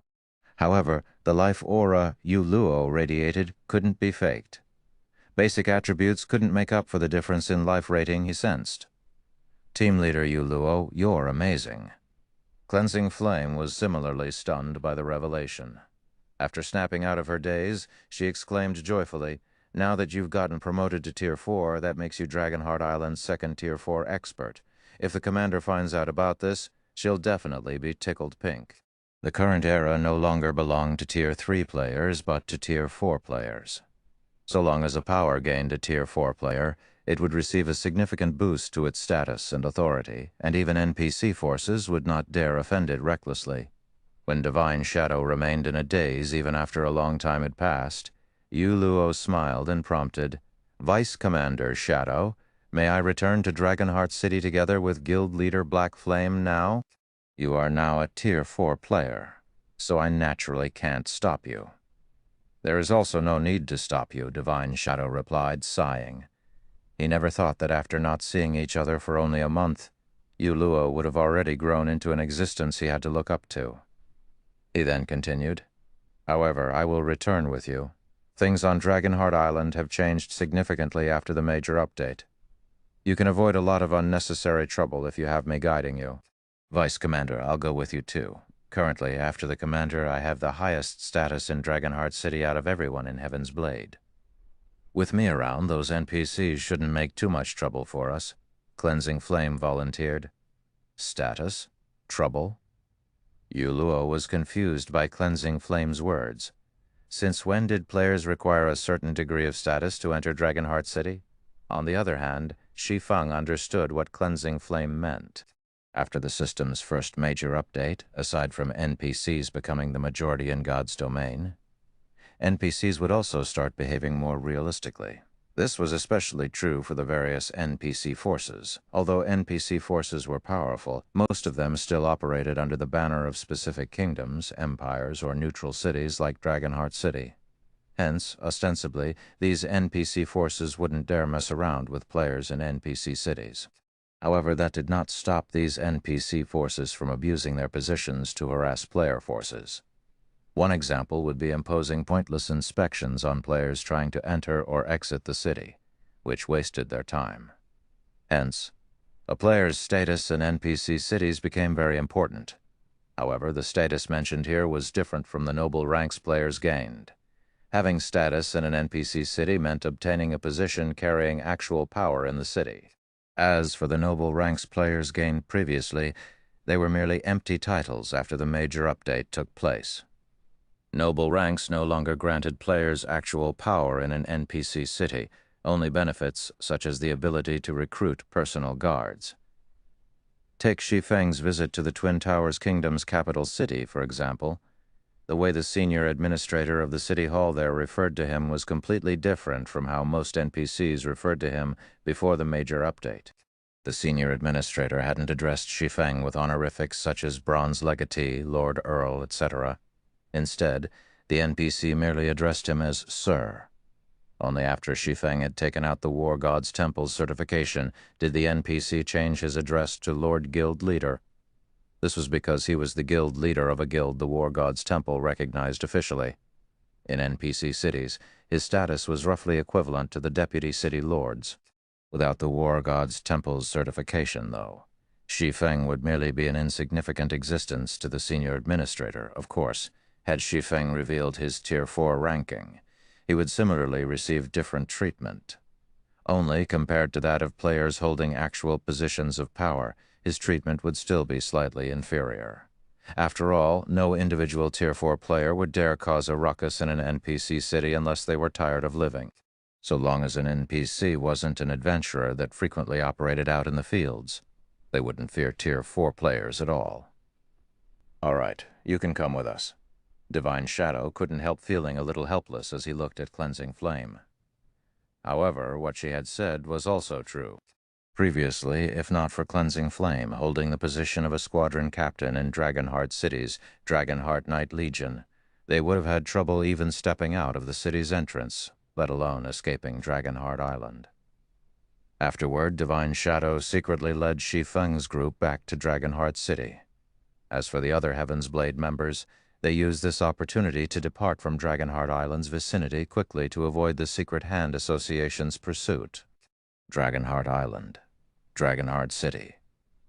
Due to the system's major update, Dragonheart City had become much livelier. Now, NPCs of foreign races were everywhere in the city's port, and previously scarce Tier 3 NPCs crowded the port. Most of these NPCs were at level 130, with some even reaching level 150. They were practically comparable to the Tier 3 NPC guards of Dragonheart City. Meanwhile, Dragonheart City's player population had also increased significantly. This was especially true of Tier 3 independent experts. Roughly 30% of the Tier 3 independent experts operating in the major sea zones surrounding Dragonheart Island gathered here. As for the reason, firstly, Dragonheart City's trade market was much more prosperous than other locations. Here, one could purchase many items that normally couldn't be found in the outside world. For example, Dragonheart City's auction house sold epic weapons and equipment usable by players. The only problem was that the currency used here was not the standard coins, but ancient coins. Secondly, the World Tower's fourth underground floor had Tier 4 legacy lands. Moreover, aside from independent experts, many of God's Domain's superpowers had also dispatched their members to develop on Dragonheart Island. Because of this situation, Dragonheart City most likely housed the largest number of Tier 3 players out of the various cities in God's Domain. This was also one of the reasons why Shi Feng decided to visit Dragonheart City in person. However, before Shi Feng and the others could enter Dragonheart City, they came across Inkfeather once more. At this time, Inkfeather and several hundred other Warblood members were carefully inspecting the players trying to enter the city. Even Blood Oath was standing by the entrance and quietly observing the moving crowd. His appearance at the entrance garnered a lot of attention from the surrounding players. What's going on? Why is Blood Oath here? I heard that someone killed one of Warblood's executives in the nearby waters. Blood Oath must have come to deal with those offenders personally. Crap, who's the daring bastard that killed Warblood's members? The players began a quiet discussion among themselves as they looked at Blood Oath. They admired the person who dared kill Warblood's executive. After all, even the superpowers had to behave themselves around Warblood on Dragonheart Island. Otherwise, they would meet a tragic end. A single death definitely wouldn't be enough to compensate for the offense of killing one of Warblood's executives near Dragonheart Island. "Hush! Keep your voice down. Don't you see that man beside Blood Oath?" a level 122 Tier 3 ranger said, berating his guildmates. Pointing at a stalwart man clad in silvery knight armor standing beside Blood Oath, the ranger said, "That person is Sabrid, one of the Secret Hand Association's Tier 4 NPCs. He is also one of the vice-commanders of the city's Knight Legion. If he hears you, you'll be locked up for several days." At the ranger's warning, his party members promptly stopped speaking. The name Sabrid was one they were very familiar with. This NPC was precisely why the various superpowers seeking to establish roots on Dragonheart Island had suffered severe losses. These foreign superpowers had many of their Tier 3 experts caught and jailed in Dragonheart City's prison for 3 days. The reason for their imprisonment was that they had offended Sabrid. Damn it! Blood Oath actually managed to get Sabrid here in such a short time. Divine Shadow's complexion darkened when he saw the knight standing beside Blood Oath. That Sabrid will definitely cause all sorts of problems for us to prevent us from entering the city, and so long as we show even the slightest sign of aggression, he'll abuse his authority to have guards capture us. Before Divine Shadow could finish explaining, Blood Oath noticed Shi Feng's group, and a sly smile appeared on his face. "Lord Sabrid, I found those troublemakers," Blood Oath said to Sabrid as he pointed at Shi Feng's group. "It's those people." That man standing in the lead even let Heaven's Blade's remnants get away, disrupting Warblood's expansion plans completely. "Is that so?" Sabrid, who looked to be in his early 40s, looked at the location Blood Oath indicated. Narrowing his eyes, he said to the soldier standing beside him, "Bring them to me. If they resist, you know what to do, right?" "Leave it to us, Vice Commander," the level 150, Tier 3 soldier smiled and nodded. He then led a team of around a dozen guards and approached Shi Feng's group. Chapter 2800, Silent Entrance. Chapter 2800, Silent Entrance. Upon seeing the squad of NPC soldiers walk out of the entrance, the Warblood members standing by the gate looked at Shi Feng's group triumphantly. The soldier squad consisted of 12 level 150, Tier 3 NPC soldiers. These NPCs were already close to 30 levels higher than the current average level of Tier 3 players in God's Domain. In addition, these NPCs also possessed the identity of Dragonheart City's soldiers. After the major update, the NPC soldiers of NPC cities were no longer as rigid as before, enforcing all rules thoroughly and behaving impartially in their judgment. Instead, these NPC soldiers had become humanized, bending the rules to their liking, They could be strict with some and lenient with others. Meanwhile, so long as their actions fell within the permissible range of the rules, players would be utterly helpless against them. Vice Commander Feather, let's see how Black Flame can continue acting arrogantly. Snowy Afterglow, who had reached level 123, said to Inkfeather as he watched the NPC soldiers approach Shi Feng's group. Even if he's Tier 4, he will still have to behave here. Black Flame isn't a simple person. If he can restrain his temper, with his status as a Tier 4 player, these soldiers won't dare make things too difficult for him, Inkfeather said, shaking her head. Everything will depend on Black Flame's subsequent actions. Forbearance was a basic quality leaders of guilds possessed. As the guild leader of Zero Wing, Shi Feng naturally possessed this quality too. If Shi Feng decided to behave this time, the means they could use against him wouldn't be very effective. If they failed to exact their revenge on Shi Feng now, the only thing they could do was ambush him outside Dragonheart Island. He has always been arrogant. I doubt he'll tolerate this humiliation, Snowy Afterglow said. Even if he can, so long as he dares show even a little bit of resistance or behave disrespectfully to Lord Sabrid, we'll be able to take care of him. Let's hope so. Inkfeather also hoped that Shi Feng would choose not to tolerate the NPC guards' harassment. That way, they would have an easy time dealing with him.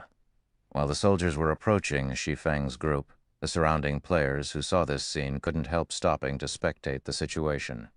What's the matter with these soldiers? They can actually leave the entrance on their own initiative. Wait, that assassin seems to be Divine Shadow, one of Heaven's Blade's vice commanders. What? Heaven's Blade's members actually took the initiative to show themselves. Are they tired of living? The surrounding players recognized Divine Shadow in no time at all and were astonished. After all, Warblood had long since placed a bounty on all of Heaven's Blade's members in Dragonheart City. By showing up at the city's entrance now, Heaven's Blade's members were basically throwing themselves into the jaws of death. Now that these NPC soldiers are going straight for them, they're seriously doomed. These NPCs are first-rate when it comes to making life difficult for others. They interrogated me for 2 whole hours the last time I came here. If I hadn't bribed them with a magic crystal, I would have most likely had to wait for a few more hours before I could enter the city. These soldiers are probably the Secret Hand Association's members as well. If Heaven's Blade's members get detained, it definitely won't end with just a few hours of interrogation. These soldiers will most likely corner them until they speak out in retaliation. And if they do that, they'll be jailed right away. Seeing the NPC soldiers taking the initiative to walk away from the entrance, the surrounding players looked at Shi Feng's group in pity. However, none of them stepped forward to help. After all, it would be an express train to hell if they did so. While the surrounding players were discussing quietly among themselves, the 12 NPC soldiers had surrounded Shi Feng's group. Dragonheart City is in chaos right now, so our superior has instructed us to tighten inspections to prevent people from making trouble in the city.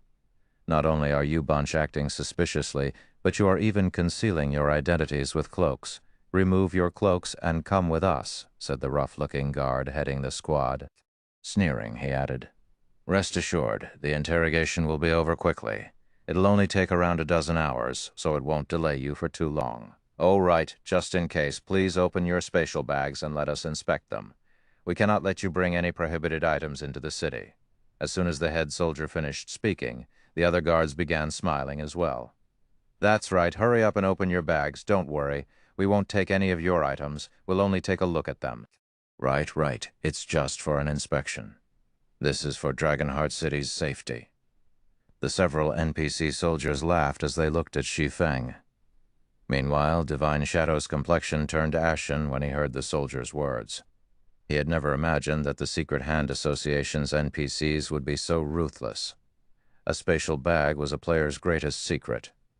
Revealing the contents of a player's bag to other players would not only potentially attract trouble, but also expose their trump cards. Excuse me, but we don't plan on entering Dragonheart City, Divine Shadow said, rejecting the soldier's demand outright. There was no way they could allow the soldiers to inspect their bags. This was especially true for Shi Feng, the guild leader of Zero Wing. It was evident that these soldiers were trying to pick a fight with them. Now, their only choice was to abandon their plan to enter Dragonheart City. However, the head soldier smiled when he heard Divine Shadow's refusal. It doesn't matter whether you enter the city or not. In fact, you bunch look even more suspicious now. So there is an even greater need for you to be checked. You'd best open your spatial bags quick, otherwise my brothers and I will personally take action, the head soldier said, raising his hand. Immediately, the 11 other soldiers gripped their weapons and released their killing intent. However, as these soldiers gripped their weapons, Cleansing Flame stepped forward. She then took out a bronze token from her bag. I'm Cleansing Flame, a captain of the Dragonheart Knight Legion. These people are my companions. I can prove that they have no problems, Cleansing Flame said. In a slightly annoyed tone, she continued. Moreover, you people from the City Defense Legion are responsible for maintaining order within the city, not outside. You are overstepping your boundaries. When Cleansing Flame took out her Dragonheart Knight token, Divine Shadow breathed out a sigh of relief, glad that he had brought her along. Otherwise, they would have gotten caught in the Secret Hand Association's trap. As Dragonheart City's trump card legion, the Dragonheart Knight Legion was far superior to the City Defense Knight Legion. Moreover, the City Defense Knight Legion did not have the authority to inspect members of the Dragonheart Knight Legion. The Dragonheart Knight Legion, looking at Cleansing Flame. The head soldier smiled nonchalantly and said, Since you are a member of the Dragonheart Knight Legion, we naturally have no right to inspect you. However, that is not the case for your companions. They are acting suspiciously and are even wearing cloaks. As Dragonheart City's first line of defense, we have a responsibility to maintain the city's safety, hence we cannot leave them be. They must be checked. You. The soldier's words enraged Cleansing Flame. I will report this to Commander Anos. Go tell him then. I believe Commander Anos will understand our painstaking efforts, the head soldier said, smiling. However, before that, your companions must undergo inspection. I will give you only 10 seconds to consider. If you don't open your bags yourselves, don't blame us for doing it for you. As the head soldier finished speaking, the other soldiers readied their weapons. It was evident that they did not plan on giving Shi Feng's group any chance to escape. Meanwhile, when the surrounding players saw this scene, they gasped. How ruthless! Sure enough, nobody can afford to offend war blood on Dragonheart Island. No wonder even the superpowers dare not disrespect war blood on Dragonheart Island. Although many of the players present would normally suffer at the hands of these NPC soldiers, the soldiers would only put them through long hours of interrogation, at most. This was definitely the first time the players had seen these soldiers draw their weapons against players. Amazing. Amazing. As expected of Secret Hand's members. I want to see what that black flame is going to do now. Snowy Afterglow burst into laughter when he saw this scene. I heard that Black Flame has many treasures on him. If we can get him to reveal those treasures, all our efforts this time would definitely be worthwhile. Ink Feather also nodded in agreement with Snowy Afterglow's words. In reality, even she did not think that the Secret Hand Association would be so ruthless. Now Shi Feng was truly between a rock and a hard place. Whether he chose to anger the guards or reveal his spatial bag for everyone to see, he would still suffer in the end. Black Flame. Now it's my turn to let you know what it feels like to live in misery. When Blood Oath saw the scene playing out before him, the smile on his face grew even brighter. Previously, when Shi Feng had killed him during the Dragon Phoenix Pavilion's conference, Blood Oath's reputation had plummeted on Dragonheart Island. However, the tables had turned now after partnering with the Secret Hand Association. Blood Oath had always hoped that Shi Feng would come to Dragonheart Island. To ensure this happened, he had even had his subordinates provoke Zero Wing frequently. Now his chance for vengeance had arrived. This was also only the first step of Blood Oath's vengeance. Even if Shi Feng agreed to the soldiers' demand, he still had plenty of things prepared for Shi Feng afterward. It wouldn't matter even if Shi Feng was a Tier 4 player. Dragonheart City was different from the average NPC city in terms of combat power. Dragonheart City was even stronger than the capital cities of some empires. Moreover, as Dragonheart City was a neutral city, the identities and positions one held in kingdoms and cities did not matter here, only Dragonheart City's identities and statuses. This was also why the various superpowers had no choice but to submit to Warblood. While everyone was secretly discussing the situation, Divine Shadow whispered to Shi Feng, "I'm sorry for this situation. Guild Leader Black Flame. I'll hold them back afterwards, so run away when you get the chance. These soldiers won't dare abandon their posts, so as long as you leave Dragonheart Island's vicinity, they won't continue chasing you." Their only way out of this situation now was to flee. Confronting these NPC soldiers would only mean death for them. If they did that, they would be playing into Blood Oath's hands. Hence, Divine Shadow decided to exchange his own life for everyone else's freedom. "No, that won't be necessary," Shi Feng said, shaking his head. "Leave the rest to me, Guild Leader Black Flame." Divine Shadow was a little confused as he looked at Shi Feng. There was clearly no room for reconciliation between them and the NPC soldiers. Aside from escaping, he simply couldn't figure out how they could get out of this situation. At this moment, let alone Divine Shadow, even Yu Luo found this situation strange. She couldn't understand what Shi Feng could possibly do in this situation either. When the head soldier saw Shi Feng stepping forward, he grinned and asked, "What? Have you made up your mind?" Shi Feng was the person Vice Commander Sabrid had singled out. No matter what Shi Feng's answer was, the head soldier would have ways to make things difficult for him. "Made up my mind?" Chuckling, Shi Feng said, "Indeed, I have made up my mind." "Good." Nodding, the head soldier said, "Then open up your spatial bag."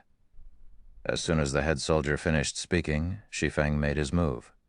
The next moment, a fleeting flash appeared before Shi Feng, and the head soldier's body got bisected.